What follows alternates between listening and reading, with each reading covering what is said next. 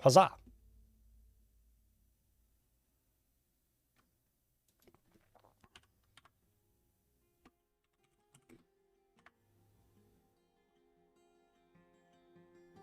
It broke for at least half an hour. It really sucked. And that was the day that Charlie, aka Moist Critical, uploaded that video that said I'm not turning it back on. Uploaded a video called I'm turning it off, and then YouTube broke. Was the name of the video. I'm turning it off! YouTube just stopped working. That was a funny meme for a day. Was Charlie broke YouTube. He turned it off, and he's not turning it back on. Also, the skill of siege operation is literally just how fast they can reload and fire. Like, if you have a legendary siege operator, they do not take any time to load. It's kind of wild.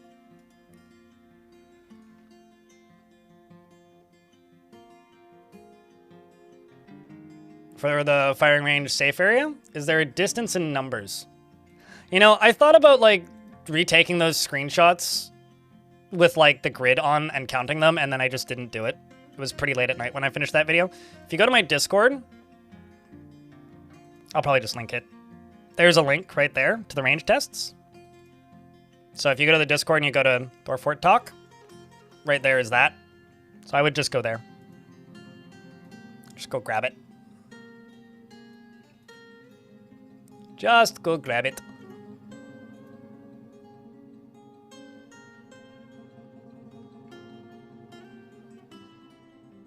Hurts your brain when playing? Play slowly. That'd be my advice. All right, so we are through the ads here on Twitch. We are set and recording. Before we dive in, there's something that I would like to mention very briefly. And also something I guess I can sort of, not announce, but state. This is the Adventure Mode soundtrack, which is currently available for pre-order. I provided some screenshots for the centerpiece of the art. I'm giving away 3 copies. In order to be entered into those giveaways, go to my blog, which can be found at blindirl.com.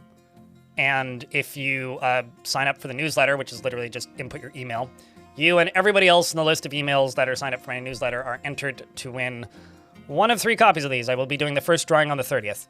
So keep an eye on your email for a direct email from me. If I pull your name, I'm not going to be doing them on stream or anything. It's literally just, I have a spreadsheet and it's just going to pick a name. I will reach out to you, send you an email, and if you respond, then I will forward your email to the good folks over at Game Music, and they will get you set up with shipping one of these over. As a thank you from them, they are sending me a copy of this to stream, as well as several others, their records. So we're getting a copy of Kingdom Come Deliverance with 2, which is going to be kind of neat. Plus several other records. So that's a thing that's happening. The other thing is, this is entirely a crowdfunded channel, and they're not paying me for that. They're just giving me some records. So it's kind of a trade, I guess. The second thing is, this is a crowdfunded channel. I make a living because there's people watching the stream with hats next to their name. If you subscribe on Twitch or are a YouTube member, congratulations, you're one of the few keeping this channel running the way that it does. And while I do all right, all I can really ask is if you happen to have a Prime subscription, think about me. Just like Pedro did with that Prime subscription. Thank you very much, friend. Appreciate you. Thanks for the 90 pennies, Wilmer. I have been in this place before. This is Dwarf Fortress, and we're going to go play some.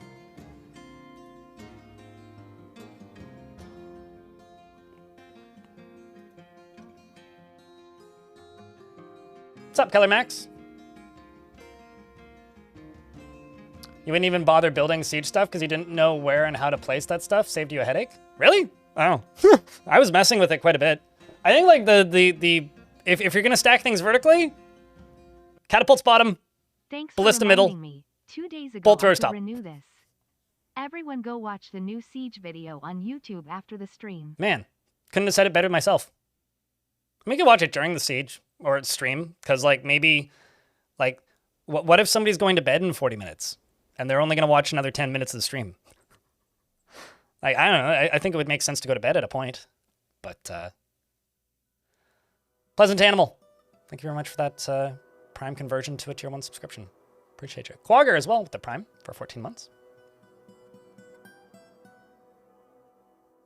The streamer's under siege from chat. I don't know about that. All right, so let's read through the named dwarves. Currently, we got Zapper, Glass Half Empty, Alf, as well as T-Dog, Darius, and Darut, as well as Dominok, and Iceberg, and Lol Dio, Akanton, Merlin Buff, Titan Slayer, Moreb, and Sleepy Lobster. Alongside of that, we have Mr. Mondays, Viking, Elf Poles, Stitches, who's more Stitches than Dwarf. We got Alan and Leiteran, 409, Lanix, Dinesta, Wilmar, Shady Shopkeep.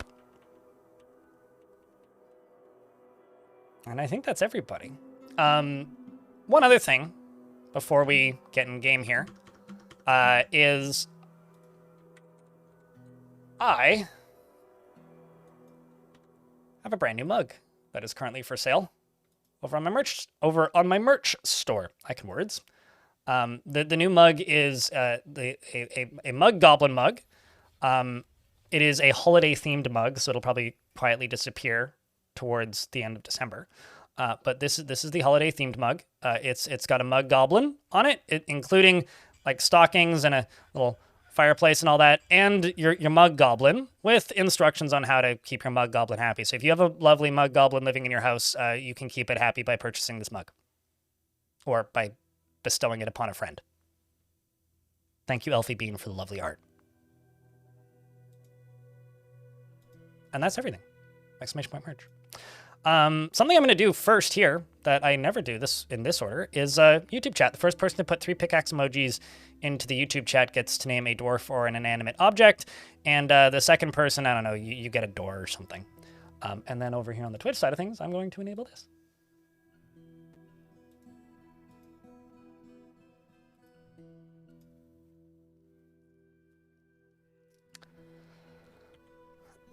I guess you get...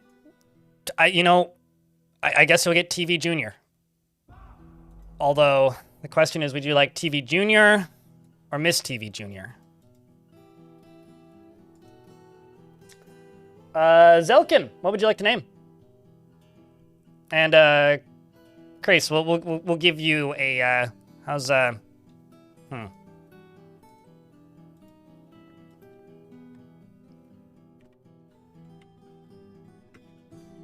There you go. You get a door. Very important.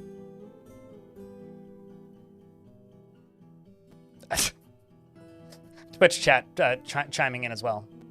How about Mr. TV Junior? Okay, we can do that. So Zelkin, would you like a beard or no beard? And you'd like to name them Lumi? Sure. But would you like a dwarf with a beard or a dwarf without a beard?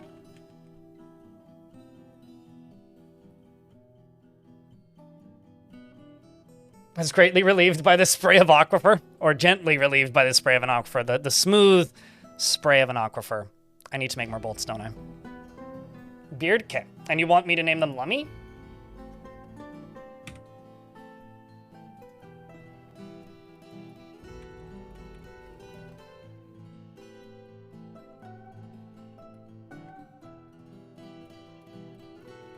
Lummy, Paddle Sparks, that's a good last name, has an overbearing personality and generally acts with a narrow focus on the current activity. He is quick to anger and tends to be a little tight with resources when working on projects. He enjoys the company of others and can easily fall in love or develop positive feelings. He's quite comfortable with others that have a different appearance or culture, and he has a greedy streak. He tends to consider what others think of him, and he needs alcohol to get through the working day. He doesn't really care about anything anymore. I can't see the tears covering your eyes in the mist. It just blends the tears in naturally. He dreams of creating a great work of art, and this dream was realized. Thanks for the little hype train, chat. Swedish, thank you very much for the 33rd month. Chat, can I get a round of beers? Very kind folks. With that little hype train. He personally doesn't think one way or another about leisure time and dreams of creating a great work of art, and this dream was realized. He's made an Akgos. He likes brimstone and rose gold and lapis lazuli, as well as squares, quivers, and floodgates, flasks, and the words of the irons of dye, and the sound of the desert of luxury, and the sight of the fuchsia quintessence of impossible, prefers to consume giant jaguar, finger mullet, and Acada seeds, and absolutely hates lizards.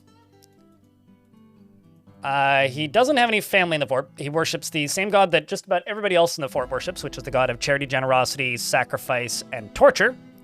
And has 2 friends in the fortress, Olin and Yuzel. And I have to... named TV Junior. TV Junior. He's completely oblivious to the concept of neatness. Actually, I should really name you Mr. TV Junior. Mr. TV Junior.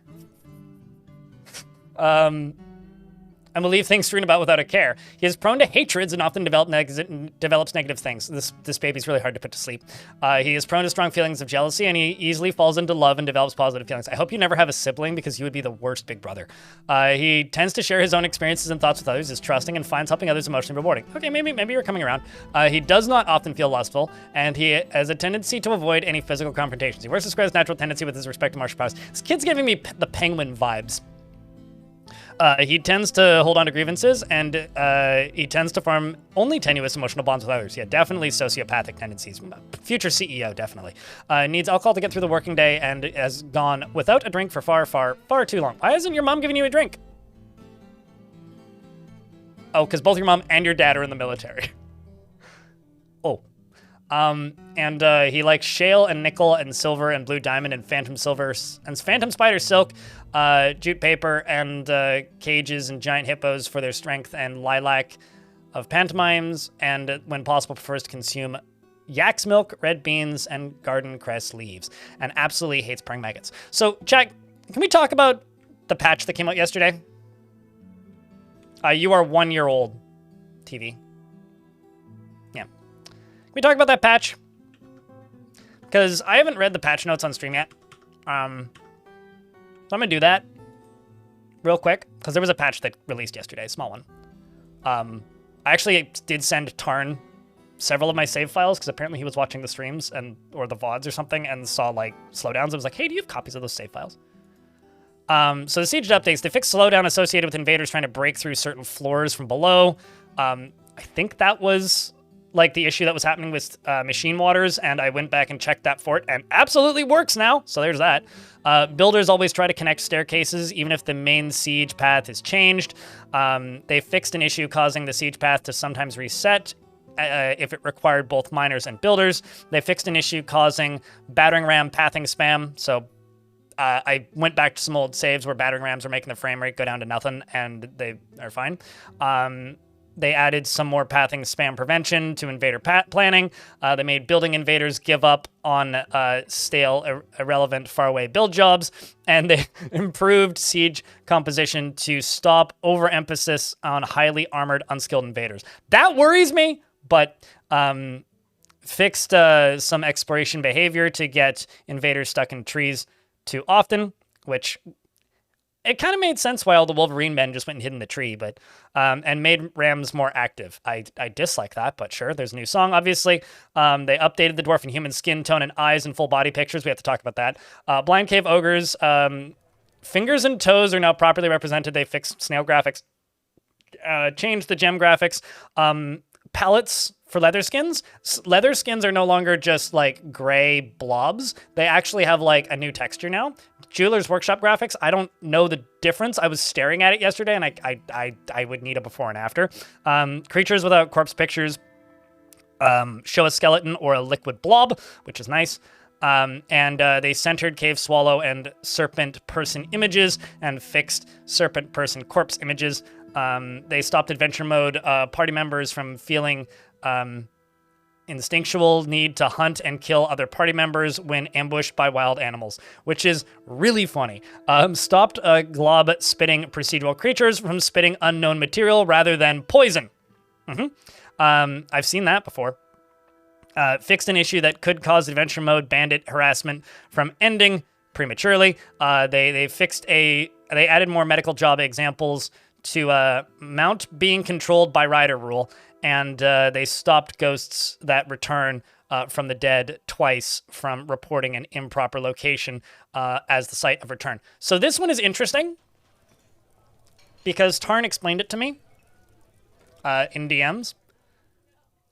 So you know how sometimes, like, you would finish a fort, or, like, the population would go to 0. Like, the fort would die, but it wouldn't die. It would just keep going. You want to know what was causing that? It's 25 minutes, Magna.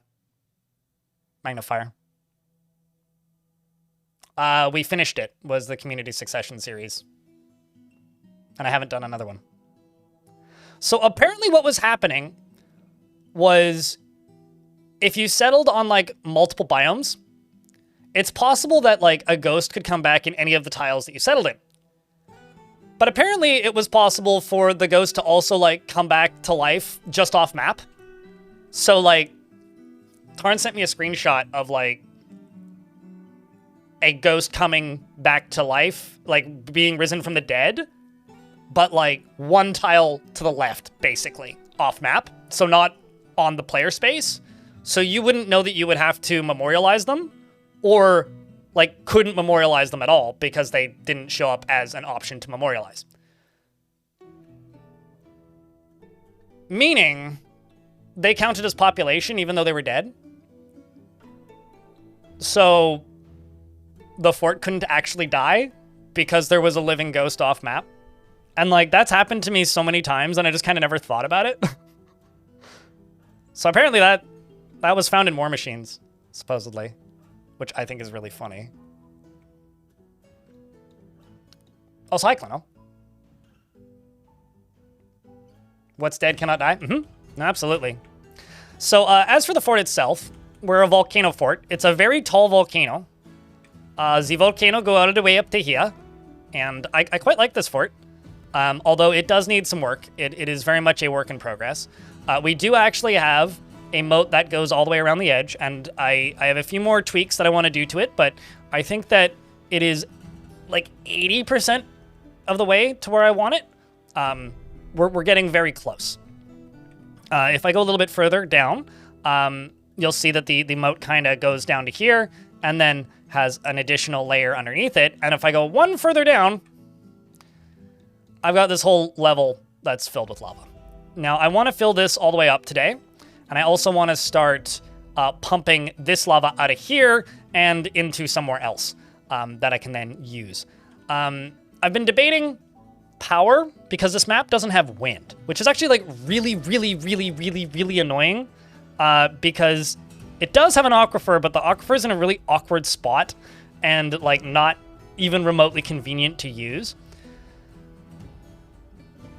So I could try, well, I couldn't try. I could set up the infinite generators, but I kind of don't like using them because they dry up and are kind of annoying, and this map's really hot, so the water would dry up really quickly, so they'd be unreliable. I could manually pump things, or we could go down to the caverns, basically, and utilize this water. Those are kind of my options. I'm kind of leaning utilizing the water. The other thing that we've done is we've gone down quite a bit because I desperately needed more iron. And so I dug all the way down to here where, like, in the lower cavern layers, because there's these tiny little deposits of iron everywhere, and I've been slowly digging those up and trying to find more. Also, close down to the lava sea, we found a whole bunch of tetrahedrite, which is really nice. I was so excited to see that, as well as native silver is the other thing that we found a bunch of. So we've got silver nuggets, we've got tetrahedrite, and that's all fine and dandy. Also, you know, these tiny little things of hematite. But on top of that, there is this. Now, this is a adamantine spire that I think I'm going to chisel through. I think we're going to go, I think we're going to do that. Or we're going to go for all that stuff.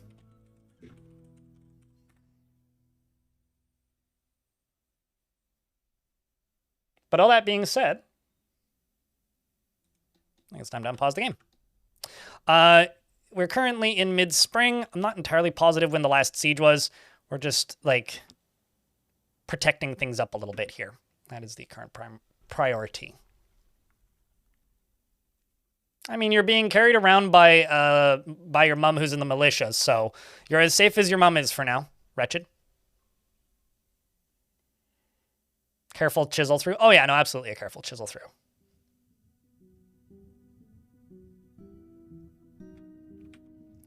Although I will say, we did have a Baron who is dead. So we're not in the best spot right now when it comes to like future potential for this fort.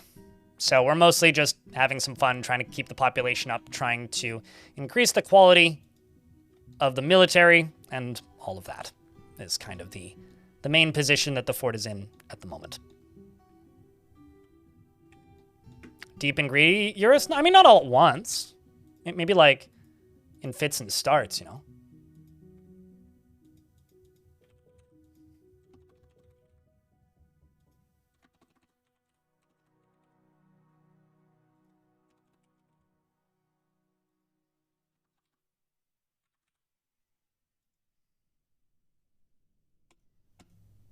How's your week been, Clino? How is things? Speaking of deeply and greedily. I trust you've been going plenty deep and greedy. I'm also like now suddenly realizing, right, yeah, I have to get used to a new mouse, don't I? It's like, this mouse feels super sensitive because my old mouse, I think you are actually just going to get expelled. This dwarf has been tantruming a whole bunch. Who's currently trying to break my chairs.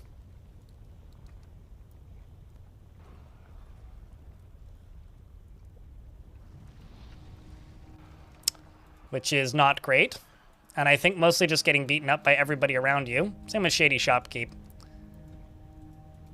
I'm just going to convict them. I'm just going to convict them. Thankfully, there ain't too much they can do to these chairs, really.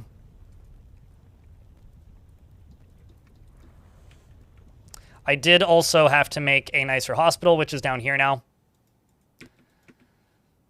as my doctors go to diagnose patients. The good news about this fortress, having this, like, pretty active underground fighting scene is, well, first off, they're excellent Street Fighter players, but my fortress is going to win an Evo for sure. But no, the benefit is I've got really talented doctors now. Like, they're spending a lot of time, like, you know, cleaning patients, stitching up wounds, all of that jazz. So I want to talk about the new sprites. They've gone through and like updated the dwarf sprites. Half of them have friggin' googly eyes. Like, I don't hate it. It's gonna take a little bit of getting used to, but like their eyes are hysterical now. Like, look at this guy. Like, I almost want to just do like a super zoom, because they straight up look like they're all doing eyeballs emojis. Like, they look so funny. Like, truly. Like, so some of them look a little bit more proportionate, but some of them look like they're cross-eyed. Like, they look like they're just, like, staring at their nose. Kind of vivid. Yeah, kind of. Very accurate. So, I like that there's, like, more accurate, like, skin tone representations. Like, there's a lot of, like, skin tones on the sprites that are new. But they also, like, redid all the eyes, which look kind of wild now. I don't use Windows, so I can't magnify, but I can do this. I'm sure there's a Linux equivalent, but...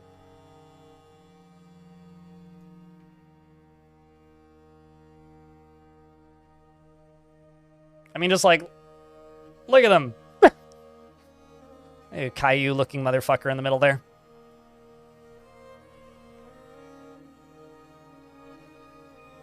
Looks like some of the eyes are not rendered in the correct order. I think it's working as intended and is very silly looking. And you know what? I'm here for it. Like, Where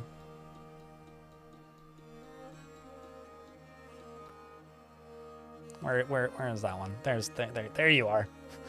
Like, look at those SpongeBob eyes. Like, some of them just look so funny, man. I just, like, they look so silly. Like, some of them look kind of normal. But for every normal one, there's, like, a dwarf that looks at... Here, I'll fix the zoom in a sec. Like, some of them just look absolutely bonkers.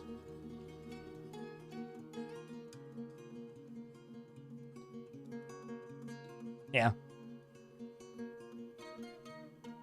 How it could be changed? There are like 4 pixels each. Oh, trust me, they all look different.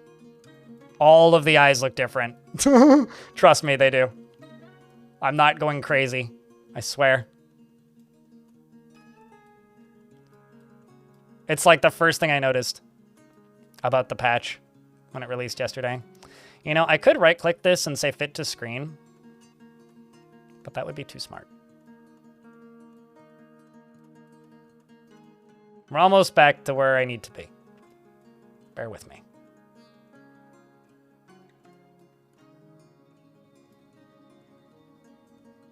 Sweet. The other thing is leather. Leather looks like this now. So these are all new. They're also correctly colored now, which is nice.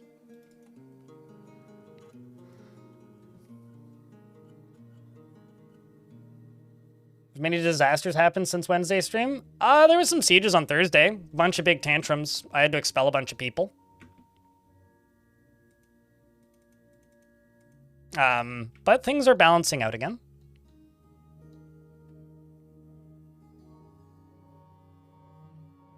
Aside from that, I hope not.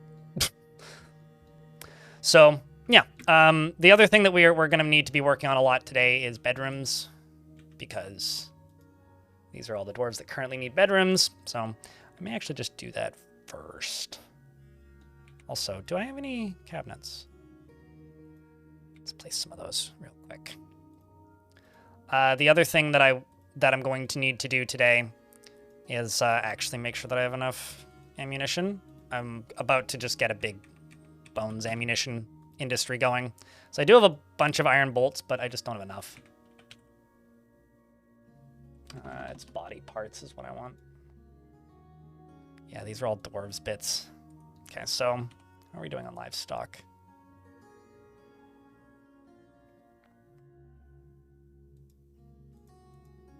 I'm going to slaughter the things that I'm not going to use. And we're going to make some bone bolts. I am making silver bolts and other bolts, but I'm also going to get my military training. Actually, the way I'm going to do this is this. Make bone bolts. Make bones. No, not if amount of bolts is available. If unrotten body part is greater than 10, make 10. Did we finish the spicy bowl? It's getting there. One piece at a time slowly. I mean, it's about yay full currently. I haven't filled it up all the way because I'm a little worried it's going to overflow.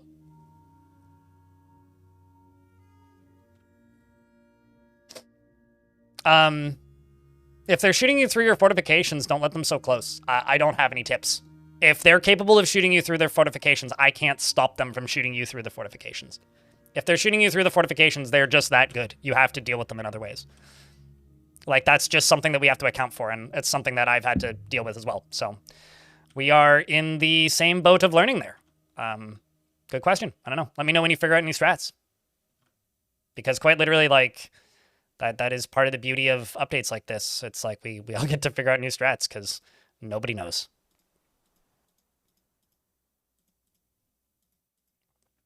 It's like you could try fortifications and bars, but, you know, it's part of the reason I didn't do like a siege tips video. I just did like a mechanics focused video because I don't have the tips yet. I don't know. Not enough time has passed yet.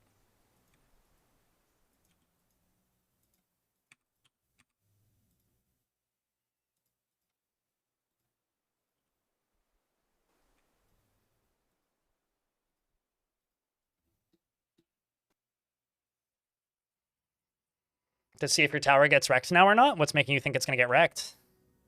Or did you just, like, upgrade it because it got wrecked last time? But that's always fun. Okay, that'll be a chunk more bedrooms. The next thing I'm going to do is I'm going to see if I can get my military training.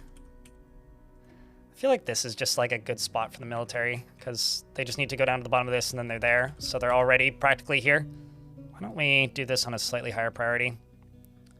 Just get this all dug out. Just get the military training right here. which is scary. I can tell you that the pathing of rams seems to have been completely fixed. I went back to War Machines, which was the worst lag that I had, and the rams assaulted the fort, and everything seems to be working the way that Turn wants it. Shudder. Terrifying. But, you know, that's I think what we all wanted. So there's some parts of like this update cycle for Dwarf Fortress, which is a be careful what you wish for, guys.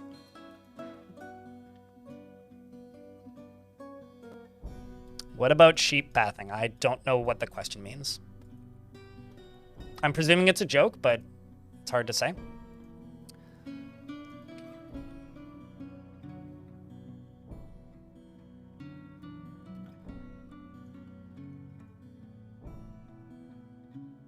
Oh, ram pathing, right. Like I said, I'm presuming it's a joke, but... Right, I get the joke.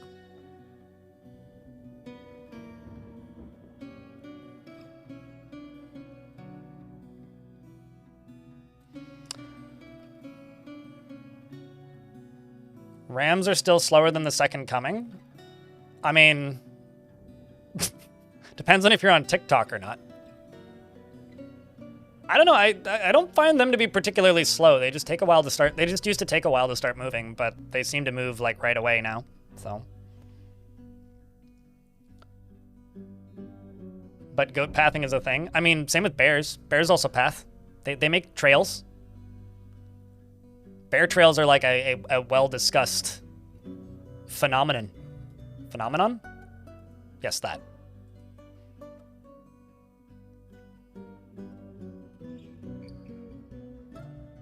What year is it normal for you to start getting sieges? Depends on how close you are to the enemy and whether or not you've attacked them before, and what kind of enemy you're close to, and whether or not you've played the faction before. Or you can just make them attack you anyway, like Clint was saying. It's up to the player, asterisk, but also dependent on where you settled. Phenomenon. Do do do do do. You know what's funny? I've only ever actually seen the intro to that show once in my life. That I know of. Like, in the wild on TV, Quasar. Because my grandma used to tape that show, but she would skip the intros so that she could fit more onto a cassette. And, onto a VHS, I guess. Not a cassette. And so, watching that show at home, I always skip the intro. All 200 of your rock bones and crafted a single bone cage. I have a question. Is the Crafts Dwarf shop that they made it in a guild zone? Louis Zaki. Because if so, if you remove the zone, that won't happen again. Otherwise, the next strange mood that claims that workshop will do the same thing. They're not supposed to do that. I don't know why that happens when they're in a guild zone, but it does, and it kind of is annoying. Is all I really got. It's not in a guild zone. Okay, that's weird. Then I don't know. That is actually kind of bizarre. I'm also going to set up a... See if I can set up a catapult training zone. It is the Muppet Show, yeah. I mean, that's not what that song's from originally, but that's where I know it from. Is the Muppet Show. I wonder.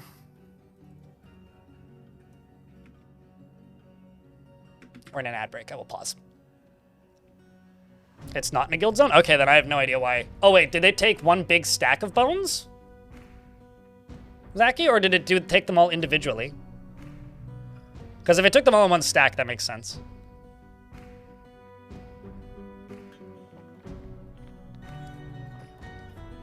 You didn't have cable TV in your youth? Yeah, same. I've literally only spent 6 months of my life in a place where I had ready access to cable television. Okay, it was a full stack. Gotcha. I thought you meant like individual bones.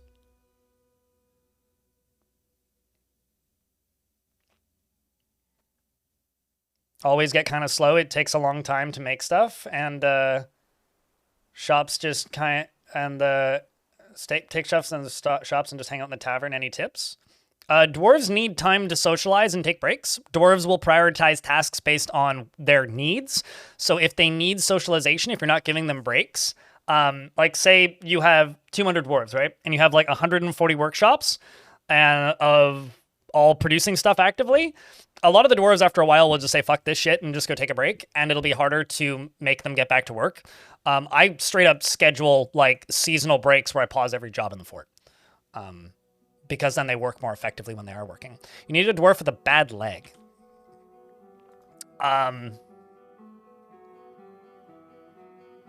Like the healer. I could give you a doctor, but I can't guarantee a bad leg. If I spot a dwarf with a crutch, I'll give you that, but... do you want a beard or no beard? I'm presuming this is like a house reference. Yeah, I don't have anybody with a crutch that I'm seeing at the moment. Do you just want a doctor then? Ray?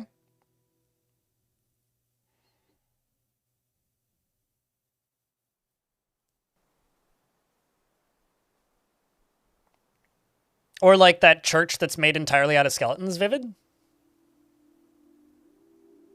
Yeah, the bad leg request is a bit tricky. What do I have for doctors?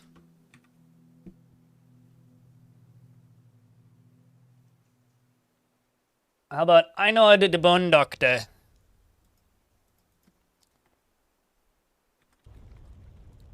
Dr. Fortress is often inflamed by hatred and easily develops hatred towards things. He avoids exciting and stressful situations and is not the type to fall in love or even develop positive feelings. He's rarely jealous and doesn't often experience strong cravings or urges. He's pleased by his appearance and talents and finds obligations confining, but he is conflicted by this as he believes in the importance of the rule of law. He finds helping others emotionally rewarding, is friendly, and he's a friendly individual, and he could be considered rude. He tenses up when he's nervous, and he needs alcohol to get through the working day and doesn't really care about anything anymore. He dreams of seeing the great natural places of the world and personally holds nature to be of greater value than most aspects of civilization. He finds the acquisition and use of power abhorrent and would have all masters toppled, and doesn't particularly care about craftsmanship, and doesn't really value loyalty. He likes sandstone and bismuth, bronze, as well as smoky quartz and clear glass, rope-reed fabric and shields, barrels and chickens for their clucking, wolverines for their tenacity, and the words of the aquamarine of luxuries, and the sound of the flowery skirts. When possible, he prefers to consume parsnip wine, hemp flour, and hates blood gnats. YouTube folks, the first person to put 3 fire-based emojis into the YouTube chat get to name a dwarf or inanimate object or whatever. Hemp flour, here. As in, like, bread flour, but made of hemp. I like hemp seeds. In, like, my oatmeal. Or hemp hearts, more specifically. Quasar, thanks for the prime. Appreciate you greatly. Thanks for helping keep the channel funded. All right. Well, what was I doing? Right, I'm building this. Braden Marshall. What would you like to name?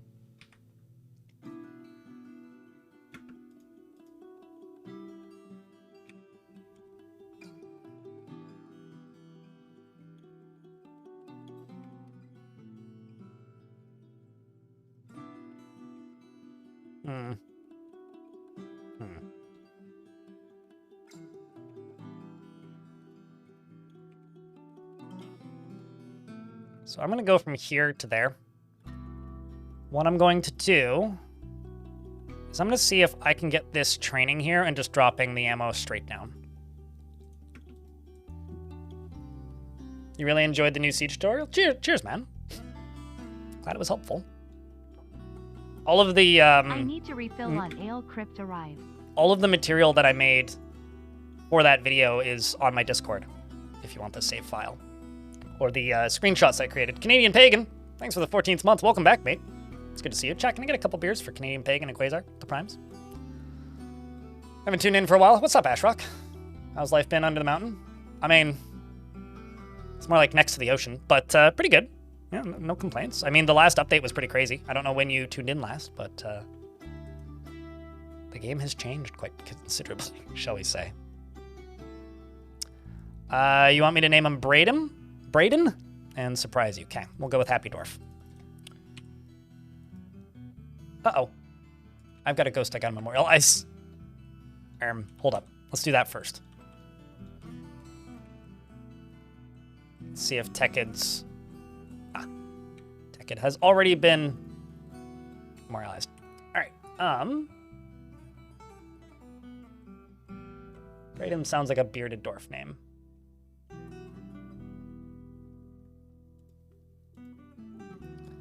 Also gonna go with one of my swords dwarves. You're a member of the Pointy Sticks, which is one of my squads.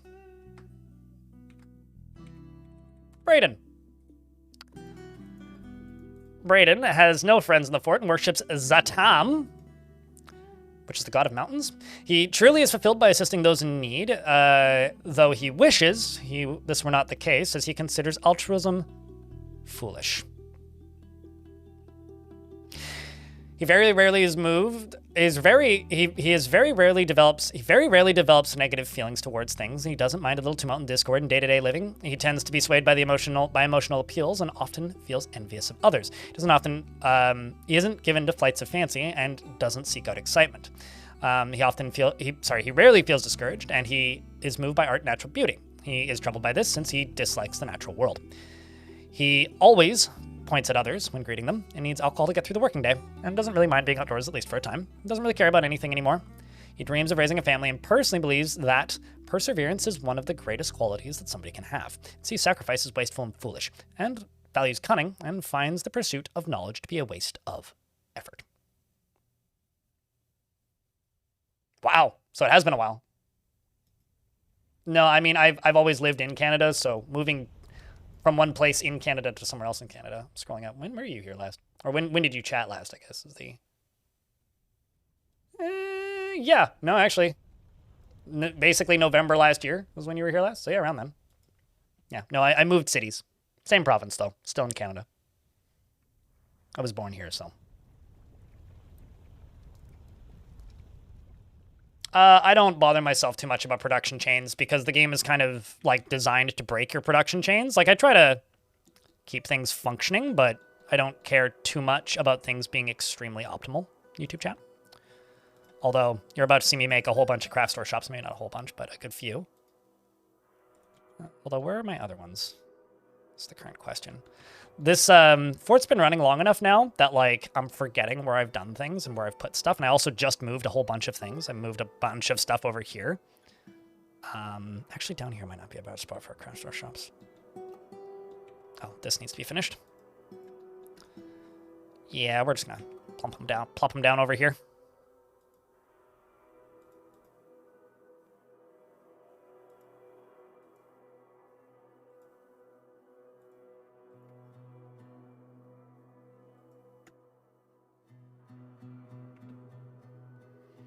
Are they worth using? In specific circumstances, yeah.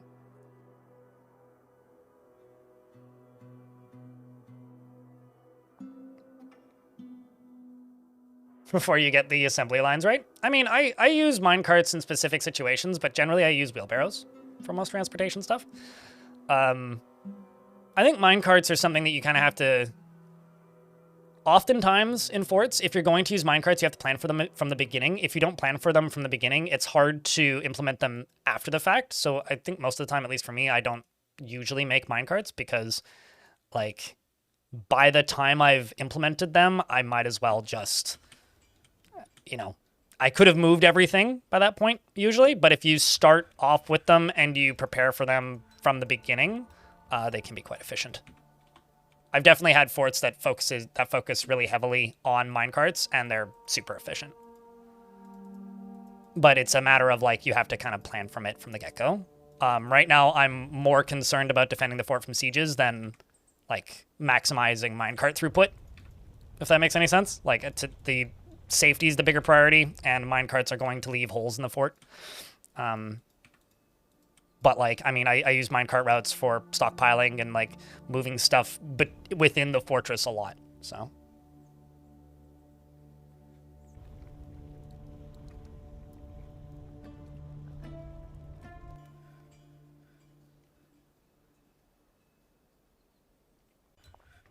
is way more productive than maximizing. I mean, like, the best thing that you can do to maximize efficiency in Dwarf Fortress is literally give your dwarves a 6-month break. Or, like, a 3-week break, and just let them, like, pray and satisfy all their praying needs. Let them hang out in the tavern for a bit. Like, refresh all of your food. Make sure that you've got good meals. Like, make sure everybody has bedrooms, because, like, if a dwarf is upset, they get sluggish. If they don't have their most of their needs met, they get sluggish. And, like, that is going to negatively impact your fortress's efficiency more than, like, min-maxing your outputs. Which is, like, funny, but also kind of, you know, is this real life kind of thing?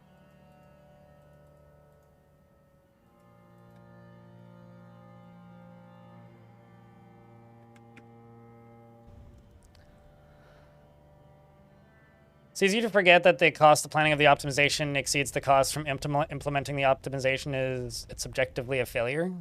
That's an interesting way to think about it. Yeah, we got that ghost dealt with.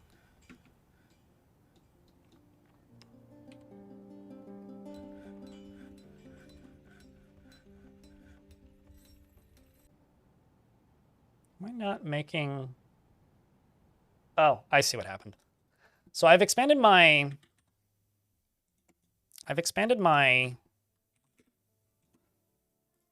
glass industry quite considerably.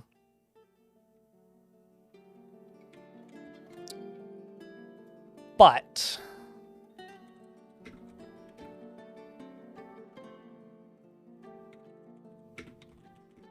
I haven't actually, like, used it, so I'm going to use it a little bit.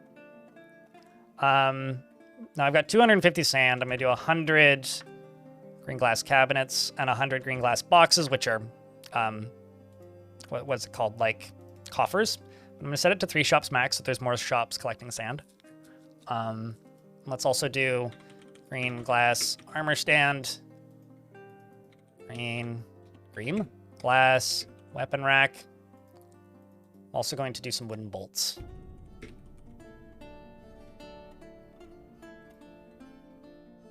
I'll just do 100 of those.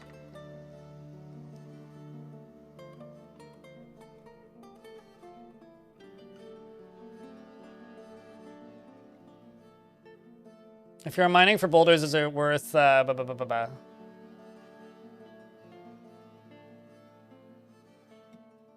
Where's the question about boulders?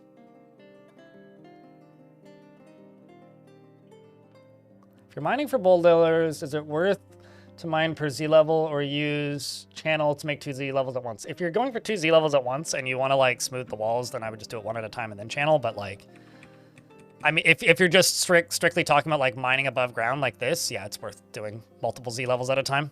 Absolutely. All right, so I need water. That is one of the biggest issues I'm running into in this fort. So I'm going to grab me some water from around here. I'm going to try my damnedest to do it safely. So this is the level with the lava in it. That's the layer below it. This is where we're going to bring the water. And we're going to run this way. Over to here.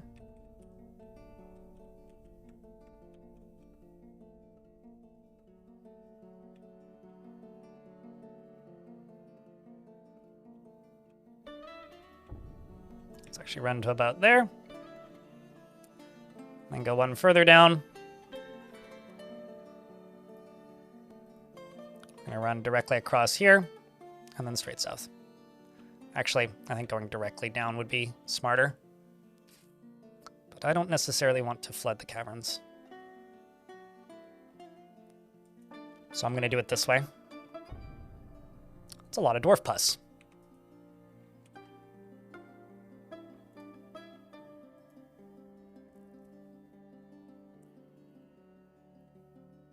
Well, thankfully, America's OSHA doesn't have any jurisdiction in my dwarven forts.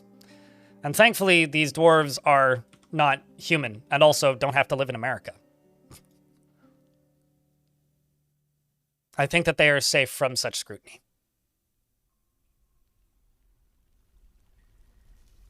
Yeah, you can increase the frequency of boulders appearing. No, the dwarves have much better safety regulations. It's also bring your child to work day, so make sure that you put them in their Dickies jumpsuit and when you bring them to the forge, because it does get kind of warm down there.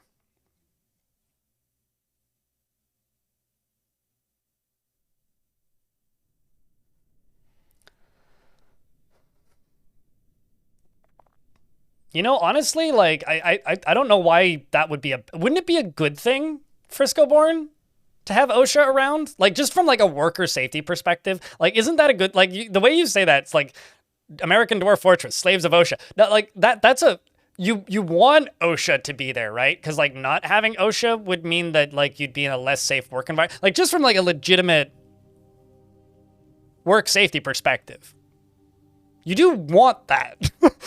Like, you want work safety, I think.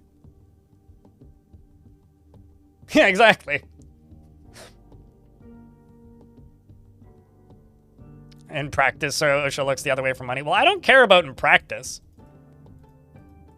That's not up to me. Also, what's really cute about, like, the US and OSHA is they seem to think that everybody has to obey OSHA.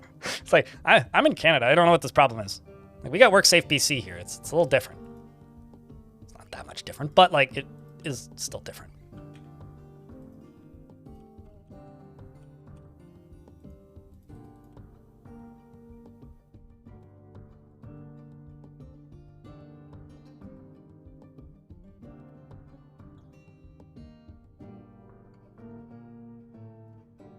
You have an employer that actively prevents someone from watching over you. Yeah, certainly.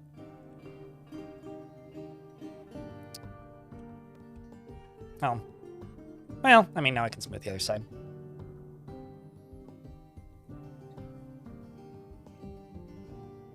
I'm sure with some dye I could make a yellow jacket and then make high-vis jackets. Making totems, making bone bolts. Gonna end up with a ton of craft dwarves. But hey, at least they're happy at work. Okay, so here, I'm just going to go right there and make a siege ammo stockpile. I'm just gonna set you to train. I'm just curious as to what this is gonna do and if it drops it down.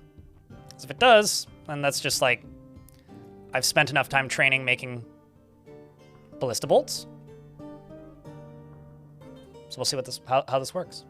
Because this will probably be safe-ish, I think.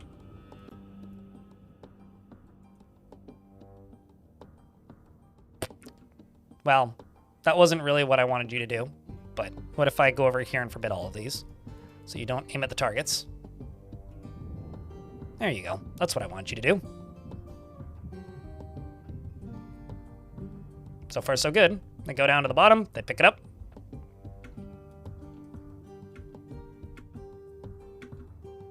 We've got Mr. TV Jr. and his mom.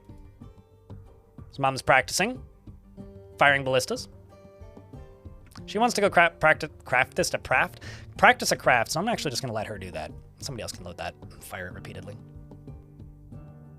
A work safety game would be interesting. I feel like there's a world where you could make a management game based on like work safety and like responding to calls. Like, I'm thinking like, you know, those 911 manager games. I know that like Dispatch, that superhero game, is like out right now, but like, I feel like there's a world where you could make like a work safety management game like that. That would work.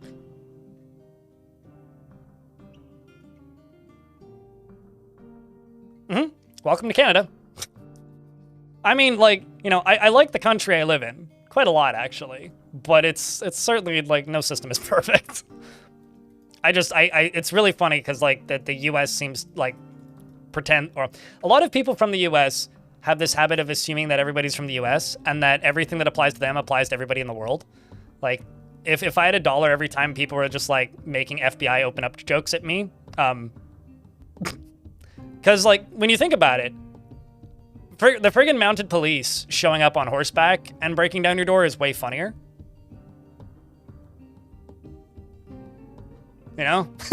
Like, that is way funnier of, like, a joke to just meme around with. So, like, I guess it kind of just surprises me that more people don't do that.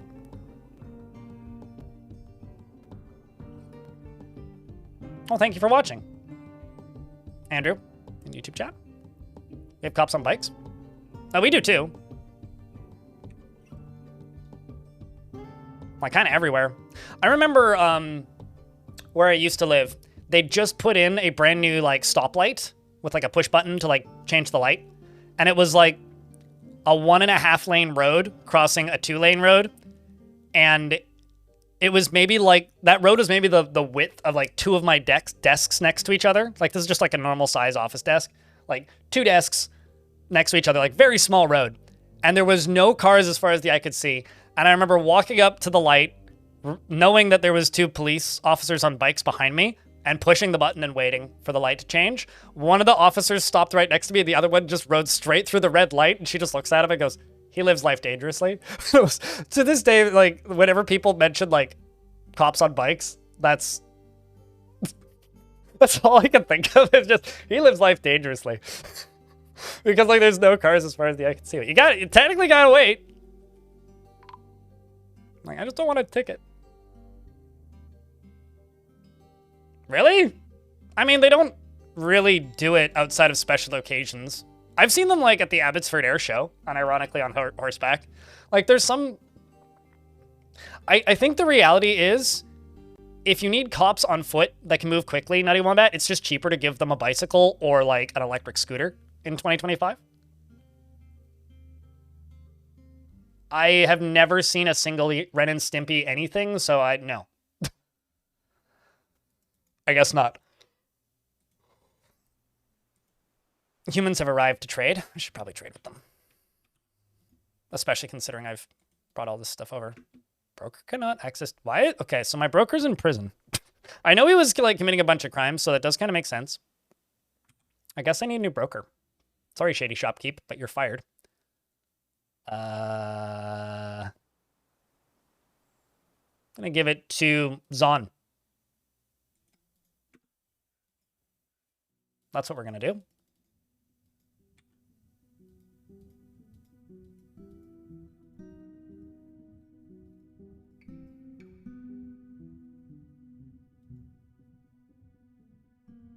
It's real fun. Water skins have been forbidden for trading by one of my nobles. I think that's a tradable one. But this is mostly just leather armor, yeah? Oh, yeah. Oh, yeah, no, that one can go. Except for the artifact in the middle of it.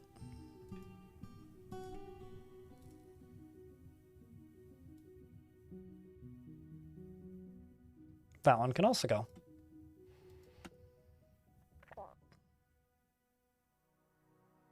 For riot control? Oh, yeah, true, actually. I mean, I don't generally go out of my way to participate in riots, usually, but yeah, that's a pretty common use of mounted law enforcement. Because it's drowsy and keeps going unconscious? Does it have deadly dust? It might be affected by its own deadly dust. I've seen that before. I've also seen Forgotten Beasts put other Forgotten Beasts to sleep. Because if it got bit by a cave spider, it should just be poisoned. It could be its own deadly dust. I mean, it could be a spider. That's for sure. It could absolutely be that, but at least from some of my experience, I find that they often...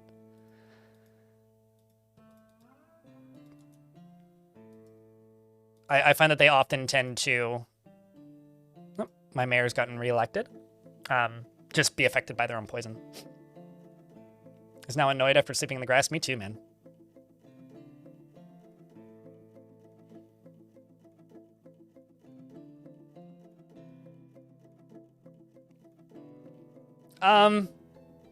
The one riot I was in proximity to was related to a hockey game. So we just kind of left. What am I getting? When my specific friend sends me Ticketmaster links, I have to click it. What the fuck's... What are you sending me? Sorry, not Ticketmaster.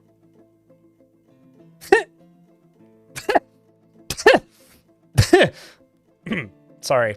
That's the natural response when I see Megadeth is coming to my city. Of all fucking people. Okay, how much are these tickets?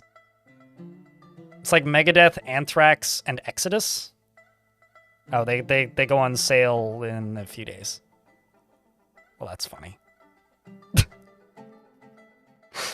If those are under $100, I might go to that. I do not like Megadeth, but I wouldn't mind seeing Anthrax and Exodus. Those two are fun. Well, it's like... We have a little arena here in Victoria. It's not huge. It's pretty small. It's a junior league hockey team. And it's funny because it's called the Save on Foods Center. Which just sounds like the name of a grocery store, because like that's what that is. So it's like, Megadeth coming to Save on Foods. It's like... That's all I have to say. That's just kind of funny. I've literally seen all of them before, separately at different things, Ragnarok, but... It's one of those, like, if it's cheap, I'll go. Because, like, it's literally a 10-minute walk for me, so... If it's cheap, I'll go. I'm not above it. Not huge on Megadeth, but... Okay, so there is an artifact in one of these. I don't super care. Oh, no, there's two. So there's this one. I'd like to keep that one. So you I gotta do manually. It's my fault. I need to keep artifacts out of my stockpiles.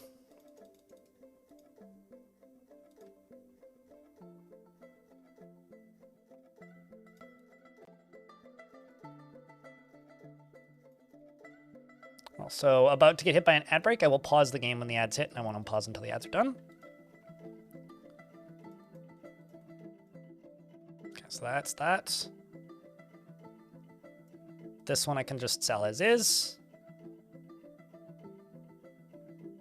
This one I don't care about. Okay, let's see what they brought. Just a whole bunch of fruits and veggies, looks like. Sweet. Sold. Lanix, you used to be rich, congrats. How you been, dude? You watching the hot potato?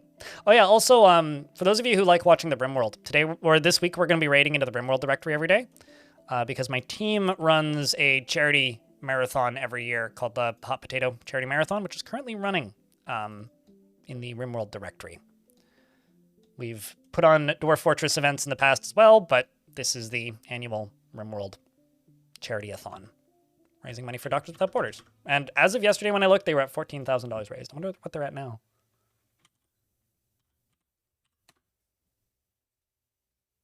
$21,595 for Doctors Without Borders, which is pretty cool. Here's a link if anybody's interested.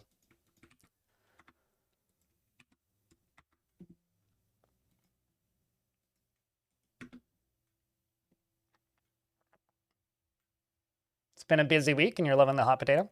I haven't been able to catch much of it. Lurked a little bit yesterday, but... Shady Shopkeep be tantruming again. Ooh. It's always fun when it's like accuses somebody. It's like, well...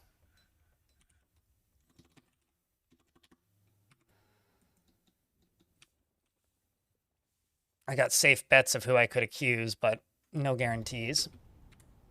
We're in an ad break, so we'll pause. That traders just bring food now unless you ask for items. It depends on like your rep with them. So like a faction that you have good rep with, that you traded consistently with, they'll bring more variety of stuff. But if you have really low rep with a faction, the only thing they bring is food. So like in the case of these humans, they're not super happy with me because the goblins have killed them a couple times. So because they've shown up and literally all of them have died more than once, I kind of don't blame them. You know? Like I don't have the best reputation with the humans at the moment. So the reason they only have food is probably because my rep with them is real bad. That would be my assumption anyway.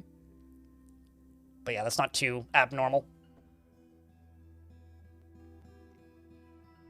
Yeah, since 2020, it's like it's over $500,000 those events have raised in total. It's like probably getting close to $750,000 now.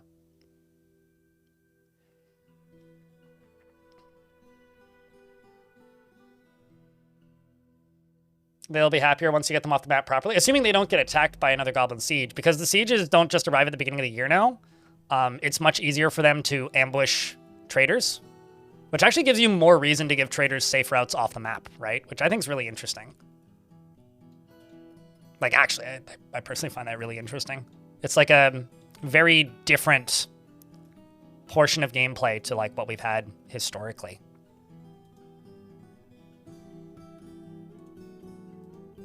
Let's just place some... I'm just going to do a row of bedrooms along here. And then we're going to see what we can do.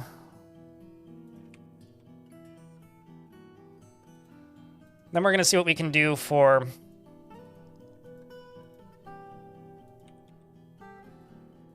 that power situation down below.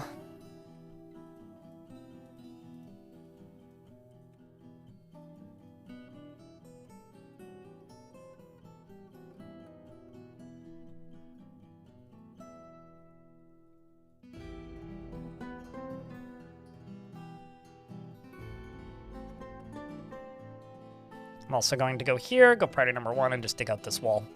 And we'll replace all of that.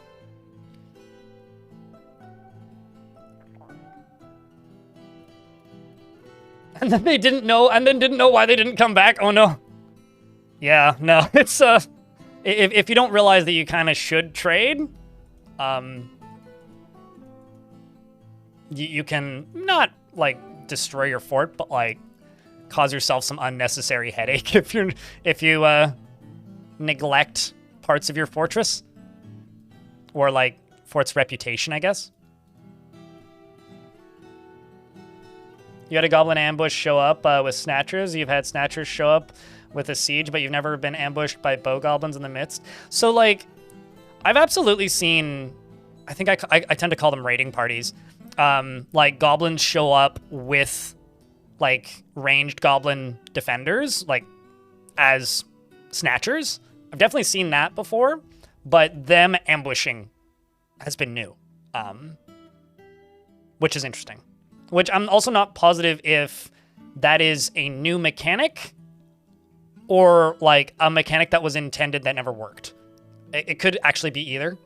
I'm not totally sure as to which. I feel like probably delightfully cozy.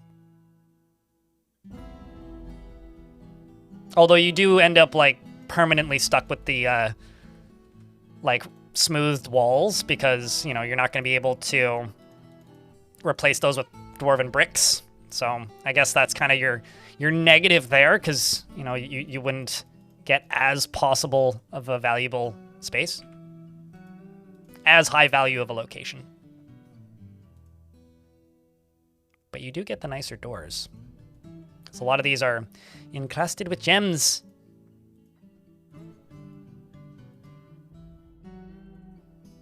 Dear Dwarf, why are you sleeping right there? It's very inconvenient. Doesn't mind the heat. I'm sure they can take it. Dwarves are pretty tough.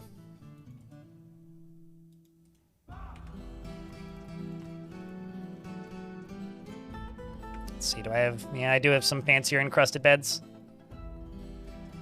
All of these bedazzled bed frames.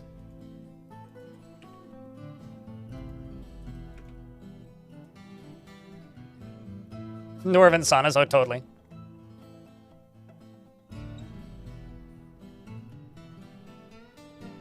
A dog keeps going to the tile their dead owner died in. Oh no. That's I talked about this last stream, but I had a dwarf once that had a literal cloud of cats following them around, and when that dwarf drowned, all of the cats hung around on the edge of the water and kept falling in periodically. It was not scarring, but like mildly upsetting to watch.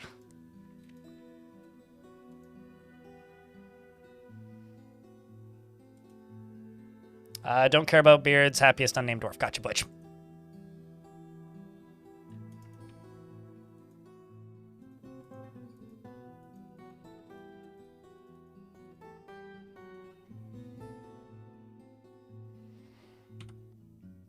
Okay, so let's take a peek. Looks like you're getting this fish dissector. Butch Cassidy in the Sundance Dwarf is never feels hatred towards anyone or anything, and tends to be a little tight with resources when working on projects. Is quick to anger and is cheerful and is stubborn and tends to avoid physical confrontation. She works to display natural tendency with her respective martial prowess. She has a greedy streak and occasionally can lose focus on the matter at hand. She is not particularly interested in what others think of her, and she chews on her lips when she's angry. She needs alcohol to get through the working day and does not mind being outdoors, at least for a time. She dreams of crafting a masterwork someday. And personally is affronted by the whole notion of maintaining decorum and finds so-called dignified people disgusting. Exactly, Climo. Same. You have too much love for your IRL cats. Yeah, it kind of tugs at people's heartstrings, don't they?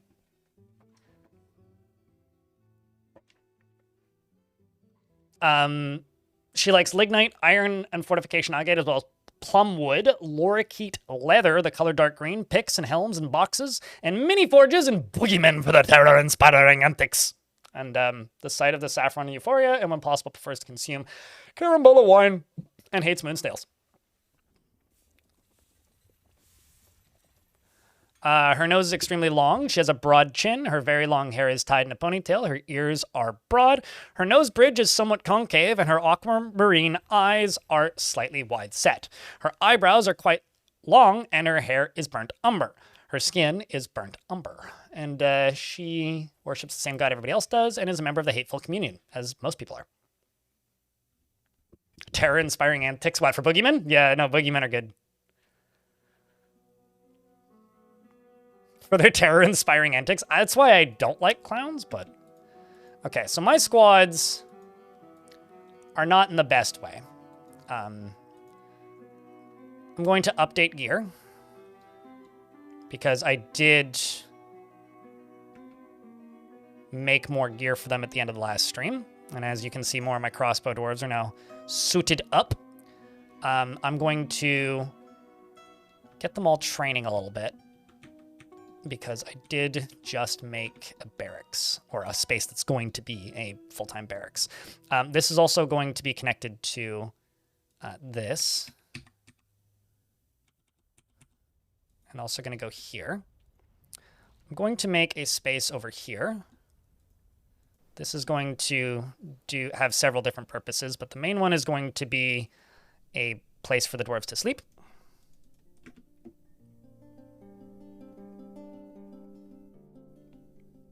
Hello, Diaz. You feel like ass now? I wonder if you're getting the same thing that I had. There was this, I mean, it's still lingering. You can kind of hear it in my voice a little bit. But I had this cold, like, back at the beginning of the month that, like, was never bad enough to actually be bad, but was bad enough to be annoying, and, like, stuck around for way longer than you'd want it to. Like, it was, I don't know. It kind of felt like when I used to get sick when I was little, when I used to not think about it too much. Is this a Canadian illness? Yeah, because illness is, like, worry about borders. Sure. Yes, absolutely. Even if you live in Canada, if you're not Canadian, you are absolutely safe. Just like moose acquisition disease. Very uniquely Canadian problem. Although, I would honestly say the disease that you're most likely of catching if you come to visit Canada is Canadian tchotchke acquisition syndrome. The things that you buy in the little shops that are in all the touristy main streets, like, you know, the little maple leaf jars that are shaped like maple leafs, the maple leaf candy, the I'm sorry, I'm from Canada, or I went to Canada and all I got was this t-shirt that says sorry on it, kind of things. DS, thanks for the 5-pack. The first 5-pack of the stream. Appreciate you, mate. I thought it was Canadian goose attack. Canadian geese don't attack people. They're polite. They say sorry. They might attack your dog, but that's because dogs aren't trustworthy.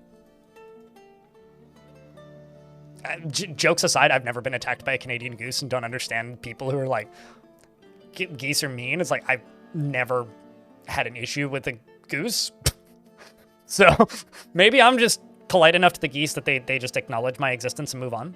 I also think it may have something to do with the fact that I don't travel with small children or animals. Because I've absolutely seen geese just, like, try to maul somebody's dog before. But, you know, like, dogs trying to chase goose. I would do the same thing if I was said goose.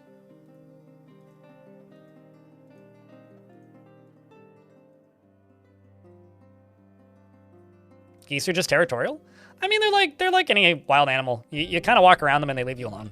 Like, they're pretty passive. I don't know. They're like ducks that have, like, an attack mode. Because ducks don't really have an attack mode except for against other ducks. So as long as you're not another duck, you're probably fine.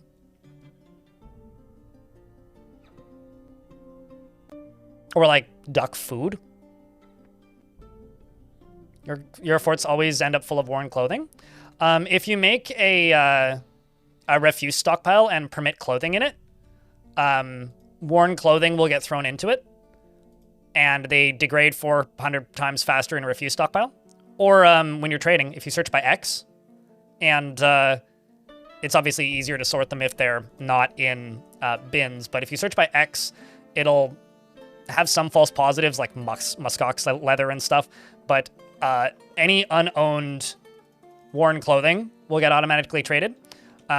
If it's owned by dwarves and unable to be traded, and you put cabinets in their bedrooms, like these, then they will put all of their worn clothing in their cabinets.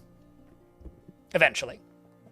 Or they won't, and then it'll get claimed by somebody else, or left unclaimed. And if it's left unclaimed, then somebody else can take it, and you can sell it and whatnot. If they claim crafts like crowns or scepters and stuff, then you can... if they claim crafts like crowns and scepters, etc., then... if you put a coffer or a box if it's glass or a chest if it's made of metal into their bedroom, they will put those items in there. Forgotten Beast, Abe Awarmuril has come. A gigantic hairy petrosaur. It has a short tail and a gaunt appearance. Its sea green hair is patchy. Beware its poison vapors. I'm gonna pause that for a second. Where are you? Ooh. The sun... The Sunk's... hip. No, the sunk ship. Abe sunk ship. Lincoln.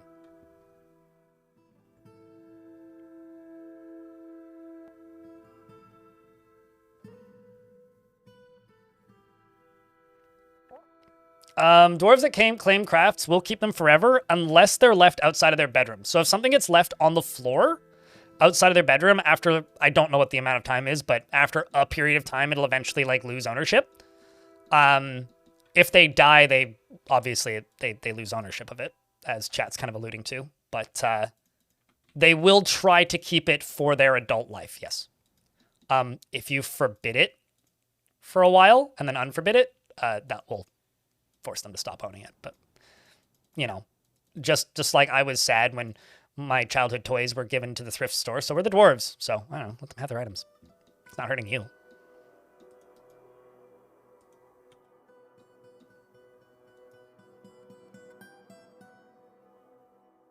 Seems to be a pretty efficient way of training use. If a dwarf is standing in a zone, like next to this, they will admire things that are on display, yeah?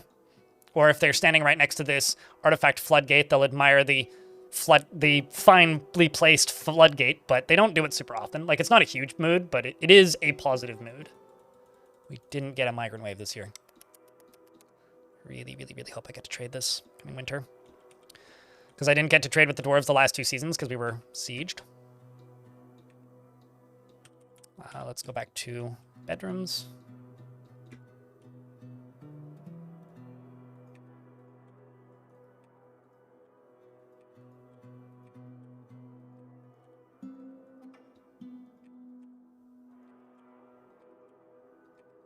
Oops, that's a little too close to the edge there.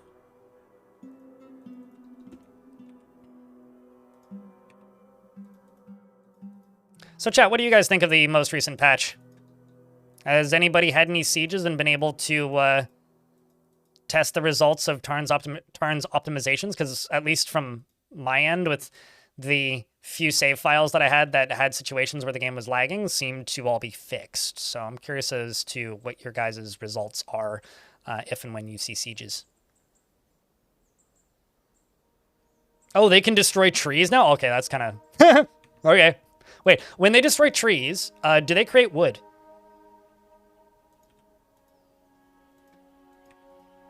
Like, do they leave logs? They create wood? Oh, so that would count towards the elves. Huh. Okay. That's a thing. Let's check on the tunnel down here. Good stuff.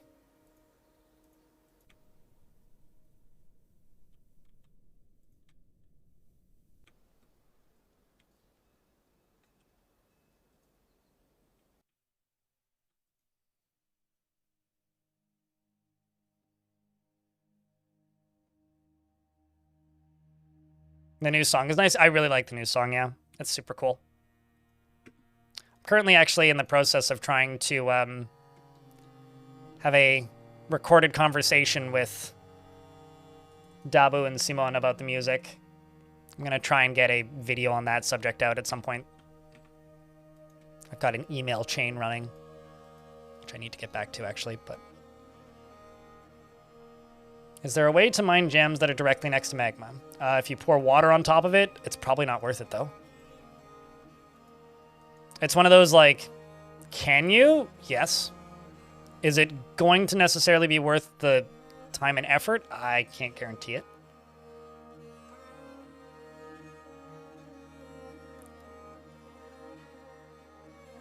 Apparently you're playing the game wrong? I mean, what's your population, DS?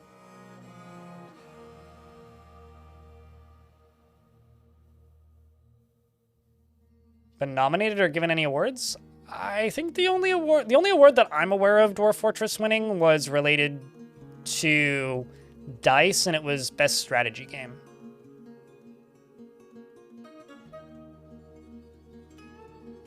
I could pump the lava away. I don't want to pump the lava away. What? Why would I want to pump the lava away? This is just like me filling up a reservoir. I mean, there are areas that I'm going to pump the lava away, yes, but... What are you looking at?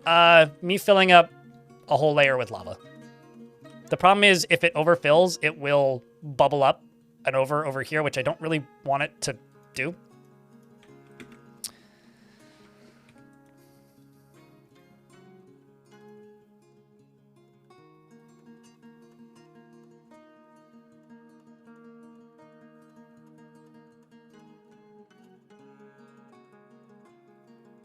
For what should be pretty obvious reasons. Lava irrigation, sure. And then the other tunnel that I'm digging is going to be used as words. The other tunnel that I'm digging is going to be a water, so that I can power things.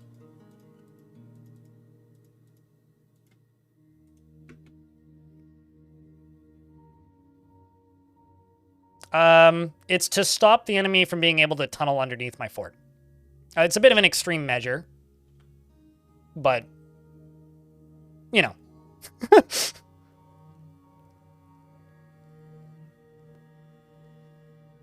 I mean, I've nominated Dwarf Fortress every single year since it's released for Labor of Love, and I don't think it ever is going to have a chance, but I'll keep nominating it. Have I tried RimWorld? Yeah, I played RimWorld before it released on Steam, and then during Early Access, and by the time it released from Early Access, I was done.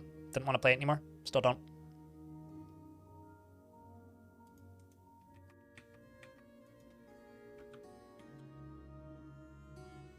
These days, I have almost no interest.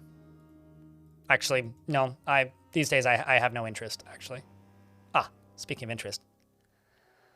The vile force of darkness has arrived. The army is commanded by the Minera. Really? Nidella Skewer Glimmer. Beware their skilled goblin axemen. With them comes siege engineers and Mineras from the Dark Goblin Fortress of Thief Powers. Minera are intelligent, yeah. They're like, Mineras are 2 arms and 2 legs and a head. They crawl along the ceiling, supposedly. I think that's what their description states. Let's pause the game. Well, they're certainly less armored than they were the last bunches of sieges. What are you carrying? Cinnabar blocks! Oh my gosh, I'm so excited. Cinnabar blocks!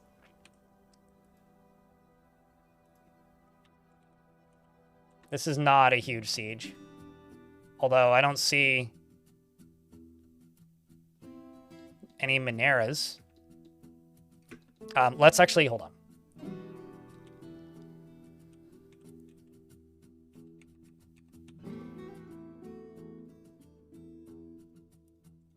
Get the dwarves into here.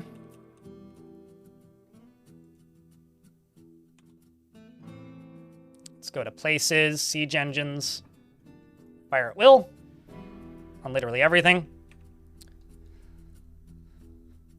Let's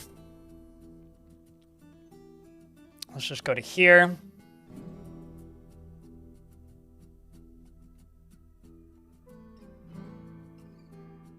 I'll let them continue constructing all the floors that are available. Those can keep going. That can keep going. Okay, should be good. I do need a stockpile over here, but let's see where they go.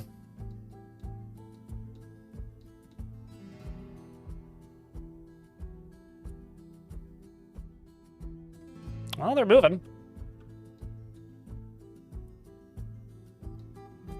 They are, in fact, moving.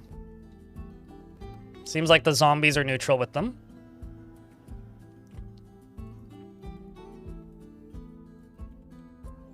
So those axemen don't seem all that good. They're just normal axemen. These are Minera. So this is the commander. They have no notable kills. They're not armed with anything. They are an adequate leader, according to this. Legendary climber, which checks out. They're an adequate organizer. And I've got 2 trolls with Cinnabar. I'm not seeing any pickaxes, which is good.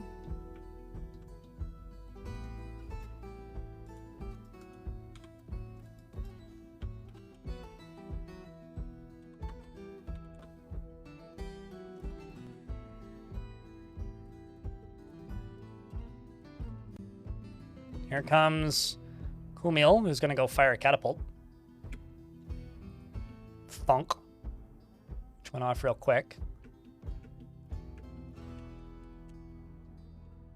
Must have hit you. Yep. Got hit by a catapult.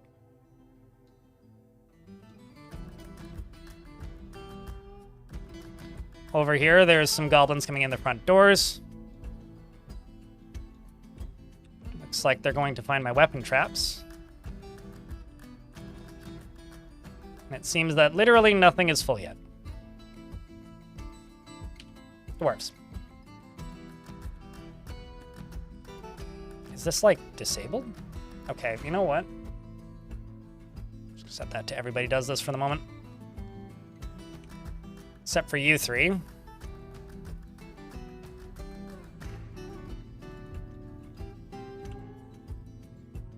This is really not great, but something has collapsed on the surface. Ah. Seems that the goblins have collapsed a tree on themselves. So the good news about the rams breaking down trees is that they're not immune to the same trees supporting other tree falling issues that the dwarves are. No, very much in the other direction. I think there's just too many pre-existing tasks, but also this needs to be closed, but it's a bit late. We just didn't have enough time to group up, is the issue that I can see at the moment. Dwarves are charging forwards. and almost immediately getting into fights. Stitches is leading the charge against these adept goblin spearmen. And almost immediately falls. I'm actually just going to move the rest of them forwards to go help. Because this squad here is not exactly what I want to have to deal with here. Let's try and back them off a little bit. Okay, it seems that my bolt throwers have been loaded up now and are fending off the further waves of goblins coming in. I also need to swap those out with something else. I was expecting that. Got an ambush, curse them. Which means there are more hidden goblins around. It appears that there's a bunch of mounted rats.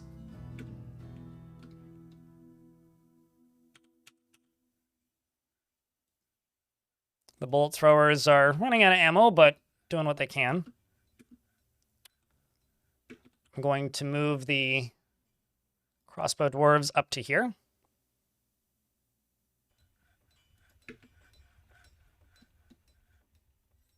Most of these are bone and wooden bolts.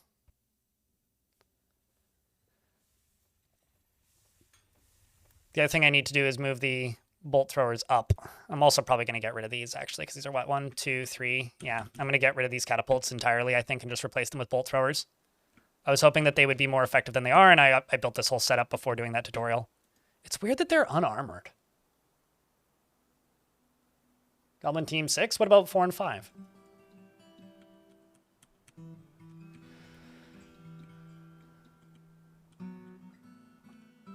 Now, did they actually... Uh-oh.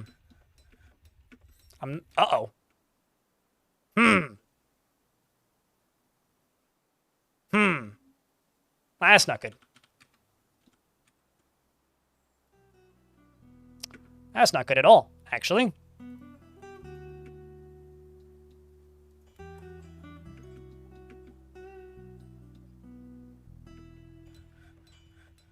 That's, in fact, very much not good. Also, all moving pretty slowly.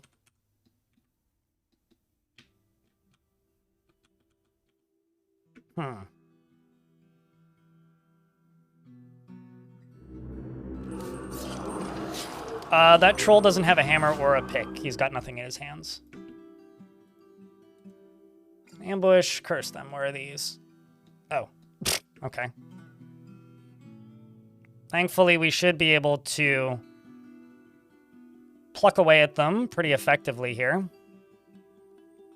And it does seem that these are doing more than they were otherwise, but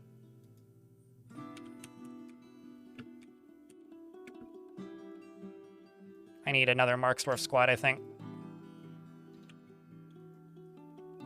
Let's see, is there any other walls being breached?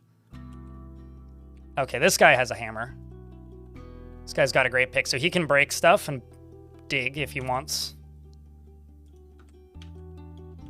So we'll have to follow that troll, see where he ends up.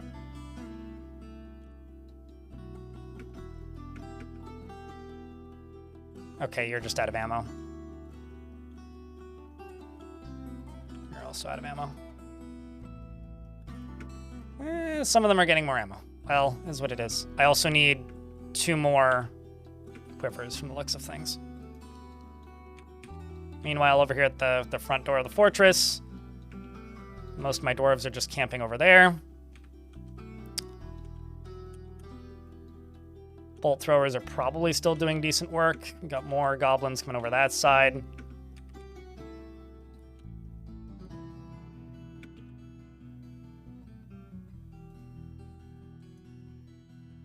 Let's just get them a little further up this way so they can shoot at him, which is what we needed. This guy with the great pick, we also need to shoot at him. Down here at the front of the fort, we've got this goblin who seems to have encountered one of my dwarves. I'm actually just going to remove this from the burrow. Put it back in the burrow later. Let's go help that dwarf out. Thankfully, these goblins do seem to be having a bit of a tough time getting into the fortress itself. I'm actually just going to move these 2 squads up to here briefly. Just clean up these goblins that are all over the ground there. Wounded. Snail, we will give you a dwarf after the fight, if that works for you. Hopefully it do. Okay, what are we looking at that's left? I'll seem to kind of be outside at the... either on the edge of the wall, which is fine. Okay, so we have lost a couple of the dwarves. Iceberg has fallen. Same with Loldio. Like, even these unarmed goblins are way stronger than goblins used to be, let me tell you. We also just lost Moreb, which is a damn shame. My squads aren't the most trained at the moment. Oops, actually, no, not you. Just get down and in here, because I did have to refresh more or less all of my military.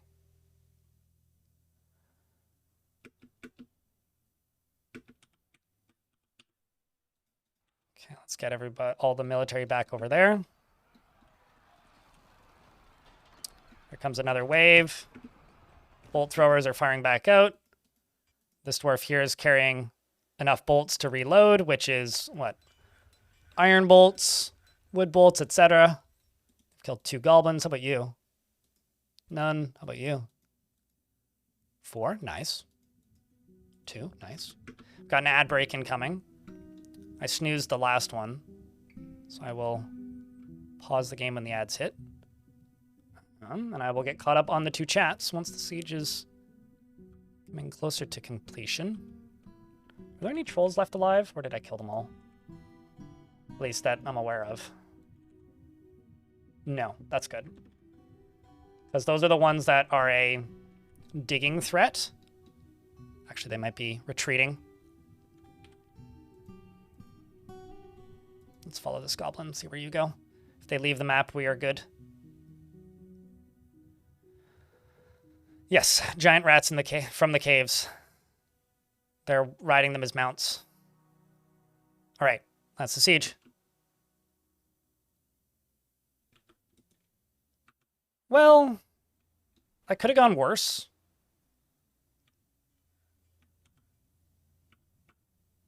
That could have gone a lot worse. We get some free Cinnabar. Well, siege, everyone. Much job. Round of burrs.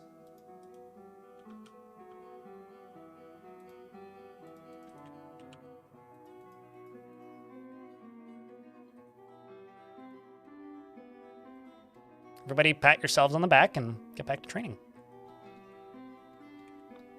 And I gotta bury some more dwarves.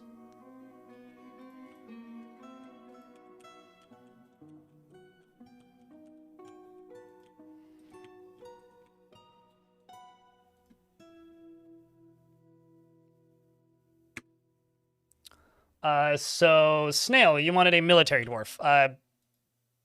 Melee or ranged?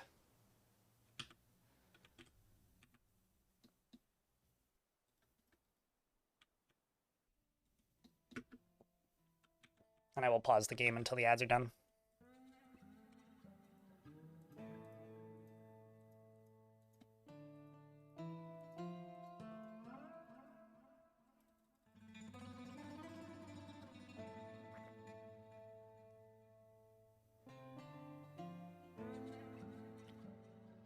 But the Monero was 3 years old? Oh, really? Chemical Blue, I didn't notice that detail. You want a melee dwarf? So you want to die. Got it.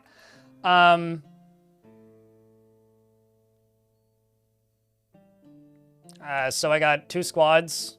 One's mostly done. The other one is almost mostly done. I'm actually going to move them all into one. So might as well.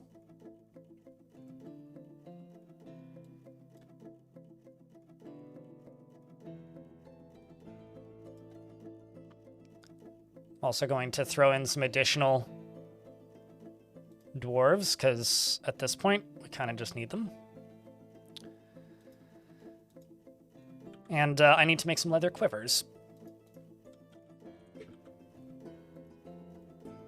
Let's just make them all out of one type of material if I can. Never mind, can't. Don't have enough.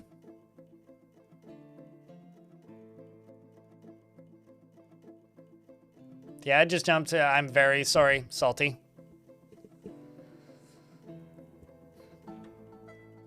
So, you suicidal maniac, Snail.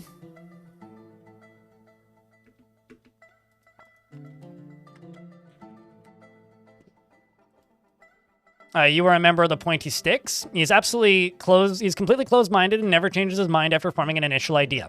He rarely tries to assert himself in conversation and does not find most jokes humorous. He's dour as a rule and conflicted by this as he values parties and merrymaking in the abstract. He is curious and eager to learn, and he is pleased by his own appearance and talents and occasionally overindulges. He gets distracted during conversations when he's nervous. He often gives his knuckles a good crack when he's thinking hard. He often greets others with a hug. When he's thinking, he clicks his tongue repeatedly, and when he's thinking, he becomes very still. He dreams of mastering a skill and perceives competition is reasonably important and does not particularly value the truth and does not care about fairness. He likes earthenware and tin and bone opal and elk antler, llama wool, pigtail fabric, gems, amulets, and the sound of the desert of luxury, and the sight of the saffron euphoria, and when possible, he prefers to consume cassava beer and absolutely hates bats.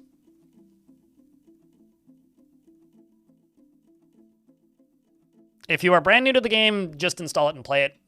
I wouldn't, install any mods. Mods for Dwarf Fortress aren't, I think, what a lot of people are used to when it comes to mod supporting games. It's good, but it is also very much adding more flavor. I'm not going to have the DF hack discussion again, but I don't recommend installing DF hack if you're brand new to the game. If you've played it a bit, absolutely. If you are new to the game, just download the vanilla game and start playing.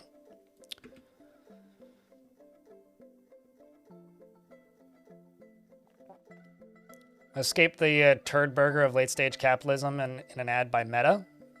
How about we just stop forcing me to regurgitate what is in the ads? And if they're that bad, the best thing you can do is ignore them. Or tab over to YouTube when they happen. I don't want to promote accidentally like I just did what's going on in those ads. Believe it or not, I dislike them about as much as you do. Your order, hey, it's a one-step process. I would rather be ordered to make coins by my mayor than be ordered to make, I don't know, traction benches. Also, they just don't want you to sell them, so you could actually make them and melt them. just saying. Put them all in their own stockpile, auto smelt. From that stockpile. Easy, easy. I am using traps for defense.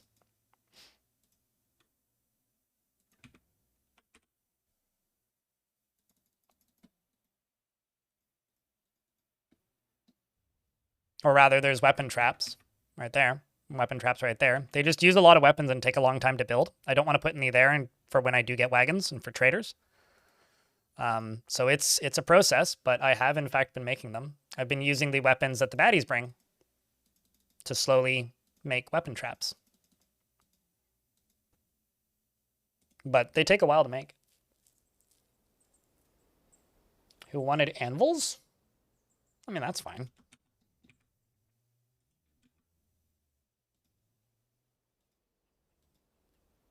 I need empty bins.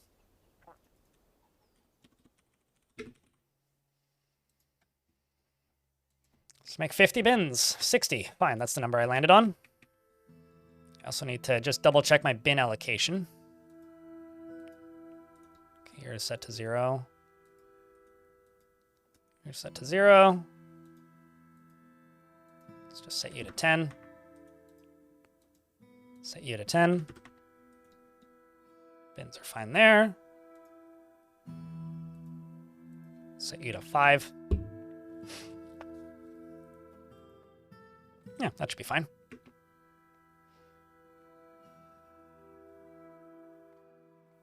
I stockpile things. I do batches. There's some things, 1, 2, 3, 4, 5, where I am very litigious about making sure that I have like automated creations of things. But then there are other things where I just don't. And this is one of those situations where when it comes to bins, when I need bins and the game tells me I need bins, all right, I will make like 40 bins. If the rest of the time, I just don't worry about it too much. Like I do that with coffins, as an example. But when it comes to things like bins, no. I recommend Dwarf Fort. Xerox. The problem with Dwarf Fort is Dwarf Fortress does a lot of things with its world gen that kind of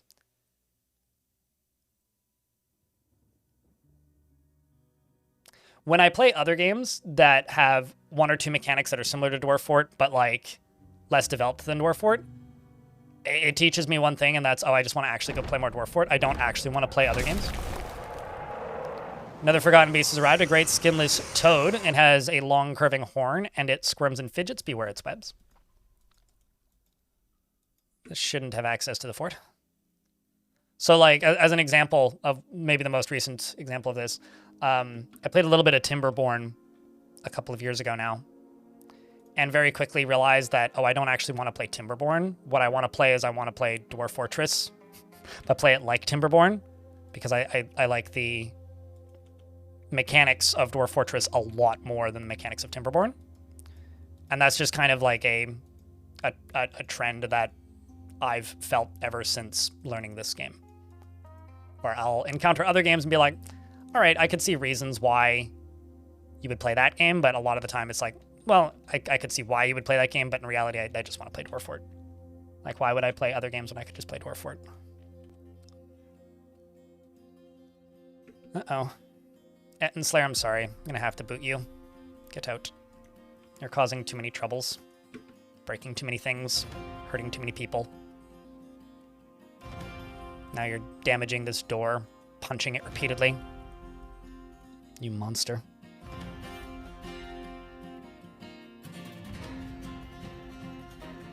Dwarf Fortress is unique. There's nothing else like Dwarf Fortress. And that's what makes Dwarf Fortress special. Like, there are games that are inspired by it that do some portions of the management better. Like, a lot of people like to yell about RimWorld. RimWorld is extremely moddable. It's, like, very malleable in the, like, customizable way. And there's a lot of things that you can do in RimWorld that you can't really do in Dwarf Fort. But that being said, Dwarf Fortress on a base level mechanically is so much more interesting than RimWorld. I don't ever really have any interest in playing RimWorld. So, like, I guess it depends on what you want from the game. So when you say, like what other games are like Dwarf Fortress, it's like, well, I guess, like, there's, you know, there's Going Medieval. Obviously, there's RimWorld. There's games like Odd Realm. If you want to be a little bit more abstract about it, there's games like Goblin Camp. I mean, heck, the like city builders like Farthest Frontier scratch a similar itch. Songs of Six is completely different, but scratches a similar itch. Like, there's all kinds of games that like exist in similar spaces, but they either do things so differently that I still want to play Dwarf Fort, or they don't do enough differently that it's worth playing that game for me. I mean, my description of RimWorld hasn't changed in a very long time, which is it is a very good base defense game with some strategy, with some storytelling, with some emergent storytelling. It's a very good strategy game with some emergent storytelling. I don't think it is, like, you know, the best of the genre by any stretch, though. I think, like, this is where I'm going to put my catapults. I'm going to move them down.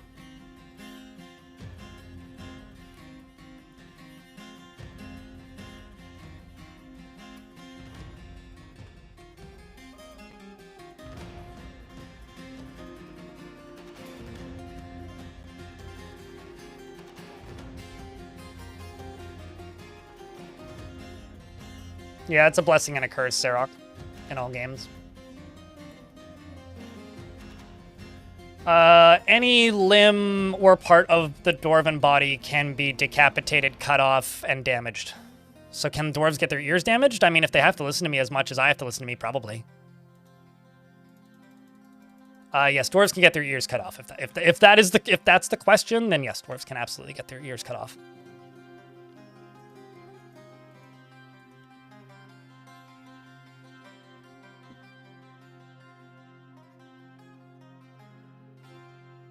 You know, honestly, like, real life takes priority over all video games by those in YouTube chat, so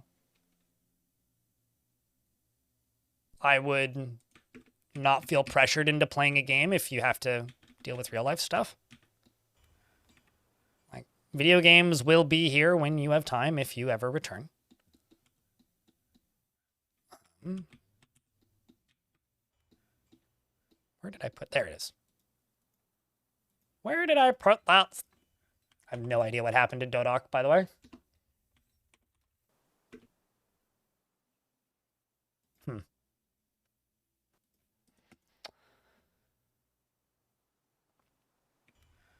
Although on the topic of RimWorld, the RimWorld Hot Potato Charity Marathon is running right now. It's just raised over $20,000 US for Doctors Without Borders so far, which is a charity event that my ice cream team organizes, which I did some promotional materials for. You know, can we just, like, agree that, sure, every interface for everything would be better? The developers of Dwarf Fortress spent 2 years not developing anything in Dwarf Fortress and instead redoing the whole interface to make it usable. It's usable now. I don't want to talk about it anymore, so I'm not going to, like, respond to things in the YouTube chat about how the Dwarf Fortress interface could be better. No shit. Every interface could be better. Could also be a lot worse. And they're improving it, slowly. I'm just tired of hearing about it, period. I use DFHack. I just don't like using the automations that it uses, and I don't like the UI element additions because I don't find them particularly useful. I find them more cumbersome than helpful. I've played the game so long without it prioritized that it doesn't make sense to use it for me.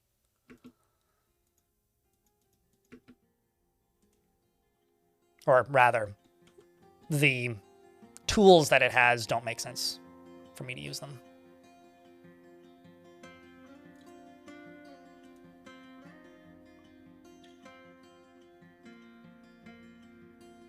I actually think it makes the interface worse, but we all have our opinions.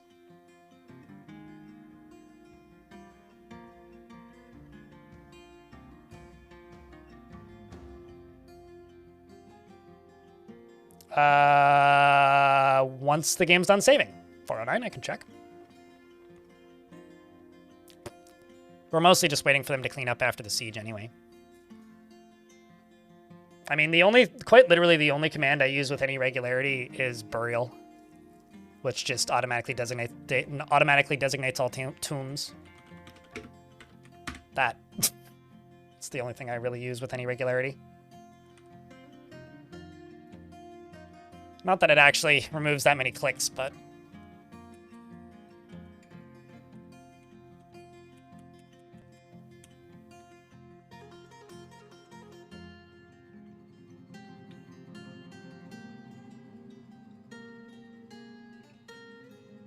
yeah, I need more tombs still.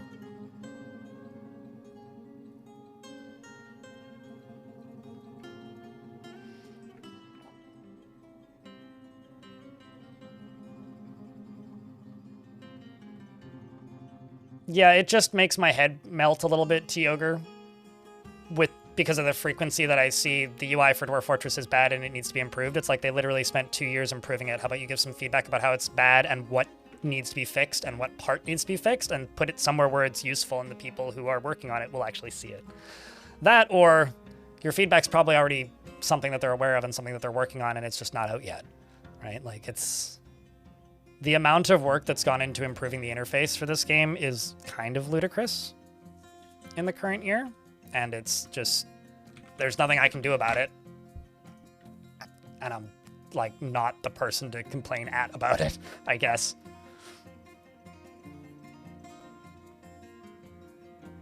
I'm not saying that you're not, I'm just venting. Don't mind me.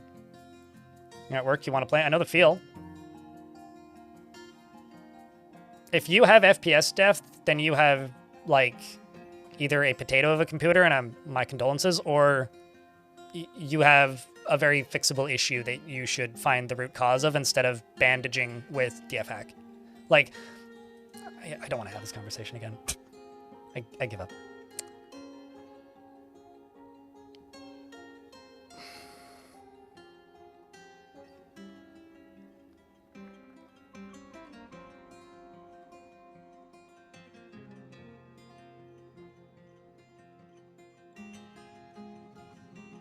Yeah, I've changed a lot of the key bindings, so that mod is a bit moot for me. But that mod's useful if you're brand new.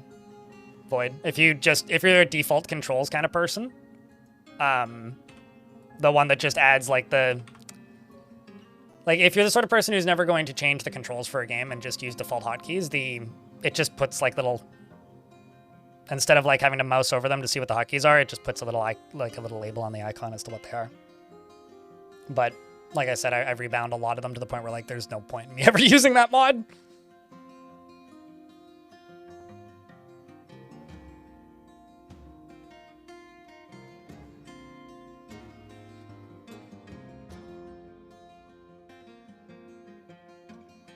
Remember how I said a second ago, if you have FPS death, you have some like systemic problems in your fort that you could solve, and you can solve them without DF hack. And if dwarves are getting stuck in trees, that is what I'm talking about. Like if you have dwarves getting stuck in trees that is making your frame rate drop, I found your problem. You should figure out how to stop dwarves from getting stuck in trees. And this is a blessing and a curse for me, right? The blessing is I know way too much about this game and how to fix it. The curse is it doesn't matter how much I re-explain things and re-tutorialize things for people. People will still keep making the same mistakes because of how old this game is, and they won't listen to me. So if dwarves keep getting stuck in trees, something's chasing them up trees. Dwarves don't just get stuck in trees. Or you don't have enough step stools and you've enabled like gathering zones. So that's either a thing that you could fix by just simply disabling step stools, or if there's things outside that are chasing dwarves up trees, utilize burrows. Like, use the tools that the game provides for you to fix those problems, because those are completely avoidable problems that you're encountering. I need to cook some meals and get rid of some seeds.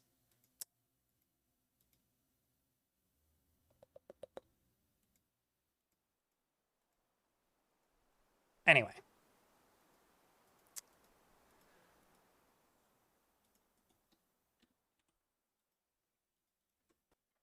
Actually, am I making meals at the moment? Preparing lavish meal 50.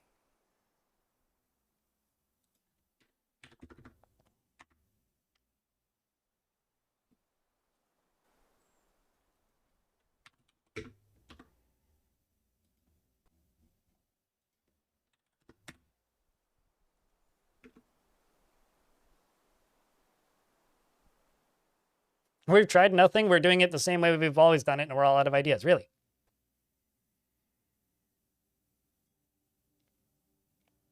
Dwarves will climb trees in situations of extreme danger, Void's Umbrella.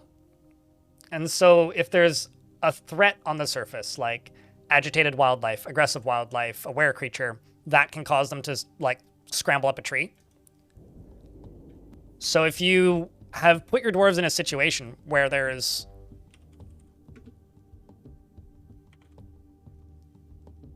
Is that are nuggets? Okay.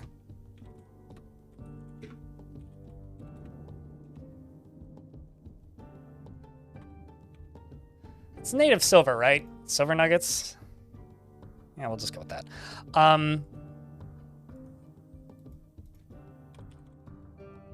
It's 40.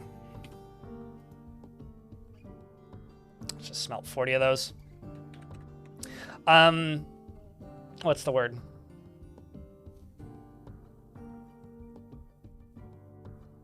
First, or a small area vertically. It's literally up to the individual user. I tend to do large horizontal areas because they're easier to process visually from the viewer's perspective, but like it doesn't matter to the dwarves whatsoever.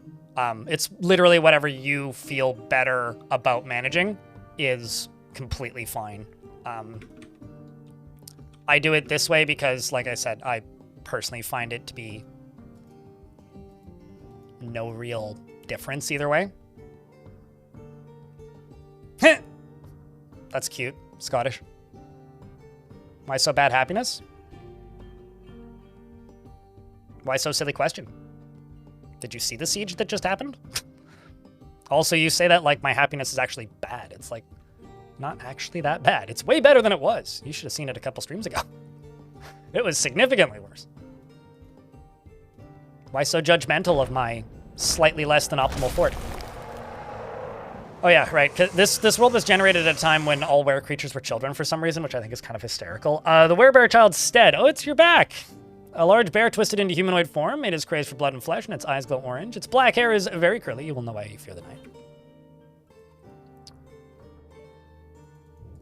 And it's all the way the hell outside the fort. You know. Are you hauling something? Well, hopefully not.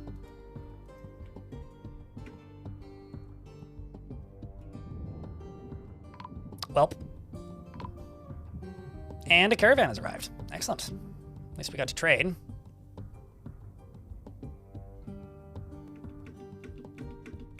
Here's hoping that you cease to be... Oh, there's Alf. Run, Alf!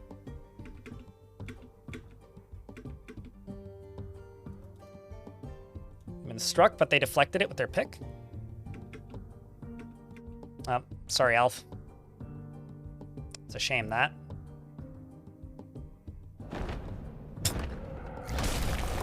So, Twitch chat, YouTube chat's like, why are the moods so bad? I think that question's answered itself already. The Forgotten Beast Nagok Galakazbu has come. A huge maggot, lovely, composed of crystal glass. Lovely! It has wings and it undulates rhythmically. Beware its deadly spit.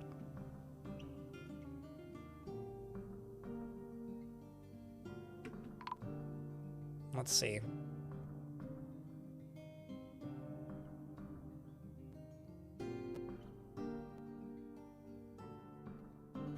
Little shards of rock look like soap to me. This has to be... There you go.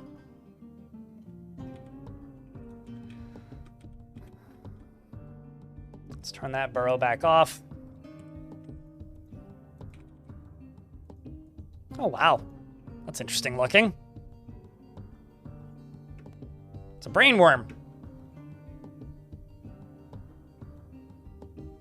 Deep Ooze is also like a very Caves of Cud name.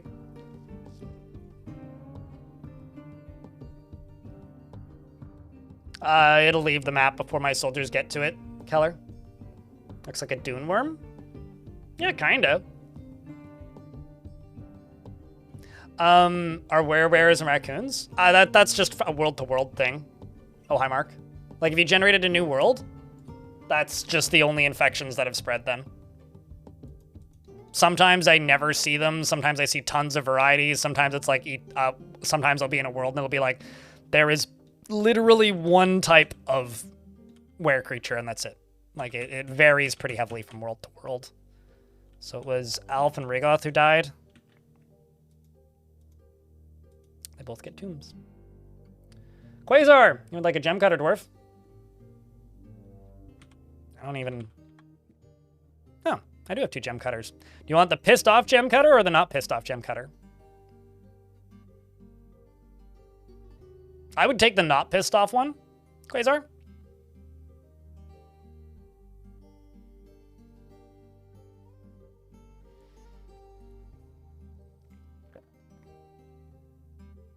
You know, in my entire time playing Dwarf Fortress, I've seen maybe 3 werewolves. You'll take the not pissed one? Okay.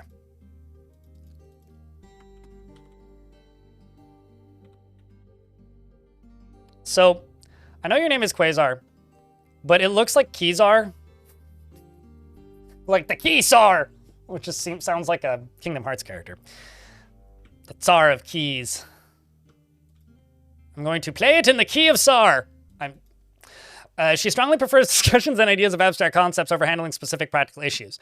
She likes to present herself modestly, and she forms only fleeting and rare emotional bonds with others.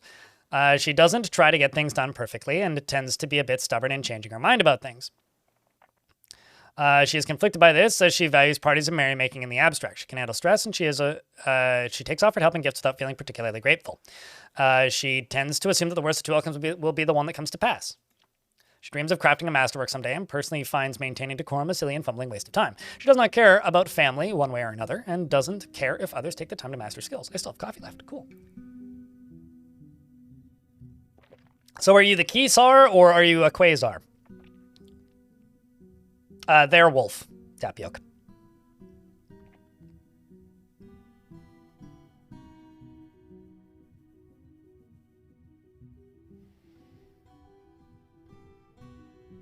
So Sigil, I realize that step ladders are not a placeable object, but allow me to blow your mind. You know you could just build stairs into trees, right? Like if that is actually such a huge problem in your forts, just build a couple sets of stairs into the trees. Like you don't need to place step ladders. You could just build stairs. Like, if you're somewhere in really dense forests and that is, like, an active issue, this is a 100% solvable problem. Sorry, I just had to respond to that. The second one, fair. She's just like you for real. Well, that's good. She personally finds maintaining decorum a silly and fumbling waste of time and does not care about family one way or another, and doesn't care if others take the time to master skills. She dreams of crafting a masterwork someday. She likes cobaltite and black bronze, as well as harlequin opal and muskox hoof. Gems, mules for their stubbornness, and muscles for their beauty, and the words of the sparkle of scribing, and when possible prefers to consume parsnip plants and durian wine and buckwheat flour and citrons, and absolutely hates bark scorpions.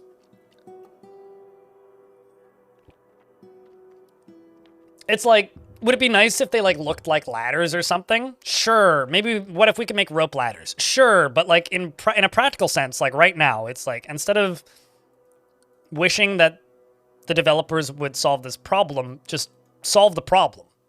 All the tools are at your disposal. It's just up to you to utilize them, right? And that's kind of how I feel about things like, you know, dwarves getting stuck in trees and things like that. Is like, well, this is a fixable issue. We have the solution. We do in fact have the power. It's just, it is up to you to choose to use it, you know? I need more mechanisms. These I do actually want to automate.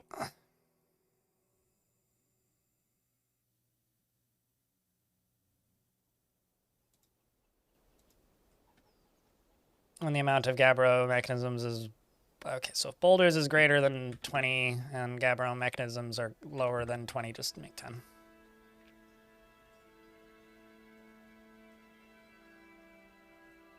No, I deconstructed it. I'm presuming I deconstructed all of it? Yeah, I don't think they did any more trolling, if you will.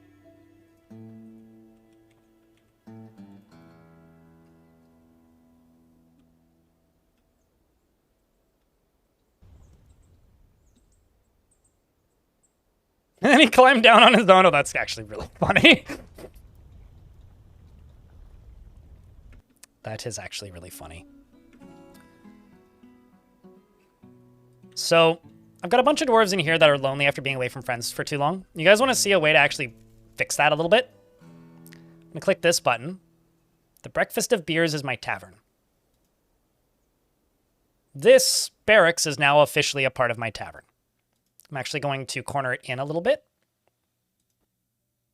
I'm going to put a door right here, and a door right here, and a door right there, and a door here, and a door here. I'm going to throw some tables in the corner. Not that I have many, just a few glass ones. I'm also going to throw some chairs in here. Dwarves are now going to hang out up here, and they'll chat with the soldiers while they're working.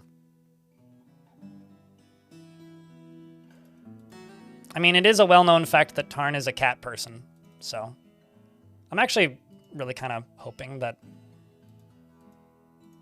we're going to start seeing blog posts from Tarn being in cat mode again, because there's been a void in the community since Scamp's passed. I'm just select a stockpile. We'll take items from there. Sweet.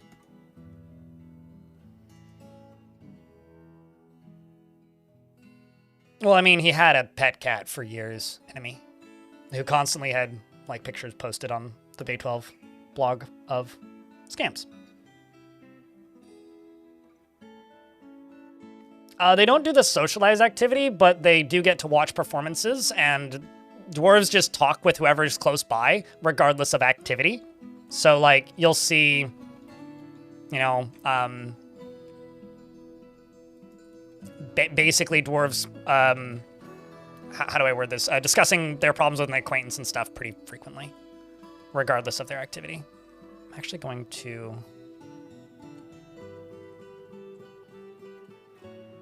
pause a bunch of activities because currently I've got way too few jobs to actually get these bodies cleaned up, and getting these bodies cleaned up is kind of paramount at the moment. Like, I need these tasks to get done, but I also need migrants. And we also need to trade.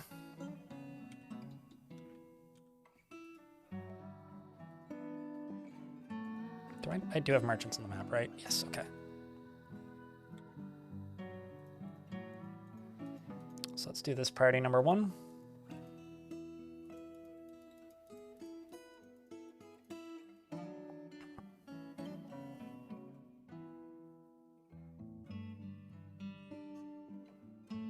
I use stairs and bridges to make scaffolds.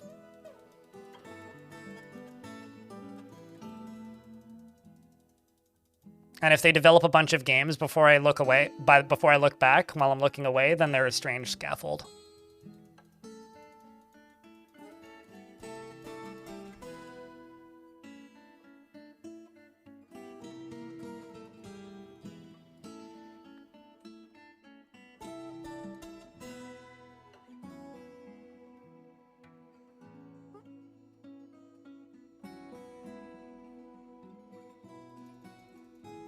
I mean, it's also YouTube chat's talking about necromancers.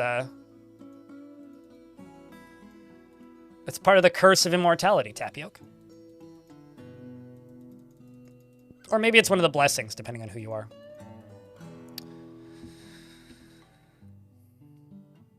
Sell off weapons I don't want.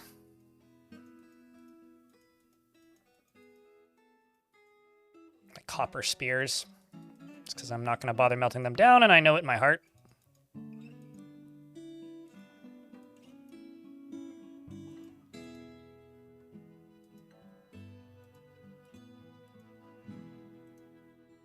Oh, I've also got piles of totems, don't I?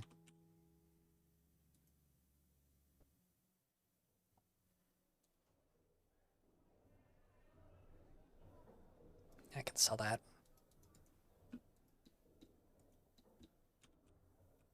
So where are these migrants? Oh, they're coming. Or not migrants, merchants. That's been all right, Devilish. How's your day been? Also, Taco Sunday, it's good to see you. Catching up on who's in chat.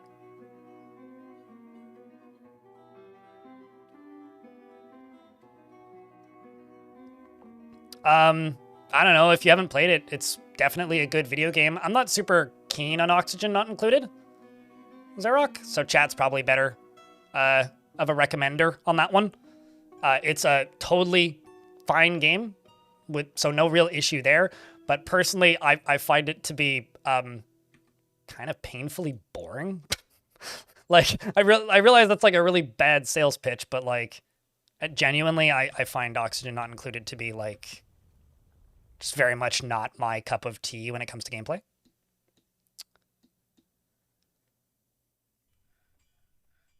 Dwarves can sometimes talk to others through fortifications. I don't know about, like, guaranteeing it 100% of the time, because, like, there's been times where, like, I've told 2 dwarves to just chit-chat through fortifications, and they've done it totally fine, and then there's been times when I've told them to do it, and they've been unable to do it. So it's a little inconsistent, is what I would say.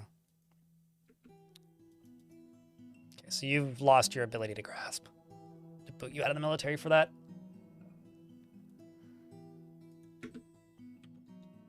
Let's give somebody else your job.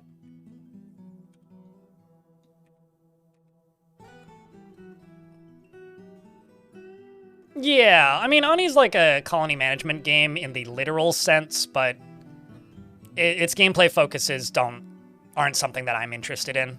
Like, I don't personally care to play a game that is where the colony itself is a disposable resource, which is very much how the little dupes are in that game. I don't find that fun, really. I want a game with like characters that are believable. That's kind of the draw for me. That game is very much your dupes are like, you know, they're like wood. They're just they don't have much personality. Not in the slightest. No, I mean Dwarf Fortress has like crazy character development. I mean, you can play it like that, but Dwarf Fortress has like Crusader Kings level of character development and uniqueness. You can play it like they're all disposable, but they are not. If you get to know them, they're very... It's hard to explain. I would say if you have an hour and a half to burn, watch my Following One Dwarf for 10 years and you'll know what I mean. The dupes don't even have like personalities that make them particularly individual. Like, it's worse than RimWorld in that regard. So, yeah, I don't know. You have multiple generations of military captains in one family in your current fort, and it's made the game so much fun. Are their kids, like, all better at that task the longer they spend in there, or has it been diminishing returns? Oh, I really need to trade. I'm gonna give them as much value as I can.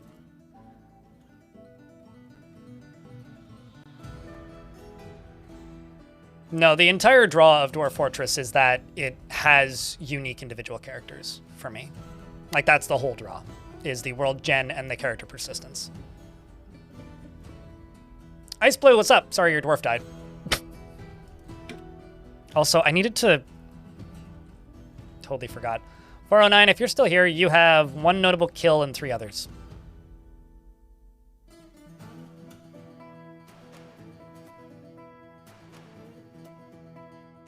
Not intentionally, I don't think.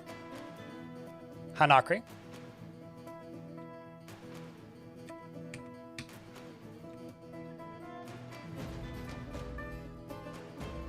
Right now, as the last generation was kidnapped, and I've been launching missions for 8 years and still haven't gotten her back yet. Oh no! Oh. That's unfortunate. That's almost like a load up adventure mode situation and go get them back yourself.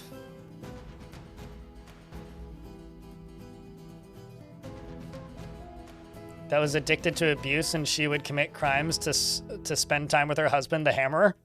That's actually something that I love that happens kind of a lot, is when the, like, captain of the guard marries the most consistent criminal. I have certainly seen that on many an occasion, and it's always a little funny. Dwarf is sitting here telling a story.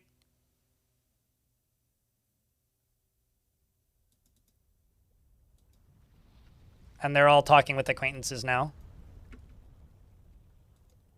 Which, see, even though they're training, fun is speaking with an acquaintance. We're getting more of that. Although one of them's arguing.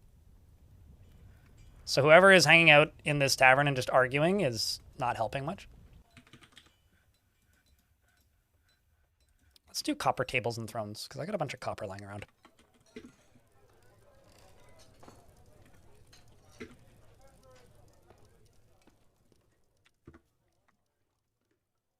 Maybe not 40. Let's do 30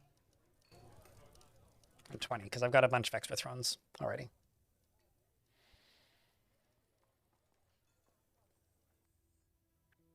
I've definitely seen that adult movie. Enemy. If they're inaccessible, yes. If they're not inaccessible, no. Linux, Unix.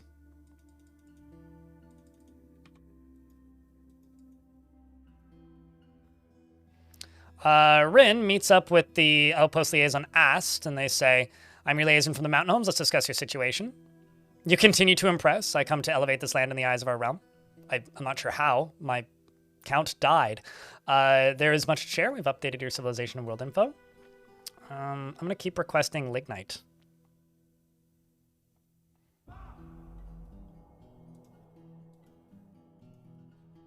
I want quivers.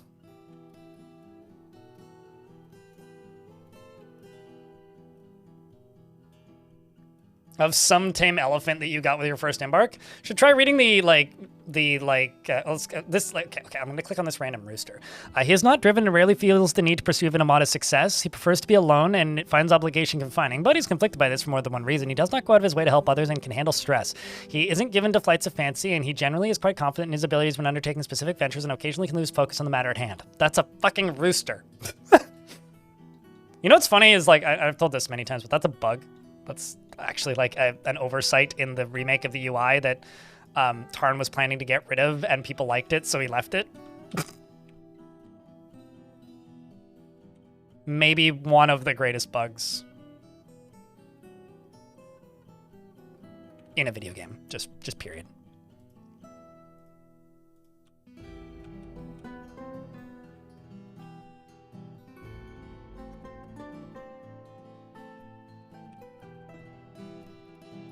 Also, if you're wondering why I'm doing this, it's so that I can add another layer onto the outside wall easily, which will make their task of getting over it a little harder. It's a great story device. Sure. It gives you a reason to get more attached to the little dogs and cats.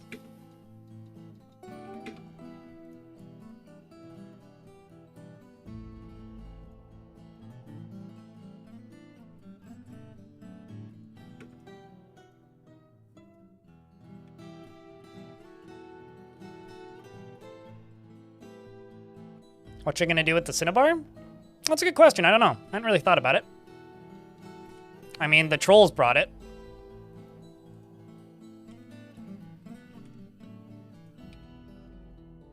So we'll have to think of something.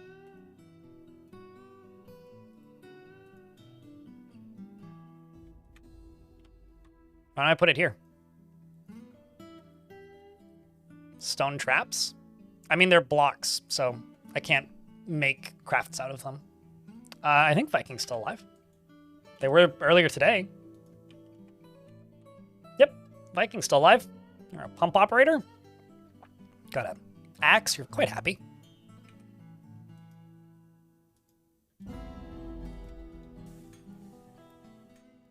Mayor has been reelected once again.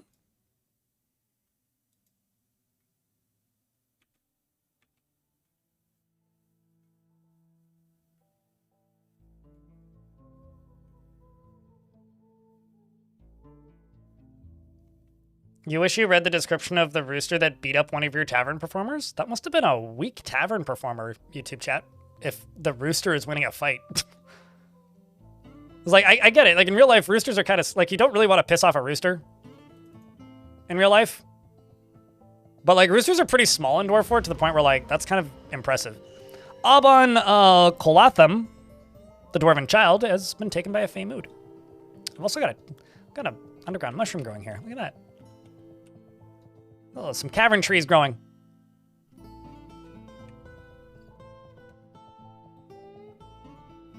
There were cinnamon bars, sticks? Oh, definitely. You should absolutely lick Cinnabar if you find it in real life.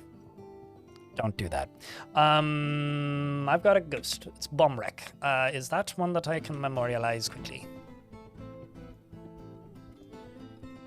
Or is that one I've already memorialized? Nope, just Dodok.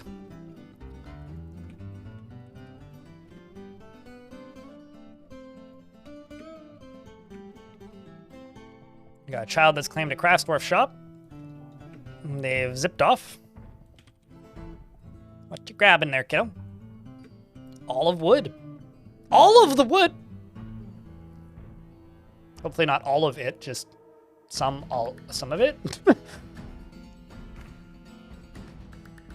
Also, because YouTube chat's talking about oxygen not included a little bit, to me, oxygen not included kind of goes hand in hand with Kerbal Space Program more than Dwarf Fort. I might be a little bit off base with that, but that's been kind of my take on Oni.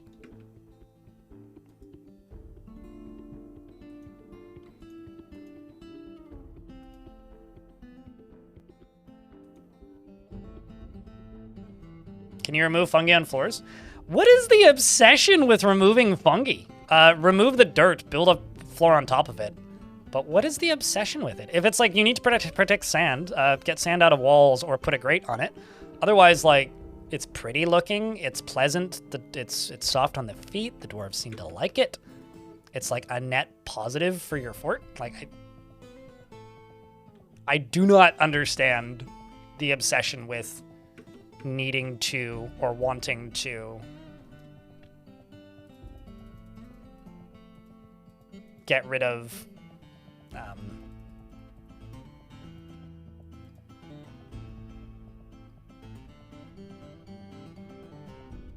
the moss. Yeah, also animals can graze on it. Like, there's no negatives to it. Like, if you really insist on it, you can be like that one guy in the cul-de-sac that nobody likes and just, like, pave it. But, like, outside of that, like, there really is no reason to bother your dwarves with it. It's kind of ugly.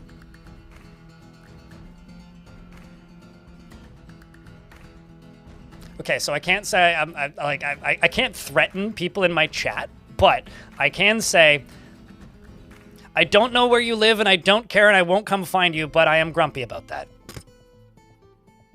How dare you insult the sanctity of cavern moss? It's beautiful.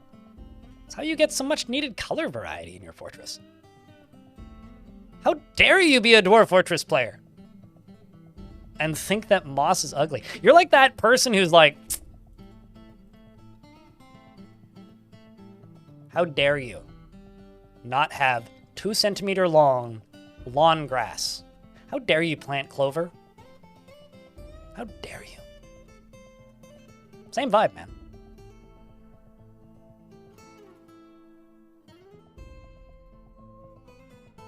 Because I'm going to plant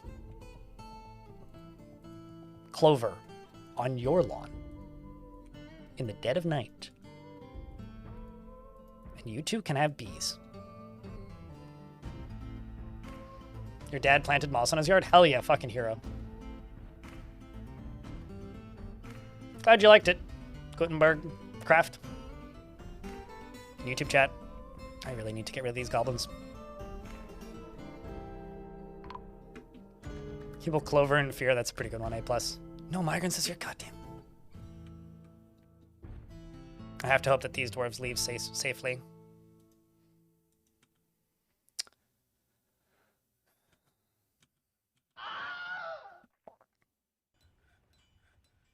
Also, just as a reminder to everybody, this is a crowdfunded stream. If you would like to get number 1 on the leaderboard, it only costs $1.01 in bits, 101 bits to be specific. If you you know, want to get to number 1 on the gift sub leaderboard, that only requires you gifting 6 subscriptions, but with just a single subscription, you can get number 2. Get these fancy, pointless badges that don't matter or mean anything right next to your name for until somebody throws more money. It's not a great sales pitch, I know. But, like, hey. Streamers got to pay these bills somehow. Bitching section complete. This is just going to be full of some bits. And it's going to be assigned to the military. I'm just going to use whatever's closest. I'm actually not that picky with this. Because military, when they're on duty, sleep in the barracks. And if you don't have beds in your barracks, they sleep on the ground. And they're not too happy about that generally.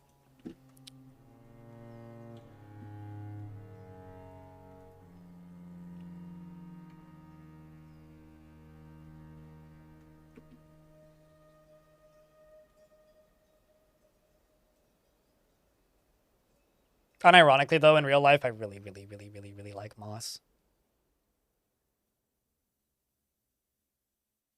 Selectively removing colors of the fungi to color coordinate your areas. Yellow is for grazing and purple and blue is for inhabiting. Really? Oh, that's interesting. Can't say I've ever done that. Alban Kolatham has created Kara Zarsul, an olive wood bracelet, and offers it to the Song of Wind.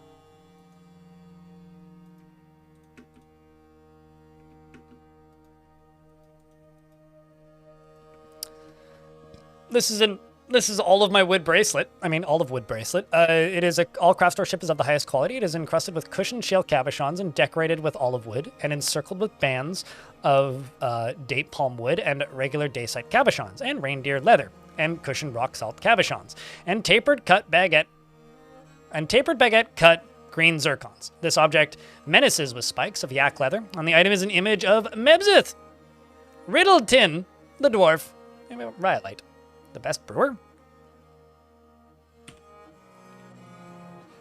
I don't have a brewer. At least nobody who's specified in brewing. What's your second current request? Slot that.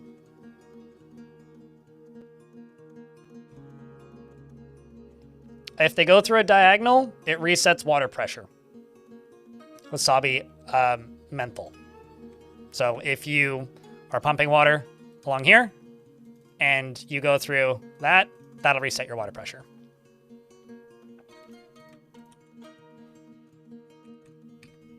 Speaking of water pressure.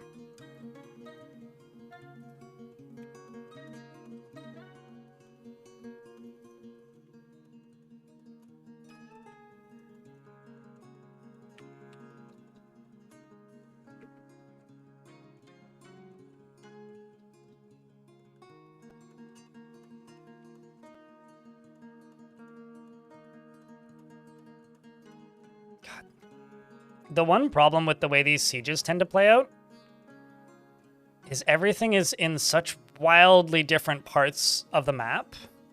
It takes so long to clean up. Like, I actually feel like I need to do it in stages.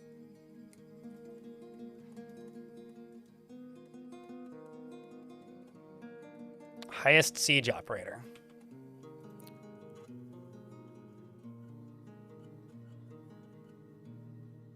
Well, I mean, people have the brewing skill. There's just nobody who has high enough brewing skill for it to be a specification.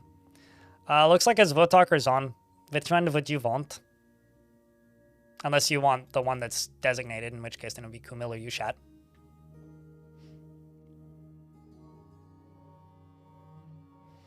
That's kind of what I'm doing, Linux Genix.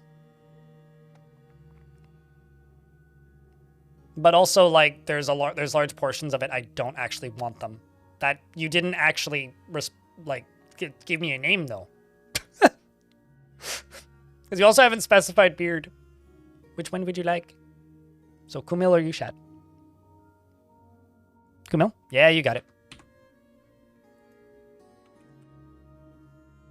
You are pissed off and hate your life, by the way. You've killed a zombie human once before.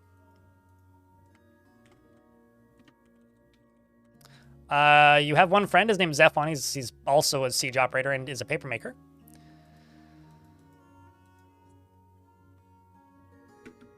You're currently heading to bed. You're quite well dressed, though. You got a nice little cloak. You're very lonely. You've seen too many dead bodies. He's a nervous wreck. He's not driven and rarely feels the need to pursue even a modest success. He has an overbearing personality and occasionally overindulges. He is grateful when others help him out and he tries to return favors. He's quite polite and curious and eager to learn. He is somewhat uncomfortable around those who appear unusual or live differently from himself. He tends to avoid physical confrontations and works to square his natural tendency with his respect to martial prowess. He is quick to form negative views about things and generally acts impartially and is rarely moved to mercy. He dreams of crafting a masterwork someday. And he values sacrifice and personally thinks friendship is important and respects the law and values tranquility and a peaceful day. I'm also going to do some pretty drastic measures in a moment so that they clean stuff up a little quicker. He likes bronze, sapphire, and muskox parchment, the color ecru, six-sided prisms, gauntlets, and giant white storks for their long legs. And the sound of the intricate berry, and when possible prefers to consume, yellow bullhead, and gutter crewer. Ew. And hates bark scorpions. You're a member of the Moral Coven. You worship the same god everybody else does. And like I said, you've killed a zombie. What was the trauma in 263? That's going to be hard to guess. Probably siege related if I had to bet.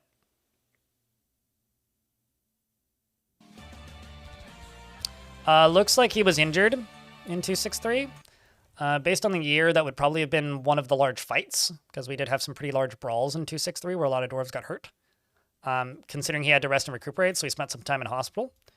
If I actually check his injuries, his left lower leg bears a very stork straight scar. Yeah, very short, straight scar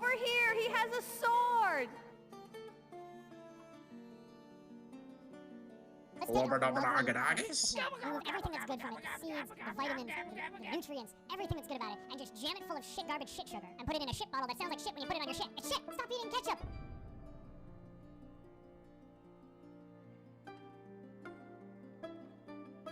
Toto? Yes. It's called a motor race, okay? We went to car racing.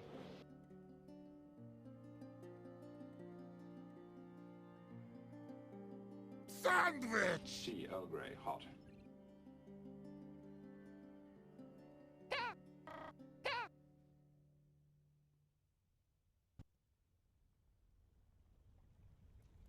It's a unit system. I know this. The nut.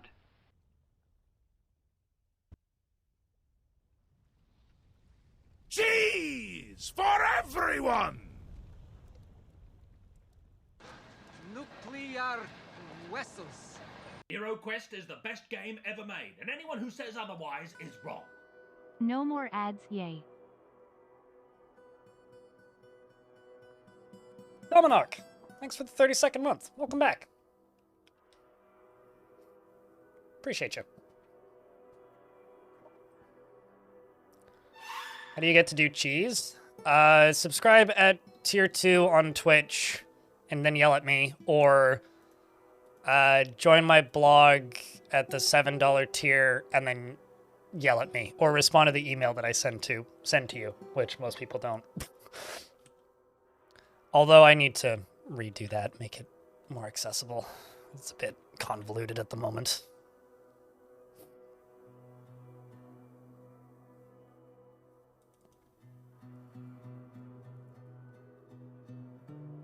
Yes, you wait for milk to solidify, sure. Moreb, you died, by the way. Not sure if you were here for it.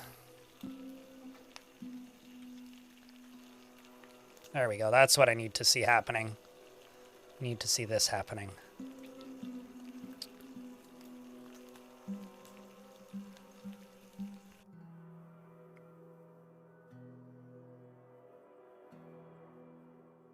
Throw money at me and then ask, basically. Yeah, is how you get those.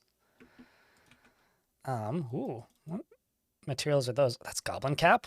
I really like Goblin Cap catapults. Those look nice.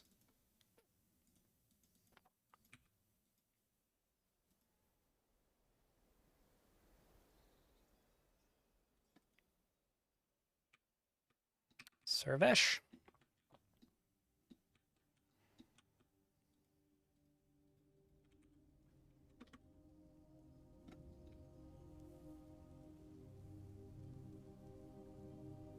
Grumble.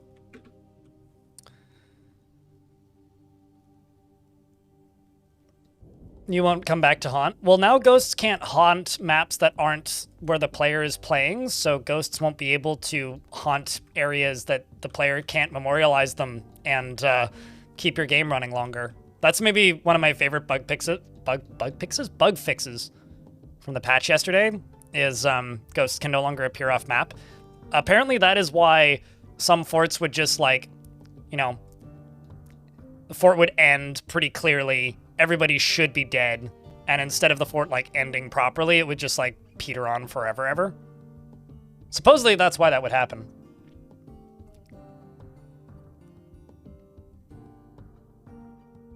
So you learned that you can raise drawbridges with the entire training caravan on it? Ah.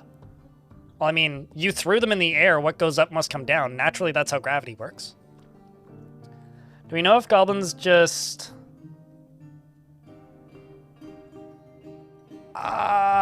it's some of column A, some of column B. They have access to better things now, so they show up with better things. Goblin, like, Dwarf Fortress doesn't spawn creatures into existence, really.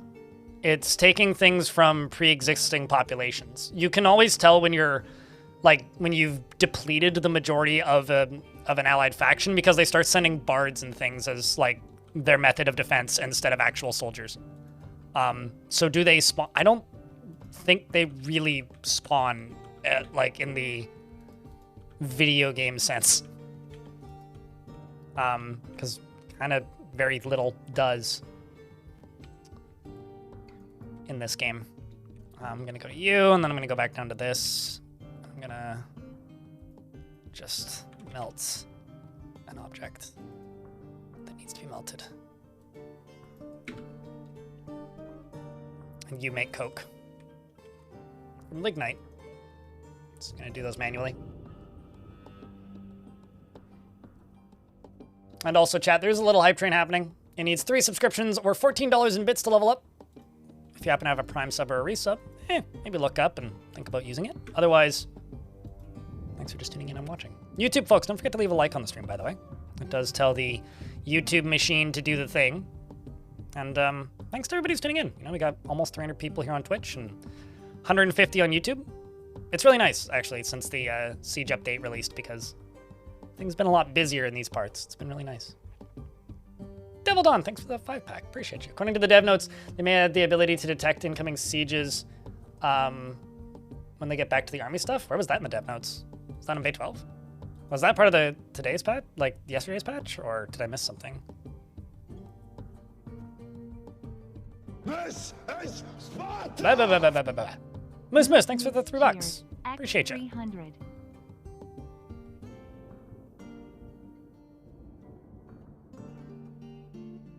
Invaders should be a bit smarter.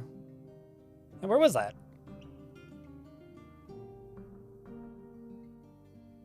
It's on Bay 12? No, like I'm skimming through Bay 12. It's like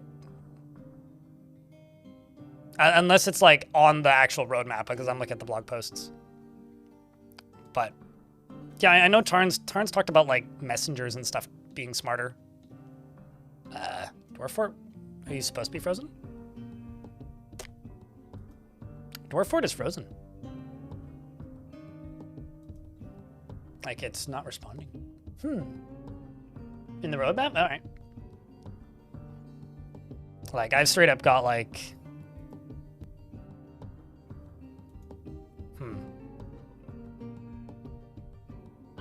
Like, Dwarf Fortress is not responding notice. Like that.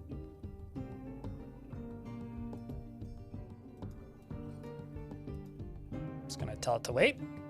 Alright, well, it went away. That's good. It unfroze itself, so I don't know what it was doing, but Dwarf Fort was thinking. Night Lamp, thanks for the Prime. Appreciate you. Means a lot. Needs one more sub or $2 in bits to level up. It's the classic Dwarf Fortress's thinking moment.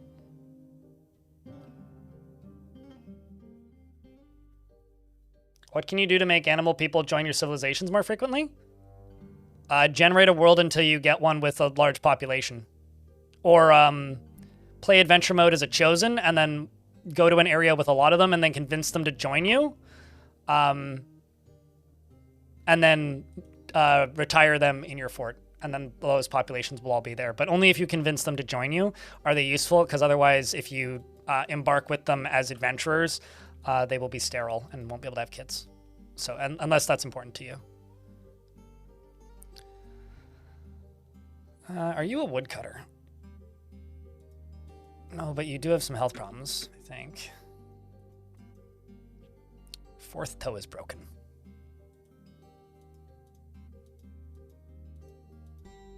Do I have soldiers that are happy? That's a good question.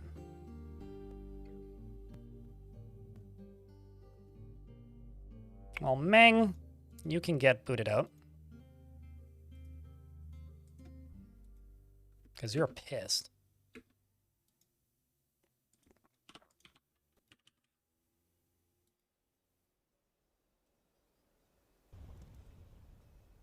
Braden's pretty happy.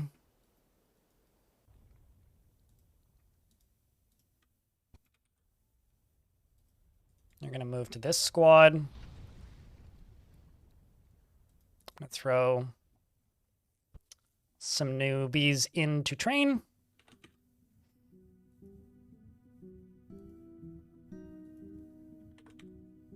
I missed. There we go.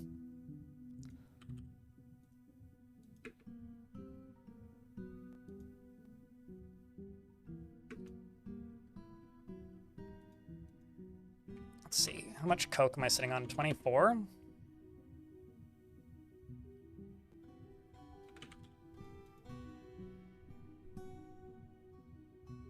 Just gonna stick to iron armor. Iron breastplate. Iron gauntlet. Iron greaves.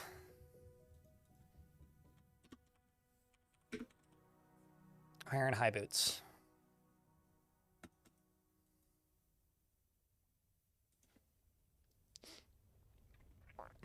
And Pleasant Animal, thank you very much for gifting a subscription and helping keep that hype train going.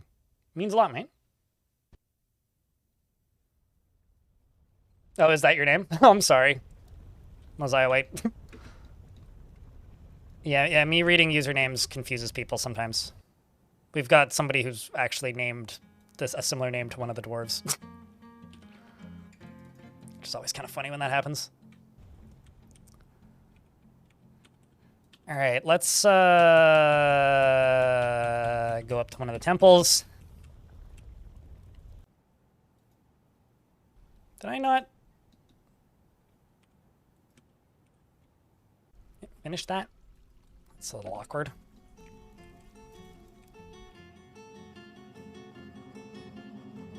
Well, I guess they just haven't moved it to a stockpile yet then.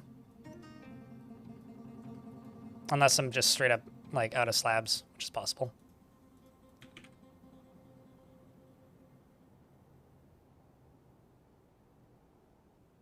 Oh, never mind. We put it to rest already.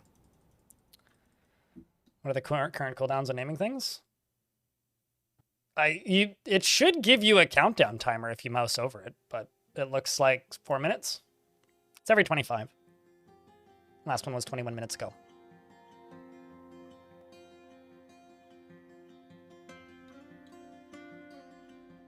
It's not the limbs, it's the blood. Wasabi. And also, the devs didn't account for that. That was just like... How do I put this? An unintended side effects of poisons and contaminants.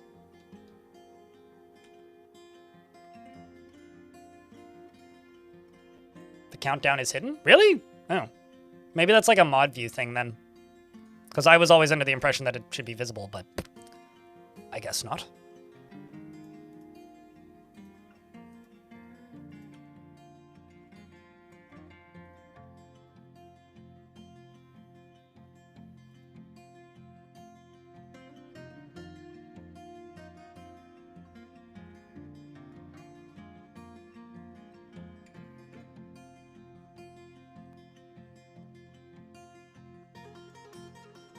You learn something new every day, I guess. Anyway, it's in a couple of minutes. The magma chute of your volcano your embark is slowly draining completely of magma. Is it possible there's a hole somewhere? Possibly. Yeah. Possible. There could be a road going through it, which is always funny when that happens. Chat room, thank you very much for the little hype train with 10 subscriptions and $8 in bits. Appreciate it very much. Okay, so this down here is coming along.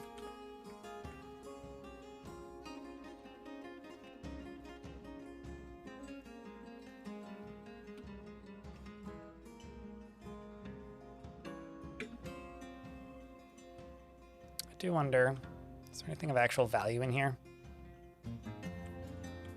Just looking for ore outside of a few gems.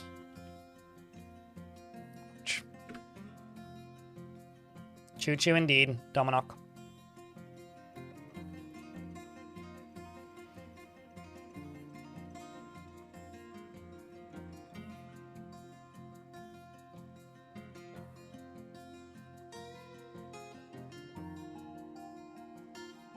You know what, let's do the front first.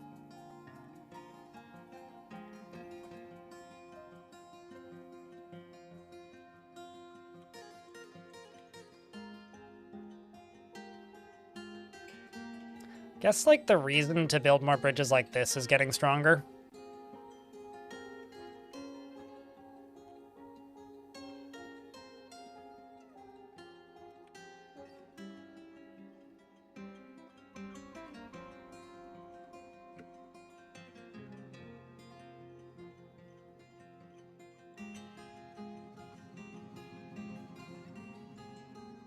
Yeah, no, there's got... If it's slowly draining, something's weird.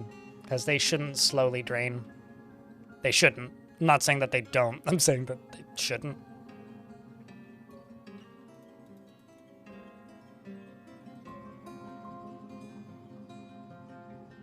Let's also see how body disposal's going. Sweet. That's the way we like to see it.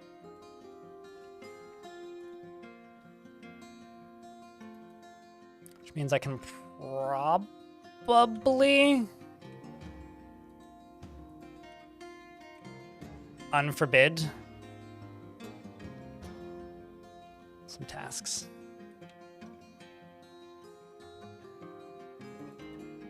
Although most of these can just be clicked like this.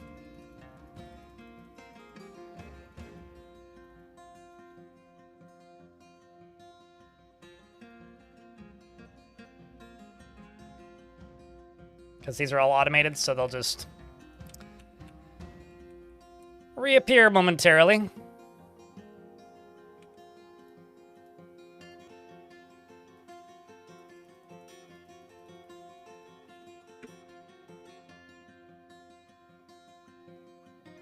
To figure out this mystery, it's a little mean, but you could also just throw an animal into the volcano. They'll explore it for you. So if there's a hole that's close to the surface, they'll find it.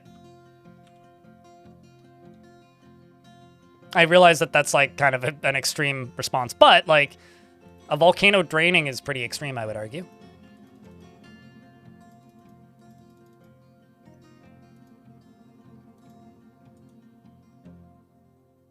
You have so many puppies.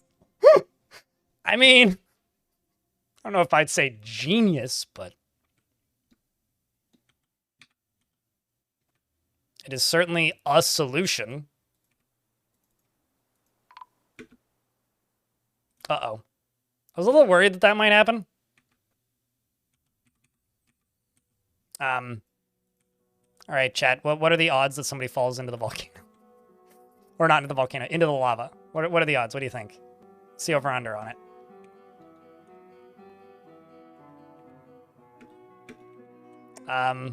Darius is on fire. Still on fire.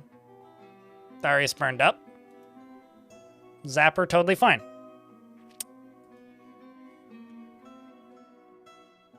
Oops. Awkward. Yes, that. Bring out your dead! All that was left of him was a scepter and a pickaxe. They didn't even see him die. He burned up so quick, didn't even witness it. He just gone. Just poof. Gone in a whiff of smoke. Rip Flaming Dwarf? Yes.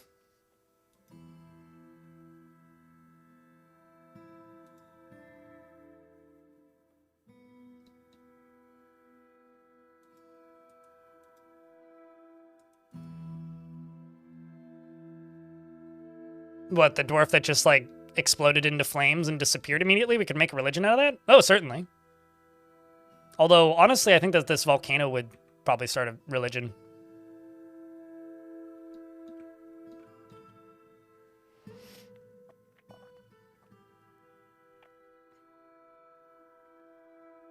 Can't make an omelet without melting a few dwarves. What kind of omelets are you making?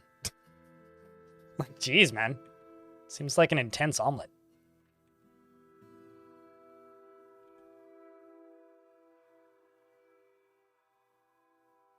When strike the earth goes a little bit... No, you're supposed to strike the earth, not get struck by the earth. Like, there's a difference here. Striking the earth, totally fine. Struck by the earth can hurt the whole head noodle, the old head noodle a little.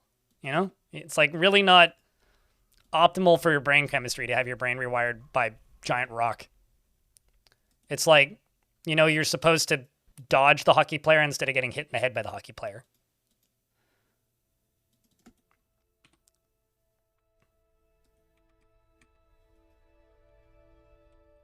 All right. So chat, I need you guys to grab your good luck caps and wish me luck and help me hope that I get how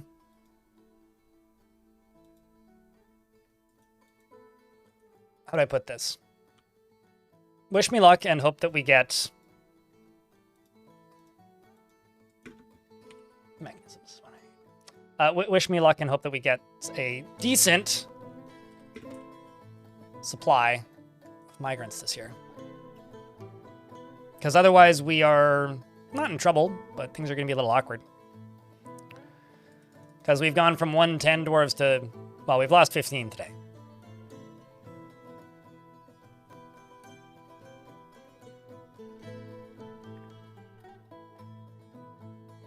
I mean, your volcano is, like, inverting itself. Gear dwarf? Oh, I actually lost 2 dwarfs. I also lost Lumi. Shit. Sorry, Lumi. I named you at the beginning of today. I always feel bad when that happens. I didn't even see the other one die. Probably got immediately unexisted by that boulder.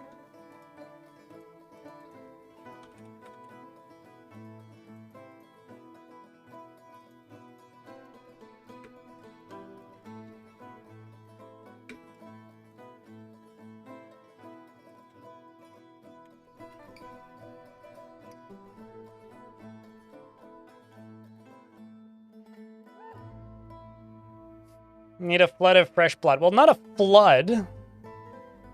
And ideally, I would like the blood to be contained in, you know, bodies, but blood is only one of the many ingredients that makes up a dwarf, you know?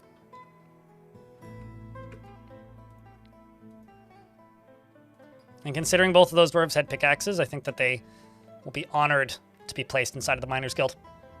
What's a gear dwarf? Live stream was way off. Might have missed a big bit. Okay, sure, but like, would you like a dwarf with a beard or a dwarf without a beard? What's a gear dwarf mean? Like, is there a particular task that gear dwarf is? Oh, sure, sure.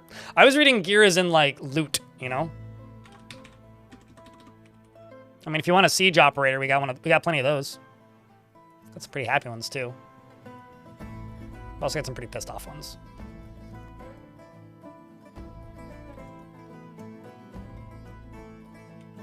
Beard or no beard, Diamond? What is your beard pref?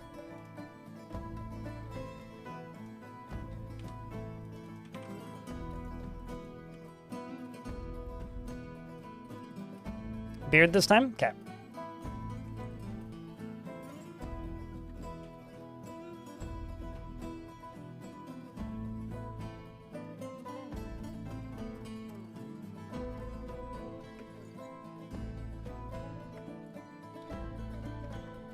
I'm not gonna lie though, you being nil diamond was maybe one of the funniest things.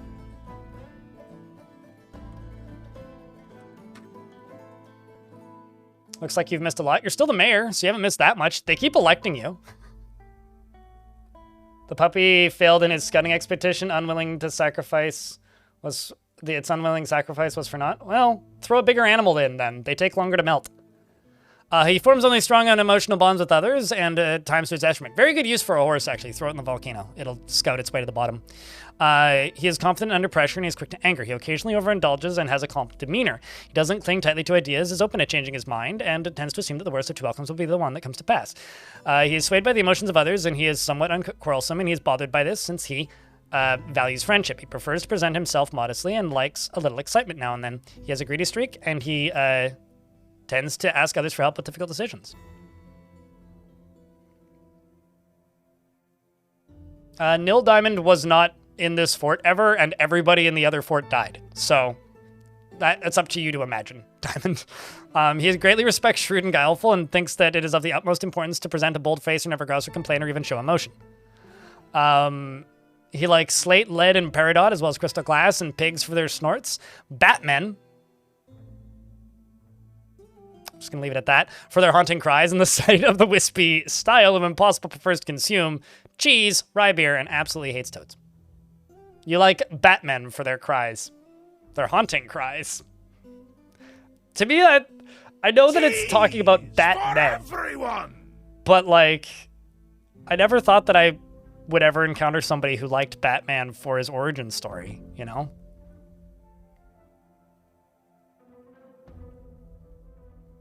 You know? Because Batman's almost their parents. I think that it's.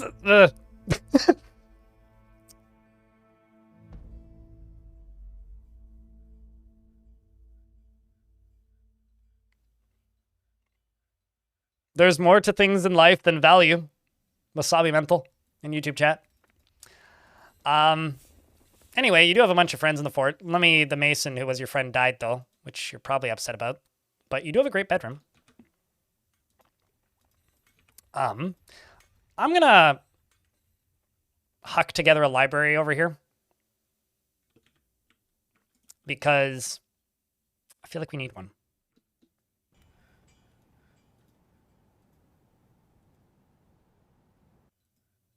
Yeah, that's about it. I feel that we need one. I feel that we need one because I do have quite a few books in the fort. And I've got moods that are not the greatest in this fort. Like, it's not as bad as it's been, but it could be a lot better. And I would like it to be a lot better.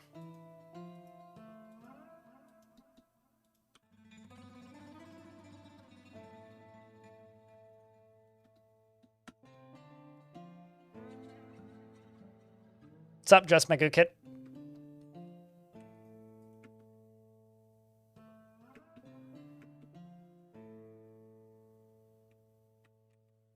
Okay, meanwhile down here, this building out slowly. Let's grab a lever. Nope.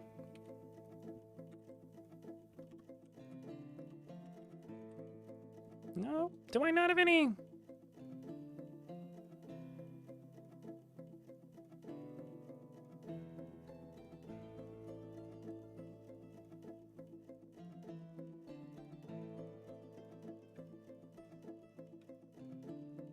Do I not have any mechanic shops? Holy shit, I don't think I do. I'm sitting here going like, why don't I have any mechanisms? I don't think I actually have any mechanic shops. That explains that. Now I feel silly. I swear that I had at least one. Guess not.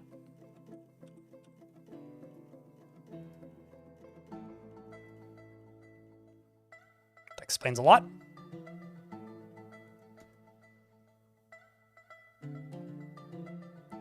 I stand corrected. The puppy was just taking a while to fall to the bottom. At layer minus 146, it found the entrance to an expansive cavern deep underground after journeying for layer 26. Yay! Me telling you to murder a puppy solved your problem. So, I have a question. Is the volcano in fact leaking? We had a leaky volcano issue, and my logical solution was to just throw some livestock in it. I feel like this is like ancient Greek logic of just like, we've got a problem with the volcano. Throw a slave in it. Like that, it's like the most ridiculous logic.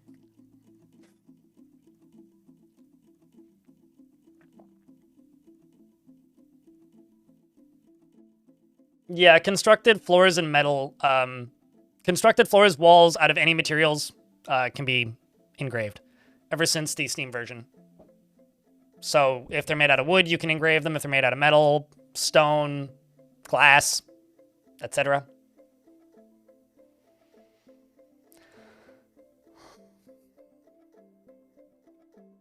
To calm the volcano god. Naturally!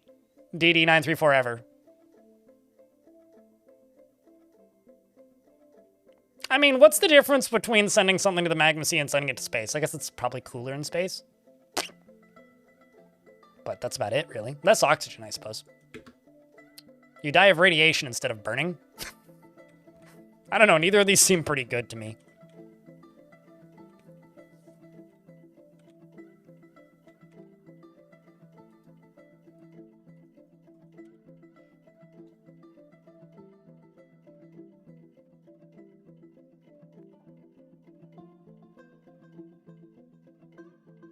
Your blood will boil either case. That's presuming that you have that's presuming you have blood left. Blood can't boil if there's no blood to boil. I feel really dumb about the lack of mechanisms thing. That's been bugging me all for it. It's like, why don't I have mechanisms? I got a bunch of jobs to make mechanisms. Why don't we have mechanisms? Found that out. Make Volcano X. I mean, there's other directions we could go with that joke, but...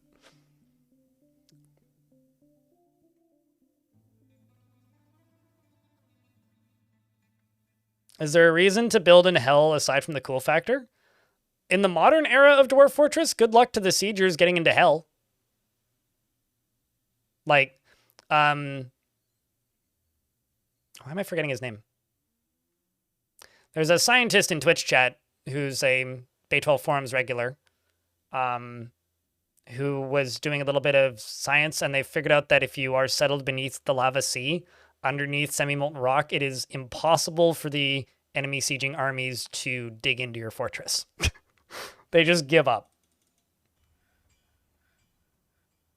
So if you want to properly turtle, you have to build under the magma sea.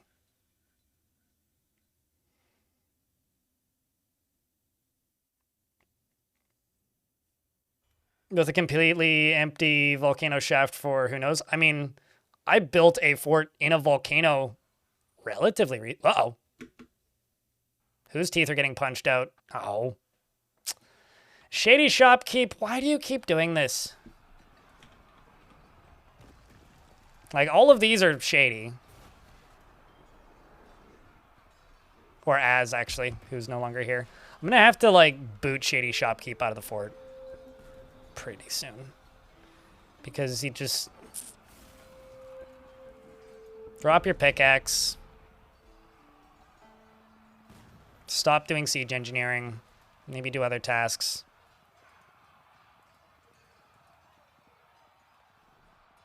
Sheesh, man.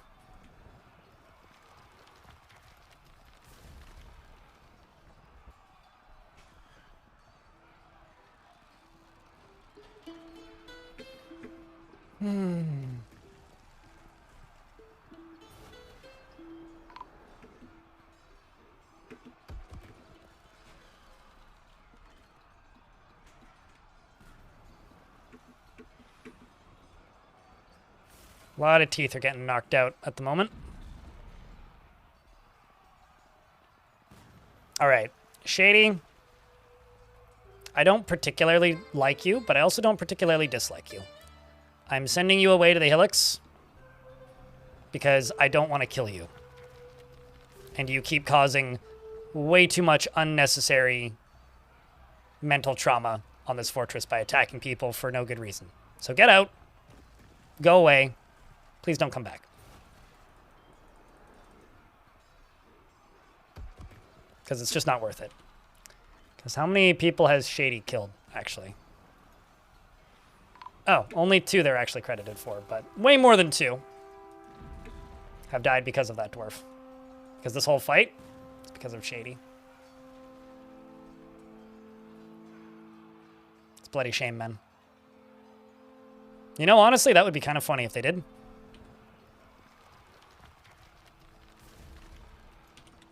These are all the dwarves right now that are actively in hospital.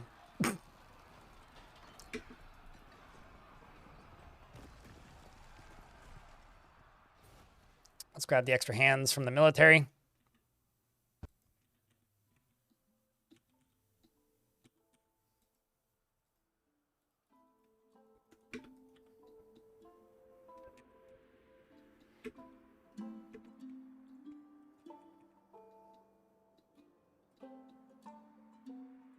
It's tough, man.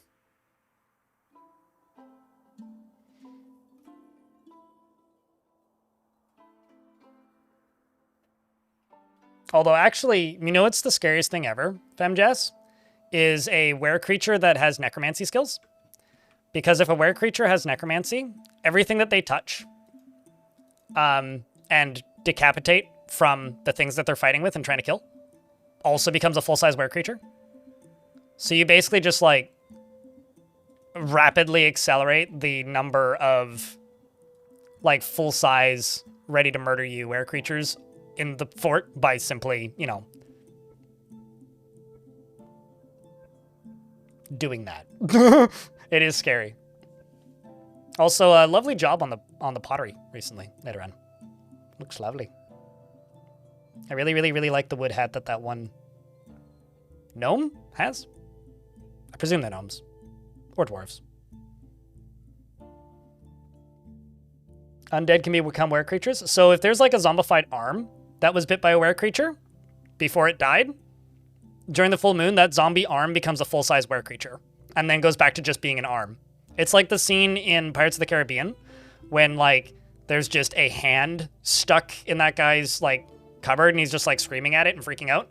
If like that hand could turn into a full-size monster and then go back to just being a hand.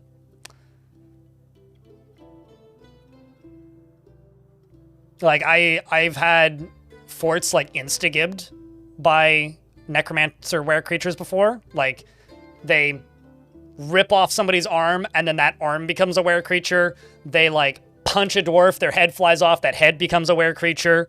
They like cut a leg off, that leg flies off and that becomes a were creature.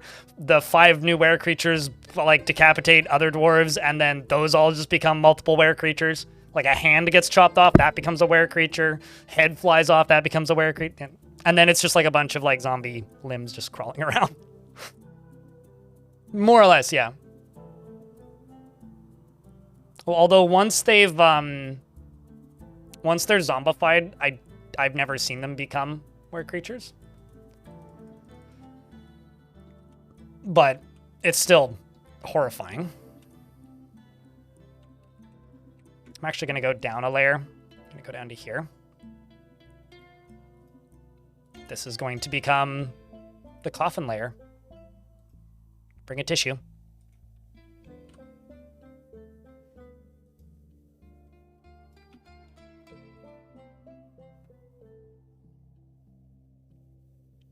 Oh yeah, absolutely.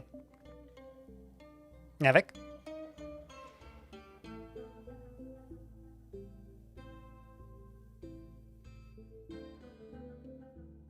I don't even know if those mechanics are hidden. Wasabi menthol. I think those are just mechanics, but... Man, Dr. Fortress all injured over there in Traction.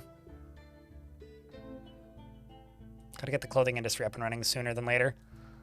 Okay, so this is my holy cradle. This is one of my religious dwarves. And this is Acid, who really wants to talk with him, but he's unconscious, so he can't.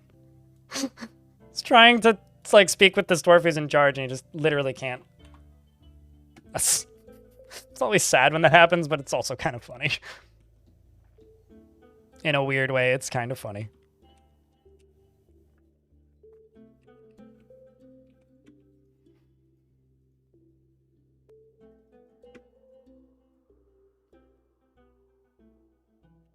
You wanna... Is he up yet? No. Is he up yet? No. Is he up yet? That's kind of how that goes.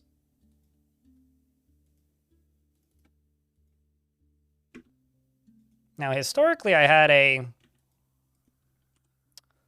auto-updating coffin job, but maybe I don't. It may have gotten deleted in one of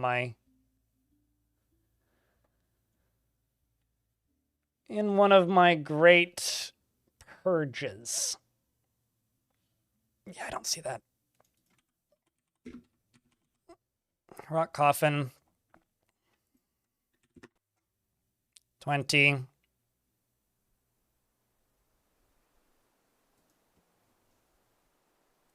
If less than 10. Any luck with sieges in this fort? I mean, we had one earlier today. They built a little bridge into the fortress, and we were able to fend them off. Lost a few dwarves in the process. It was a good time. When you say luck, do you mean, like, have I had sieges, or do you mean that we've been successful when enemies siege us? Because a bit of both. I mean, we've had some sieges that have gone pretty well in our favor. We've had some that have gone pretty terribly. So it depends on the fort, Femi. I'm not doing any, like, super heavily themed forts until I, like, understand kind of what's expected of a fort with the siege updates. This is just such a big patch that, like, I might start doing that by the next fort or the fort after. But for right now, I'm pretty strictly just in the... I'm just trying to do the minimum right now. I'm just trying to figure out exactly what the game's asking of me. That is the primary goal right now.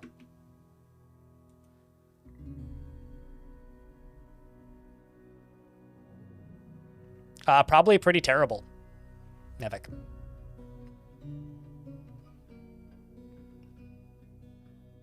I like how people keep calling this a beard, but it's certainly not a beard. It's a facial hair. Beard is a specific thing, is it not? This is just a goatee. That's like calling a mustache a beard. But maybe I'm incorrect. Am I still having fun? It's my job. Honestly, I would play video games about 1/10 the amount that I do if I didn't stream for a living. So, do I enjoy this game? Yeah. Am I enjoying the patch? Yeah. It's added a lot of gameplay. But fun is relative because, you know, this is my job at the end of the day. The amount of fun I have has less to do with the game I'm playing and more, like, how active the chat is. Whether or not I, like, get caught up in, like, the stresses of the fact that this is my job. I'm quietly recruiting a video editor, but I wouldn't necessarily say that I'm hiring. I certainly don't provide healthcare.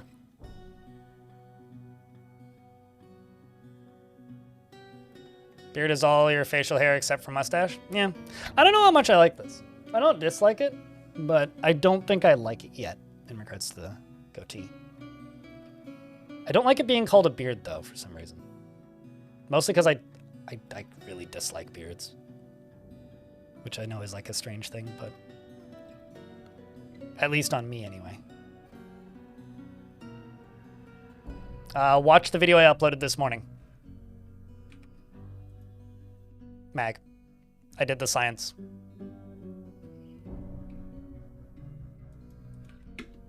I ain't giving away that information for free. You gotta go watch the video.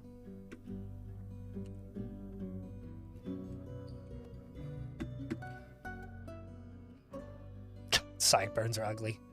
I hate sideburns. They look so fucking stupid.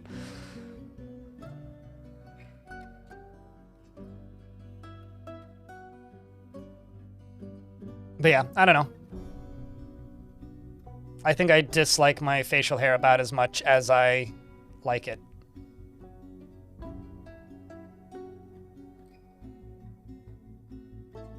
I certainly don't like the audience fascination with it.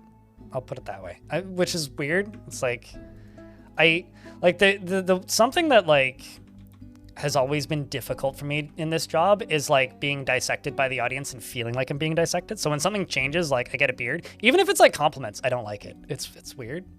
Like, I don't know.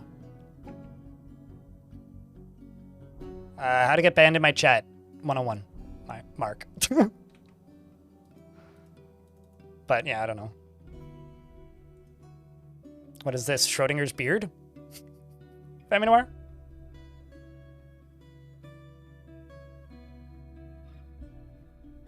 Yeah, it's like hard to tell if it's like, oh, nice beard, as in like you look like an idiot, or nice beard, as in like you're actually complimenting it. It's that is part of it probably, but.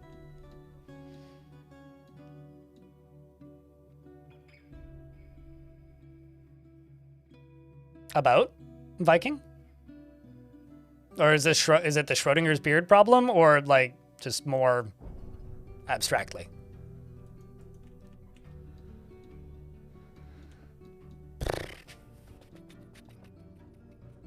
I need more coffins. I'm not done making them yet.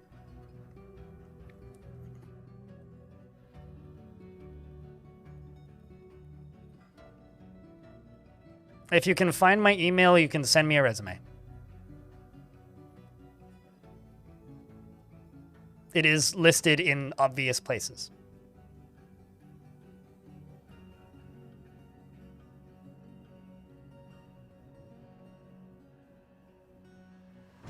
At least obvious enough that, like, random PR agencies that I don't think are run by people find it, so.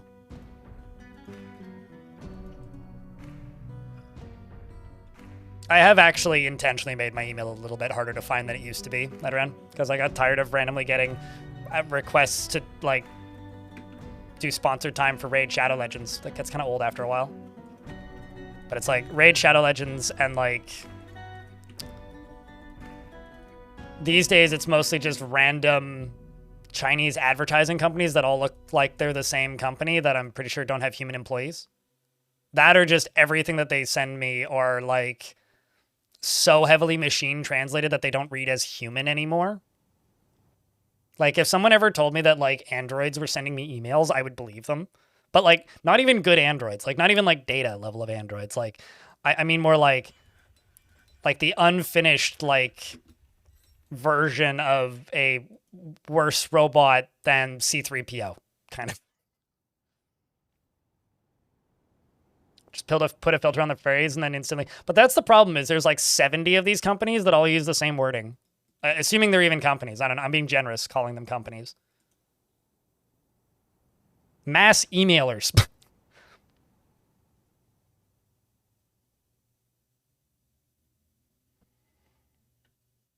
Oh, yeah, I was able to block all of the... I recently founded a company that uses AI to highlight your streams and format them into TikToks. The number of those that I've seen, I've, like, lost count. Or, you're not reaching your full potential is, like, a very common email title. It's like, wait, so you're saying that if I use your crappy software that you didn't even make yourself to, like, automatically highlight my stream and also pay you a bunch of money for the privilege, I will reach my full potential? No, I'm pretty sure I'm not reaching my full potential because I myself am a pathetic use of potential. It's more of a me problem, not a your software problem. Speaking of, you should listen to Pathetic Use of Potential. Good band. A+.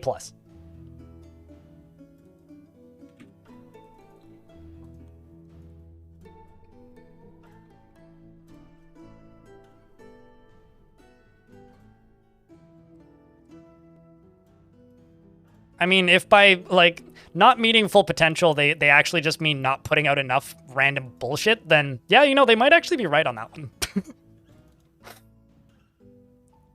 Whirling into oblivion? Man. Real life doesn't have no clip.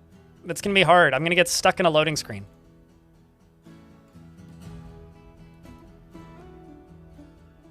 Like, if we're whirling into oblivion, we're just screwed, man. I'm holding out for Morrowind.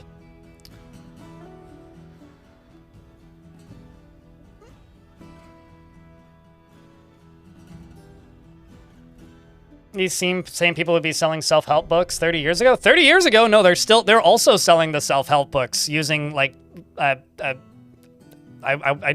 hate calling them large language models. Using bullshit generators to just generate books and then sell them as self-published books on Amazon. Like, these are the same people.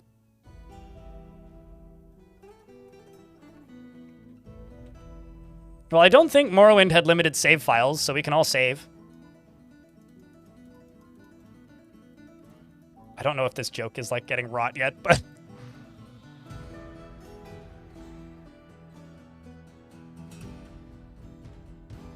People read those? I don't think people read them. I think people accidentally buy them. And, they end up... Oh, actually, Ilmirin can correct me on this one because they work in a library, but, they also often end up on licensing services that are pretty automated, which basically just send a bill to a library to put them into their ebook sections. There's a lot of that. Like, a lot of that grift is just, like... It's like, generate a thing and then license it to a thing, and nobody actually looks at it because all the systems are automated, and by the time somebody looks at it, you've already been paid. That's kind of the grift, as I understand it.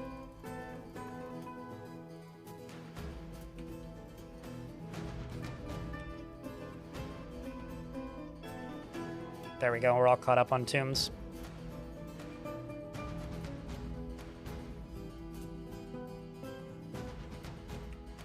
Or another thing that's pretty common is they'll do basically like what Cliff Notes does. Like, I don't know if you've ever used Cliff Notes, but Cliff Notes is just like short versions of books that are frequently studied so that you can like spend a lot less time reading and get enough of the gist that you can complete your book report. Pretty useful if you're like researching and or studying. However, like there's a lot of automated cliff notes where like that are unlicensed where like somebody writes a book, book number A, and then random bullshit generator generates a abbreviated version of book number A, and then the result is libraries either get charged for it or people accidentally buy it when they're trying to buy a different ebook.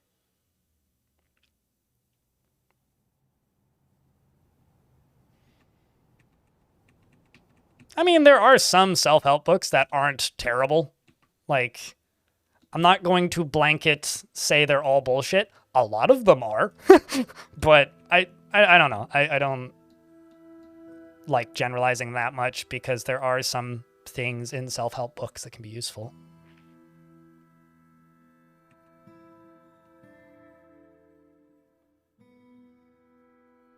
But it really depends on the topic and who's writing it.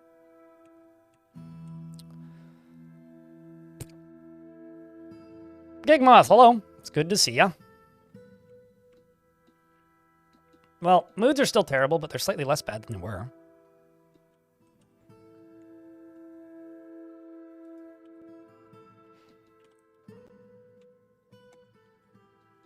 This over here.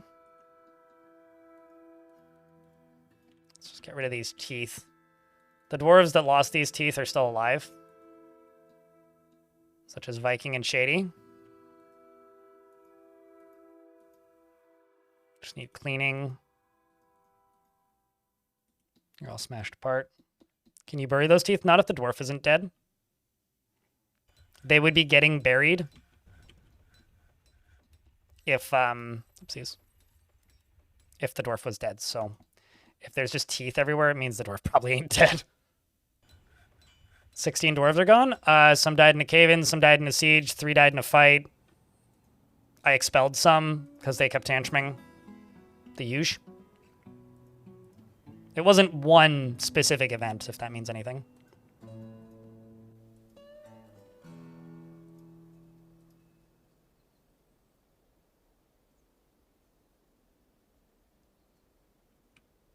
And I'm making a library.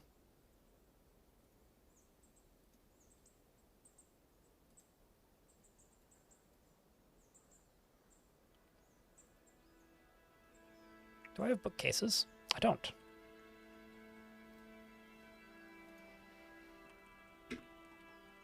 I like making bookcases out of wood for some reason, so.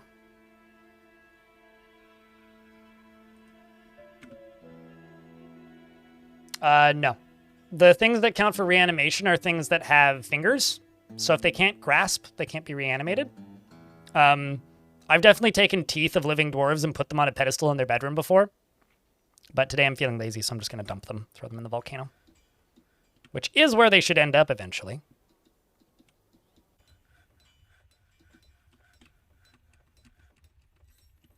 See? Thrown off here, down into the volcano.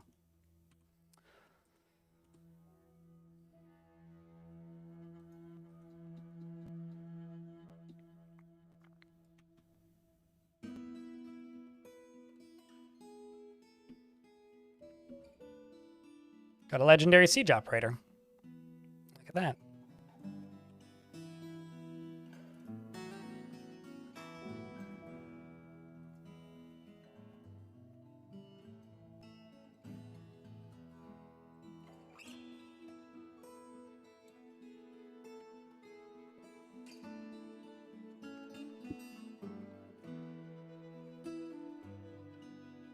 Yeah, because teeth can grab, right? Mouths can grab. They can latch onto things. So yes.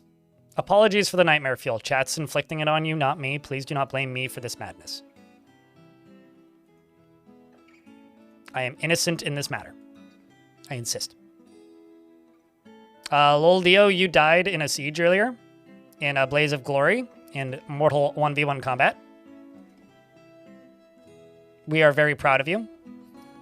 Rest in peace. I'm sorry.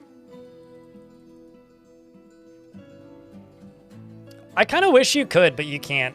I mean, like, you can be very specific with, like, siege operators in this screen. So, like, I could basically set it that to anybody does it for training purposes and then set it down to, like, less dwarves in total to do it. But, yeah, it's kind of... I don't know how I feel about it. Kind of bums me out that you can't be more specific with that stuff.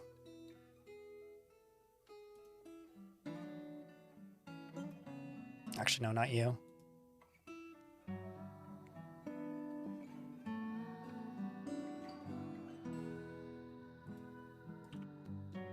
Glory to Armok. Something, something.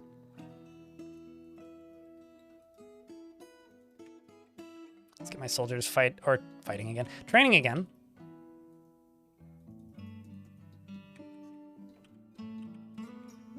There's just 40 trolls on your picks with map running around angrily and battering a ram, destroying a bunch of trees. It is terrifying. Do they have a way into your fort? That is kind of terrifying. So did you cancel that task, or did you just get thirsty and stop? I guess you just got thirsty or hungry and stopped. Oh. I'm out of wood. All right then. It's time to go hack down some surface stuff.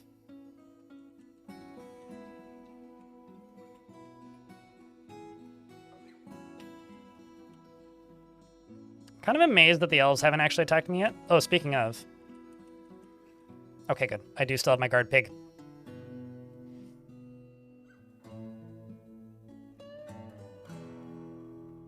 Sounds like they're paving a road. They're paving a road into your fortress.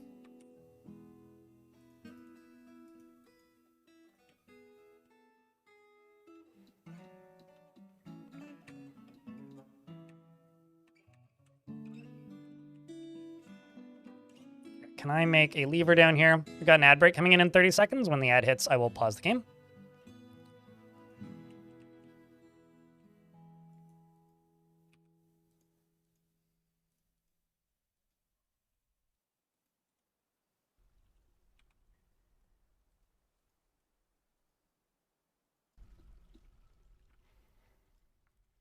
Oh, Blizzard Men are cool. Blizzard Men are super rare. They only, like, populate areas that are evil,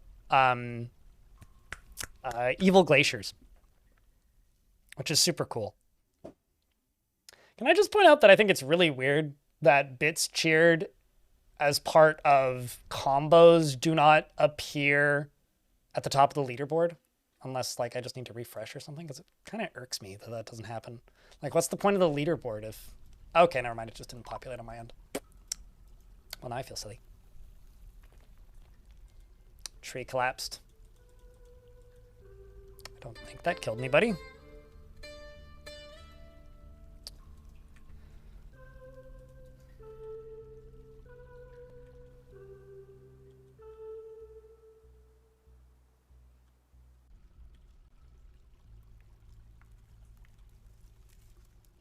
Oops.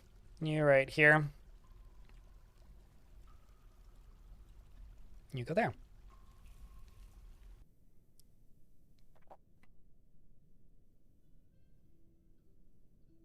Happy to help. Magoo Kit. According to somebody in the comments, like, that stuff needs to be updated on the wiki now. Isn't that the point of chopping it down? So have you ever seen a dead tree that's hanging onto another tree? That happens. So, like, a tree's branches, if it's above another tree's branches and you cut it down, and then you chop down the second tree's branches, the first one collapses. Basically, like, if you let the forests get overgrown, they can collapse. Widowmakers. Exactly. There's even a word for it. Yeah, it's a tree leaning on another tree, which I don't actually think is an intended mechanic, but that is why they collapse.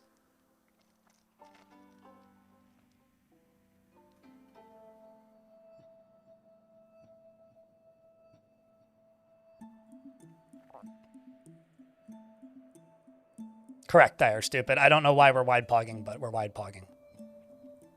So chat, what'd you guys get up to this weekend? Well, then what's a Widowmaker, aside from the, like, character in Overwatch? I mean, that is sort of your industry. Not making widows, but I don't think. Something trees.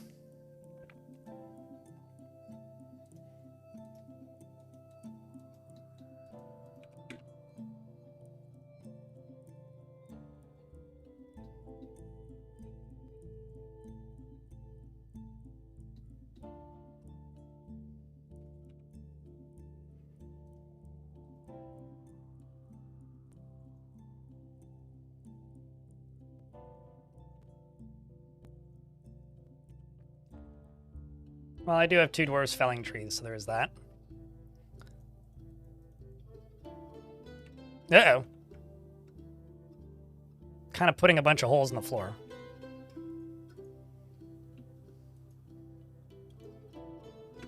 Maybe not closest.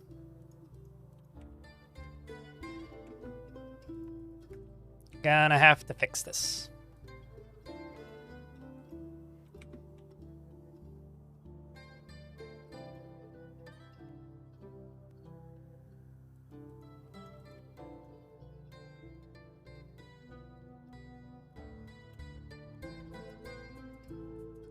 Spooky.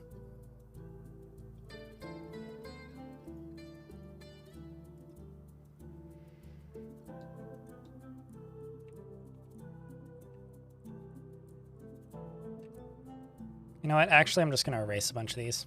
Let's not worry about it. At least not for the moment.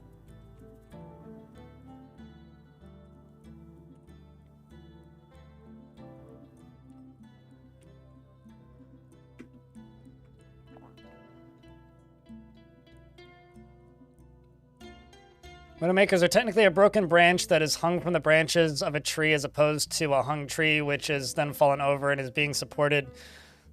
So what you're telling me is a fallen tree could contain many Widowmakers. I don't think that's what you're telling me. But that's the incorrect read my brain is going to take from this discussion.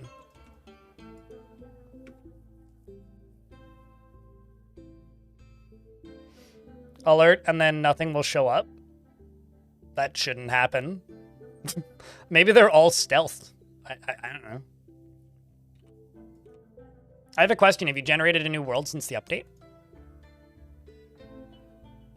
Mag? Because if that keeps happening, if you've made a new fortress recently, I would try generating a new world.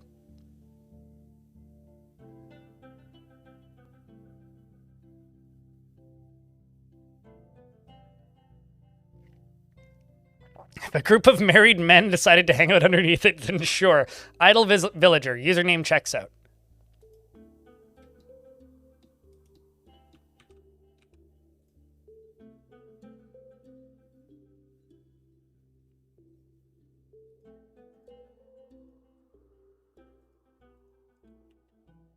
Okay, so this right here can be a dining hall for this half. And the rest can just be a meeting zone.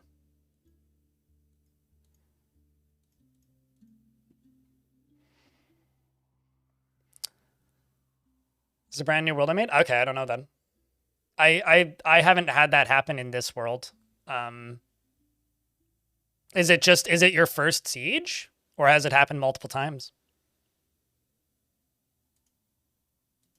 Because if it's the first siege, I would wait until you get further sieges. Because they may have invaded you on accident, which does happen. The Vault of Knowledge. It's my library. It's happened multiple times now? Yeah, but like, have you gotten a larger siege? Because if you're in a super active area, what sometimes happens, obviously this like isn't all of the time, but what sometimes happens, if you're in a super actively populated area, what can happen is like, they'll invade you on accident, and then they leave. So maybe that's happening, but outside of that, I don't know.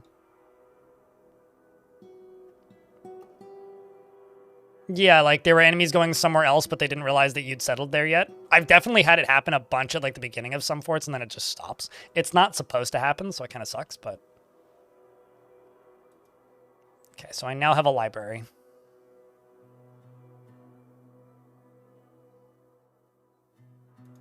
I'm also going to make Alan a scholar because they have no usage of their hands.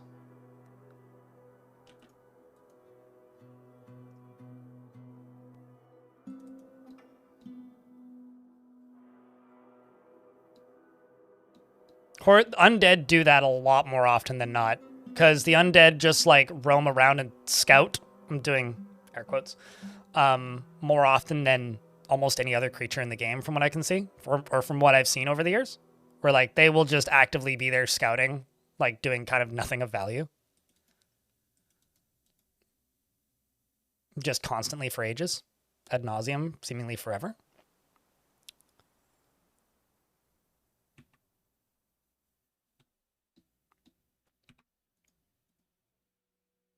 Just going to expand this stockpile, split stockpile.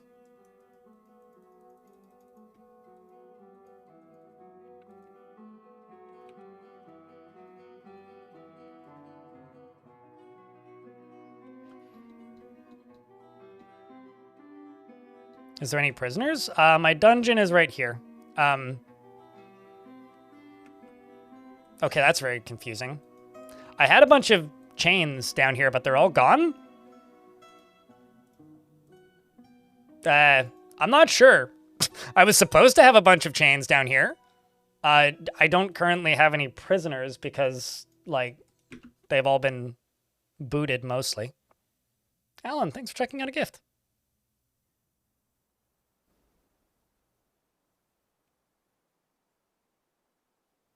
Oh, that's distressing. I saw a deer with chronic wasting disease once, or what we assumed to be that, and it was quite upsetting to witness. Yeah, I think what must have happened was I had a couple dwarves that kept tantruming. It is certainly possible that they just broke all of the chains. Let's make silver chains, actually.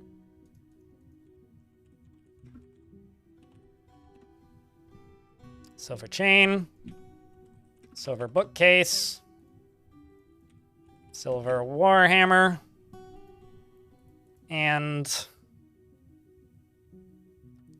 silver statue. 20 statues, 10 warhammers, 3 bookcases, 20 chains. Let's just get rid of that.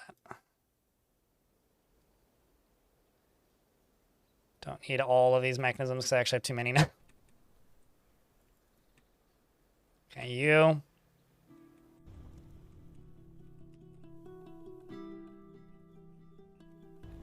Get linked to this.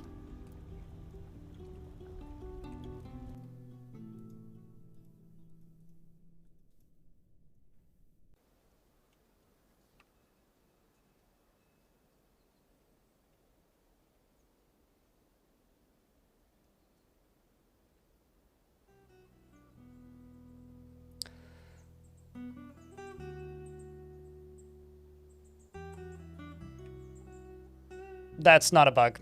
That's, you've literally got overloaded fortress. I guarantee you that is not a bug. Idle villager. Unless you've, well, also this isn't a bug. Unless you've accidentally gone into this menu. I think it's other. No. Well, I mean, actually, mix similar foods and barrels could do it, but the one I was thinking of was workers gather food. If you've turned that off, that'll do that. But I guarantee you your dwarves are just overloaded on orders. I guarantee it.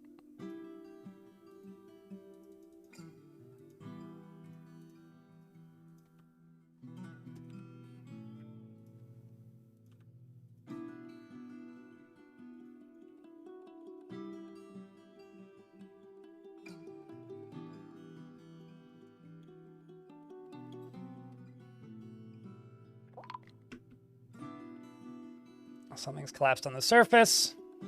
Typical. Oh no, who died? Oh, okay, I thought I saw a dead dwarf underneath there. Whew.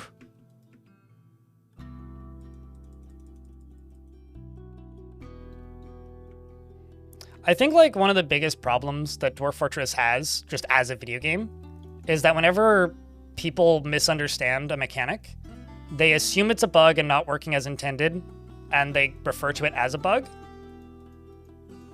And the sooner we can unlearn that as like a community, the better for the health of the game, because it's really hard to determine what is a bug and what isn't. And a lot of the time, what people discern to be bugs are simply misunderstandings of like intended mechanics. That doesn't happen. No. It's the first thing they do on reload is put food away usually.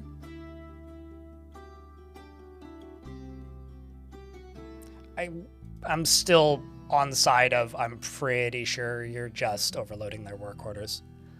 Kalect, thanks for the 3rd month. Welcome back.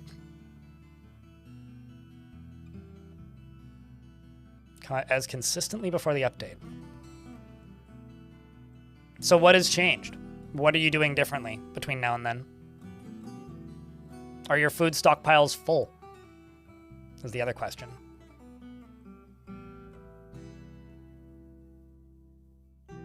Yeah, it's because you don't have a captain of the guard assigned. Is always going to be the case there.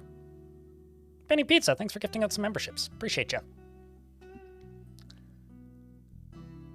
But no, reloading does not actually reorder jobs at all.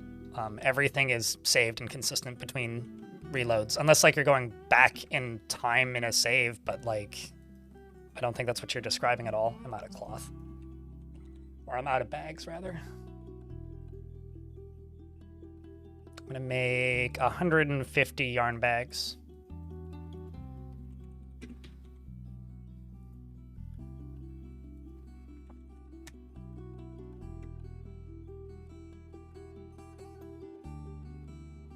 But yeah, I'd be willing, and I'm still willing to bet that something's just overloaded. Like, I once couldn't figure out why my dwarves were abandoning food in a hallway, and I kept having rotting meals. And it was because there was literally a crundle in the stairwell that was startling my dwarves, and it was the main transport route for food between the kitchen and my tavern. And it would spook them, they would drop the food and then run away. It's probably not that, but like, it could be something that silly. Oh, that's lovely of them. Silvershe. I mean, they weren't starving, but like, there was miasma everywhere and people were getting pissed. It was more just like an issue with miasma being, uh-oh, report crime. Well, that's lovely. Sleepy lobster. Great. It's like my whole military is just like reporting a crime against Sleepy Lobster, who tantrumed and did something.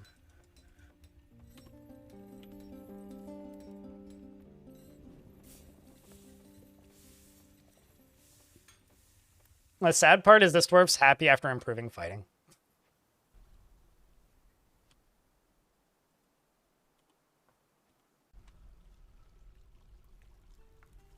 Also, did they get the... Yes, they did. That's good.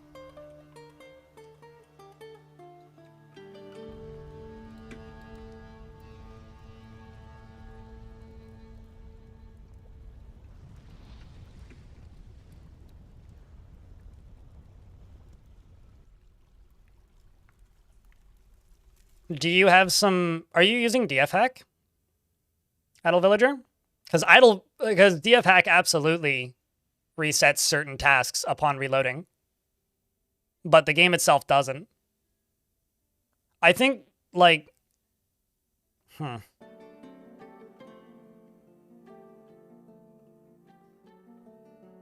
Me when I crime?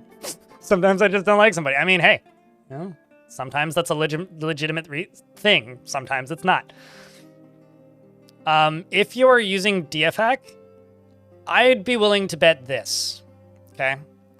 You've probably got a mechanic that's currently fucked. And that is breaking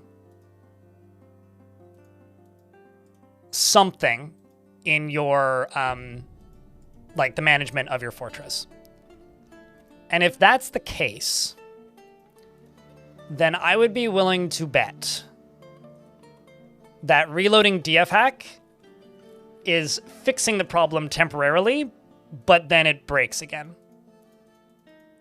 That would be my assumption here.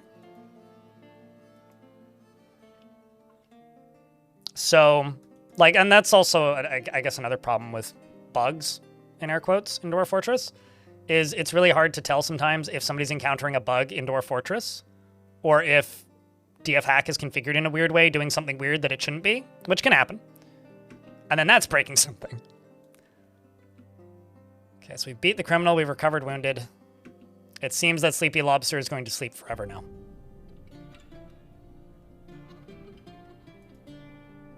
Sorry, Lobster. Unless they get real quick surgery. I don't see Sleepy Lobster living.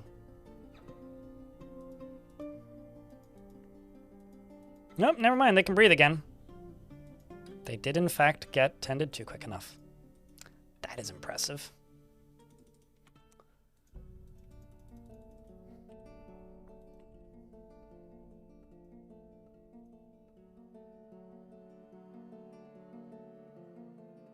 How do you deal with logistics, like taking stone ore as many levels deeper from your fortress without your dwarves getting just one ore and getting tired and thirsty? Wheelbarrows, usually, because ore is heavy, right? Stone stockpiles by default. Like if I go to my, whoopsies, I go to this. This is my stockpile for ore. It's got 4 wheelbarrows assigned to it. So the dwarves that are hauling to and from these stockpiles are bringing ore. Then I got one of these is assigned specifically to this stockpile to only take items from this stockpile. And all that this corner one does is smelt down ore. Wheelbarrows for transport, limiting where they get their jobs from for everything else. Oh, you killed somebody in my military. That's intense, dude. Also explains why the whole military went and reported it.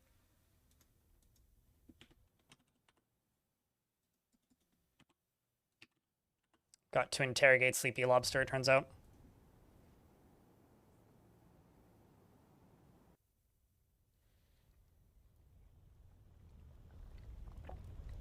Mm-hmm.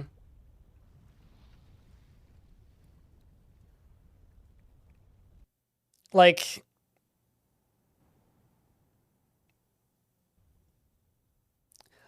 I would be willing to bet that you have an auto dump script or something running in DF hack that runs when you start the game and then doesn't repeat.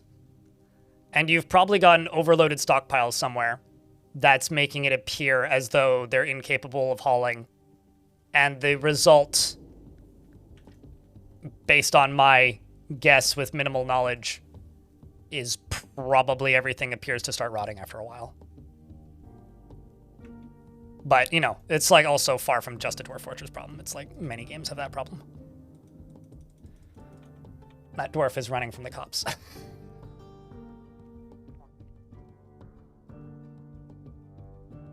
That's clearly a hunger strike. That was a fun bug. That was a weird evening. But like, usually if it's not something that a lot of people are encountering, and it's a very, how do I put it? Unless it's something that a large portion of the population of the Dwarf Fortress player base are encountering simultaneously, it's probably something that is the fault of the player and very rarely actually a bug. But I'm trying to have a serious discussion here. Family Noir. You're not helping. But I don't know. Grand Theft Fortress? Possibly. They're still trying. It's funny. Here we go again.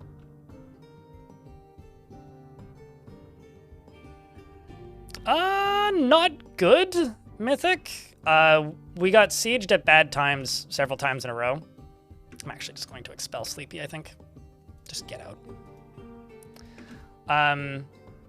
We haven't been getting migrants the past few seasons because a whole bunch of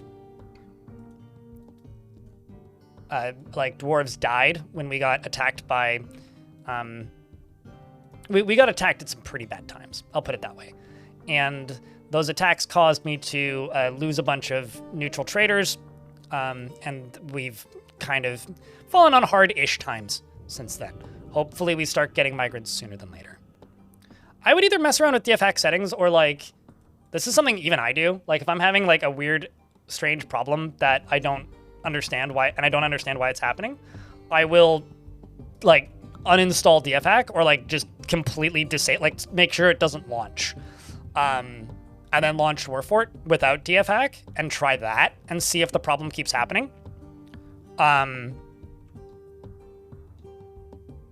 I would try that as well if checking your settings yields no results. But check your settings, yes. Do that first. Is DFX a plugin? It's a piece of software that runs simultaneously that enables a bunch of development features and a bunch of scripts that make the gameplay itself. It can be very useful, but it can also cause a lot more problems than good. It's one of those tools where I have this discussion every like 90 minutes on this stream and it makes my brain hurt. But it's one of those tools where it can be extremely useful if you know what you're doing, but it can also make things bad. It can break shit. And I will forever be cautious because 10 years ago it borked a save file for me and that save file never worked again and I will never forgive it. So I use it very cautiously. It's on Steam, though. You can just go download it as a separate application for free. Do I have ghosts? I do not. It's a double-edged sword. Yeah, that's not a bad way of putting it. Double-edged sword, and it's human technology, so the dwarves don't know how to properly utilize it. It's very heavy and unwieldy. They'll want one. Like I said.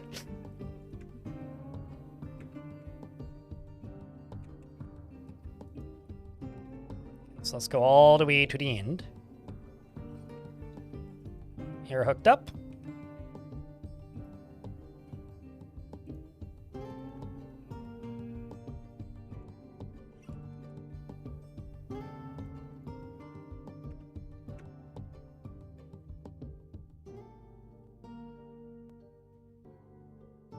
Dwarves know short swords.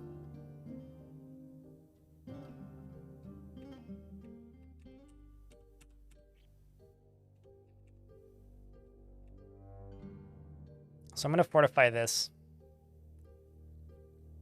And then I'm going to channel down there. Yeah, I'm going to have to chop down some of these trees.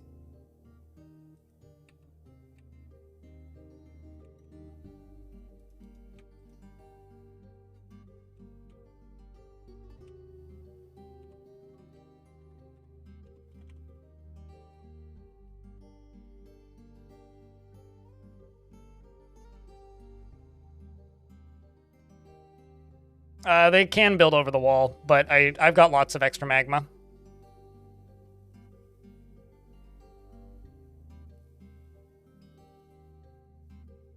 Looks overwhelming.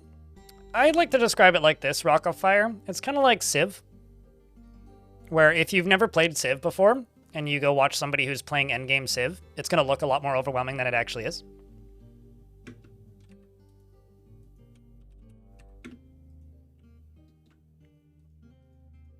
But good luck when you do.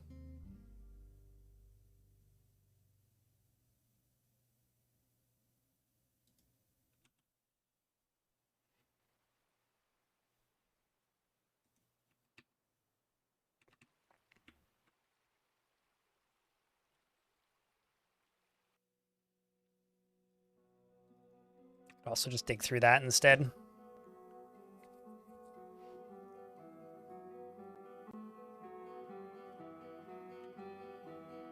This is so annoyingly far out of the way.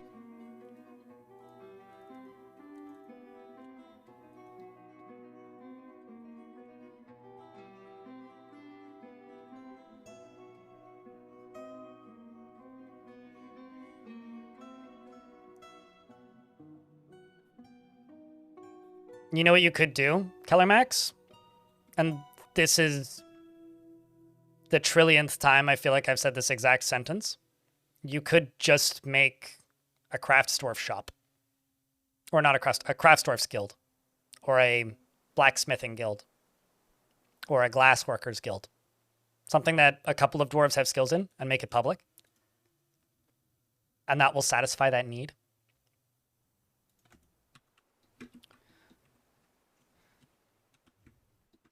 Yeah, really. I feel like I'm just being an asshole know-it-all sometimes when I play this game. Because genuinely, a lot of the problems that people have decided are problems that they need to fix using DFHack or other tools have in-game solutions already.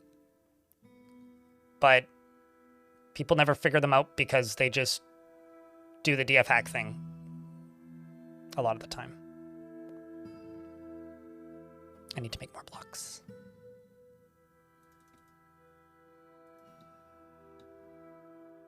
No, because lava never generates flow, and they require flow in order to generate power. So lava cannot generate power because there's no flow with lava. They ain't got the flow, if you know what I'm saying. But as whether or not they have apple-bottom genes is still yet to be determined.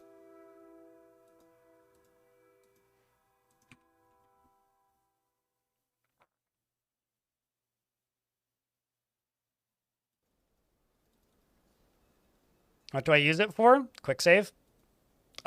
Designating multiple tombs. And wishing I didn't have to explain this as often.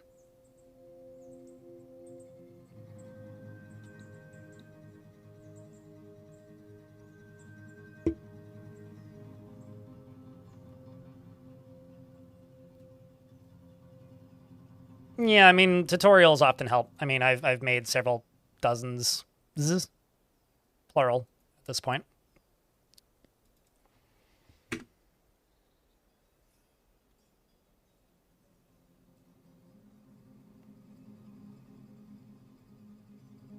The fuck do you do about clothing? Watch my clothing tutorial.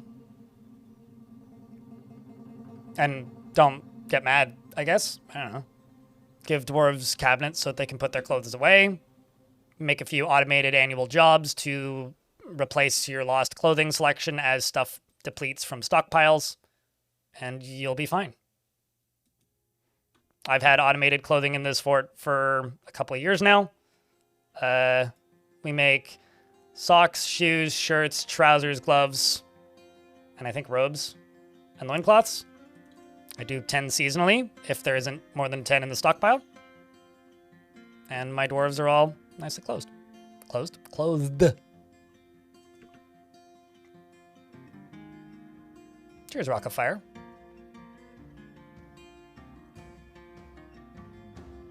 Yeah, I often need to fix a clothing situation in your fort.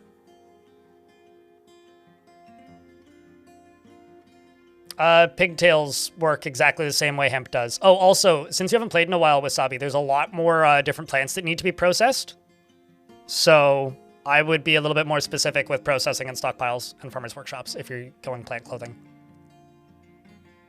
I am not going to do that because I would have to literally go through every single dwarf.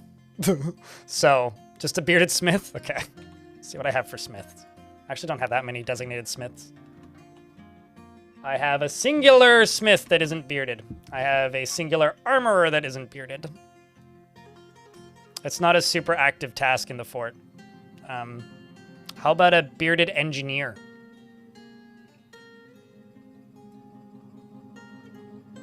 Who's currently making a silver statue. They've seen some shit, too.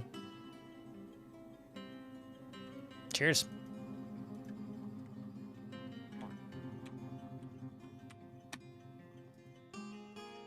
Let me know if you need changes made to the name. He never feels discouraged and generally is unhindered by the thoughts of others. He was in the military. I remember having to remove this word from the military, so that's probably where he got his injuries from.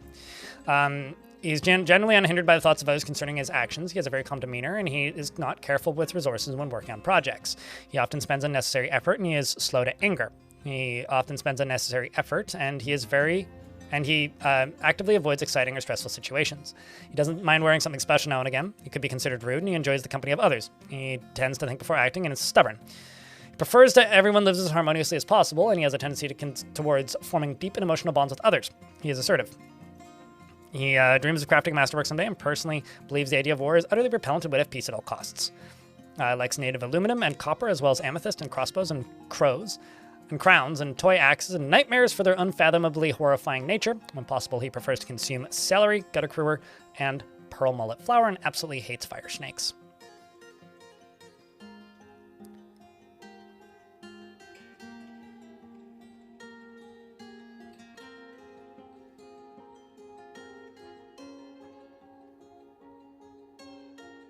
Dwarves have an opportunity to claim items that are unclaimed when they're hauling them to and from a stockpile. I've made what I call a gift shop before, which is a minecart that loads up items into the minecart and then periodically goes in a circle and then unloads into the same stockpile and then reloads on like a 30-day cycle in the tavern. It's like a little activity, and it makes them acquire items like fucking crazy. Unfathomably horrifying, correct. You're friends with a surgeon and another siege operator. You don't have any family. You're 42 years old, and you're winded. Your upper back teeth are gone. You're covered in scars, and you do have some trouble breathing. But you're making some fancy chains. Also, chains look way different.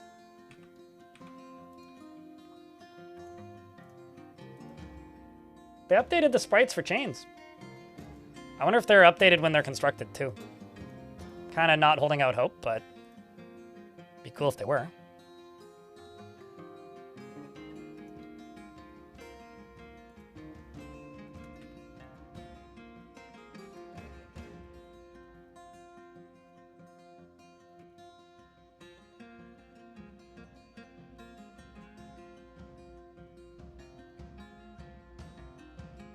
Yes, FemJess. If you're referring to that dwarf that I was just reading, yes. Just two friends, not married.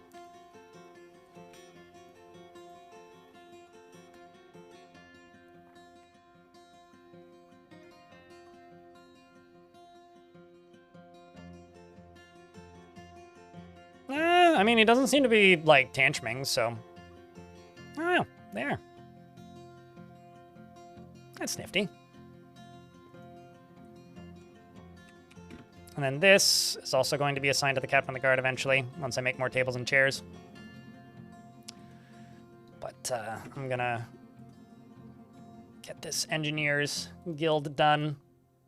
That's priority number 1 right now.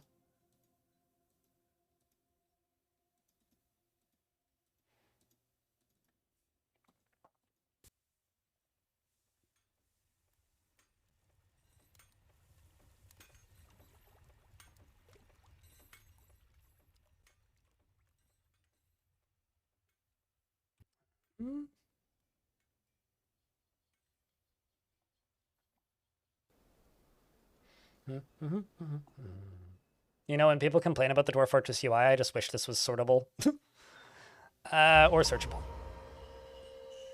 There it is. Quasar's been taken by a Fey Mood.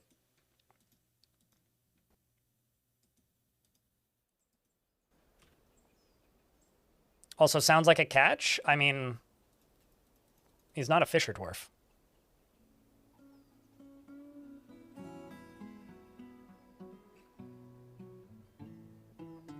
You know, when you say PTs, my brain reads poltergeist. And Quasar claims the jeweler's workshop because that is their skill.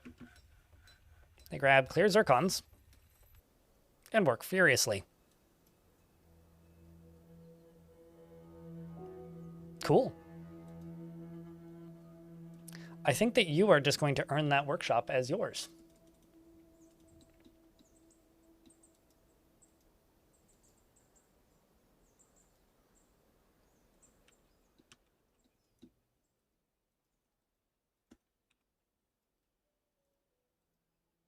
Throw in some silver statues.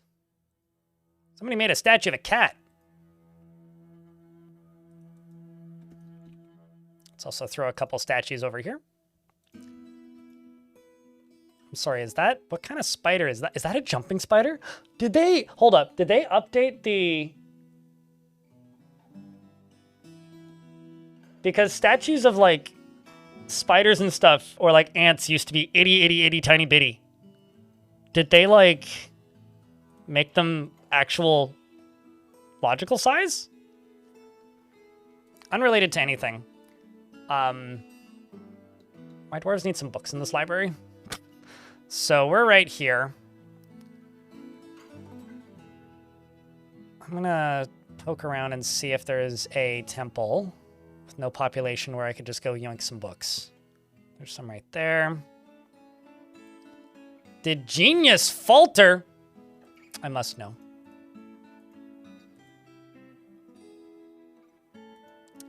Let's send the less mission critical squads. They're gonna go get me some books and then come back. Some of them are updated. Yeah, that's awesome. I'm curious as if that's a jumping spider. Because if that's a jumping spider, then yeah, definitely.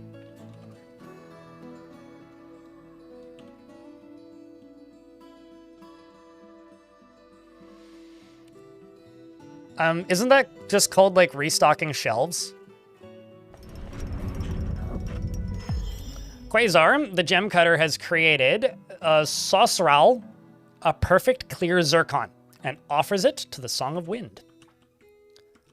So this is my tavern right now. Thinking about literally like making a shrine to that, like right here.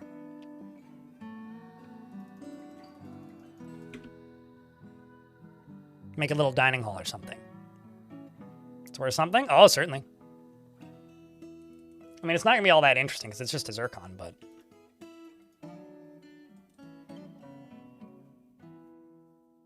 And then we're going to get water flowing.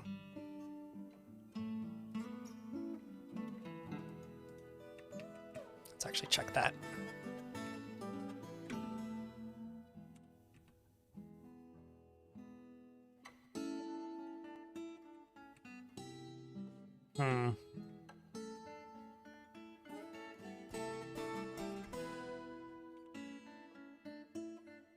Let's go from up here.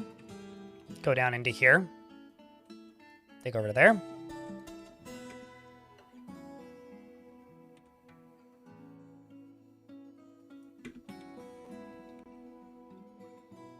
Let's put a display right here.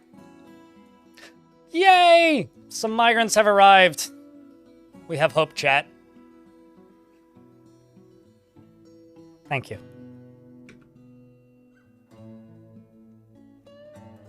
I do realize it looks worse right now than it actually is because a lot of the dwarves were booted out to like go get those books, but like really this is what we needed. This is what we needed. Especially that goose. Thankful to have you. Ooh, you're tough, curious, and poor memory. You'll forget all of the trauma right after it happens.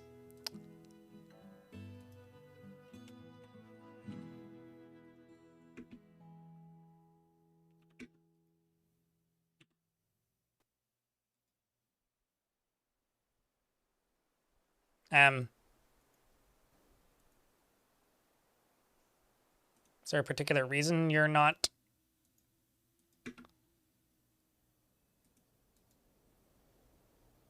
Probably upgrading your gear if I were to bet. Looks like it. Yeah, that's brought us back up to 100 dwarves again, which is really good, considering some have already left the map.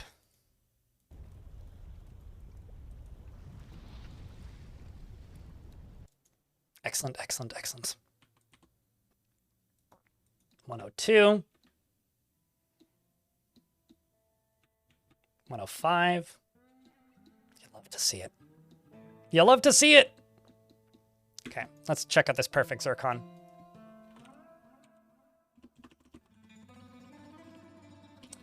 Man.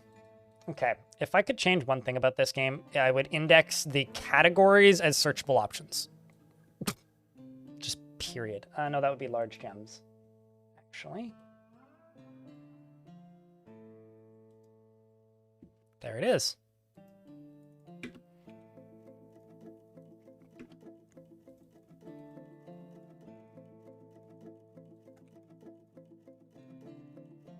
Which also means I need more bedrooms, actually.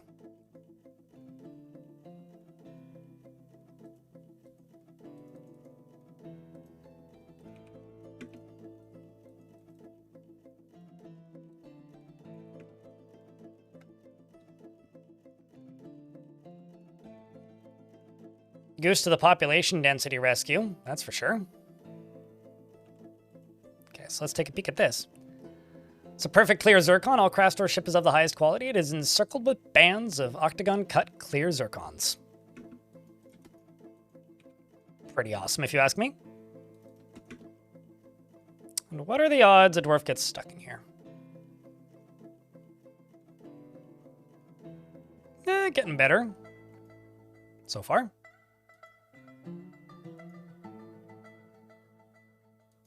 Just one more to do. Wow, no one got stuck in there. That's actually kind of impressive. I don't know what I'm going to use that for. We'll do something with it.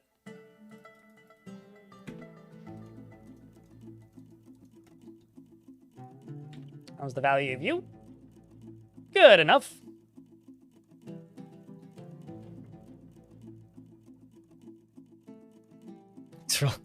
Are you headed out, DS? If so, thanks for hanging out today, mate. Well done, Quasar. This is now officially just your workshop. Because you are a legendary gem cutter.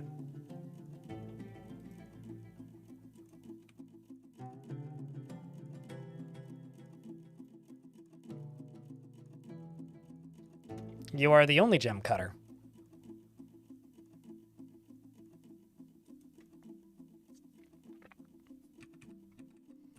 Okay, so down and in here. I'll go over to here.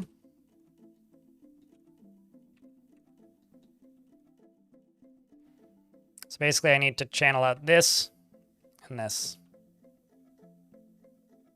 Basically these two. Or three even.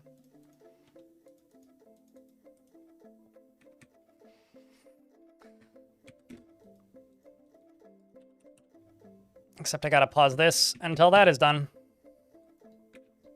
All right. Make sure that the dwarves finish this construction, chat. I'm gonna go use the toilet. And then we're gonna start generating some power in this fort.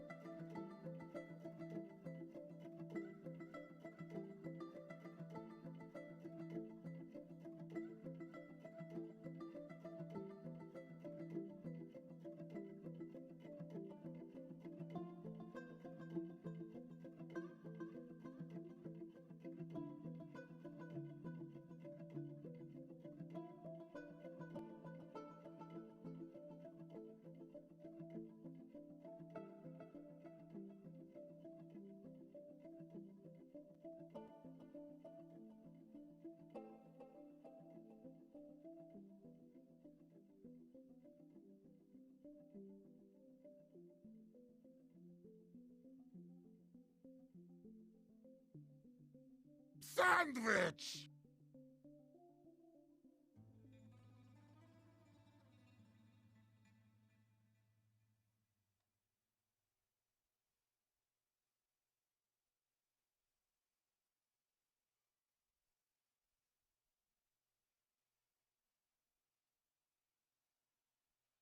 Also, apparently I'm chilly, so I have a hoodie. All right, let's get some water going, shall we?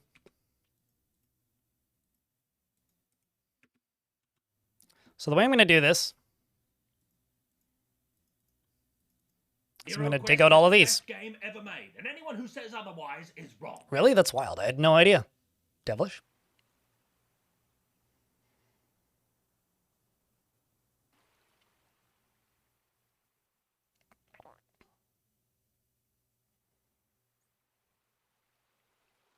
You notice that you placed your siege engines. Blah, blah, blah, blah, blah, blah. Oh, hold on, let me read the rest of that. I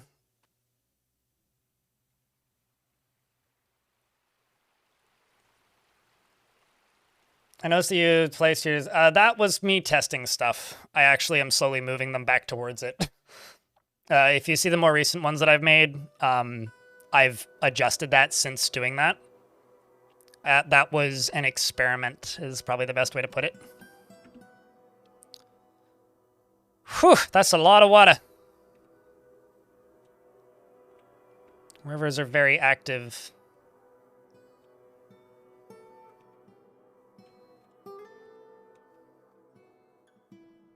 Good news is, though, it's a lot of water, so I can do a lot of things with it.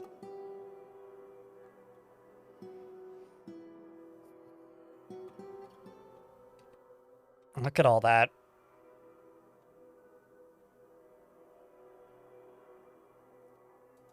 So I'm going to also do a little bit of shenaniganry here. It's not that I don't trust all this water, it's I just really don't trust all of this water. Because that is a lot of water that's coming in real quick. So I'm going to close this. Thanks for L. the content, and for not getting angry with me XD. Why would I get angry with you? I've been to therapy. I'm not as bad as I used to be. It's something that I've been trying to improve. But thanks for the Prime subscription, Madbug. Thanks for tolerating me on my bad days.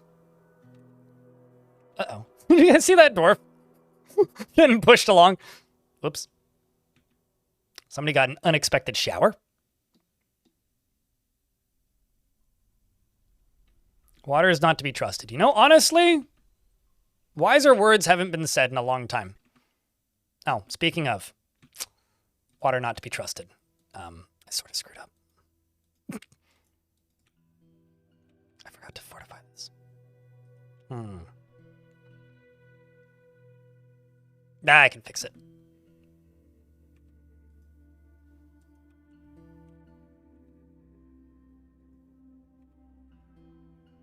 That I can fix.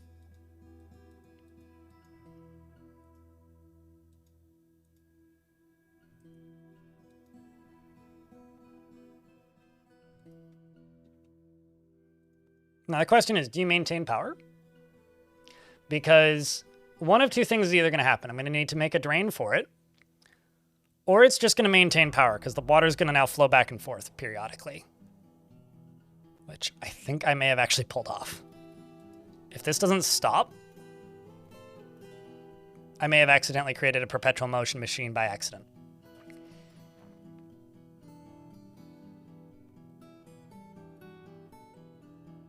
You accidentally discovered that waterfalls are a delight when water is leaking down your stairs? Oh, yeah, no. Dwarves really like water getting, like, sprayed on them, like mist. Nope, it stopped. Sag. Oh, well. Thankfully, this is not that big of a fix. Just literally need to go, like, right here and just fix it. It's going down. No, I mean, it stopped flowing. So no, it's not going down, actually. Thankfully, like I said, I can fix this. It's not that big of a deal.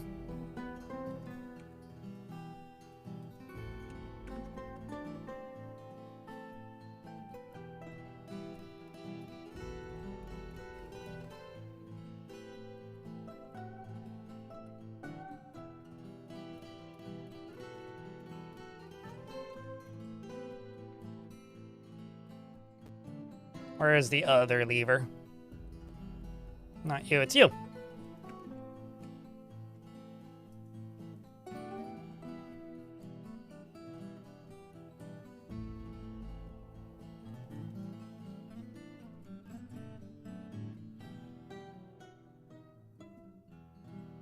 Well, as long as it's small amounts of water in Dwarf Fortress, small amounts of water are it can be very useful. Large amounts of water can be very dangerous.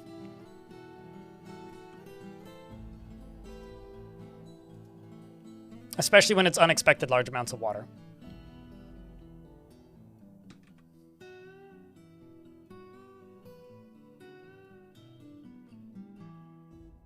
Real life as well? Sure, yes. I mean, I water my plants with small amounts of water, but if I had to deal with a tidal wave, maybe not so ideal.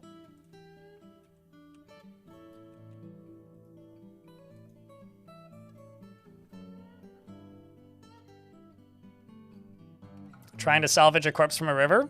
I had an entire fortress that become just a nothing but me trying to salvage corpses out of the river. Like, what was it, Chopsick? That whole fort, the ocean fort, that fort was a lot. And got entirely out of hand very quickly. Sure, maybe awesome to watch. As far as to play, it had its moments.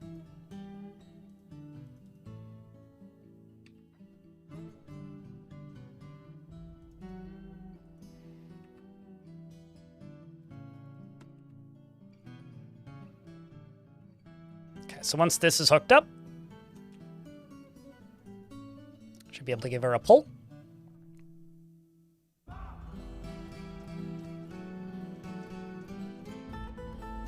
Once this has been dug or removed, I can then dig across this and it'll be fine.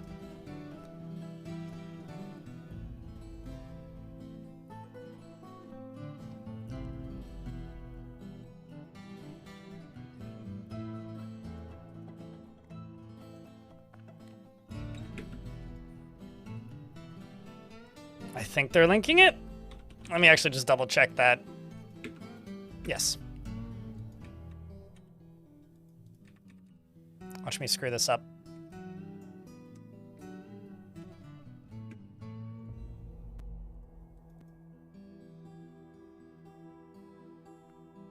Let's get this pulled. I love how I managed to screw it up not once but twice. I'm real good at this here video game. It's okay.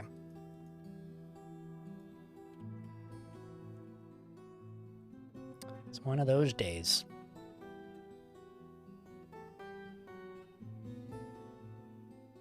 Watch the beginning of my streams when I generate a new world. That's how you can find my world gen settings. Consistency is key. Hey, that's something I got. Got it in spades. Don't know so much about hearts or diamonds, but spades, yeah. You mean you haven't drowned any of your dwarves intentionally yet? Is really what you mean?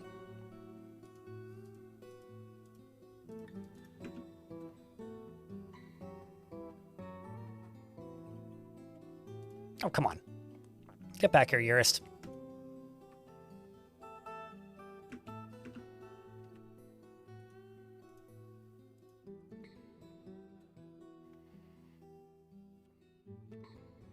There we go.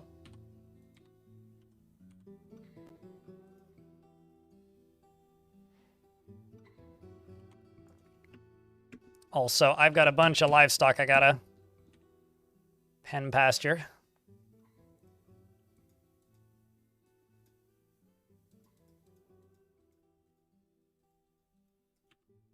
Sweet. Squads are all also back. Went and stole a bunch of books.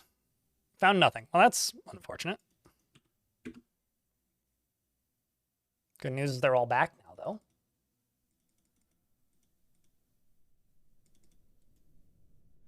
And the Moral Coven now also wants a temple. I also need to make more bedrooms, amongst other things.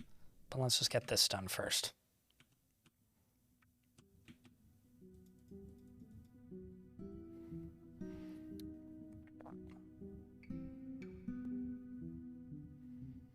I mean, what is freezing if not just like pausing time unexpectedly? It happens to the best of us.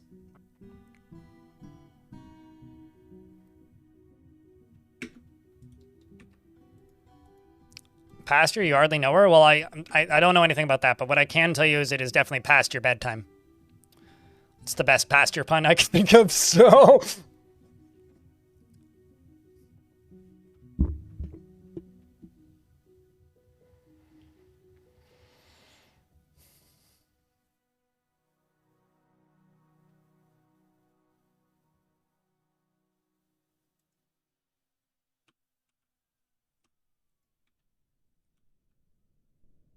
Well, it's draining.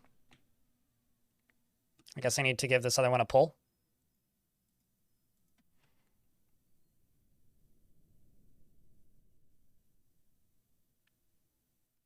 I may need to move these if it's not detecting flow here.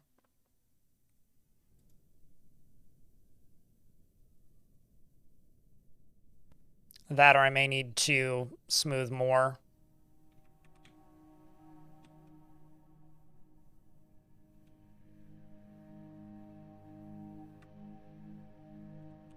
So that these detect that there's stuff flowing. So it drains a little quicker. Yeah, let's try that.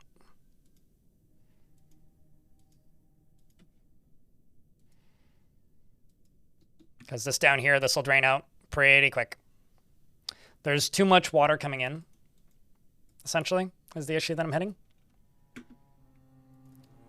Although this is going to flood now if I do it the way I'm doing it, so we got to pull the other one too.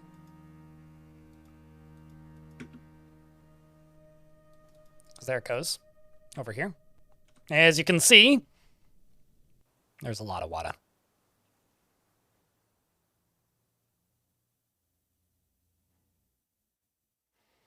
You just convicted a king from another civilization for a crime he did not commit. I wonder what's going to come of this. Is he on your map? What's he doing on your map?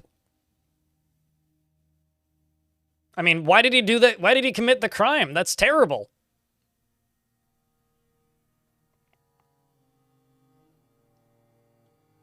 You once had a map with a big canyon and a waterfall going down into it.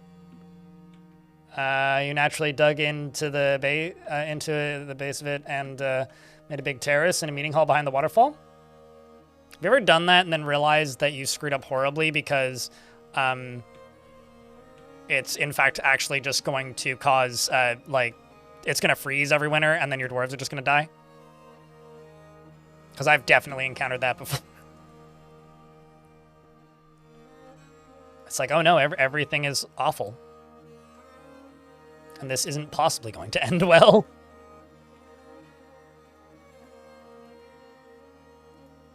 I'm also going to need some overflow.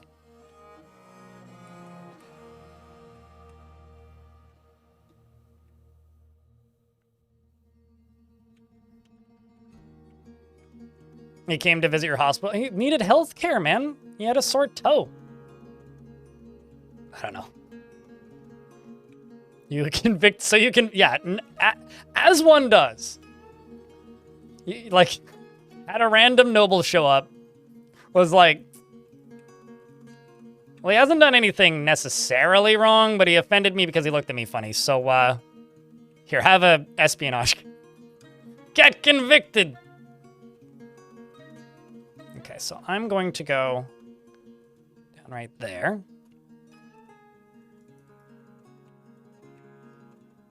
Up to there. This is going to be a pain in the ass to dig. Be fine.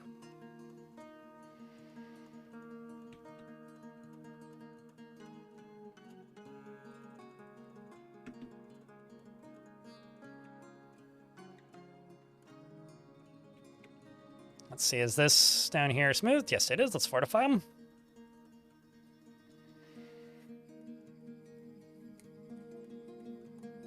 We're achieving power. I'm trying to. I've actually got too much water flowing into it, so I'm having to increase the output. We're in an ad break right now, but we're just fortifying a wall, so it's not the most exciting.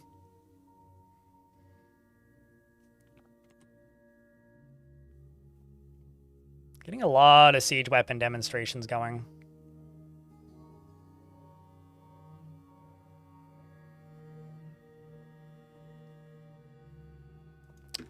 Dewsum, you hate your life.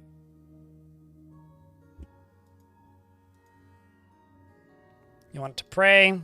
Real bad you want to pray. Which squad are you in? The pointy sticks? Alright, Dewsum, I'll give you a break. I'm gonna throw this Uvesh to replace you. They're less pissed off.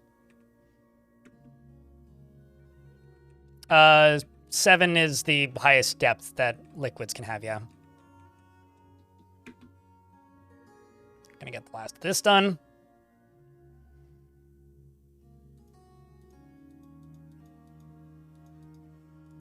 Let's get this pulled. First of 2.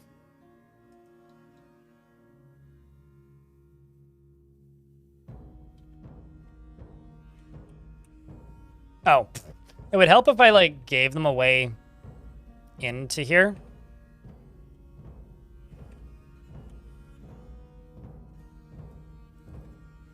I'm totally just going to go through this dwarf's bedroom. Sorry, Zon. It is the broker's bedroom. I'm sure they'll understand. They're going to have a weird trapdoor in their bedroom going forward.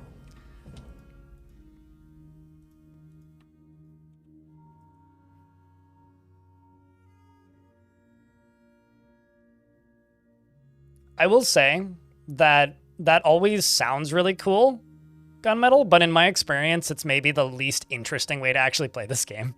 Having done it several times, there are, and I think always will be, like diehards who love playing the game that way. I think they're crazy. But you know, we all have our weird quirks and eccentricities that we like to do in video games, and for some people, it's that.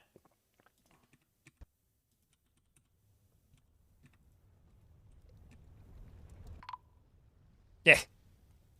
Human caravan has arrived to trade.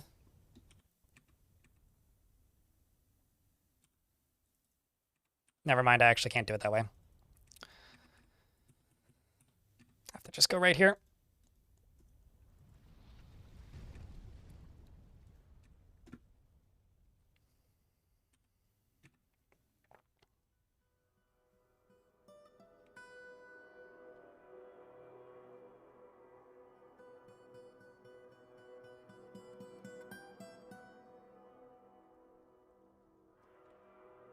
And then I'm going to go across here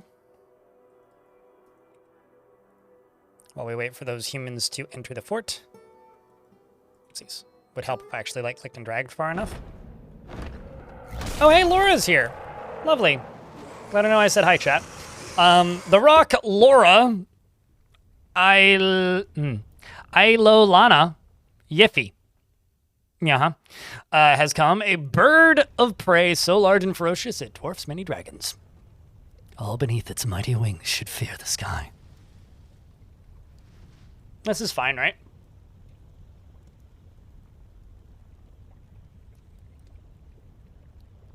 You have to designate them individually, which is why that's the only command I use in DFHack, Kalbon. But if you put them in bedrooms, or like in enclosed rooms with a door, similar to bedrooms, or make them one like in an enclosed space, so then you can use the multi-tune tool. Chat room, can I get a big round of beers or Vile Force of Darkness?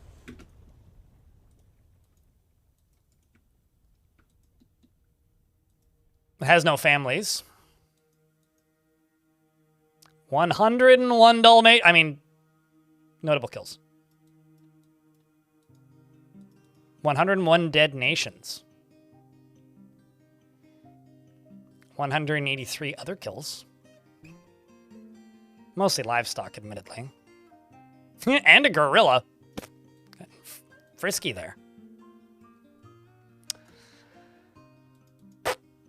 So, I love the fact that it's a rock named Laura. There's something about that is ridiculously funny to me for some reason.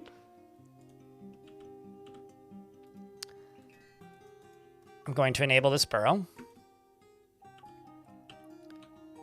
And I'm going to activate all of the siege weapons.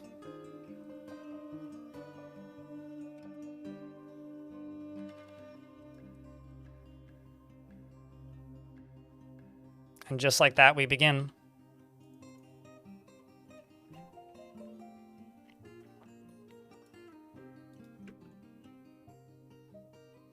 Can it fly over my defenses? Well, my defenses have an upper height to the wall, and it can fly. So, I feel like you asked and answered your question with one sentence, although I don't know for certain if you've actually seen the outer wall of the fort, so it's a fair question. But yes, it can fly, and my defenses are mostly just walls. Granted, most of the fort is underground inside of those walls, so it still has to go through the front door. Catch it, tame it, use it in adventure mode? Nah, I'm good. I'm good. Oh, it could also just totally fly in this way, which is probably the way it's going to go.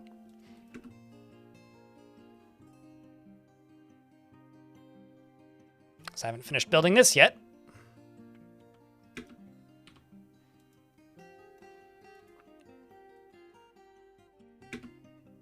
I've caught and tamed many, many, many, many rocks and dragons over the years. At this point, I just like to fight them.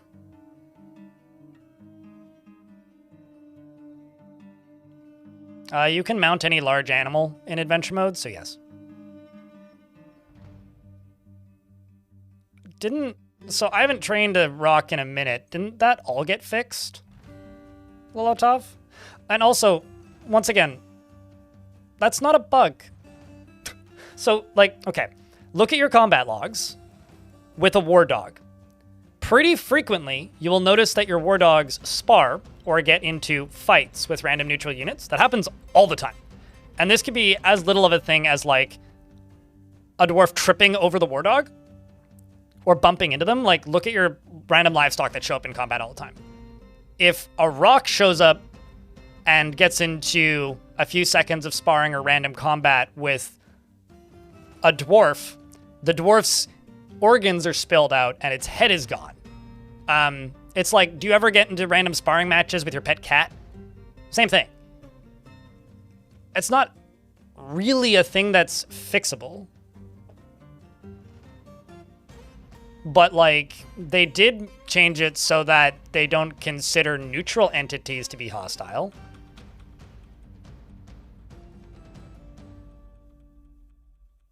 I think they've been Trap Avoid for a minute, but many a bolt is flying out, and the creature is experiencing mortal fear, and it flies away. I really hope that this doesn't end with my dwarves doing something dumb. I'm going to turn you off, because none of these are going to hit it.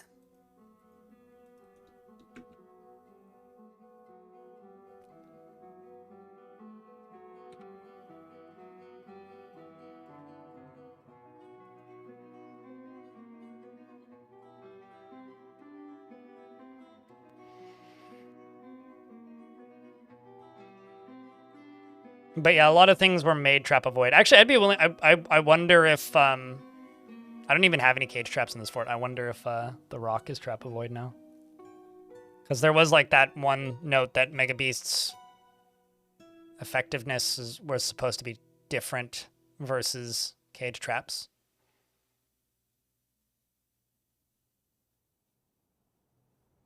Platinum beak, talons, and feathers. I mean, most worlds only have like 1 or 2 already. So that would be like 1 in 100 worlds. Right, Radis?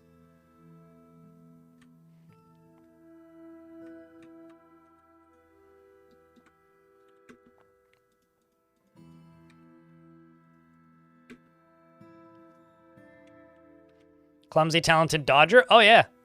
It's like your average sports fan.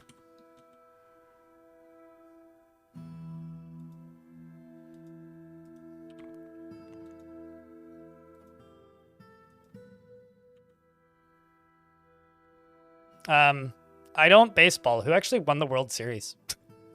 For a hot minute there, a lot of people were shouting about Blue Jays here, and I was like, oh, I guess sports is happening. And then checked, and was like, oh, wow, sports is actually happening, and then forgot it existed until you just said go Dodgers just now, so I don't actually know how that went. Based on all the exclamation points, I gather Dodgers won. Blue Jays lost in Game 7. Ah, sounds like sports. Great World Series. That's good. I mean, in the points in my life when I've cared about sports, I don't really care about those sports these days. I always just wanted it to go to Game 7. Like, you never want to see a stomp. But I don't know. I really don't care, I guess, is the reality. Let's see where this giant burp goes. Oh, it found my military. Place your bets, dwarves. How skilled is it? It's talented, which means it's about as good as your average goblin.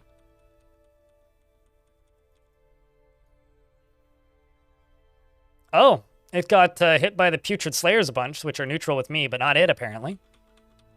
A couple of my dwarves are puking a little bit, like Zassit, which is unfortunate, but... Uh-oh. It seems that Yuvesh here is losing their... hand. At least they still got the right one.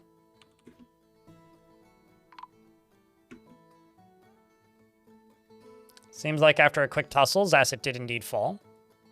But the dwarves were able to take out the creature. Shoutouts to these zombies for assisting. Let's get the dwarves back to training. It's bloody unfortunate that we had to lose a dwarf like that, but happens to the best of us. Let's go to places. Siege engines, set them all to this. Let's see if I can butcher you.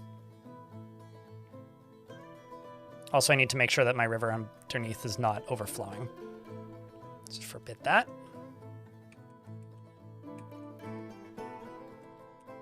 It's not a horrible trade. I kind of was expecting it to go worse. So, yeah, no, I'll take it.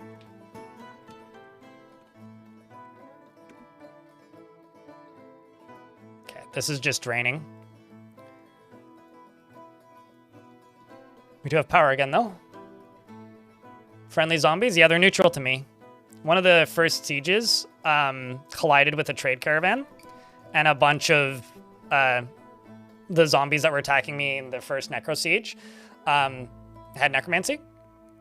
And so they resurrected a bunch of the humans.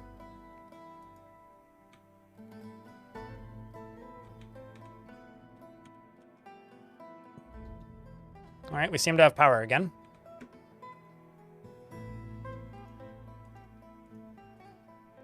Do you think that this fort has earned a mist generator, chat? What do you think? So I'm thinking maybe. Because it would be very helpful. I mean, like, we don't need it, but...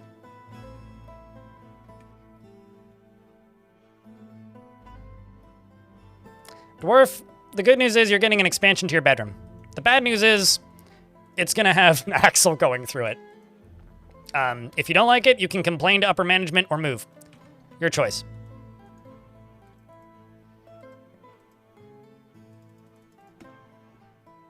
What's going on? Is that where we're going with this, Zelsor? As a make good, though, I will make 2 of the new wall pieces that you're getting gem windows. I mean, hey, maybe the dwarf appreciates the sound of constant creaking mechanisms. Maybe they like it. I don't know. Who could say?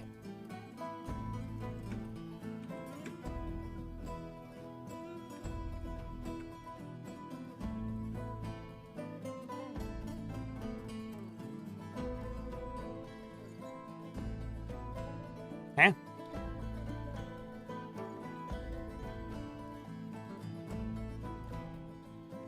There we go.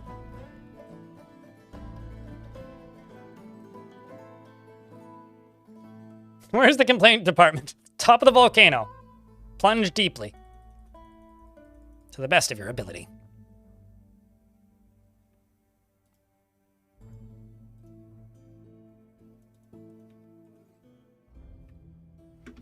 Let's go down here and then go gems.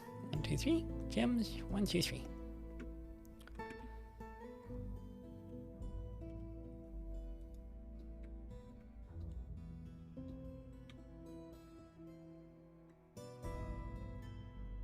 Although the one thing that dwarves actually can file noise complaints for is mining. It's the only thing that still actually produces noise in the game. It's like having a fan on to help you sleep. Yeah, but more like wood grinding on wood. Which sounds worse when I say it that way, but more creaky. Migrants have arrived despite the danger. Excellent. Good news, everybody. Speaking of, actually, not good news, migrants, and despite said danger.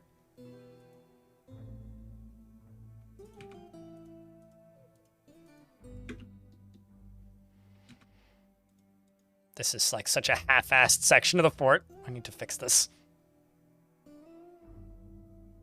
Does smoothing and engraving produce noise? I haven't seen any negative thoughts, but I believe you.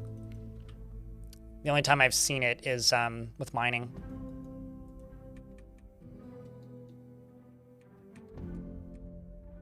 I was gonna say, why is that not spinning? Should be powered. Yes, it is. Also doesn't appear to be overflowing, which is good. It is, however, transporting unwilling fish down in here.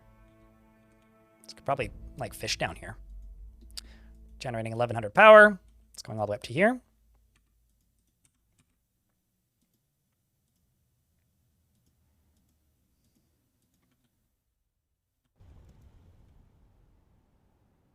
This one here, I'm actually just going to make a mechanism.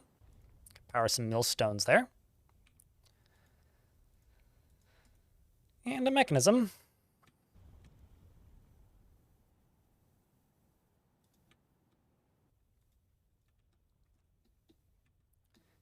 And now I get to figure out if I'm going to put in... Okay, chat, first off, should I put a mist generator in this fort? Do you think they've earned it? Because the two places I think that would most benefit from a mist generator would be like along the top of this. Maybe just in here for the military, or like the entryway for the military. And then maybe the front door.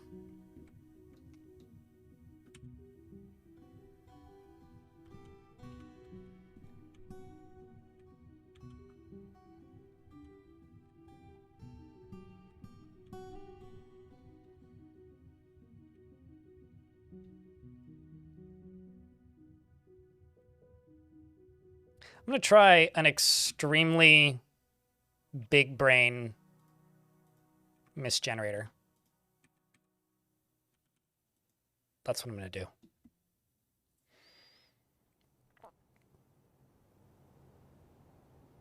But maintain the ability to shut it off if they start acting up. Oh, what if the dwarves like start misbehaving? just remove the mist generator privileges. It's like sometimes you have to ground the dwarves, you know?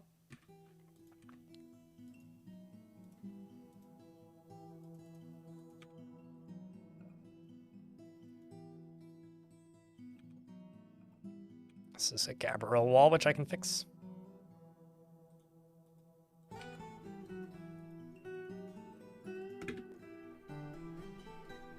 No mist for 3 weeks?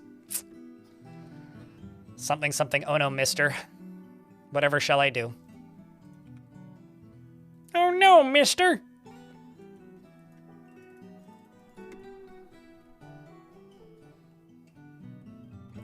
Generally it just causes fights, which makes moods worse. Unless, like, you happen to have a lot of dwarves that really like watching performances. I find that, like, moods often just make... Or, visitors often just make moods worse. I need another temple. This is to the Moral Coven.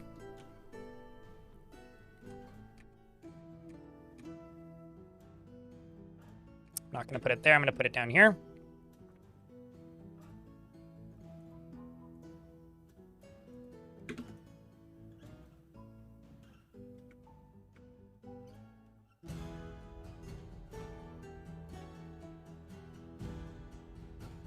You like a single intersection with the mist generator, the halls to the entrance to the barracks? Yeah.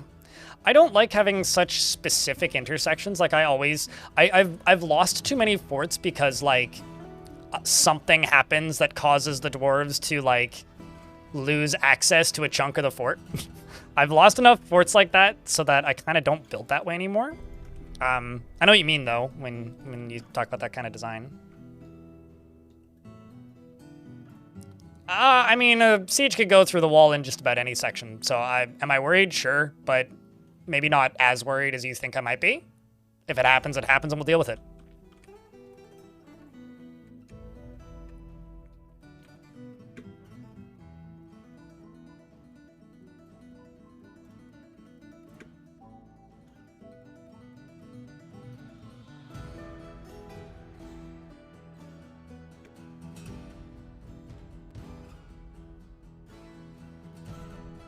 Just like, you know, I could also be worried about the baddies coming through here, but like, oh well. If they do, we'll deal with it.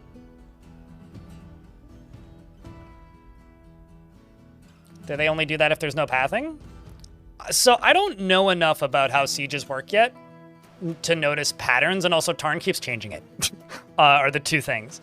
But as we understand it, the enemy looks for vulnerabilities in your fortress, usually your front door initially, and then as characters start to die in certain places in your fortress, like in the map where they attack you, they will start to try and avoid the spots where they keep dying.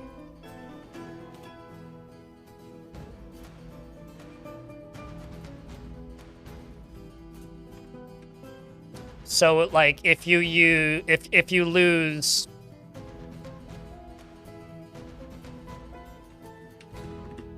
if you start losing, or if they start losing a bunch of dwarves in, like, close proximity to your front door, they'll try and get around it, or they'll try and find cover within it to avoid you. So I haven't noticed enough patterns or played enough of this version to be able to really point at any super specific patterns that they like follow. So it's a little bit difficult at the moment to actually discern or be able to say one way or another. I should just use this as another farming spot because I need more. I need more gardens because I'm not really using any fancy farming techniques to speed up the effectiveness.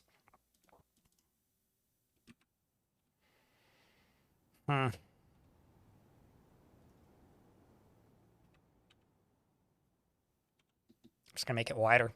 Fuck it.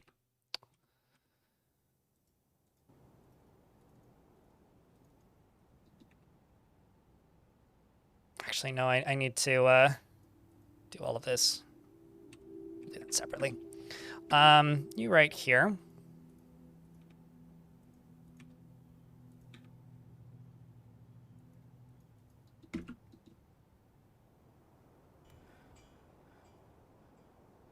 So I've heard about this bug. I've never encountered it, really, Swifty.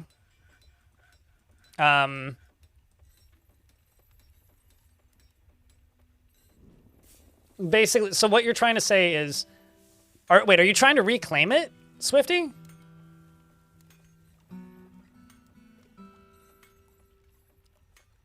Like, what are you trying to do, I guess? Is it just not visible in the overworld map, or is it, like, not there? If there is any fix, I haven't encountered it, so... but I have heard about this. If it's, like, just not visible, sometimes if you settle really close to something else, it might not show up in the overworld. If you're trying to visit it in adventure mode, go physically to the location and see if you find it. If it's, like, not available in the reclaim screen, the enemies could have taken over it, but I don't know. It's not showing up in the title screen. Wait, as in the world isn't showing up in the title screen? Yeah, I have absolutely no idea. Did you delete it? I mean, obviously you didn't. Yeah, I don't know. I've never seen that before. The entire world not showing? I wonder if it's like, because I know they changed where the saves are located. I would like ask in the official KitFox Discord. See if like Putnam has a solution, because that seems weird.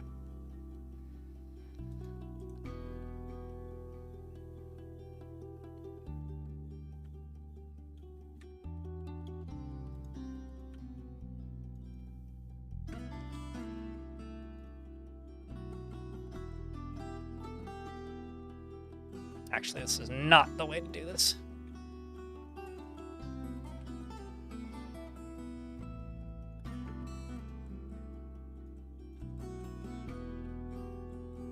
Your newest video is fantastic.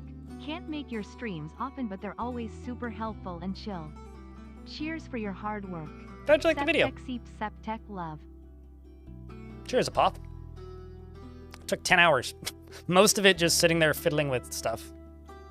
But yeah, no, that's bizarre. I hope you find a fix, Swifty. I would say go to the developers with that one. Or like, But before you do that, do just, like, look and see if it's sitting in your save files. Which I assume I've already done, but... I've got 2 more ghosts. I don't know what happened to those 2, but... Kib and Tun.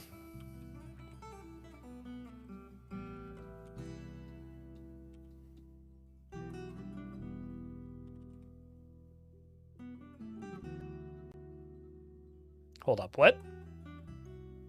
Oh, Cole, not Kib. Like, they're all memorialized, though. Clearly they weren't.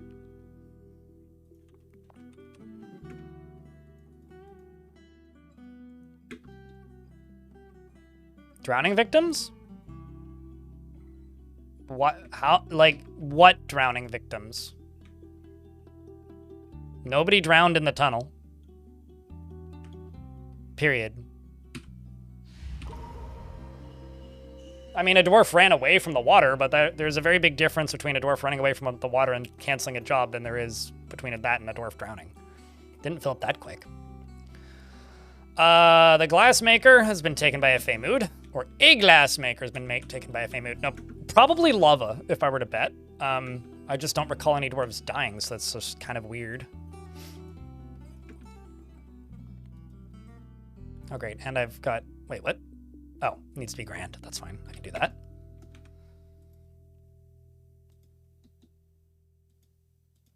How dare you presume incompetence? Oh, the toad doesn't have a new statue.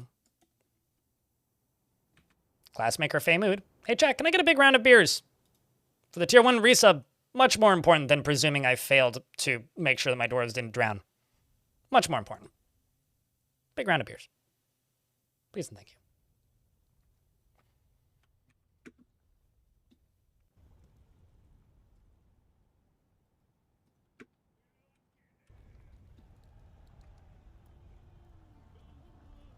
Oh, dang it. Waited too long on that rotted. That's a shame.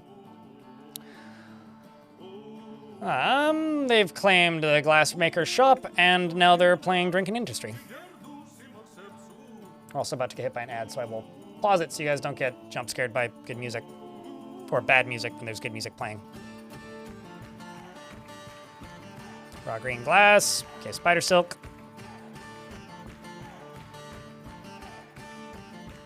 I was watching a YouTube video, which included a bunch of clips recently, Necrontier.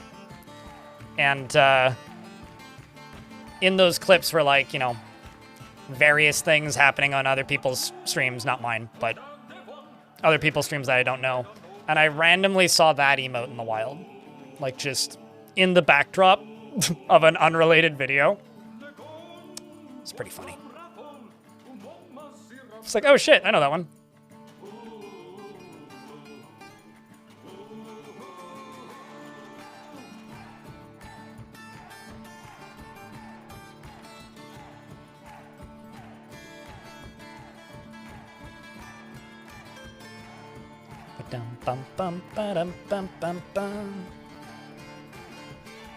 So this is going to be for a temple and a priest. Let's check the value of that guild hall. It's got a ways to go.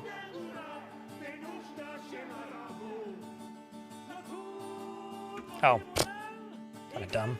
That's the library. This is the guild hall.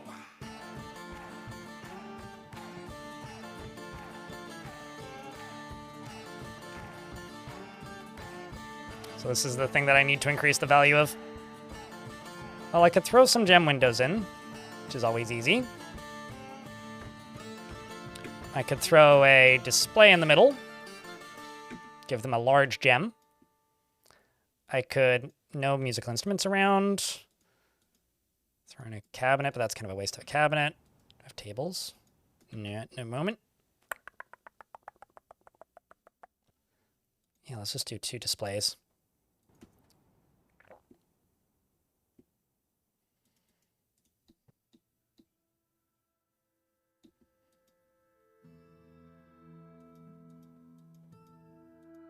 Records of Ores. What an interesting book.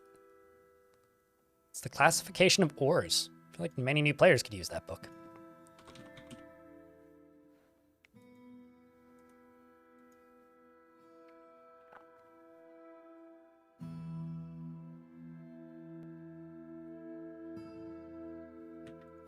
How's the value of you doing so far? Ways to go.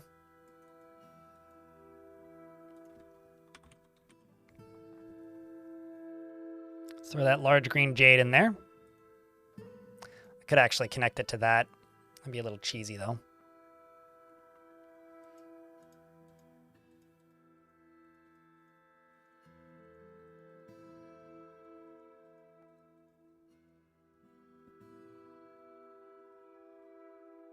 If you just wait a while, it'll break. YouTube chat. The battering rams are a little weird. Because, like, YouTube chat asks if, like, what's a way to dispose of battering rams after an enemy siege? It's, like, largely just wait. And it'll fall apart. So this is a brand new artifact. They're using emu leather, custard applewood logs, cave spider silk, and raw green glass. And they made a green glass ring named Gimesh, or Gem-ish, Gem-ish, or Gimesh, one of the two. Fim shell, sure, a green glass ring, and claims it is a family heirloom. This is a green glass ring. All craftsmanship is of the highest quality. It is encrusted with custard, apple wood, and emu leather. This object menaces with spikes of green glass. On the item is an image of a nightmare in cave spider silk. Glorious, if I do say so myself. I'm gonna give that to the captain of the guard.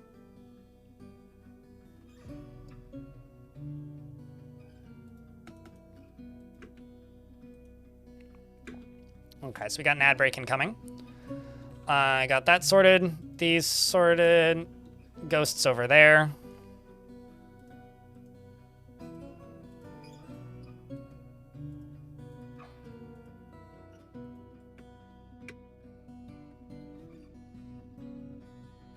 Let's go along here.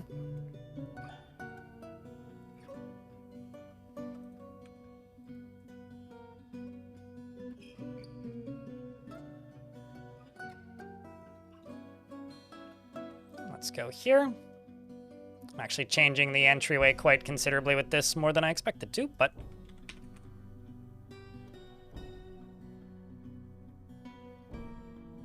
we'll do a little bit more of that later, though.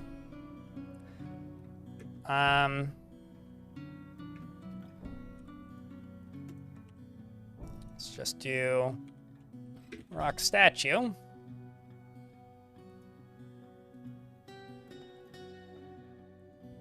I'll need those for here.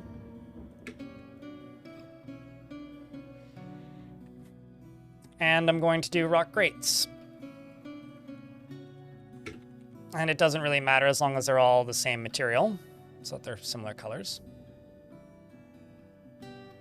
Sure. And then I will need 1, 2, 3, 4, 5, 6, 7, 8, 9, 10, 11, 12. Actually, won't be able to do that, so 10 will be plenty.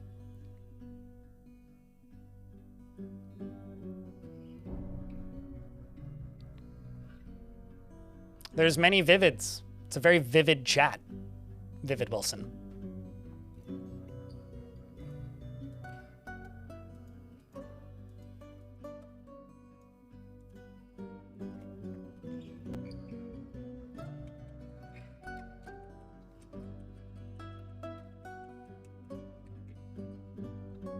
We're in an ad break at the moment, so I'm not going to unpause the game until the ad is done, but I will do a little bit of word designating.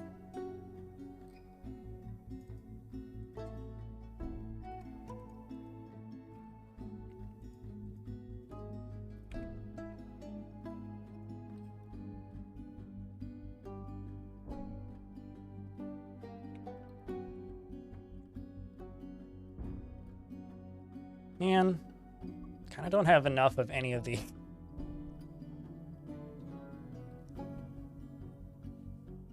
T-Ogre, if you type in exclamation point tickets, you'll see how many you have, and then you'll know how many you can invest, because you don't have 1,500. The past 2 years, one question doesn't live in your head. Why cave floors are always gray now? Ask Tarn. That's been asked 1 trillion times. The answer is quite simple. They thought it would look messy. because people kept asking them to take that feature away. Many, many people over the years asked on the forums for them to remove it because people didn't like it. And now that it's gone, people are like, hey, I liked that, myself included.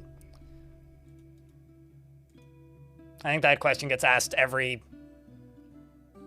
almost every feature of the Fortress.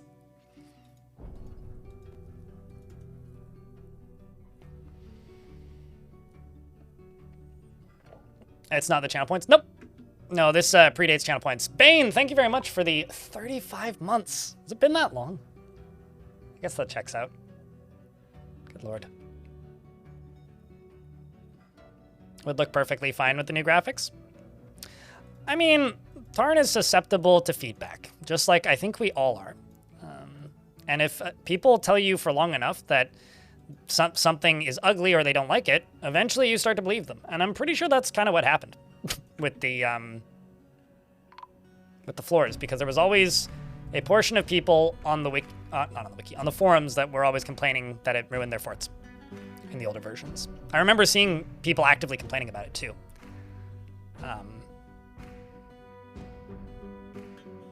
There's been a lot of changes made to the game over the years because, like, there's a consistent complaint or, like, feeling that something is ugly or not optimal.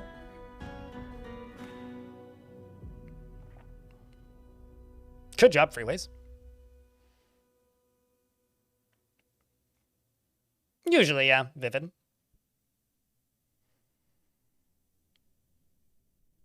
I mean, like, I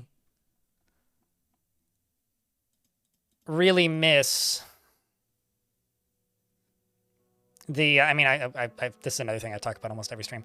I miss that the game used to not tell you what minerals were going to be on a map when you settled there, right? Like, you used to settle on a map, and it wouldn't, the game would just be like, some metals, deep metals, or shallow metals, but it was never specific about what kind of metals. It would just say metals kind of ambiguously, and then it was up to you to figure it out. You had to go there and prospect and search for it. That's another thing that was eventually changed because enough people complained about it, or just like modded it out of the game. Which, like, I think that's a huge shame because I really liked the surprise and the mystery.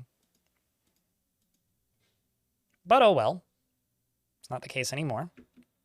Not going to lose sleep over it.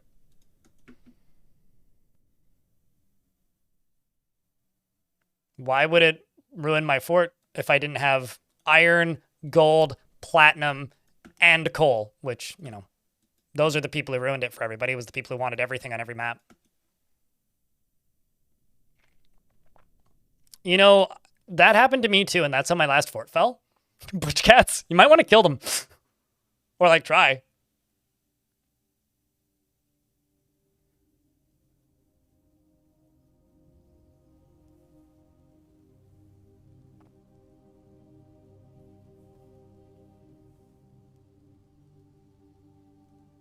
I mean, I frequently will go out of my way to settle on maps that don't have, like, optimal metals. Like, some of the most fun I've ever had in forts is like, all right, I'm settling here, and all I have is tin.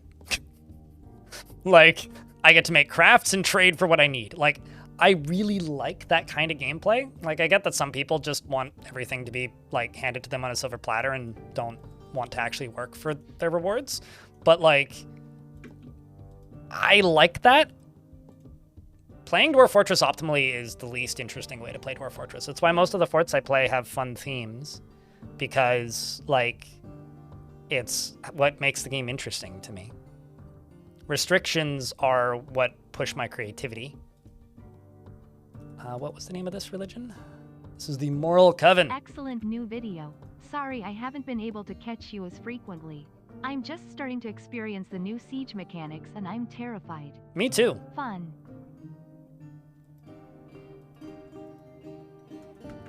Appreciate you, White Pony One. Thanks for continuing to watch the stream regardless of if you can catch the streams. Although it was like summer, which is when most people can't catch my streams for quite some time, so. I don't know if those two things are related for you, but in a lot of cases, summer is when a lot of people aren't able to watch for long periods of time.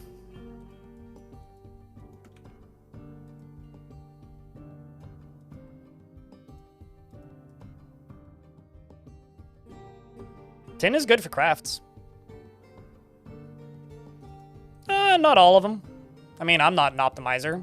I think it's more just Factorio has given people this brain tumor that makes them think that every game is optimizable and also designed for that. Less of a, like, Dwarf Fortress attracts optimizers. I think that those people just make games for them, and that's good. It's a very catered to audience. It's kind of a weird smiley. White Pony One, thanks for the 5-pack. Appreciate it. And I think your buddy is nuts, Glep Webstrom. Because I hate Factorio. I think it's for crazy people. But then again, many people say the same thing about this game, so, you know. Takes one to know one, I suppose. Let's just go large gems.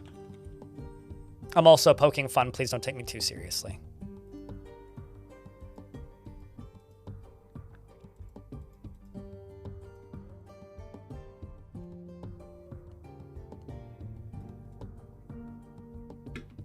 Another ghost is risen and is hunting the fort.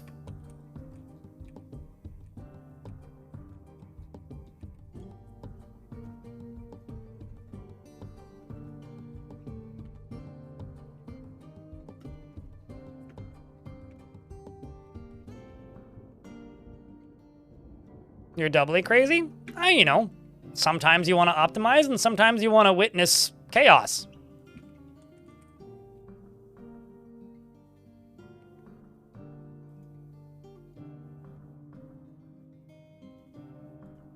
I will agree that, like, there is a similar appeal between Factorio and Dwarf Fort, but and also a lot of audience crossover. However,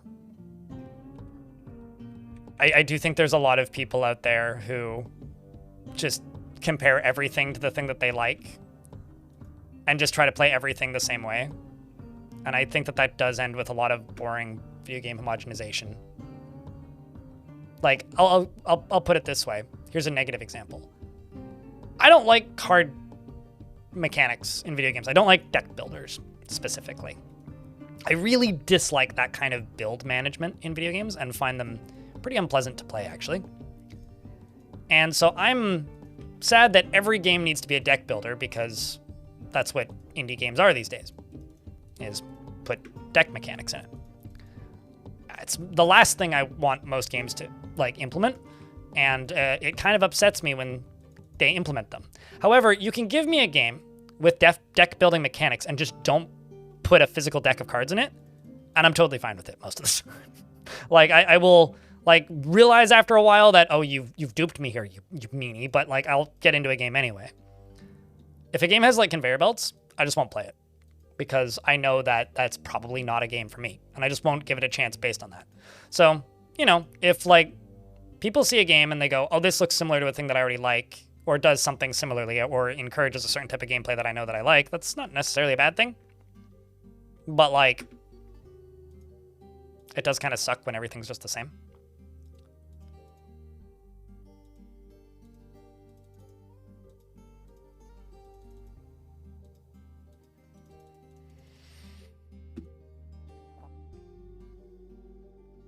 If you actually try to manage minecarts, if you build a fortress with nothing but minecarts, you'll figure out very quickly why they are not. Like, mechanically, they do not play anything like what Factorio does.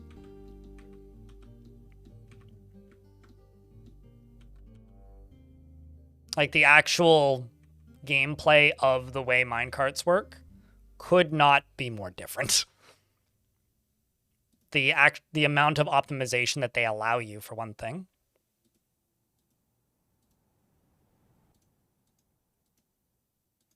I'll put it this way. In Factorio, that is the game. Move thing to create higher output.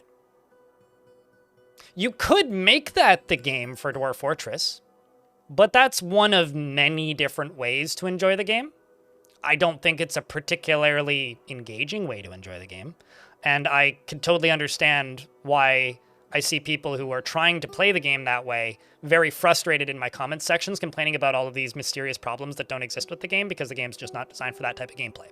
In fact, hearing Tarn talk about the development of Dwarf Fortress over the years, it actively sounds like he's tried to build the game in such a way to discourage that kind of gameplay, to actively hinder the player for trying to over-optimize. Things like, if you over-optimize all of your tasks and your dwarves never get a break, then they get pissed at you. Stuff like that.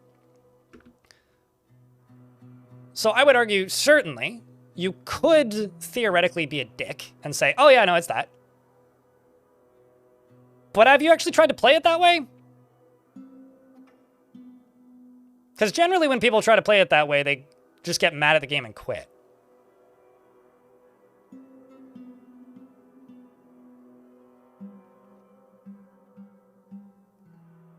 Or large numbers of things that you don't want to haul many different times and just instead all at once. But I personally feel that because of the way Dwarf Fortress actually builds its management, those two games are nothing alike because I don't hate Dwarf Fortress. And if your goal here, Chad, is to try and argue me into hating Dwarf Fortress, I don't understand what your end goal is here. There's not that many people that make content for this game, and some of you would be sad if I disappeared, although there's probably at least one person here who would be like, fuck yeah, I don't like this guy, I want him to go away. So I feel like this is a toxic discussion that won't end well. But you do you, Chad.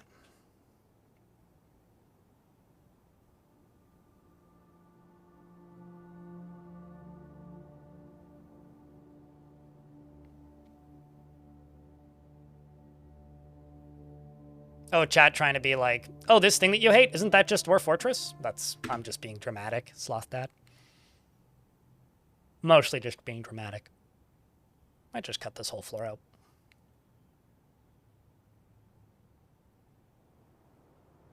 I mean, you also got to remember that like 80% of my dialogue while I'm streaming is just stream of consciousness while I'm trying to think about what I'm actually doing in the video game. So like, you do need to remember that.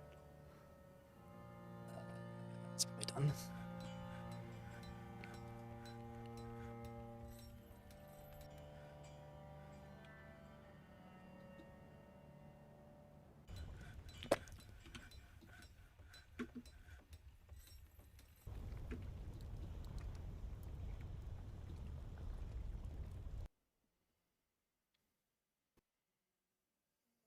They stole all your books?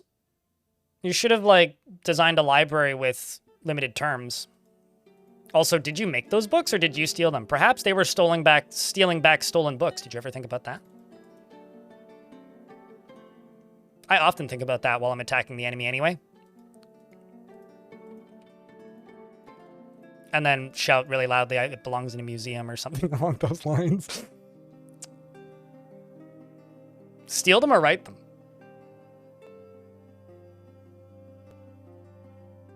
You bought them? Oh, okay. Well, they might have stolen them then. Still not guilty until proven innocent. I'm going to make some rock pots.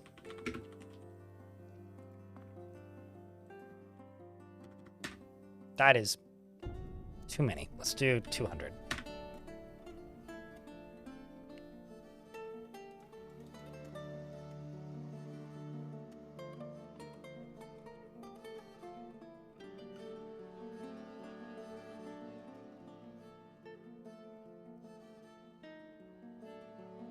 Not all paper. Some paper comes from hide or plants. You could also make them from papyrus! Sorry, I have to say papyrus like that. It's the law. I saw that Ryan Gosling skit once, and it lives in my brain for free now. Okay, let's go back up to that temple that I was not working on because I forgot about it. It was Ryan Gosling in that sketch, right? Mr. Mondays is now, who the adept flatterer, is now the holy ward of the righteous temple.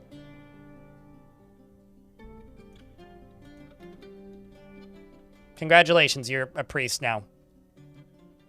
Excellent opportunity to train your lying skill, my friend.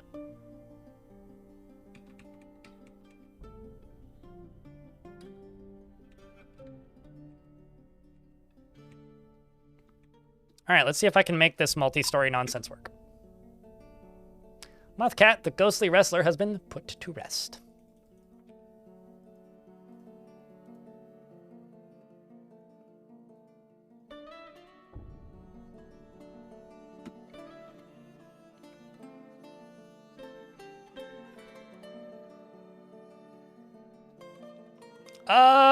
I don't think that's ever been resolved, in regards to writing books that are more than one page.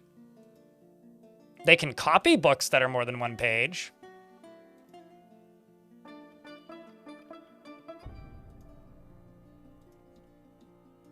I think it's like just more of like the hyper ADHD theory of Dwarf Fortress, that all dwarves are just like representations of humans with extreme amounts of ADHD. I don't even remember where I saw that post. It might have been on Reddit. So they just write one page and forget what they're doing and then just leave.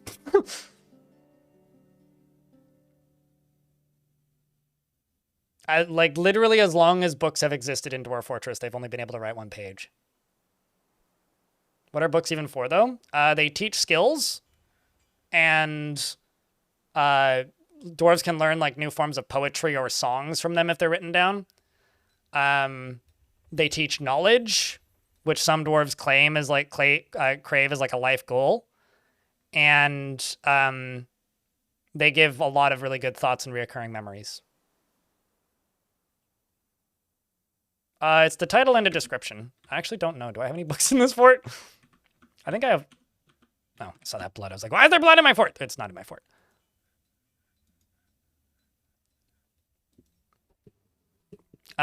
This is a Pyrolusite-bound codex. The written portion consists of a 27-page essay entitled Nino Gearsuiter, The Definitive Guide, authored by Nino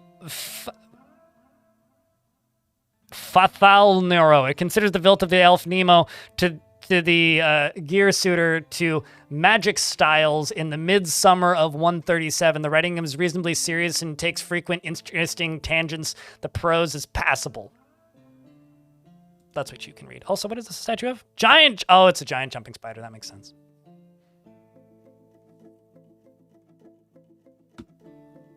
No, but they can teach, like...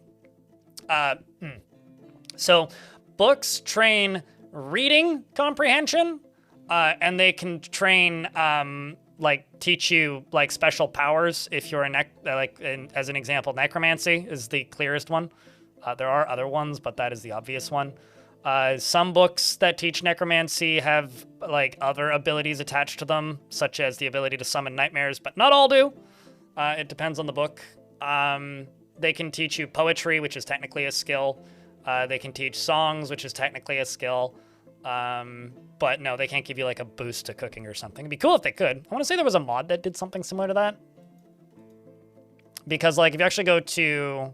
Where is it? Skills, knowledge. These can be taught from books.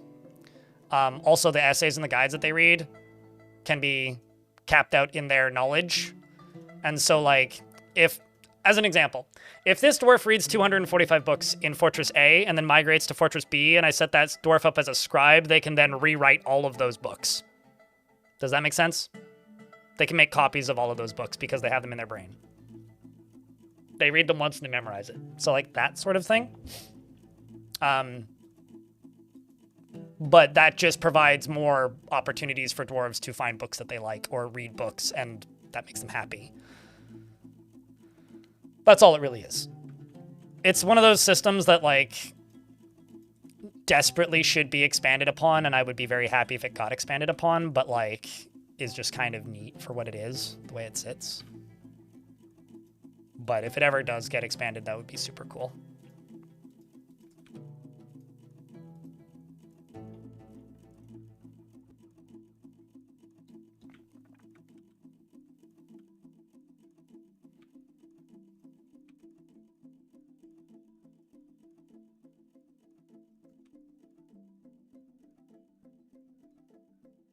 You didn't realize dwarves were nerds? Not all dwarves like knowledge. Some don't get happy thoughts out of reading books. It's like the dwarves that would rather focus on practical examples or dwarves that would rather fall into a world of delusional fantasy or whatever.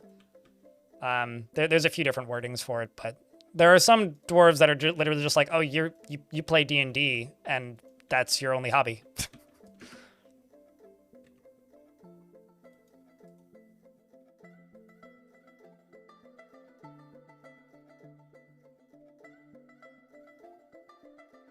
Like, this values tranquility, disdains decorum, personality. Percy finds the acquisition and use of power abhorrent and would have all masters toppled. What if the world operate in complete harmony? Is affronted by the whole notion of maintaining decorum. Finds so values tradition. Doesn't particularly respect commerce. Doesn't see cooperation as valuable. Doesn't care if others take the time to master skills. Yeah, okay, this dwarf doesn't know anything about knowledge, but... Also, the books that they've read can determine what kind of scholar they are. So this is kind of big brain and doesn't have any mechanical implementation outside of like dwarves' personality and whether or not they're happy or sad or enjoy talking to somebody or become friends with another dwarf. So like if a dwarf reads a whole bunch of books about the moon, they could become like if they get assigned in the tavern, they could become an astronomer instead of like a mathematician, as an example. And then they would get along with different dwarves than they would otherwise. Which is like super silly and not all that crazy, but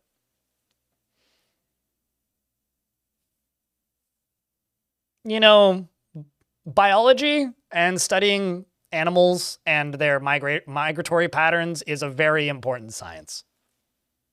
Just because you have a dirty mind and I presume that everybody who, you know, breeds animals so that you can, like, eat your steak is obsessed with breeding. I'm just saying. They're a valued member of society. That's also not a meaningless mechanic. That's a very important mechanic. If they take another scholar as their master, they gain the teaching skill, which if you have them in the military, as an example, they will train your soldiers faster. If they then go try to teach mechanics or something in a guild hall, they will gain skills in that guild hall faster. That is not a meaningless mechanic. Sieges happen if they're aware of your existence and if your difficulty settings allow them to. Pare Tito.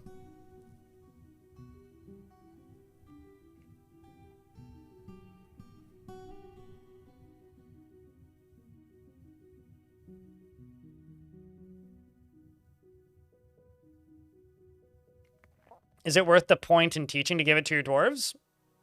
Do you want, like, 1,000 legendary gem cutters? Then get some dwarves with points in teaching.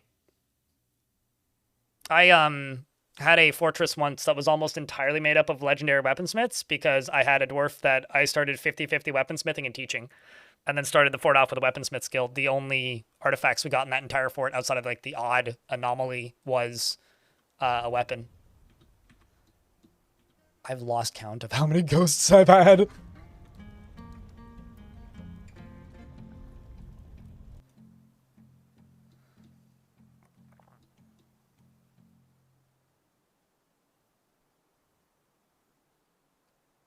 Also, when it comes to books, each topic can only be discovered once, and they will only write a new book if they discover a topic. And there's a limited number of topics in each world to be discovered, and once they're discovered, nobody else can discover it. Which is an archaic limitation of the way knowledge in the game works. But it is still a limitation.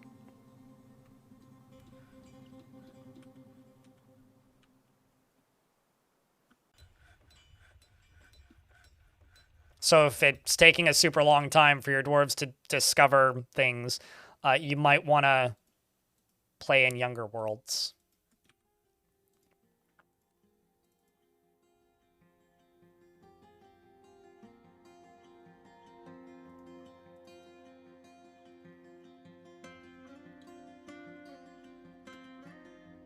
So that there's more things to discover.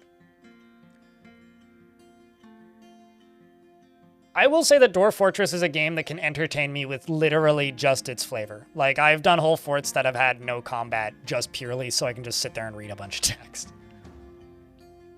Yeah, so if you're in like a 1,000-year-old world and your scholars are never discovering anything, it's probably because most of the knowledge has already been found. If you're in a younger world and you get like a shit ton of books. Like, I remember once I had 2 different scholars that kept making discoveries and writing books, and one of them was a pessimist, and the other one was very much an optimist. And one of them, and they both like were engineers as scholars, and one of them kept writing wizard's guides to something to do with pulleys. It was always pulleys, and then can pulleys save the world, or pulleys are salvation, and all books like that. It was like a wizard's guide to pulleys followed by pulleys are salvation, pulleys will save us, pulleys will never falter, books like that were all of the names. And then the other one only wrote books where pulleys will end us all, pulleys will destroy us, pulleys will not save the world, but pulleys and the apocalypse, pulleys the destruction, pulleys the madness. Can't remember all the titles, but it was like they were all super negative in relation to pulleys. I do remember Pulleys Will Destroy Us was a book that was written. And so it was like these 2 dwarves just like hung out in the library all the time. They were really good friends. They were always talking. They were always chatting, and they were always pondering pulleys. And they kept writing books about how pulleys will destroy us.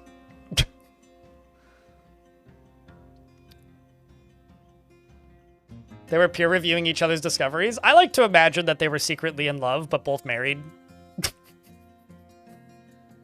Anyway, what's up, Laughing Llama? Really like the new sprites, by the way. I don't know who drew them, but that's Yowie. I like how you presume that they were both men. Anyway, a caravan from Kubakudos has arrived. Yay!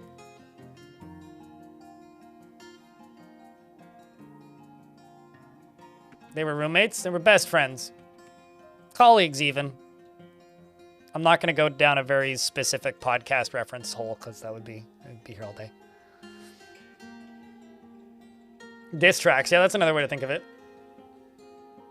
No, they were both dudes. One of them was the mayor. I can't remember what happened to that dwarf's wife. And then the other one was just a scholar, like had no rank in the fort, but one of them was the mayor.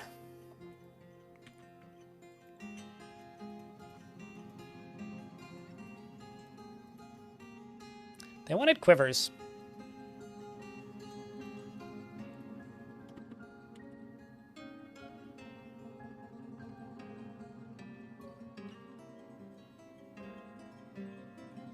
Perfect.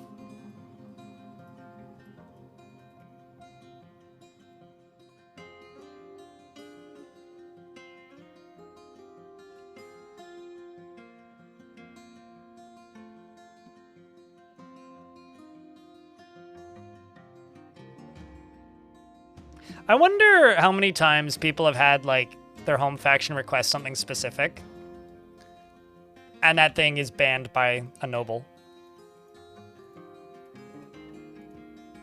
Because I don't believe I've ever actually seen that happen, but I'll bet you it's happened. Holy shit, some of these bolt thrower parts are worth kind of a lot. I realize it's because they're encrusted with a bunch of gems, but still.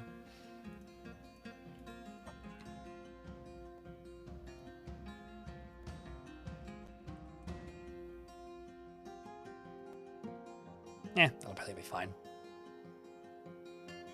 Why are we quivering? Because that's what the mountain home requested, and I want migrants. That's happened to you with shields. More dwarf miniature of... Actually, hold up. Let me...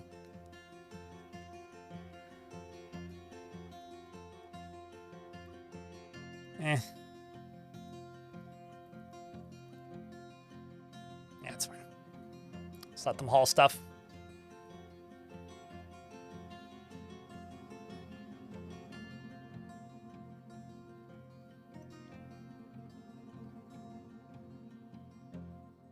I like how Dwarf Fortress is either wildly wholesome or extremely, like, distressing. Mr. Dr. Bojangles, thank you very much for the Prime subscription. Appreciate you. I mean, like, in that same fortress, because this was all in Long Death for anybody who's curious. In that same fortress, I had a mayor get divorced. And immediately, like, literally the second after the divorce was, well, okay. So, back up. I had a mayor who was my captain of the guard, who killed a dwarf who kept, like, getting upset and, like, tantruming, who was married, and, like, that dwarf, like, kept, you know, causing a ruckus in the fort, shall we say. And I'm gonna sell some of these ballista. Okay, I did not actually realize I had this many ballista bolts. I might need to pause this job. Anyway, so I had a... These are probably pretty heavy, aren't they, too? Anyway, I had a dwarf that was married, and he kept, like, wandering around obliviously and was, like, kind of nuts. And he committed a crime at one point, and the captain of the guard, who also happened to be the mayor, went and killed him during a beating. It was not his first beating.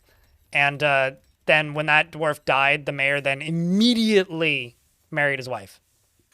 It was, like, less than a week in game. Like, we didn't have time to put his body in a coffin. And we got the notification that the two of them got married.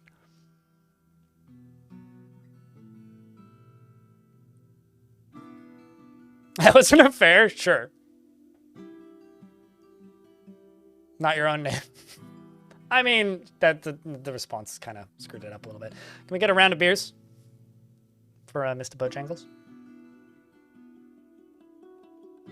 The mayor was a fireman. I mean, technically a cop.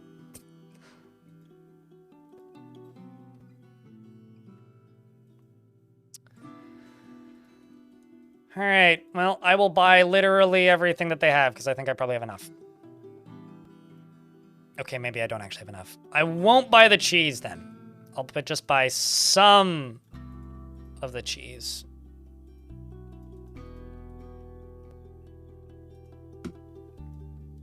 I'm actually not going to ask them to bring lignite, so they actually bring other things this time. You continue to impress! We've raised this land in the eyes of our realm. I'm going to ask for...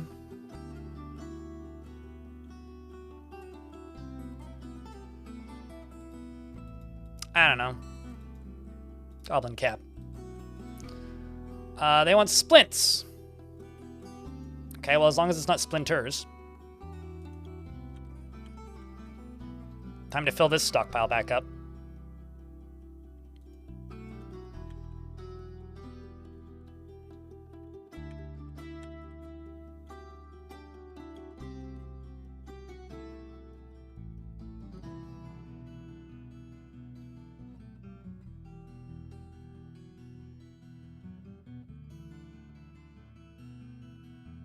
That's a little distressing. Heck yes. I think I need more clothes shops.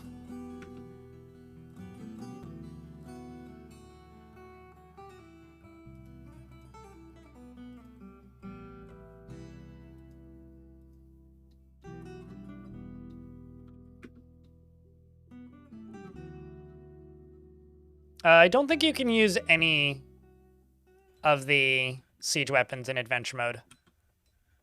Because there's really no purpose, according to Tarn. That's what he said in the Future of the Fortress.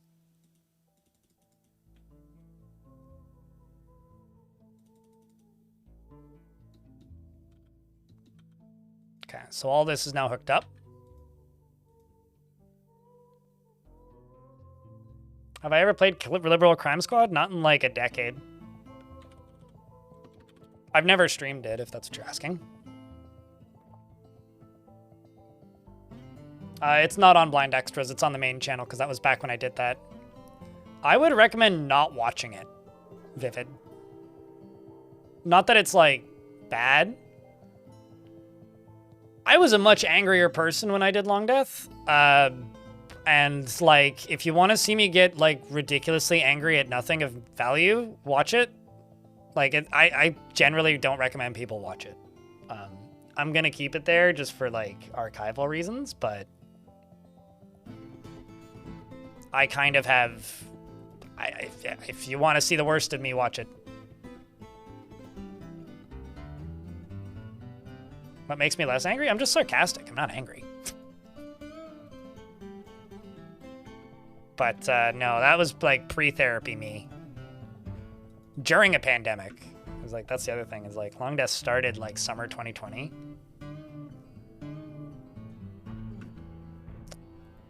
So that little forehead on that dwarf's just funny looking.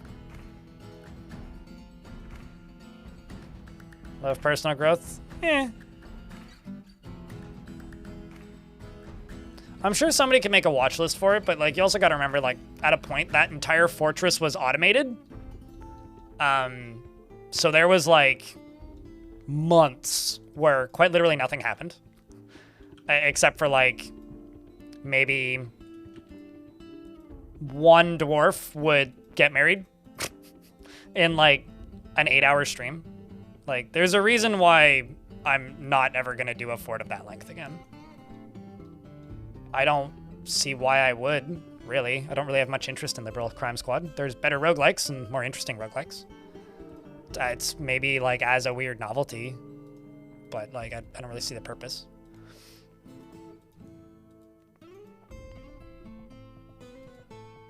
I don't actually think there's any real interest in it from like an audience perspective, so I would rather play like Cogmind or Caves of Cud, or like if I feel like playing a roguelike, I'm gonna play a roguelike that I enjoy. Like Liberal Crime Squad is like an interesting novelty because of like what Bay 12 went on to be. I don't think it's a very good representation of Bay 12's game design though. The humor is like kind of a neat novelty for a bit, but it kind of wears off. I personally find it to be kind of grating in the current year. It's also just kind of sad that it's still so relevant. But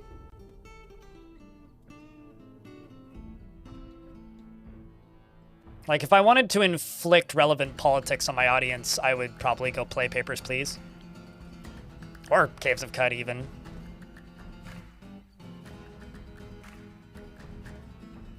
Like, no offense to LCS or anything, but I think the writing in Caves of Cud is better.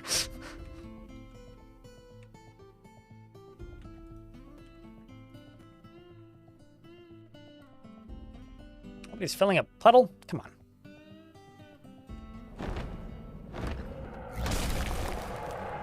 Ever played Project Zomboid? Yeah, I think it's exceptionally boring.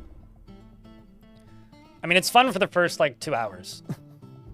The Forgotten Beast, Low Moth. Last I played was version 41? I think? It's been a couple years.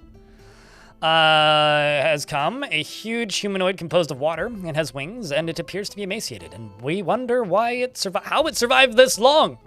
Beware its poison vapors. Must be really poison. I'm gonna go drink it. Some very pink water. Oh, you've clearly... Its upper body is gone. Oh! It got into a fight with some troglodytes and lost half of its body. A chicken could probably kill it. I'm surprised the troglodytes didn't. It looks like they almost did. It is literally called The Dead, though. Yeah, I have no interest in Quasimorph.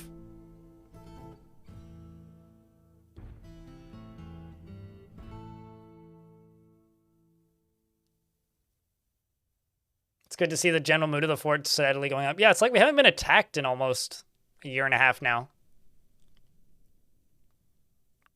Yeah. I don't know. I think liberal crime... I think that there's certain types of games, Clino, that people don't actually like, but they're curious enough to ask somebody like me to play it. Does that make sense? Like games that are more like a weird novelty, or like there's two types of games suggestions that I get. Games that people want to play, or games that people like playing and want to see me play. That's the first one. The second one is games people don't like playing but are fascinated by and thus want to see somebody else play it. Does that make sense? Because like those are like the kind of the two most common suggestions I tend to get for games.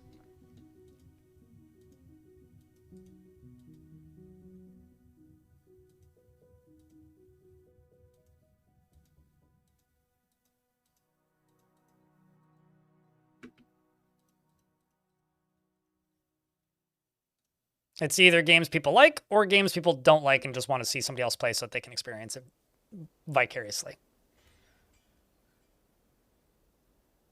And I feel like LCS might be one of those things, just because like there's a lot of people who play Dwarf Fortress, a lot more than there was historically as well. And I think a lot of people hear about LCS after playing Dwarf Fortress and then get intrigued. And absolutely that too. As far as like Dwarf Fortress falls into that category. No, 100%. Like the amount of comments I've gotten over the years that are just like, I don't play this game and I will never play this game, but I like watching your videos are like, I've lost count. You know, it's also sort of like, I think there's a lot of people out there that have absolutely no interest in going back and playing old Sims games, which is probably part of the reason why Ambiguous Amphibian's videos do well on The Sims. Because like there's people who are interested in The Sims and maybe they play the more recent one, but they won't ever go back and play the old ones. But that's why you can just enjoy it vicariously through somebody else.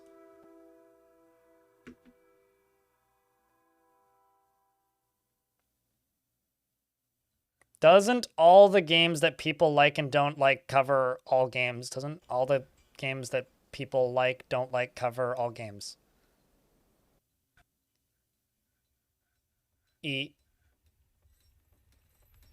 I'm trying to process that sentence. I'm sorry. It's still a banger on the PS2. How the fuck would you play that with a controller? That's a weird concept. I believe it. Is the Golem questline? My last playthrough got stuck around there, which was a roleplay playthrough, and I was kind of annoyed with it.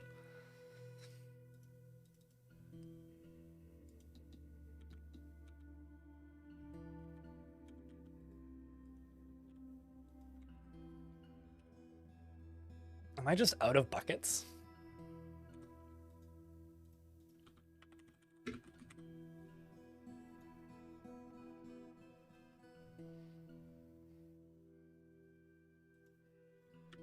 Chat, if you could use the Men in Black brain eraser thingy and erase your brain and forget everything about a game and then relearn it, what game would it be?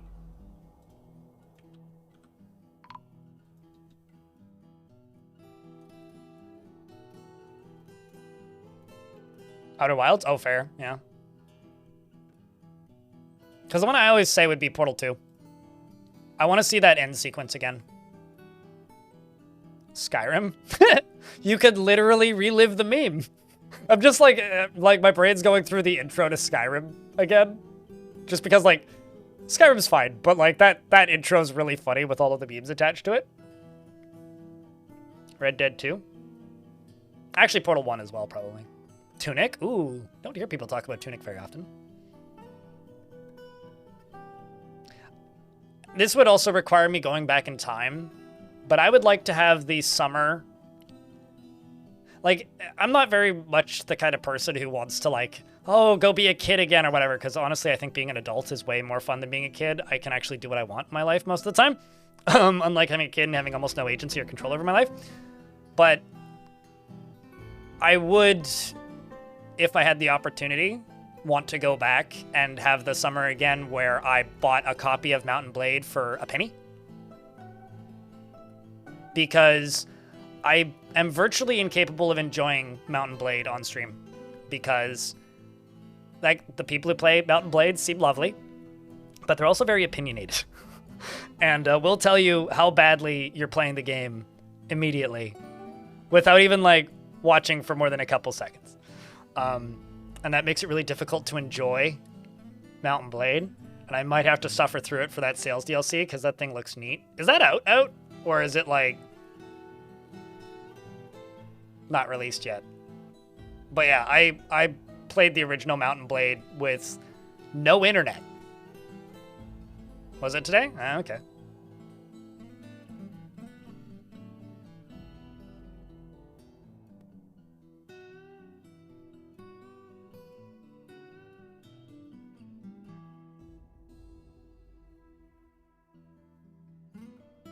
I have no idea what you're talking about, G-Dog, in YouTube chat.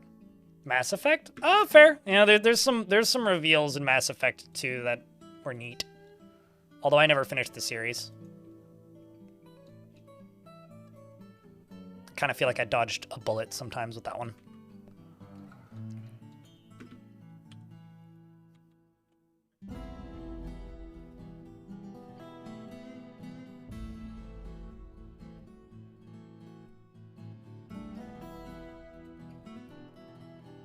I'm actually really curious as to where they're getting water from at the moment.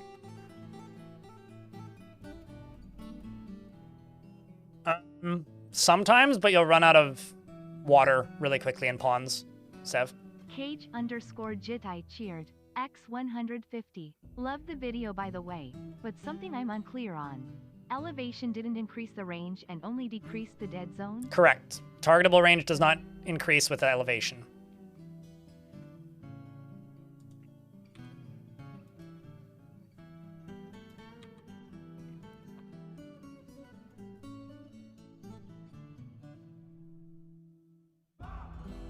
Fishing removes water from ponds. No, it removes fish from ponds, and ponds don't refill. Like, they're, like, creature population. So if they have, like, pond turtles in them, once you've caught all the pond turtles, you'll have no pond turtles left. Yeah, no, I mean, after doing all that testing in this fort, I moved my catapults down a layer. 2 layers, actually.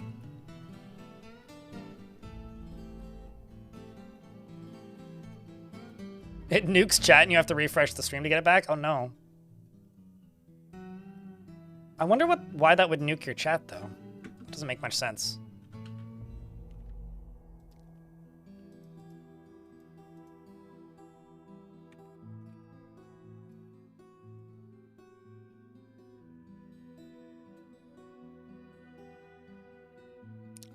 If there's caves connecting the island to the continent, otherwise no.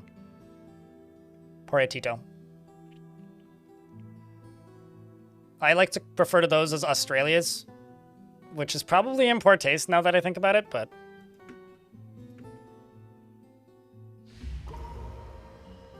It's like areas that nothing but have a massive... Well, if it's really close to the land and you can get a embark that covers both halves of the ocean, then they can cross.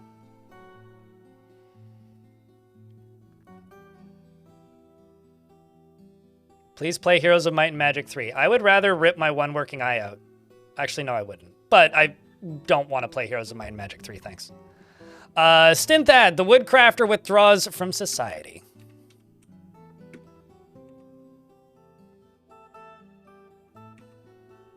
And there we go.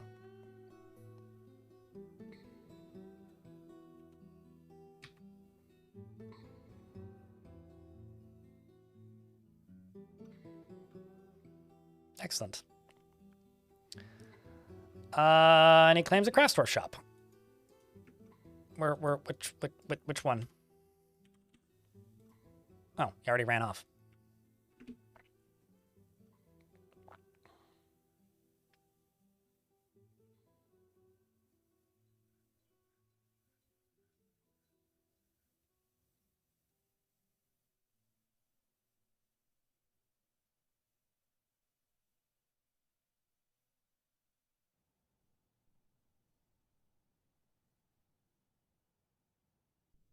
Are terrible moods recoverable? Most of the time. Some dwarves are just broken, though. And quite literally, like, will eventually get pissed off and there's almost nothing you can do about it.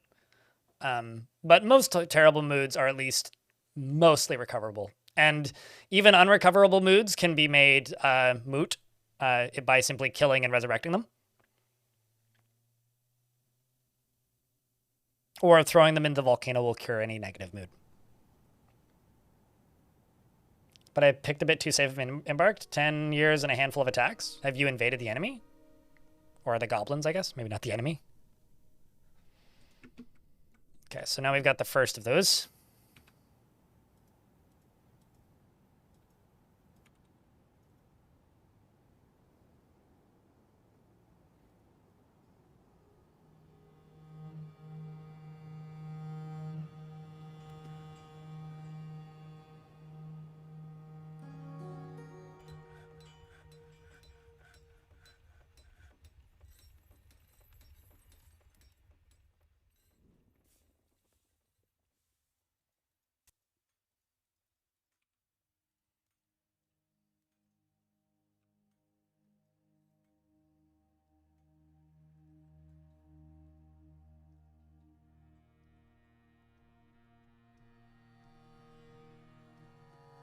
is starting to look like a fortress. A terrible mood flipped up a level when you were explaining it? Oh, so like, you see this? You can make a dwarf go from super pissed off to super happy, but if a dwarf becomes haggard and they have like they acquire like the mood trait haggard, that's very difficult to solve. But those are kind of two different things, I guess.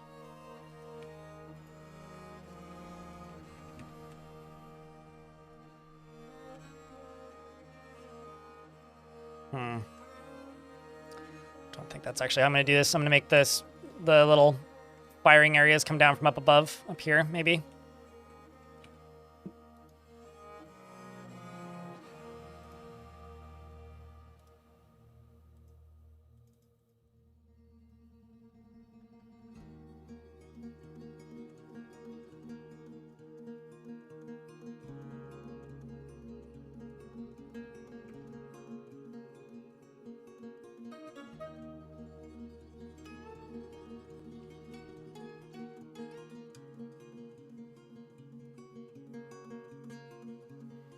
Your fortress fell to an army of the undead. Time to go check it out in adventure mode. Best of luck. Go stab them all in the head.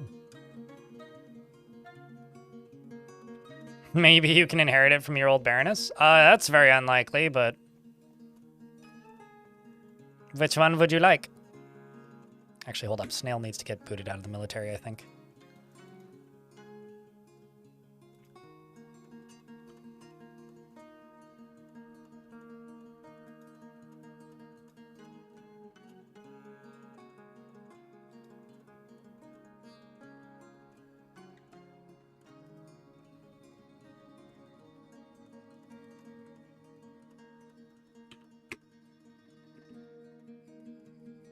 Most mischievous looking? You leave it to me?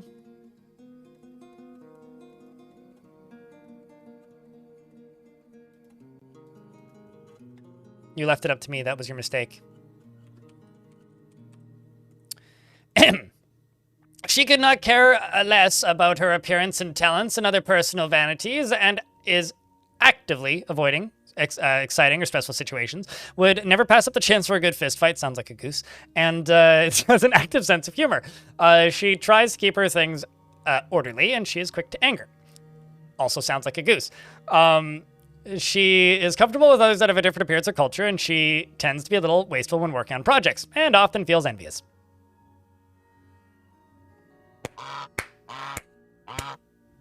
That's her speech. Her name acceptance speech, in fact.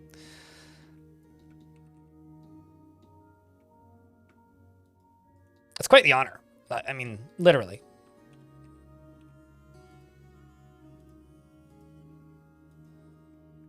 Oh shit, that was closest. That's not what I want.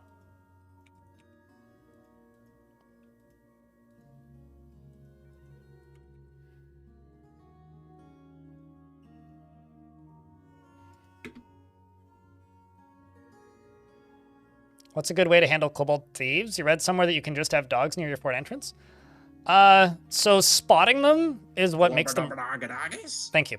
Spotting them is what makes them run. So I don't have dogs, but I do have a guard pig. My guard pig hangs out up here. Like my automatic detecting bacon or something. They hang out up here, and when stealth creatures come over this way, the pig squeals really loudly, I think, and then the dwarves realize that there's something there, and then they go and fight it. If that happens to be a kobold, then they beat the shit out of the kobold, and then we move on with our lives. If that happens to be something else, then that other thing, like, I don't know, were creature or whatever, is exposed.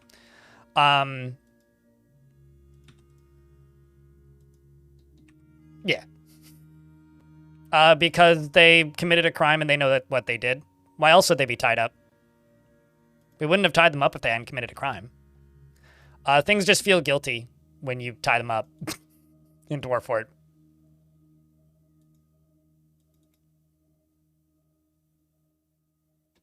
It's $10 a month on Twitch or $7 a month on my blog to use the sound commands.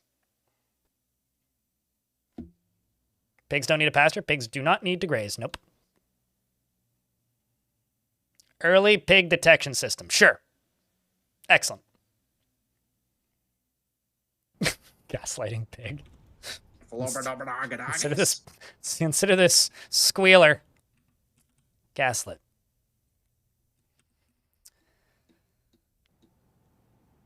So I'm going to finish building something that I started building a while ago and then never finished.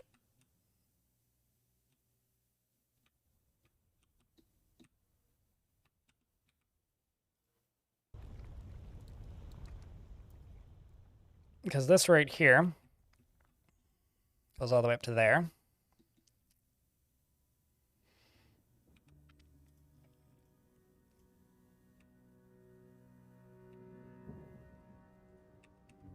Let's get rid of this tree first.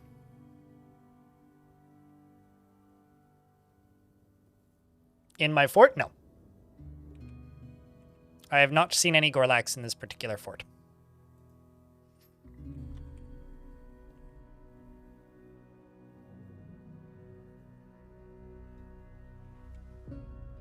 Actually, you know what? I got a better idea.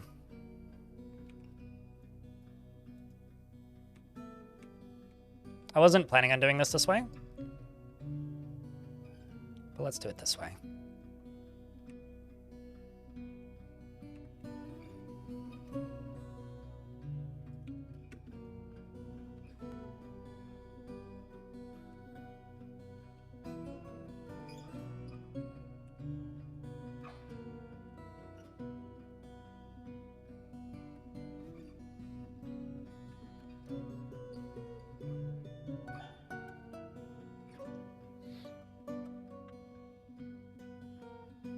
Harrowed means they're basically screwed. That is how you get murderous haunts, or one of the ways to get murderous haunts, and also how you have fell moods. Like if that dwarf goes into a strange mood, they will murder another dwarf and make an artifact out of their corpse.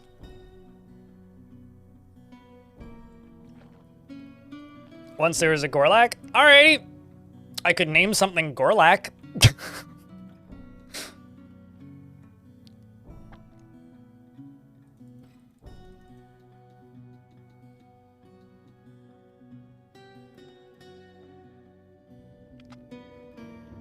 Best sound ever, I imagine, is Stone's entry song gets played more, but Tarn doing kobold is always your fan favorite.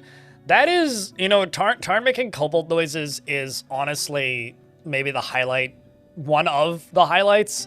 I think Tarn wishing you happy birthday and Tarn making kobold noises was probably the highlight of my career. Like, one of the best moments of my, like, making shit on the internet career is Tarn doing that. You got a bunch of fell macabre moons in your first few forts. That's impressive. It's like not easy to do.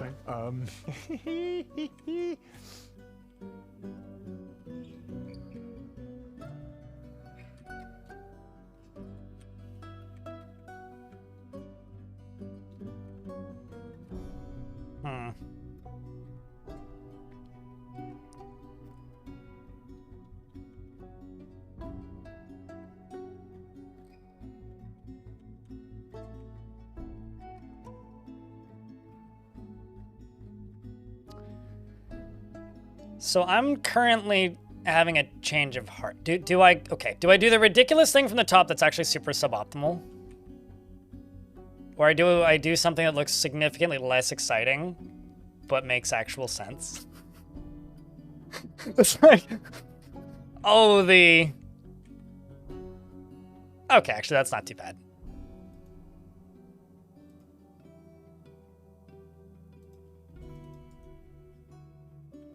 I'll do it this way. Yeah, we'll do it this way.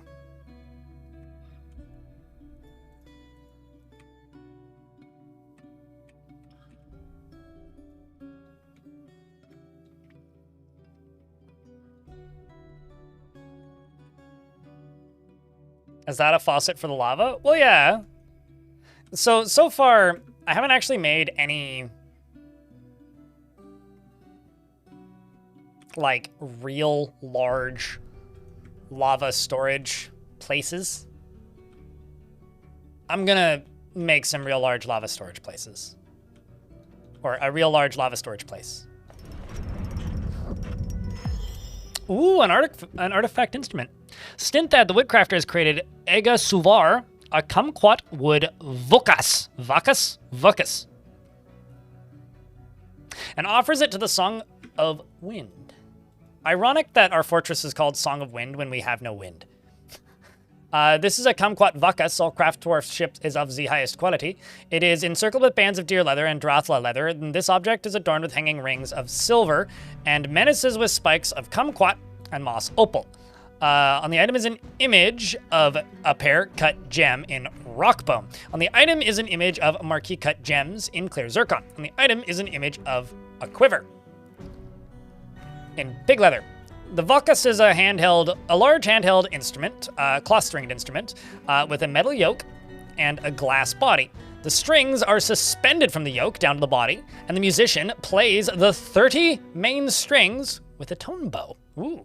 12 other strings vibrate in symphony, so it's like a double-stringed guitar, and are rarely played themselves. Tuning is accompanied by pegs. Tuning also is possible using small levers. The instrument has a 4.5 octave range, going from a very low to high pitch. At all pitches, the instrument has an even timbre. Timbre. I always thought it was timbre. Anyway, it has 2 registers, and the low register has a graceful flat timbre. The high register begins at a middle pitch and has a sparse dull timbre. Dare I say the volcano counts as lava storage? Sure, but it's very hard to get that from there to somewhere else. What if I need it somewhere else? Right? Like, what if I need it not in the volcano at the moment? Like, what if I need it flowing down Main Street? Just hypothetically.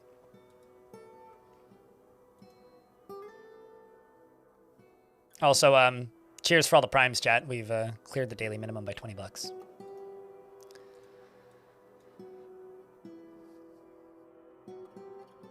But yeah, we're gonna build ourselves a reservoir. That's what I think me do. I'm just seeing how the video is actually doing. I haven't looked all day. Oh, it's actually doing all right. It's obviously not doing crazy or anything. It's just a tutorial, but it's doing all right.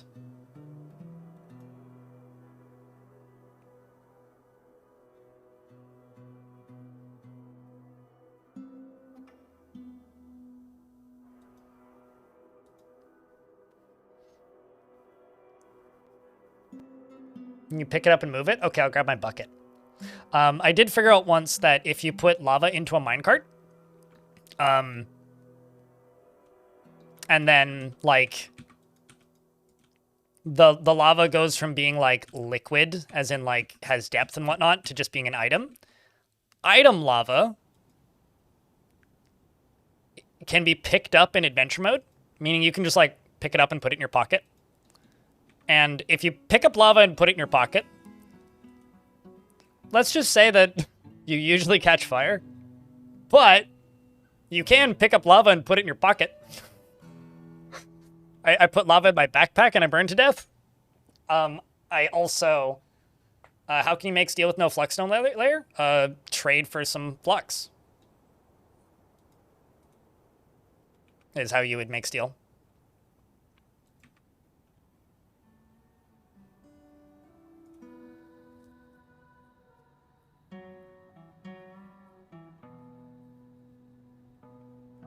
A piano-sized violin. Isn't that just a double bass?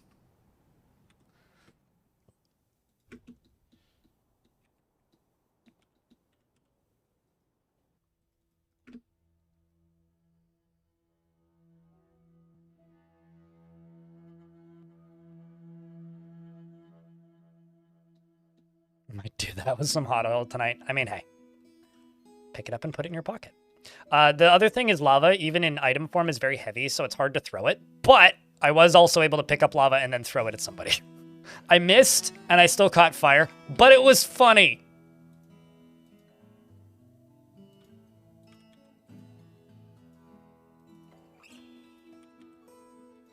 That's all. Oh yeah, actually, chat, something that I should probably have mentioned in the video, but I don't know, I feel weird saying this out loud. There's apparently a hype button, which I haven't seen yet, but if you see a hype button on the tutorial, please click it. That's all I have to say. I don't exactly know what it is or how it works, but if you see it, please click it. Of long? I mean, 30 strings if they're doubled, because it's like 12 of them or whatever are like just resonating, and then the rest are doubled. It's like if it's like a 12-string guitar, like that's actually not that. That's not that crazy.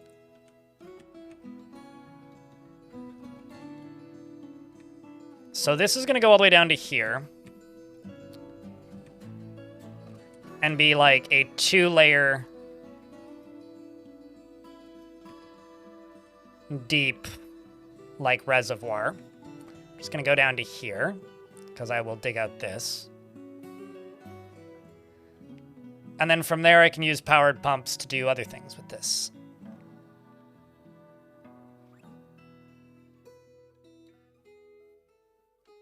We're on top of the 30? Oh, that's not how I interpreted that. Maybe you're right.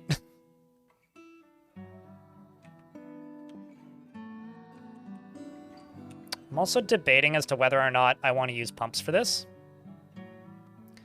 Because if I use pumps for this, I mean, I actually have power now, so I could use pumps. If I use pumps, then I could automate them. And that would... Yeah, we're going to use pumps. Because if I use pumps, then I can... One, because I can automate it, and two, because if I use pumps, then...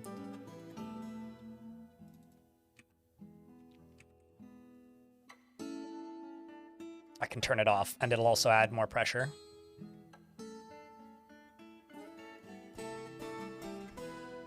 You'd have to reread it, and you don't... It doesn't matter enough for you to do that? I mean, Instruments in Dwarf are like one of the generation systems I really like, actually. Like, obviously, it's not gameplay necessary to read and comprehend all of the designs of the instruments, but it's one of the generation systems that Tarn has built that I think is actually really cool. Just as somebody who likes musical instruments. I find them neat.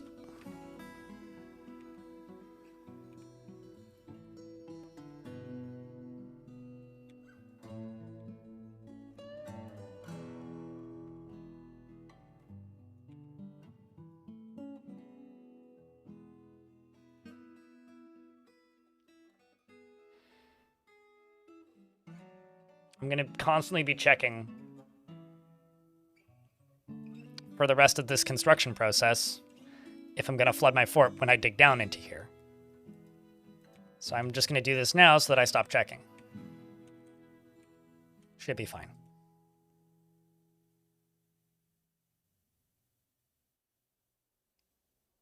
I also have to hope that this isn't going to flood my fort, or flood out and set these rows on fire, which it shouldn't.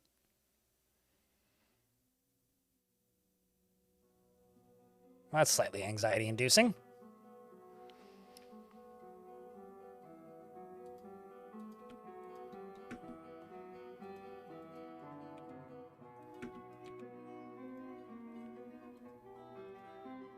Okay, so you. I did not see if I clicked the right one. Let's try this again. Gabbro, you, and you.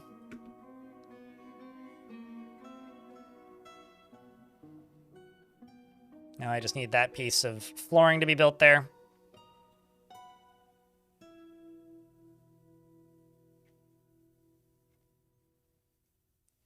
You got your dwarves to build some instrument in a world that had like 5 steps.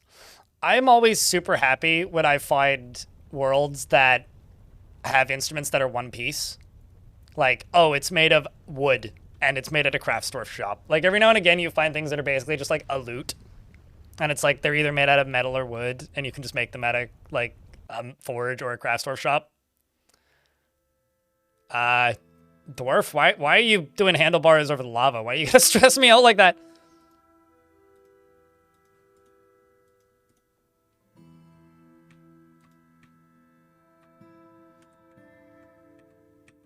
Okay, so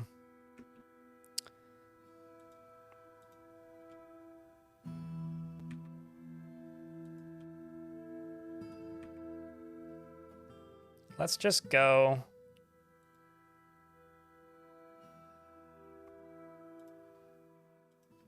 right here.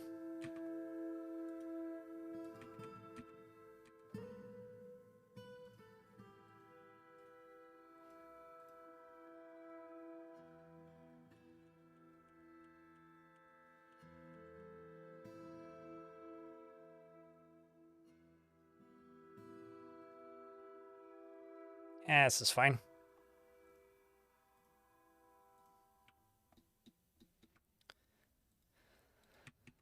And then you go all the way down to there.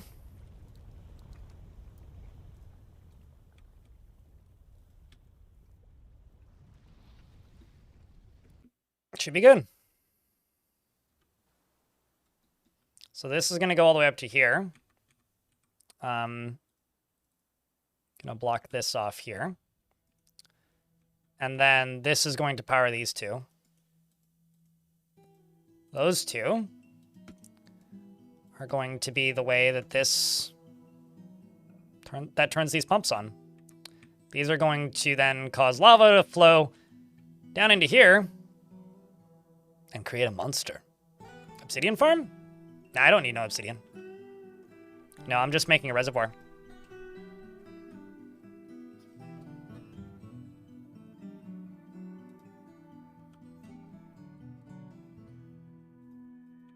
I mean, one of the side goals of this fort was to make Dwarf Venice.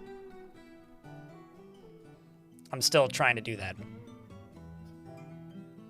How long can those power shafts be?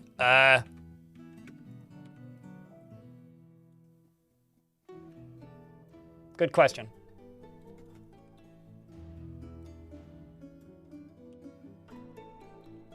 That long. I was hoping that it would tell me, but here.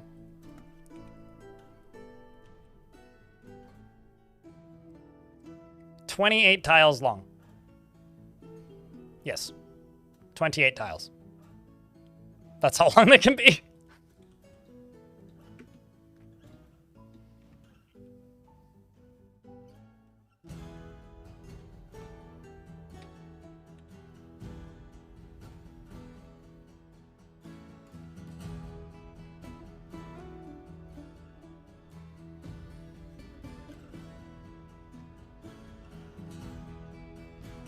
Today you got into the conclusion is that either you survive this game or it filters you.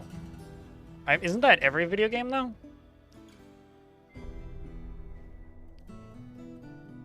Like, that kind of is just every game.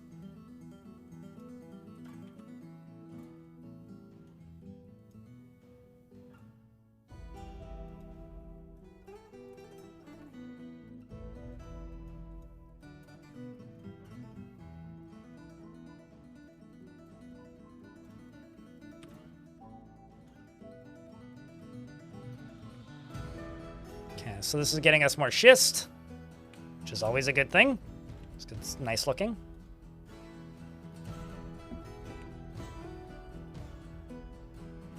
Yeah, this is becoming a longer stream. Look at that. Hopefully you guys are enjoying today. I'm just kind of vibing. I'm still not entirely sure what I'm going to use this lava for. I mean, obviously burning the bad guys, but like, I'm not positive yet. I haven't made it to that part of the plan. I almost never make obsidian farms, just because people now mentioned obsidian farms. I don't understand what people's value of obsidian is, except for maybe ammunition, but like, the point where I actually start to run out of boulders and need to make obsidian is so far down the priority hole. I don't know why, but Sloth Dad is rambling around obliviously.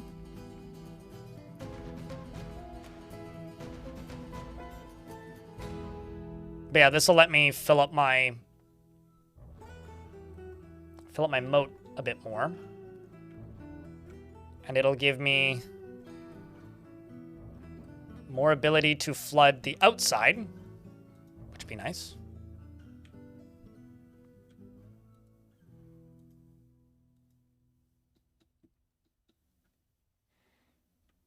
Obsidian good rock. I wish it wasn't so dark. Like, it's one of the few colors I kind of don't like in the game. It's like it's like so dark it looks like there's like an asset missing to me. But in real life terms, yes, obsidian good rock. It's also magma safe. That's true, but I have glass. So it's not my only magma safe option.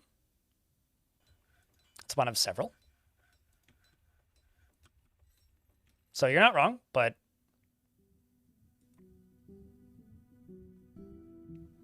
that's like double the value of regular rocks. Okay, that I didn't actually know. I just think it looks ugly. That's my issue with obsidian.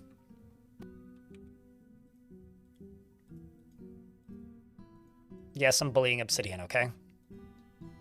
Quit anthropomorphizing the rocks. Aesthetic? Really? I don't know. I like other dark colored materials in Dwarf Fort. I think obsidian is maybe my least favorite of the aesthetics. I don't mind it for walls, but for floors and workshops, I think it's extremely ugly.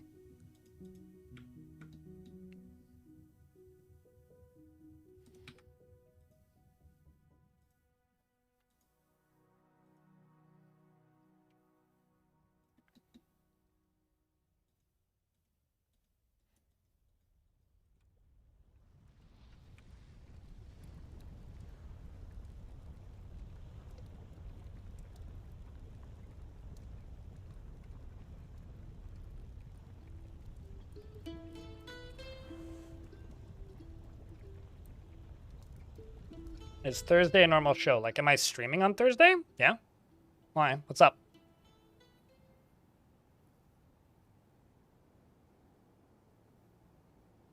According to Tapioca, it's 3x value.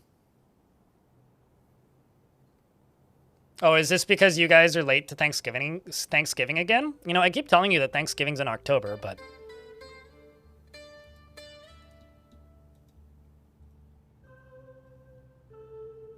It's not your fault that you're a month late.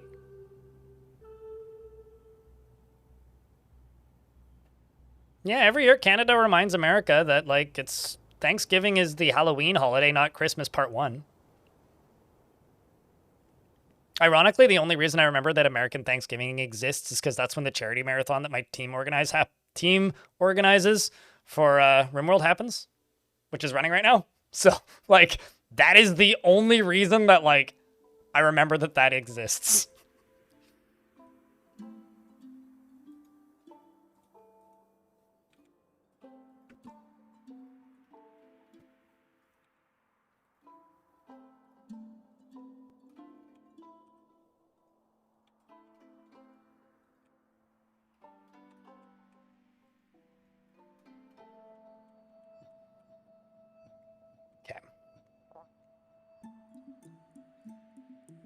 You still have Black Friday in Canada? Yeah, that's not related to Thanksgiving. That's just some corporatized bullshit that insists that I have to spend money, and I did not spend that much money, just I bought a mouse.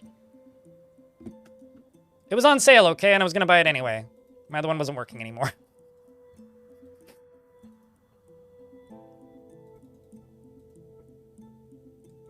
Next, you're going to tell me that Coca-Cola invented Santa Claus. Is that a companion to my rat? I mean, it's Logitech brand.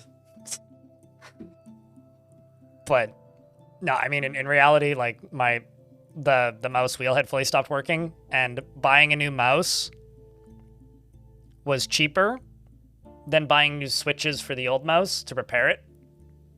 And I didn't have to wait 6 weeks for it to be delivered from AliExpress with no real clarification as to whether or not I was going to get slapped with an import fee.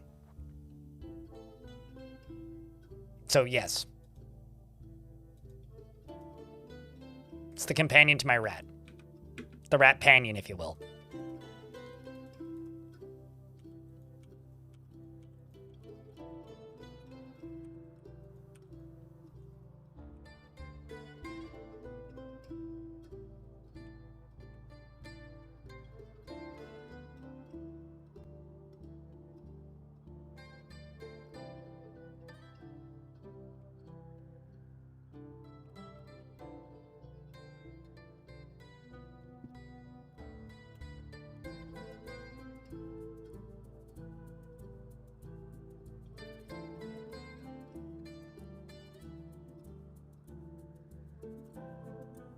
Why would I go to Nova Scotia?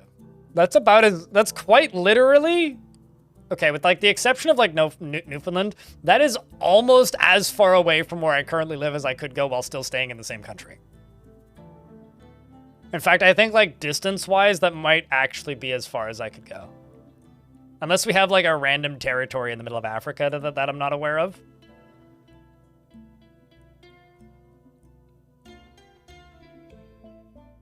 Also, you know what's funny is I bought the Logitech G403, which is the less nice version of my old mouse. And it was 50% off when I bought it a few days ago. And I found the receipt for my old mouse, which is now a $120 mouse. I paid more for this mouse, half off, than I did for my old mouse when I bought it new. And it wasn't on sale when I bought it. That's kind of fucking with me a little bit.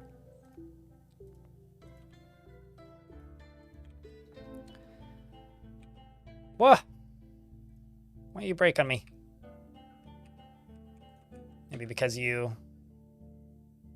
No. No!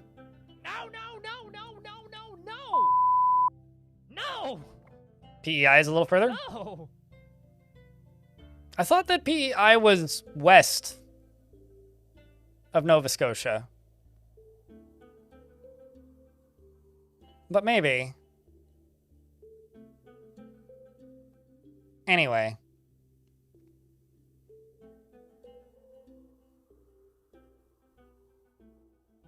Is it east? Okay. I haven't looked at a map of that part of the world in a long time. So it would make sense that my geography is terrible.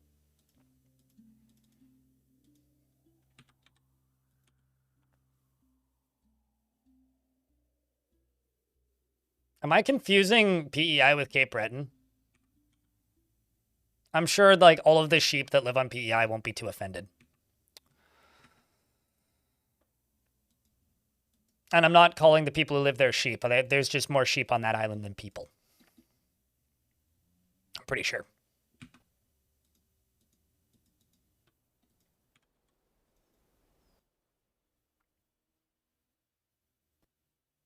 I mean, I did say Newfoundland.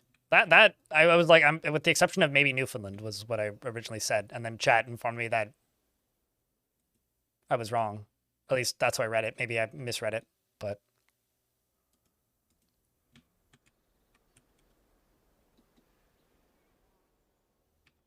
I mean, it's okay. I miss most of what I say too.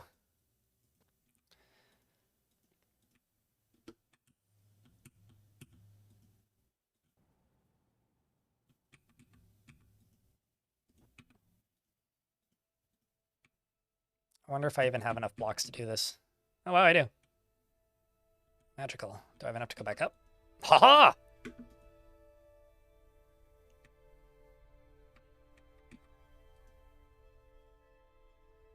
Or further east of PEI. Oh, yay! So I'm not as wrong as I thought I was. Well, that's good, I guess. For me.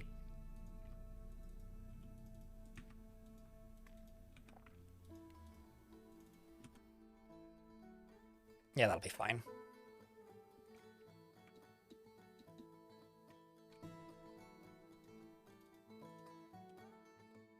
Just so that they can still get up and down. I think this is gonna look dope when it's all done.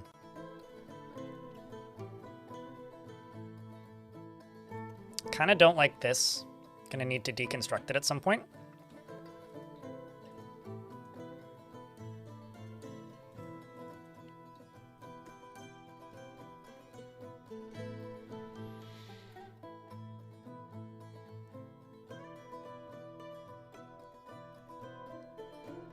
I never said I would be out of town. What? When did I say that I would be out? Somebody very much misunderstood me if I said that I would be out of town. No, Clino asked if I was going to be streaming normally on Thursday. And then I said, yeah, why? And then thought about it for a second and went, wait, is it American Thanksgiving? So I never said I would be out of town. What is this statement that I never said? I'm not offended and don't care, but like, geez. I feel like I'm being quoted correctly. I just don't know what I'm saying, which is making me question my sanity. More than I already do. Naturally. I always do. Heck yes. The drama begins. I mean... It's almost like most drama is people making something out of absolutely nothing, which honestly checks out. Can volcanoes run out of magma? Can a human run out of piss? They infinitely refill. Do you ever go to like say something big like, this is gonna sound funny, and then think about it for a second and go,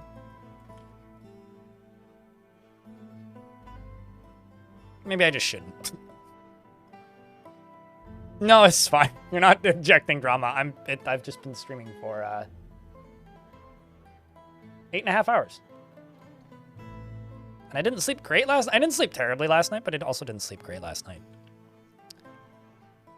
I'm just happy that the goblins have been like merciful and not invaded me as much today so that I have time to build this nonsense. So, I'm not going to say hail the merciful goblin overlords, but thanks to the merciful goblin overlords. Zang, are you stuck? Oh, that never gets old.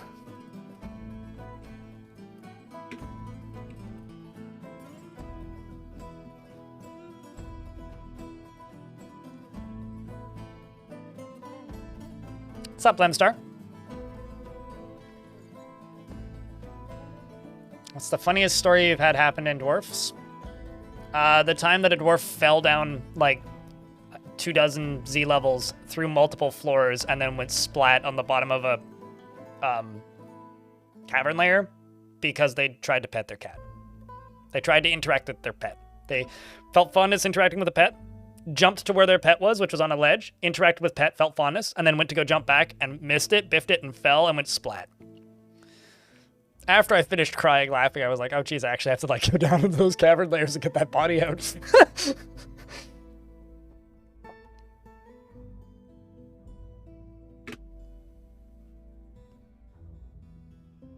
Or maybe the time a dwarf killed a forgotten beast with a hamster. That was pretty funny. Forgotten beast Ithibia Nekwav has come. A towering lyrebird has a curving horn, and it has a bloated body. Its blue-gray feathers are long and sparse. Beware. It's noxious secretions.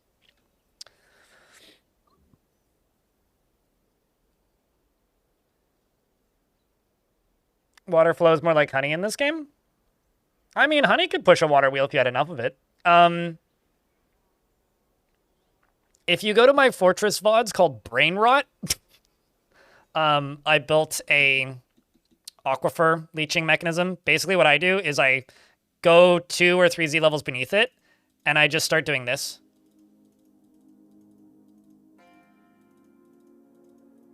Except maybe not like quite like that. And I just slowly spread out until I've covered a layer about yay big, and that's enough to power like a singular wide flow of water. No, thankfully. Mass.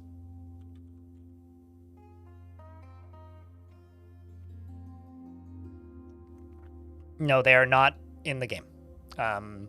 They were removed. I presume they'll be added back eventually, but for the moment, they are not in the video game. I think Tarn posted something or said something about wanting to add them back in once they do the underground map rewrite if they don't get to them with the siege updates. I say updates because we're still in that cycle.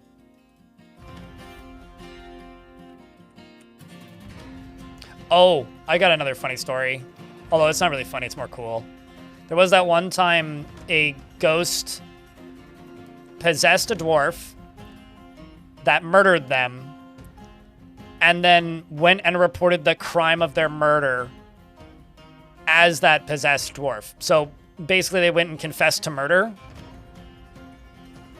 while being possessed by the dwarf that they murdered. So Dwarf A kills Dwarf B. Dwarf B possesses Dwarf A, and then go tells Dwarf C that they murdered Dwarf B while possessed with Dwarf B. That was pretty cool.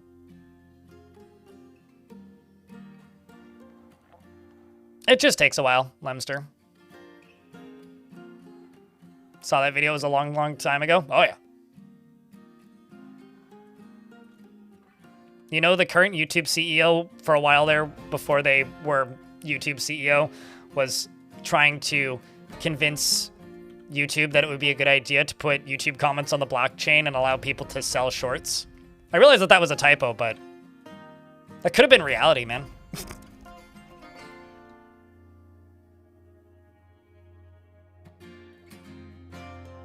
Severely angry ghost that attacked people sometimes killed them, making more extremely pissed off ghosts until the same fort was populated by nothing but ghosts of every race.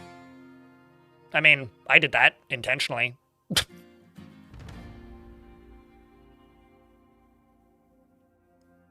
You know, I think back on those eras of Dwarf Fortress as being very frustrating to actually play, so I actually don't find the Carp era bugs as funny as I think a lot of people do, because, like, that was, like, right when I was getting into the game, and when bugs like that happened, it just, like, it kind of ruined all of my desire to even try and play.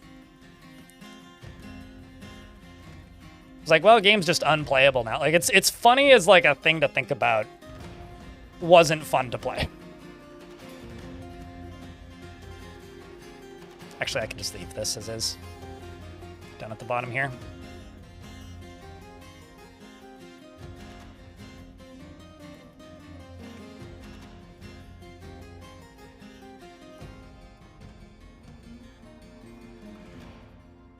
Yeah, I mean, it was a funny thing to joke about, but it did make adventure mode basically unplayable, right? Just like the eating and drinking in slow motion. Funny in hindsight, frustrating as all shit in context, right? And that is the case for a lot of bugs in Dwarf Fort, where it's like, reading about what the bug is, very funny. Actually playing with that bug is like,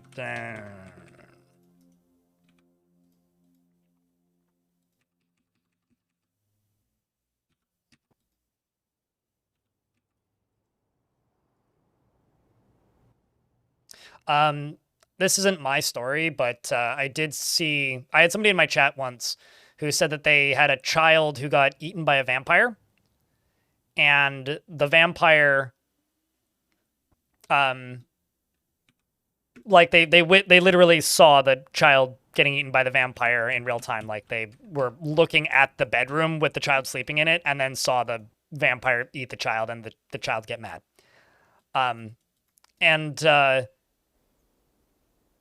The result was, they locked the door and locked the vampire in, right?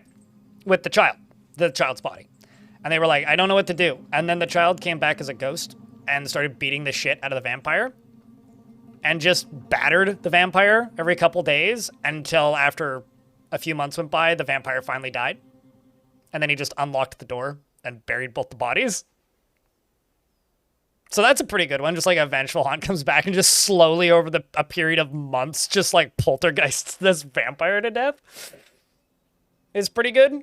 The number of times like a forgotten beast has come flapping into my fortress and I've screamed for a minute only to have them like fly into an area where I could lock the door to lock them in and then board up the walls and go, is always amusing.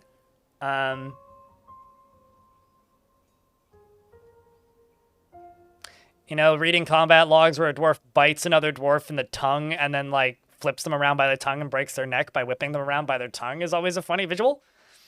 Also not my story, but my favorite piece of Dwarf Fortress fan art is the dwarf that grabs a lion and then throws the corpse of a lion, grabs the corpse of a dead lion that they just killed, and then threw the corpse of the dead lion at a living lion so hard that the living lion died by getting a lion impaled in them. So, lion body is hucked at a lion by an adventurer who just finished killing that lion. And then the lion gets a lion lodged in its wound and it dies. I would call that a classic. You'd been active for a major update and those game-breaking bugs were awesome, but the updates and fixes were coming fast and furious. Oh yeah, no. You know, I always try to explain to people in Dwarf Fortress that it sucks to manage vampires because vampirism is a curse. It's like, so many people are like, but vampires are cool. It's like, sure, but like, have you ever tried to manage an army of them? They eat all of your conscripts. And hate each other. Like, it sucks. Poor old Zmeng, the Stuck. Yeah, it's a classic piece of artwork, that Vivid. I mean, I don't think it got included, but this adventure may have, but I don't think this sequence did. I did a bunch of like video footage recording for NoClip for their Dwarf Fortress documentary. Most of the ASCII gameplay you see is me in that documentary, but there was a good chunk of it, which was me. How do I put this? Playing adventure mode, and I had a companion for a bit who I convinced to join me. And we got attacked by a bear. And during that fight, my companion got his arm ripped off and, like, bludgeoned to death, like, ripped apart by the bear. And I killed the bear by beating it over the head with my friend's arm, which was pretty good. Just thumbs up. There was, like, a whole series of combat logs of, like, the spinning arm collides with the bear's head, bruising the brain. Just repeatedly. Who? Frega? Never heard of him. I was armed with my friend's arm. Yes. I didn't have a weapon, okay? Favorite thing in adventure mode is you were going to pursue a creature of the night quest, and they're just some dude in a town, and you're like, I'm looking for a violent murderer! And they're like terrified. They're like, oh, hi. Yeah. No, that was a bug, wasn't it? That, like, any random animal person could be considered a creature of the night. So, like, you'd go to the bear and they'd be like, I need you to go to this town and speak with so-and-so, so-and-so, the grim monster of blah, blah, blah. And it's like a fish man. He's like, rub. Just floating, vibing.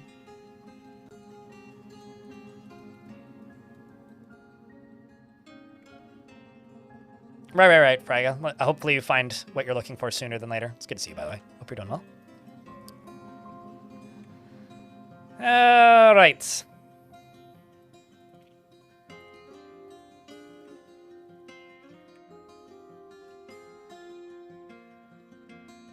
Who's ready to flood this? Well, first I gotta dig it down another layer.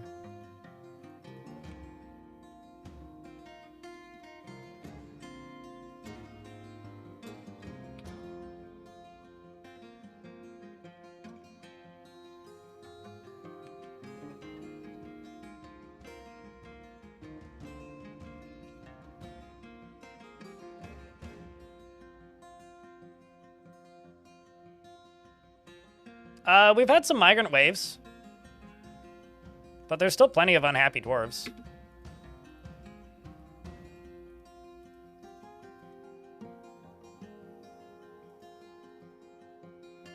I actually don't know why I'm keeping this.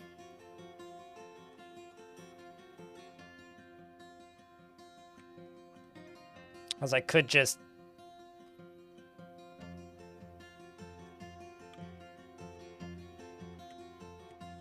Could just drain this.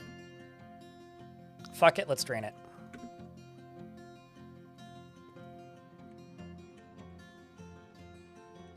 It's time to drain a good chunk of my moat.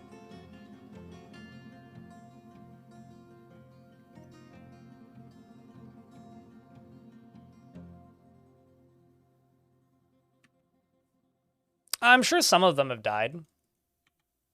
Some of them have also definitely deteriorated. Some of them have been expelled, but not all of them died. Not all of them have deteriorated, and not all of them have been expelled.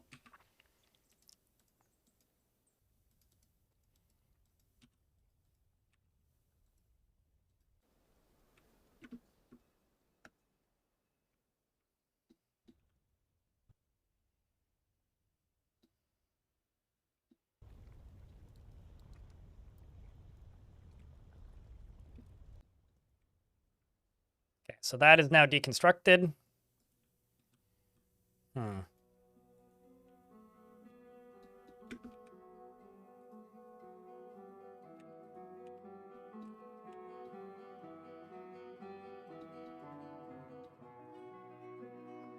I'm just gonna do this.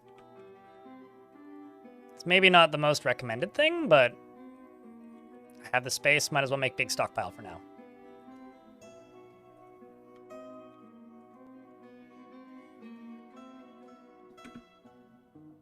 So I'm gonna have to replace this wall piece. And then wait for this to drain.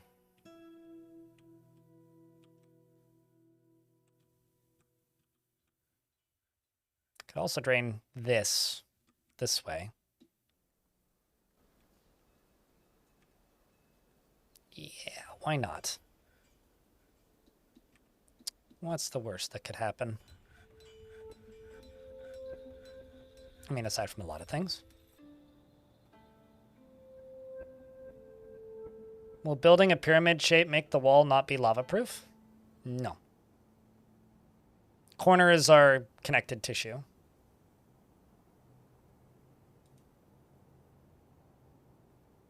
I mean, me removing chunks of the wall will make it not lava-proof. But that's not what I'm doing.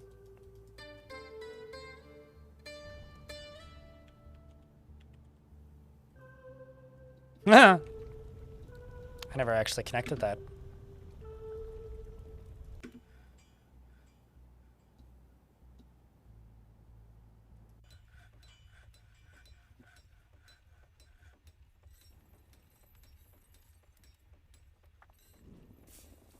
That's like suddenly stressing me the hell out.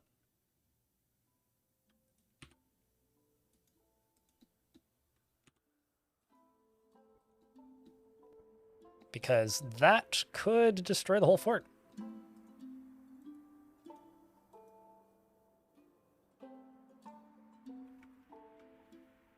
Because I need to get that drawbridge closed. Like yesterday. As it currently sits, that's actually really dangerous. Like, actually really dangerous.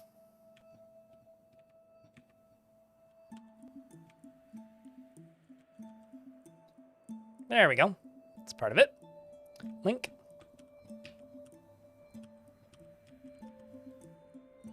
Need to link these up and then close that.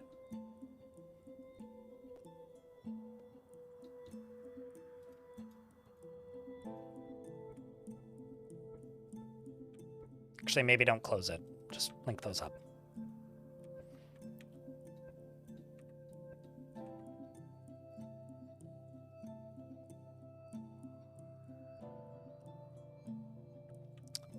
Not for levers, no. Well, you can sort of use minecarts as timers because they have to travel if they've been pushed.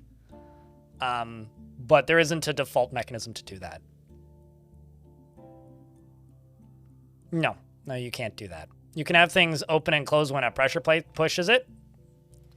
The easiest way to do that is with minecarts, like I said. But outside of minecarts, no. No, there is no vanilla method of doing that.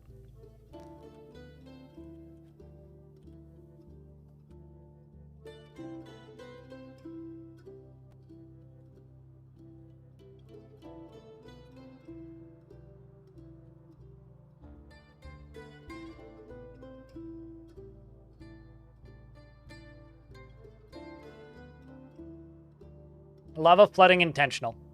I'm draining my moat. Actually, these are completely redundant.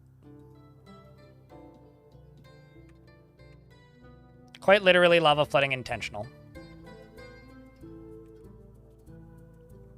I'm trying to flood this down into here. Trying to drain this out here. Just so that it's drained enough so I can get these pumps out of here. Because I would like to make more of an inner moat, I suppose.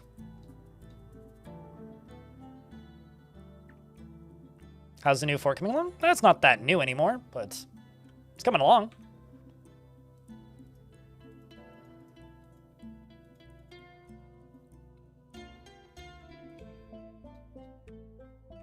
But it ain't that new anymore.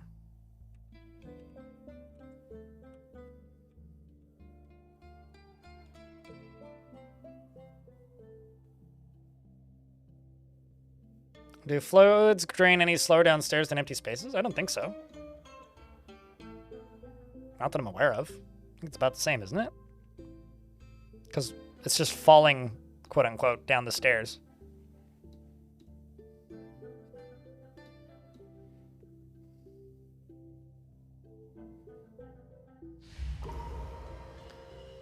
Ooh, Doomhead the Dwarven Child begins to stalk and brood. I mean, you are pissed, so... Haggard.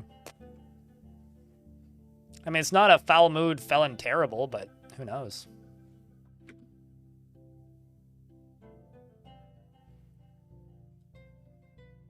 I need things. Certain things, boulders. Leave me. I need things. Certain things. Are you certain you need things? Who's your parents? Single dad? Poor guy. So are you gonna murder a person? You gonna go for the goose, maybe?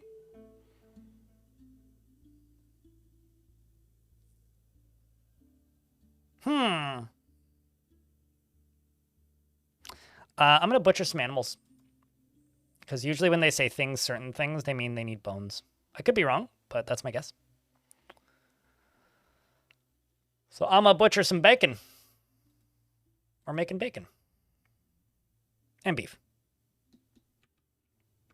I should have multiple butcher shops too.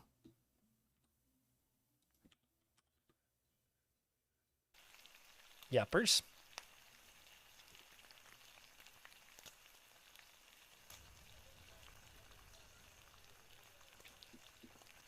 Need some minecart gondolas. I do kind of wish they could use minecarts as like a form of transport, but they don't. They just use it as like a method of transporting items. It would be kind of neat if you could use it as a mode of transport, like where dwarves would use it as part of their pathing.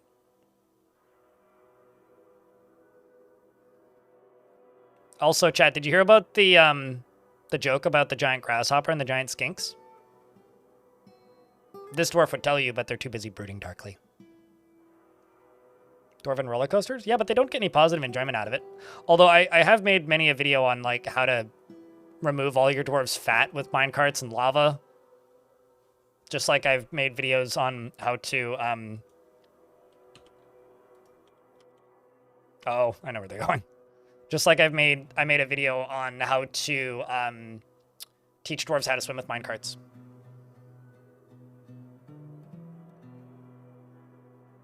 Both are pretty efficient, though. 5-year-old goth dwarf? Hey, mate. Gotta start somewhere.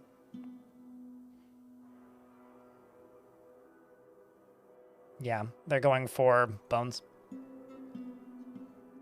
Without killing them? Yeah. No, you set them on fire long enough that all of their fat melts out of their body, but they don't burn.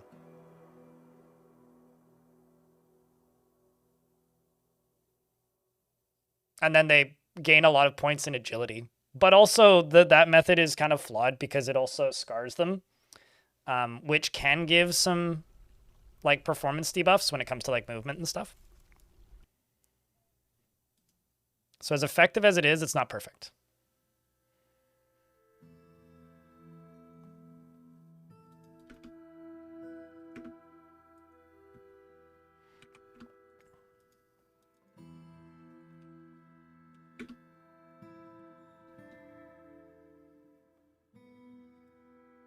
Also should really deconstruct that workshop. I'm just going to go over here and plunk 2 more butcher stalls in there.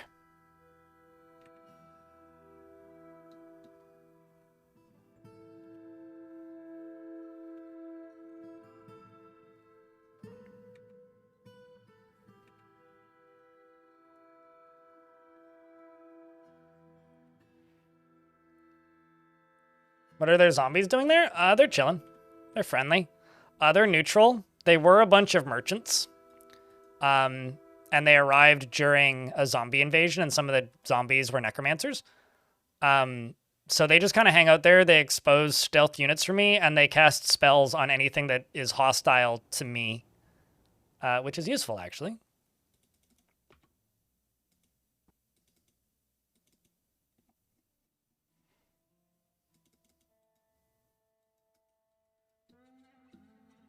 Oh.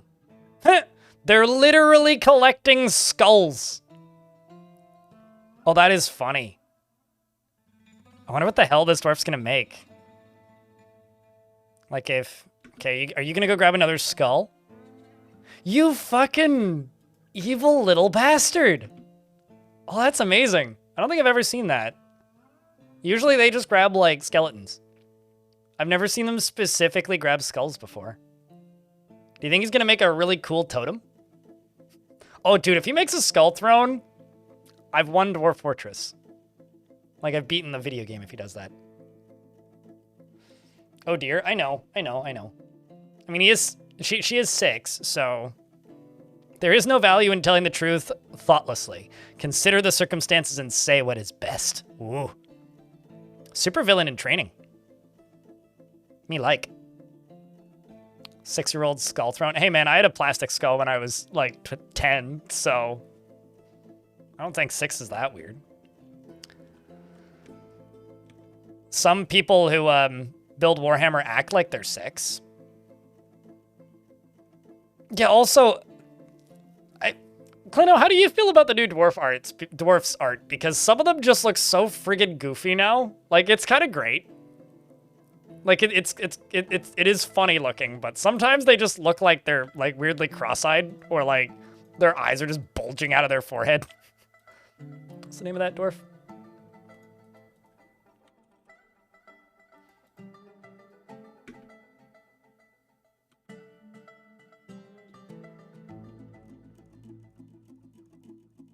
Your 9-year-old daughter and you collect animal bones? I mean, that's pretty cool.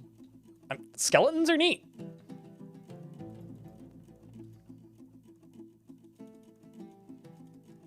Yeah, we were lucky. This could have been a fell mood, foul and terrible.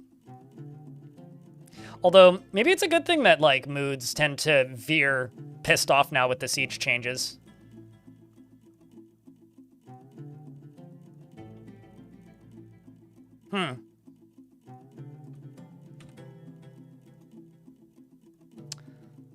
More things, eh?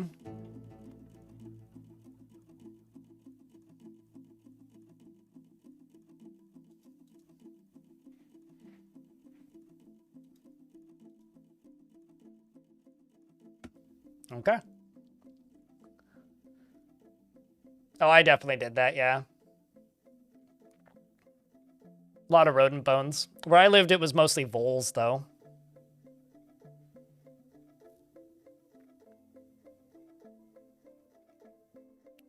Yeah, I don't know. This child, though, is definitely his Infernal Majesty fan.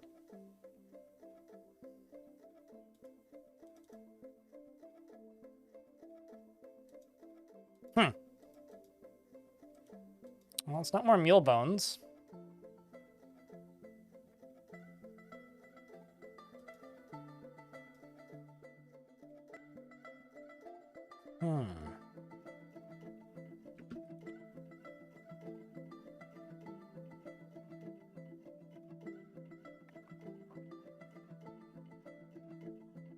They may actually want like a body of a thing.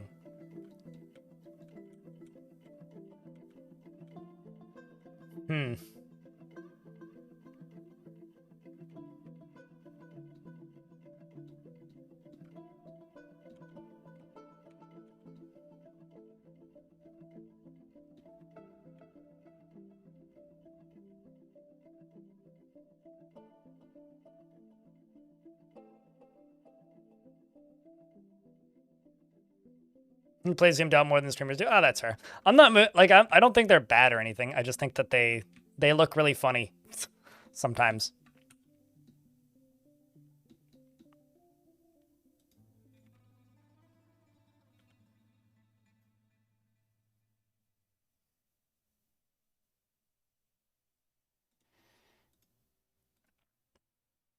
Yeah, fuck it.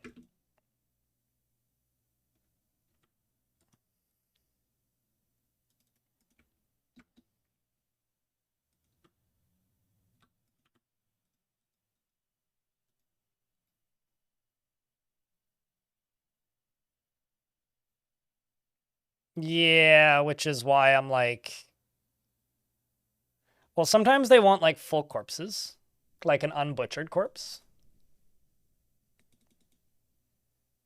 And I ain't gonna go defile a grave. I mean, I could, but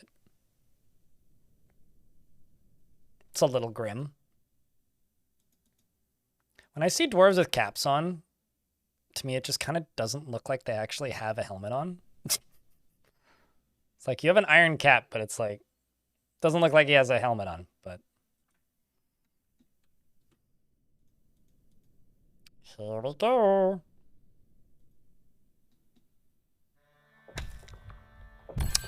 Discovered an unusual volcanic wall studded with gems.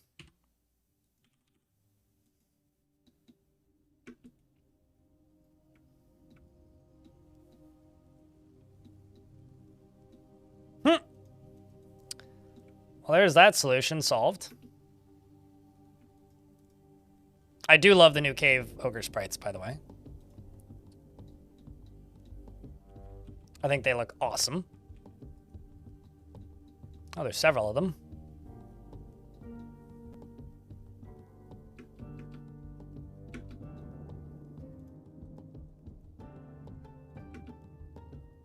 It's not really a fair fight, but let's see if that's, is that what the kid wanted? No.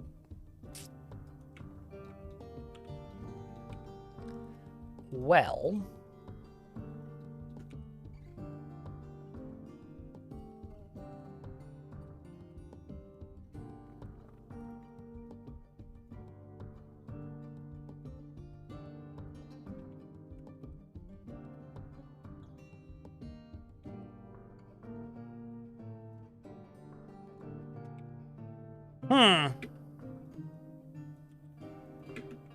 let's just explore this cavern, shall we?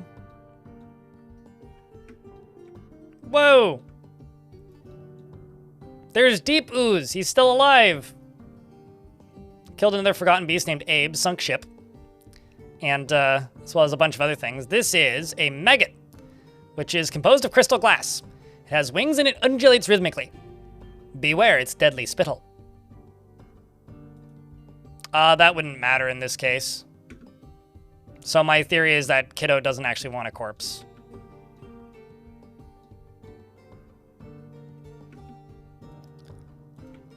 So we've got this hammer dwarf here who collides with the beast. Oh. Well, it's firing unknown substance. I'm not gonna lie, the new liquid sprites look kind of cute to me. This dwarf got knocked back against a tree. It's now lying down, even though it's a noodle. Oh, well, it's a maggot, so the maggot is lying down. We just chopped one of its feetsies off. I'm also kind of curious as to what its body looks like once we kill it. Oh, shit. Whatever that is.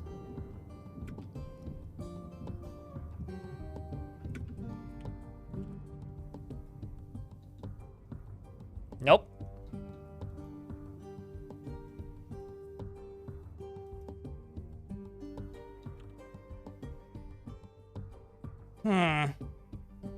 I mean, I know they won't butcher a blind cave ogre, but if it's a foul mood and they want a corpse, they're usually not so picky.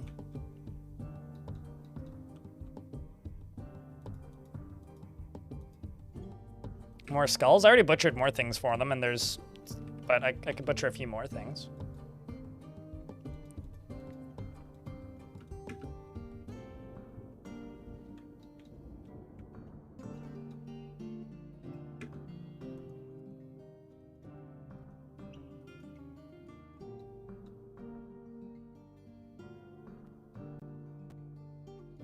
Is this because it's a kid?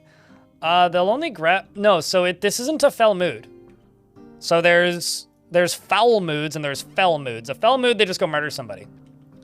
And then make furniture or an artifact out of the corpse.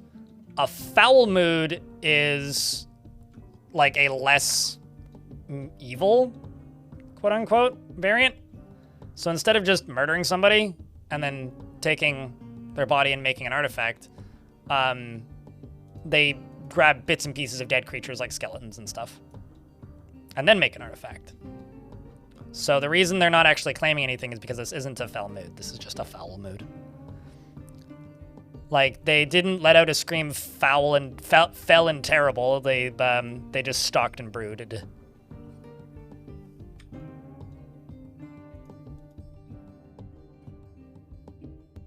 But I don't generally get either of them, so it's kind of neat, regardless.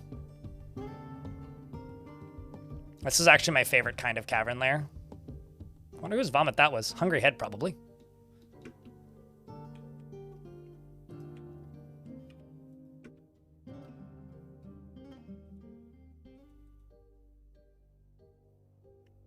This is also the first Forgotten Beast we've killed in this fort, believe it or not. Just been kind of ignoring the cavern layers. Holy Hungry Head.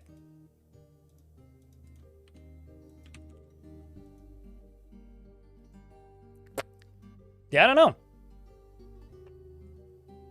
They just want certain things. I mean, like, I could DF hack it, but that would be cheating.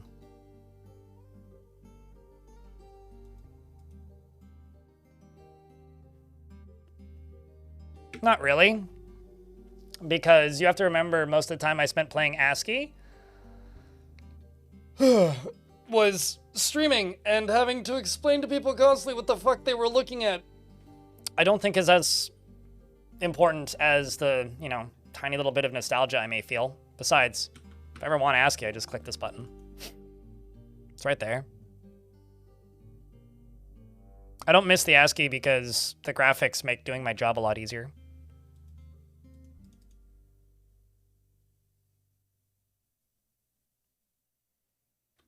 I mean, do I even have a cat?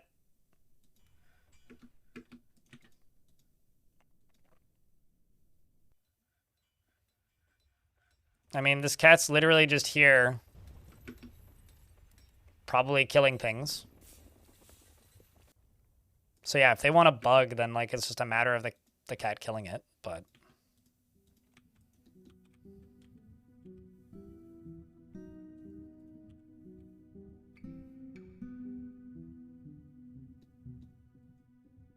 But yeah, I guess I just don't have the nostalgia for it that some people do.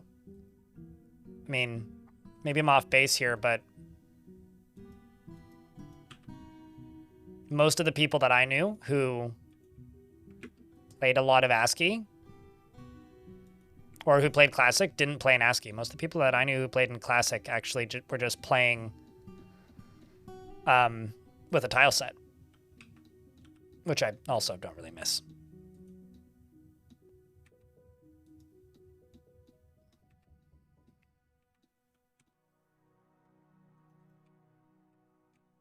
I think it's just nice to be able to play this game in a format that most people just know what they're looking at, and that saves me a lot of headache.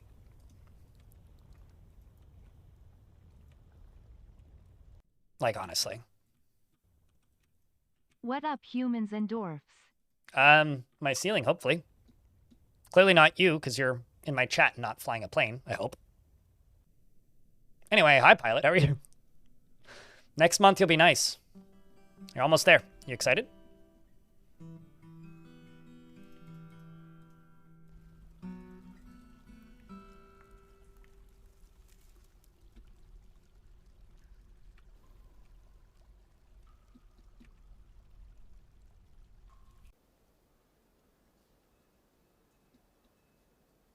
Also, chat, can I get a round of beers for Pilot? Keeping that sub alive for 68 months.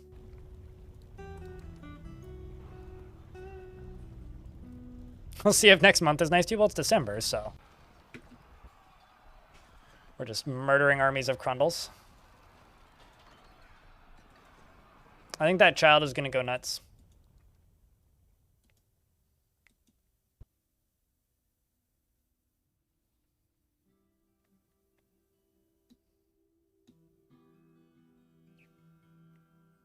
I mean, you don't even, like, need to download the free version for the ASCII. You can literally just click 2 buttons.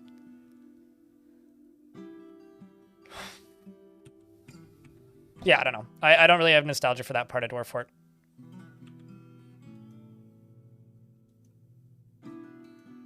I also found the old music to be a bit grating after a while.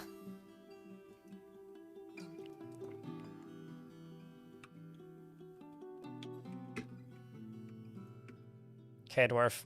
Be cautious.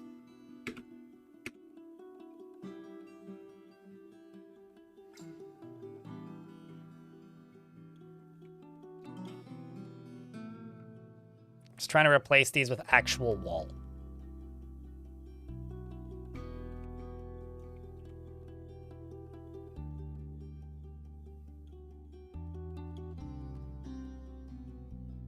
Yeah, I think like in a perfect world, the original Simon fan soundtrack would be... I think it's already on the workshop, so I guess you could just go grab it if you want, but... It does make me a little sad that that version of the soundtrack isn't available as like an option in the game, but it's also like unofficial, right? So it kind of makes sense why it's not.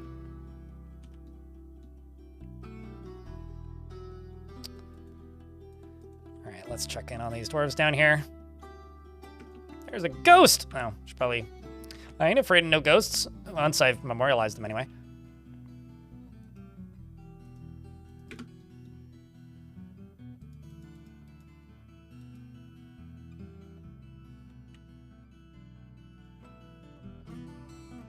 Actually just going to get these squads training right here for a wee bit instead of in their barracks.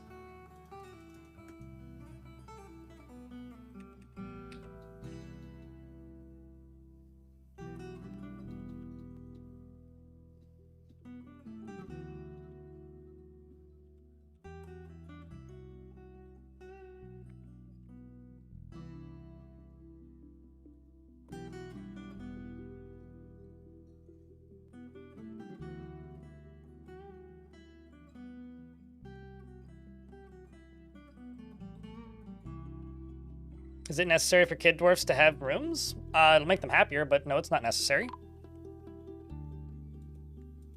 They do share with their parents up until a point. I'm not actually all that sure when they stop. I usually just assign them rooms so that I don't forget. But at least for a first good chunk of their lives, they do share their rooms with their parents.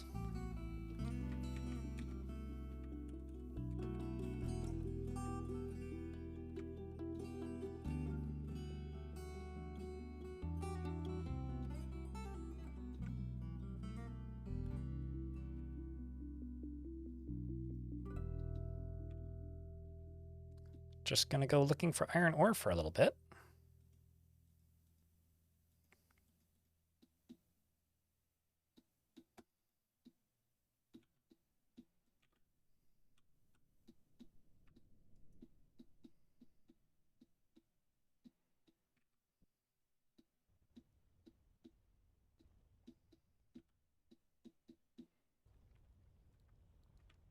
It's like such small amounts of iron ore too.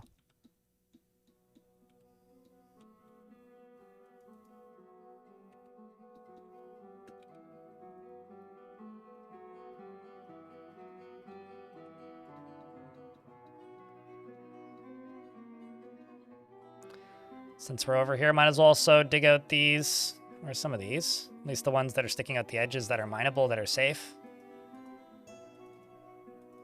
I'll put a hole in that. Let some of that drain out. Get all that mined up. Get all that mined up.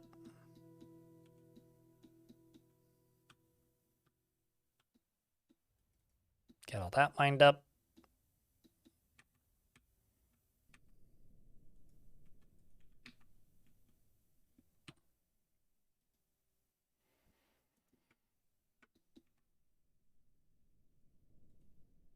Got all of these star rubies. Oh. We've got ourselves a human spearman monster hunter who's married, who brought 2 books. He's 67 years old. He's bad with words and not lustful. He's clumsy and he has poor focus. This seems like an awful soldier. Forgotten beast named Gugo has come. Huge skinless mammoth. It has an enormous shell and it is slavering. Beware its deadly spit. Oh, well, it's up here. It's Gugo. Chat, you Gugo fast. You know what I'm saying? It's also kind of stuck. Bye, Gugo. What do you think, chat? Should we let this geriatric old man who's clumsy and bad at everything join the fort as a monster hunter so that they go off and die and I can take their books? Or do I tell them no for their own good? Day 40 of the troll. Wait, really?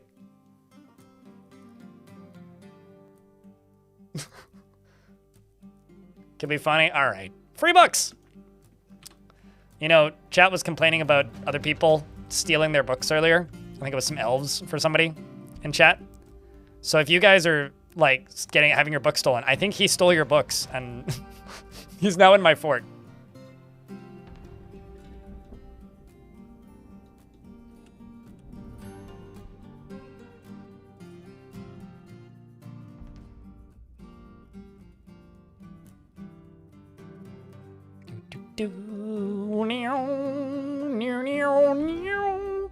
All right, so we've almost got to the point where I can just fill this up.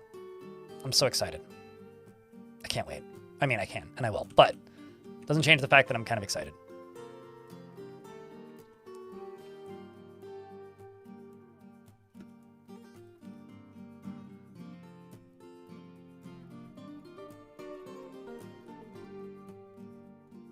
Oh, some migrants survived. Would you look at that? Despite the danger, most likely.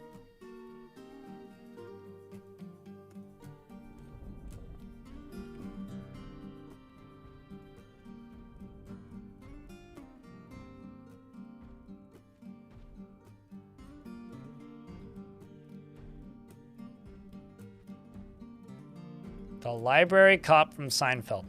Paul Blart?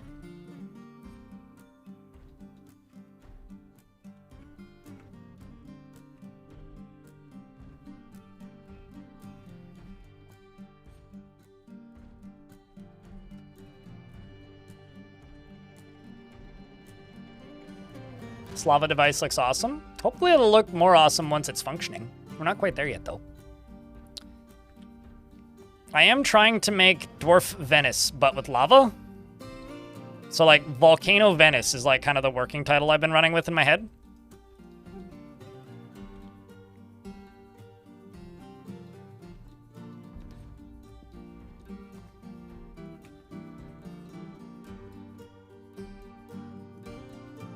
I'll be honest with you, I've seen very little Seinfeld. What's the device supposed to do? Fill this up with lava, overflow my moat, and then flood the surface. That's what it's supposed to do. Without me having to manually pump it like I have up until this point.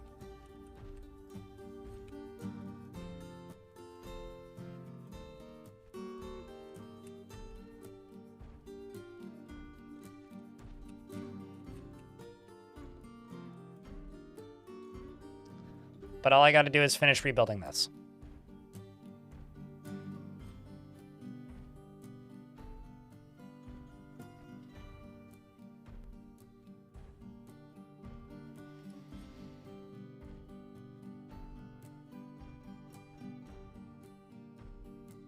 Also, Tapioca's probably right, YouTube chat. It feels like the kind of the old version was kind of worse. At least before I opened the gate, they'd charge in. Kind of worse because at least if I open the gate, they charge in. They're just chilling on the surface instead of attacking. Kind of bummed. They will eventually leave. Wow, that was fast.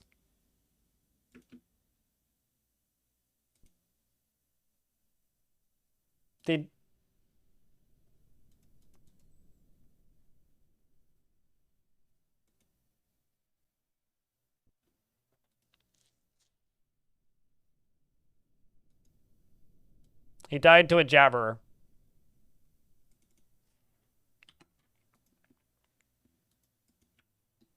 This jabberer.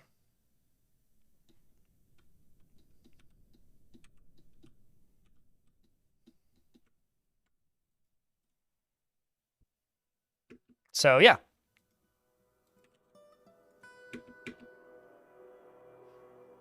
That was fast. Real fast, even.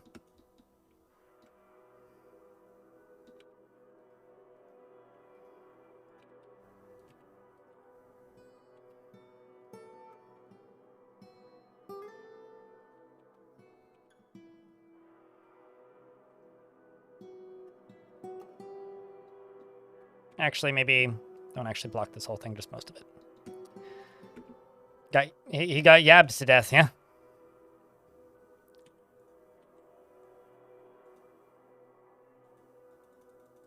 Well, free books. Nice, nice. All right, so with all that done, I just need these two to get slated for removal. So I can fill all this in.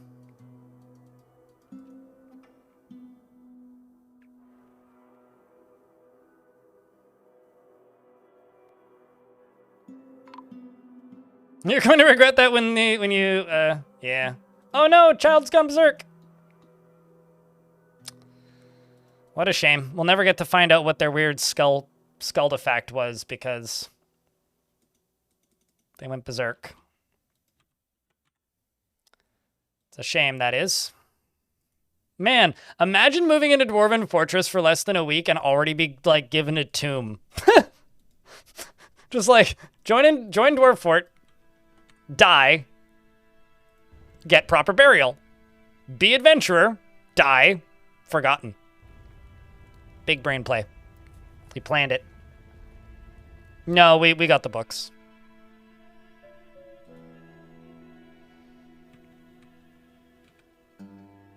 I feel kind of bad for that kid, though. Because I do feel like that one was my fault. Which it quite literally was. I failed that child. They needed me most. Anyway, I got bedrooms over here that need cabinets, so we're just getting those distributed. Yep. Correct.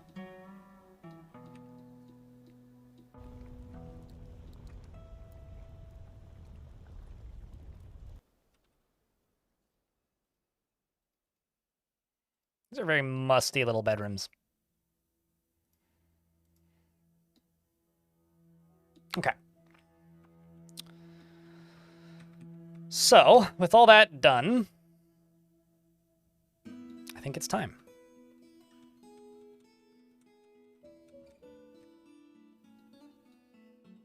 I do think it is time.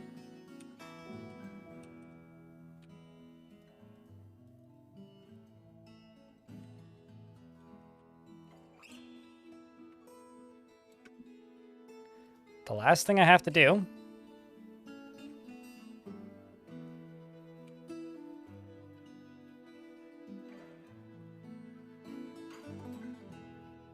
is get these two done, and then place one right there, and then I can turn the whole sucker on.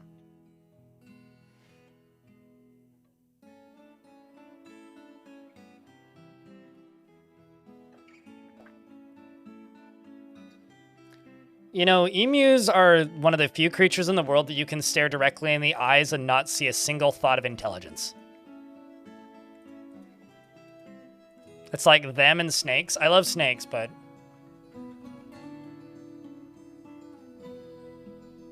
and orange cats, yeah. Well, any color cat if they're on the catnip, but... it's like meeting a stoner for the first.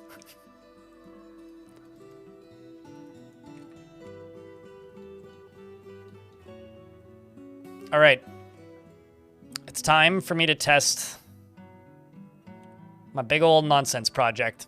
A gremlin, drive it away. Why would I do that? Aw, you're 48 years old. 48 years young. Where's your family? Silly old gremlin. Oh no, and then it sees a reacher, and then it sees a dwarf. Gotta run away from Jack, though.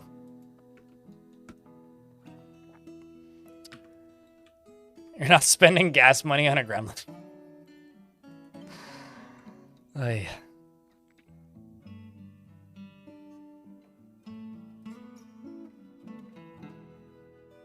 They're finally starting to move closer to the siege tower. Are you telling me that they're learning?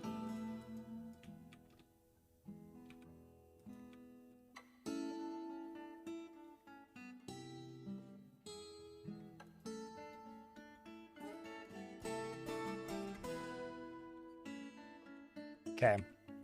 So this here. Pull that lever.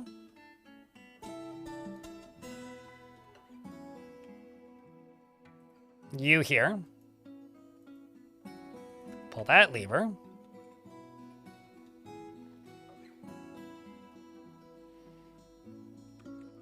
And that'll close you and the one on the other side. Those are all sealed off. Sweet. All right, let's hope no dwarves are dumb enough to go stand in the middle of the splash zone.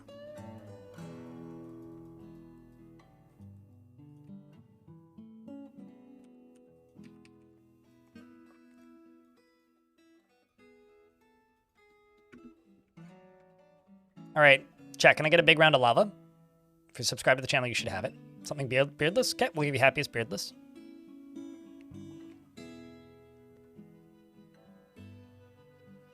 You know, it's very rare that people cut their front lawn with fire, unless they live in Texas. But have you ever tried mowing your front lawn with lava? It's also a way of automatically paving your front lawn.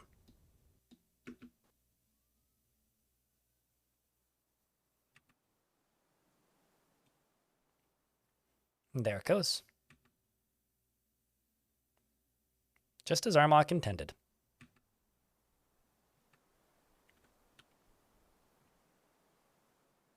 This is actually going to go way slower than I thought it would, which is a little bit annoying.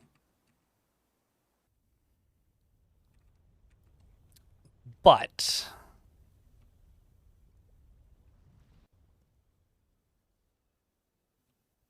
squinting at this, I can be ballsy. All right, Dwarf, there's one very important task here. Do not catch fire.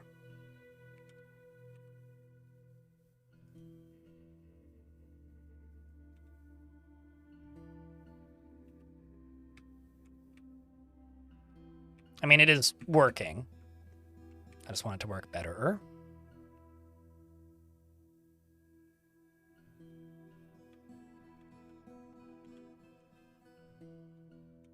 Yes, but you don't always get the quickest flow on them. Seems safe enough.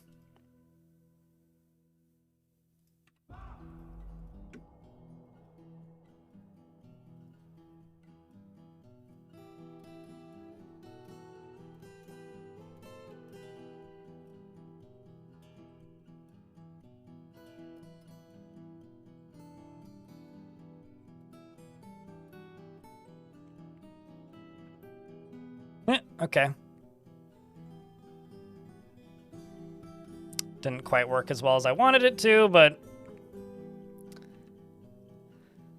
had a similar enough effect.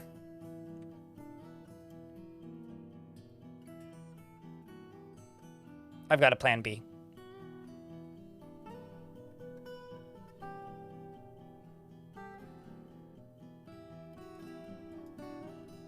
Should I?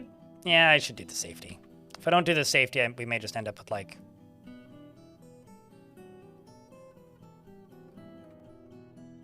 a whole lot of, you know,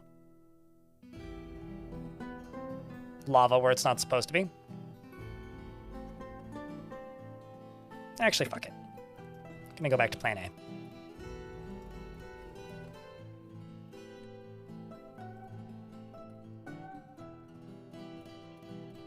Channel down there, and then channel down there. That's what I'm gonna do. Should go just fine. Right? What could possibly go wrong? Plan B. B for burnt. You know, honestly, I support this message. You know, I should probably be watching how full this is. Hey, it's filling. Look at that. You'll love to see it. It is still filling slower than I would like, though. But it is filling. All right.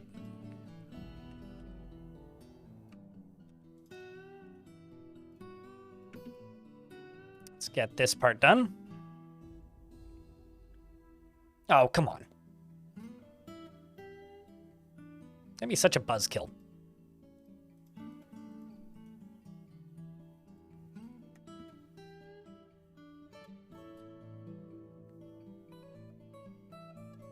But yeah, no, they're not effectively infinite lava, but... Or no, they are effectively infinite lava. It's just not the quickest flow all the time. There we go. That's a little bit faster. Do I have a volcano tutorial? I don't really know what there would be to tutorialize. Like, there's a lot of tutorials that people ask me. They're like, could you make a tutorial on this? I'm like, well, I have plenty of videos of, like, how to do things with lava, but, like... It's, like, kind of situation agnostic. Like, it doesn't really matter if it's, if you're getting the lava from a... There we go, it's now 7 instead of 4.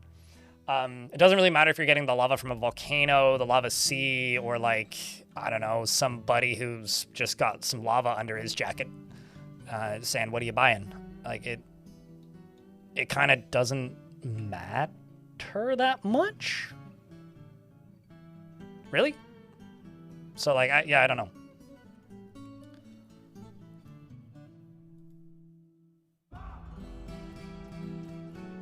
Now, I could fill this... So what I can do now is I'm just going to wait for this to hit here and start to bubble up a little bit. And then I'm going to turn this pump on. I'm just going to get a dwarf to pump it to fill the wall up.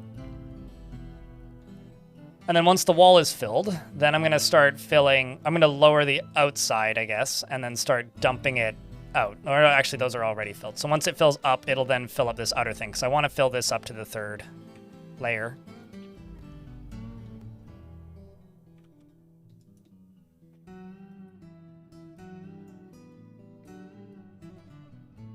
Lava is giant puddle of lava that infinitely refills when you drain it. But it doesn't refill all that quickly. That's kind of it. Tap in diagonally if you want to do it, if you want to break into it somewhat safely. That's the tutorial. That's it. Ship it.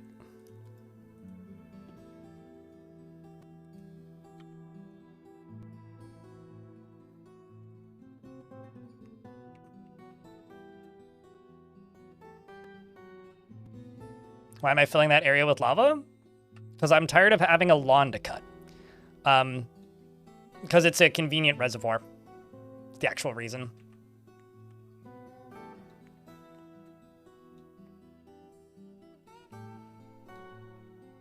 Also, I haven't decided, but I might also spill it over into here. Because I'm going to use it to fill up my moat again. That's why I'm filling it up with lava. Also, let's see how much of this we've actually drained. Most of one level. It will fill back up, though.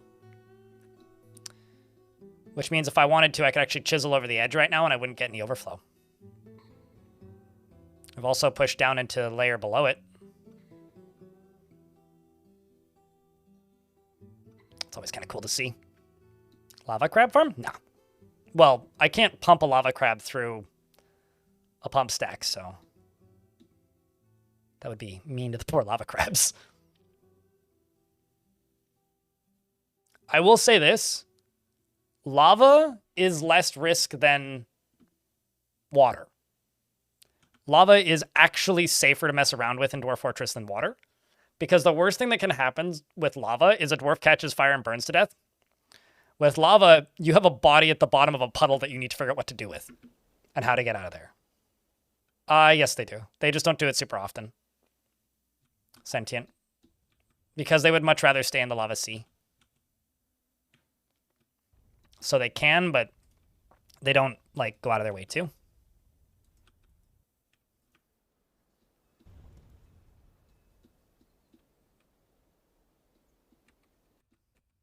Okay, that's good.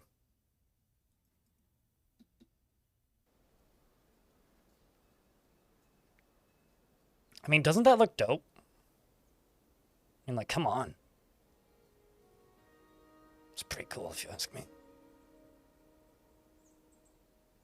They won't attack your dwarves. They can see on the surface because they'd be near where the goblins died. Oh, so they're just like, wait, hold on. So how many, have you had just, wait, is this still the same fortress that you had that huge, like, entry tunnel, Silvershee? Because I wonder if, like, you've just started to traumatize them to the point where, like, they now just siege the way humans used to. Because that's really cool if that's what's happening. Like, if you've actually, like, scared them into submission, sort of. You require a temple and a priest for the blameless doctrine. This was the last temple that I made. So let's go down to here.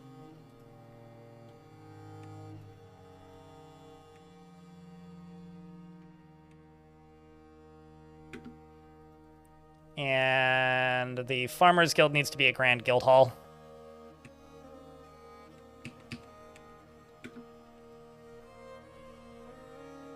Which was this one.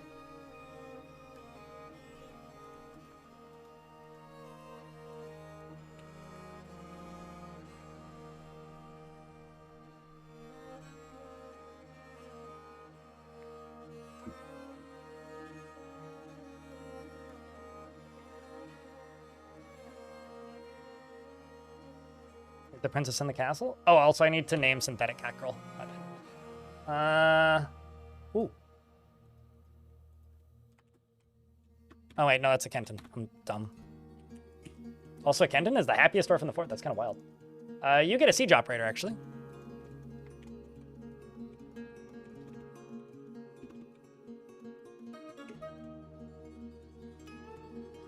Synthetic cat girl is impervious to the effects of stress, which is why you're not pissed off, after suffering a major injury in 264, probably one of the fights. She's very happy and optimistic and accepts favors without developing a sense of obligation, preferring to act as the current situation demands. She is bashful and she prefers to be alone. She's slow to anger and she finds helping others emotionally rewarding. We're in an ad break, so I'll just finish reading this. Sorry about this. She often feels discouraged and is assertive. She is curious and eager to learn, and she's quite polite. She's somewhat fearful in the face of imminent danger and can occasionally lose focus on the matter at hand. She tends to hang on to grievances, and when she's bored, she constantly rolls her eyes. I wonder if they actually cancel jobs more frequently, if they have that trait. Hey Blind, hey chat. Oh, good man. Sorry to be so Mia lately. Stopping in to drop a bit of love and some greetings. Hope the new Siege update has been dope. It's brought a lot of people back, which has been nice, Lam Lams. It's good to see you, too. Thanks for sticking around in some format. She needs alcohol to get through the working day, and likes working outdoors and only grumbles mildly at bad weather. She personally values eloquence and sees working hard as a foolish waste of time, and values family and dreams of crafting a masterwork someday. She likes hornblende, as well as lay pewter and red tourmaline and Rias macaw leather, as well as brown recluse spider silk, the color flax, bucklers and crowns, and the words of the sparkle of scribing. The sight of the wispy style, and she prefers to consume giant ibex, squid, and sorghum beer. And citrons, and absolutely hates moon snails.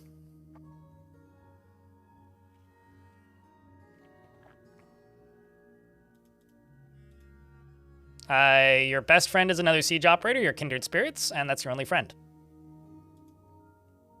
You could use some new clothing, but it's fine. Let me just check in on this. Let's real quick go into here.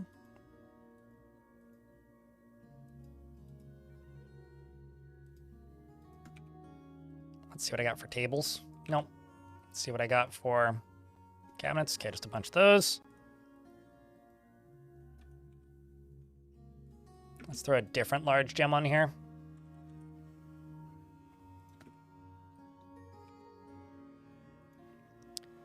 And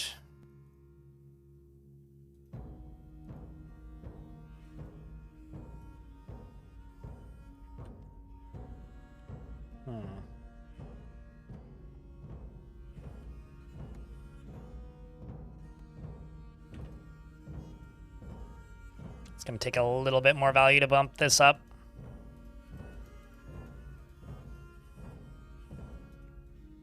do we have for bars at the moment? 58 silver and some rose gold. Let's do some silver tables.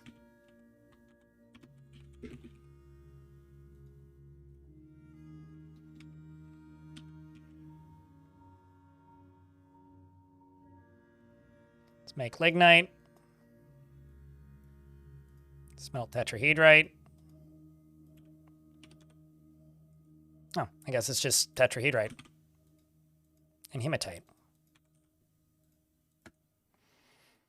Let's get those rolling again. See if I have any slabs to place. Nope. Go back up to here.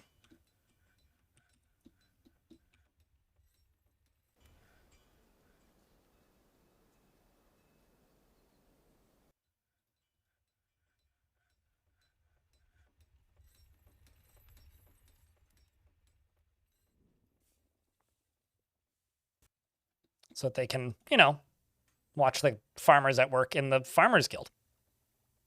Makes some sense. Meanwhile, over here, seems to be working as intended.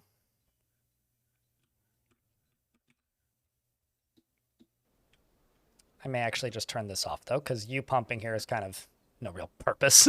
It's just filling up and going around. That's a pretty quick clip.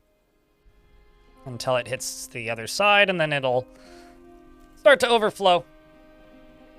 But that's okay. That is kind of what I want. The problem is it'll also, you know, how do I put this? Begin to flood the fort. So, I have two options. I can wall it off, or I can build a big old bridge. I think I'm going to do a bit of both. I think I'm going to do a little bit of both.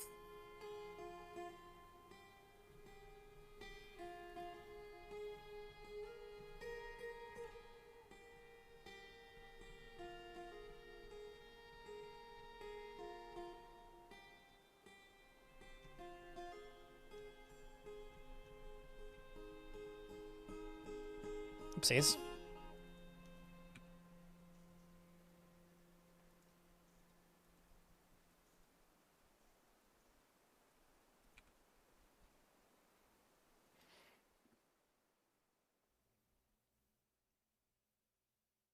Still going? I mean, it's been what, 9.5 hours? I mean, getting a little in on my projects, you know? As you can see, things are getting a little silly. Just a little bit. I mean, not too over the top, just a little bit.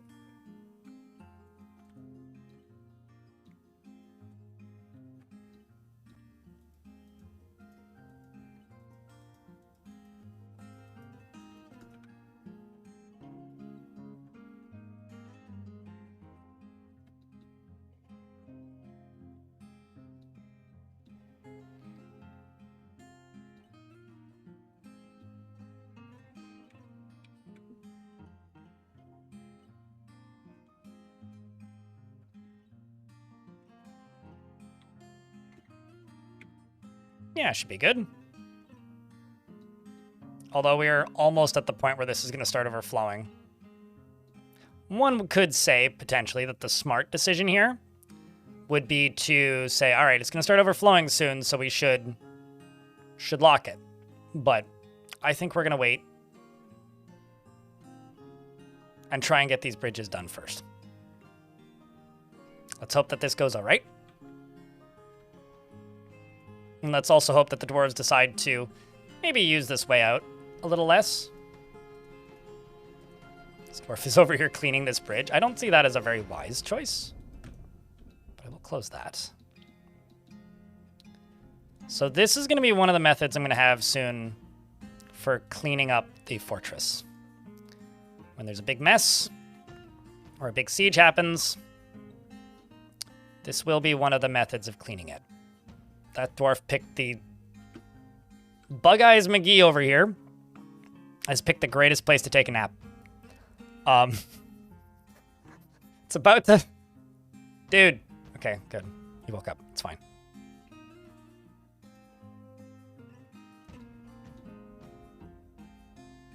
Cozy? Yeah, definitely. Let's start this pumping so I can remove some, well...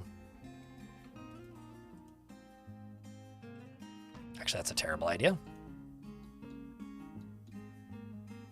You know, maybe I should turn this off. Also, lead? I'm not going to say that this is your wisest decision. In fact, I would actually say it's maybe your worst. Like, your least of the wise decisions. Speaking of inopportune places to take a nap, that may actually go pretty high on the list.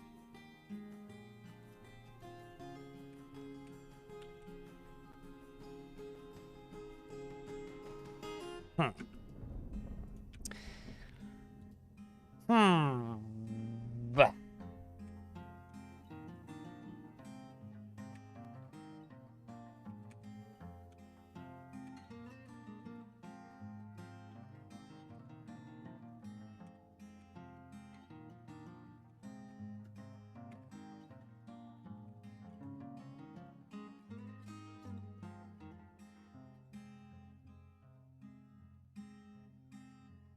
Yeah, this will be fine.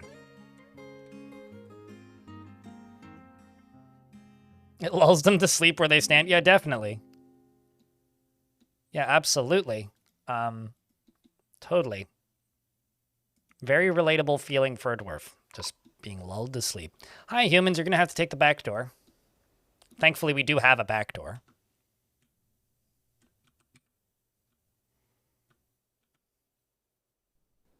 It's getting hot in here.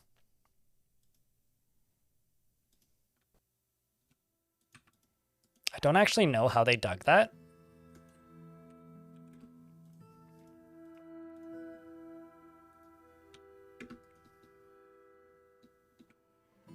But they did. My mayor's been re-elected. Okay, first of these is connected. It's getting hot in here.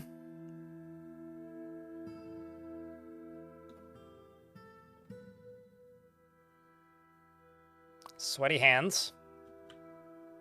Sweaty hands.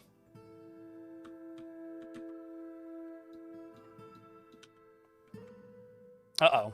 That's a little... Okay, I have to turn it off. Ah, boy. No fun. I can't even burn my own fort in this place. It's like overflowing to where I don't want the lava to be too quickly. What a travesty. I think a dwarf also just canceled a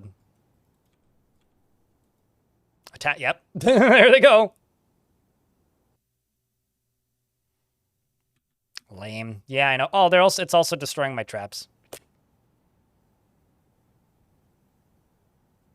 I mean, to be fair, those weren't designed to be lava-proof.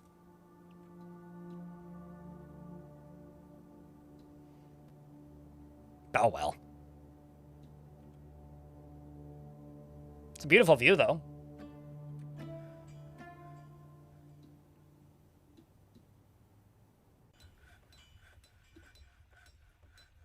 There's one of my surgeons over there.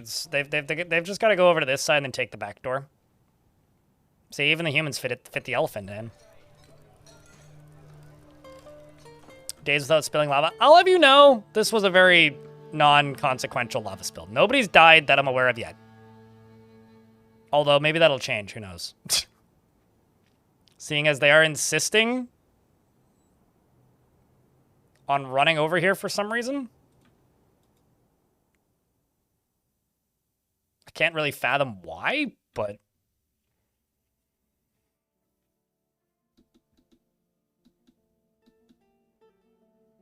But this is a very, you know, good way of getting rid of a lot of lava that I don't want there. So I guess that's a good thing.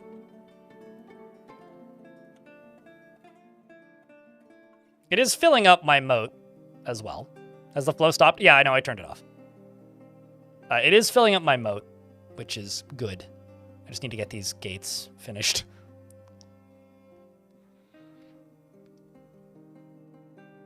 All right. Chat room, I've been live for 9.5 hours. And I think that my moving of lava from in the volcano to onto my front lawn has worked flawlessly. I know it might not appear that way, but this was intentional. It is actually filling up my moat, which is what I wanted it to do.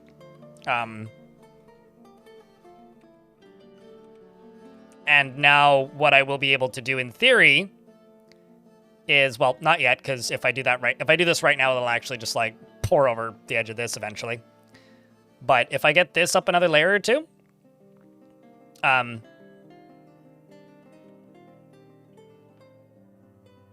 actually, no, I don't really want to do that. I'll figure something out. I want to use this as a method of being able to, like, pour a bunch of lava on the surface. You know, like a fuck the planet kind of thing. Like a scorched earth kind of strat.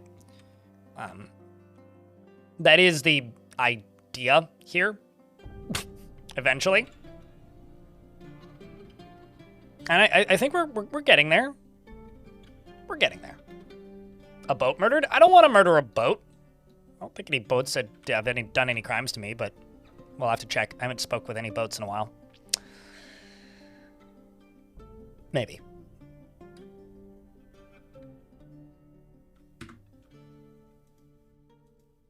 Chat room. I think that's me for the day. Before I go, though, we are going to raid somebody, so please stick around. YouTube, folks, we're going to go raid somebody who's raising money for charity. So if you want to help out with that, pop over here onto Twitch. Otherwise, I'll see you live tomorrow at the normal time. So I'm going to shut YouTube down now, and then we'll go participate in a raid. Can we do that? Stick around for a few minutes, Twitch.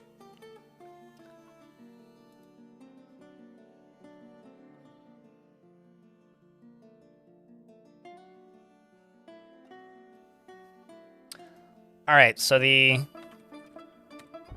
YouTube stream should be down now. So we are going to do something we don't normally do. We're going to raid into the RimWorld directory.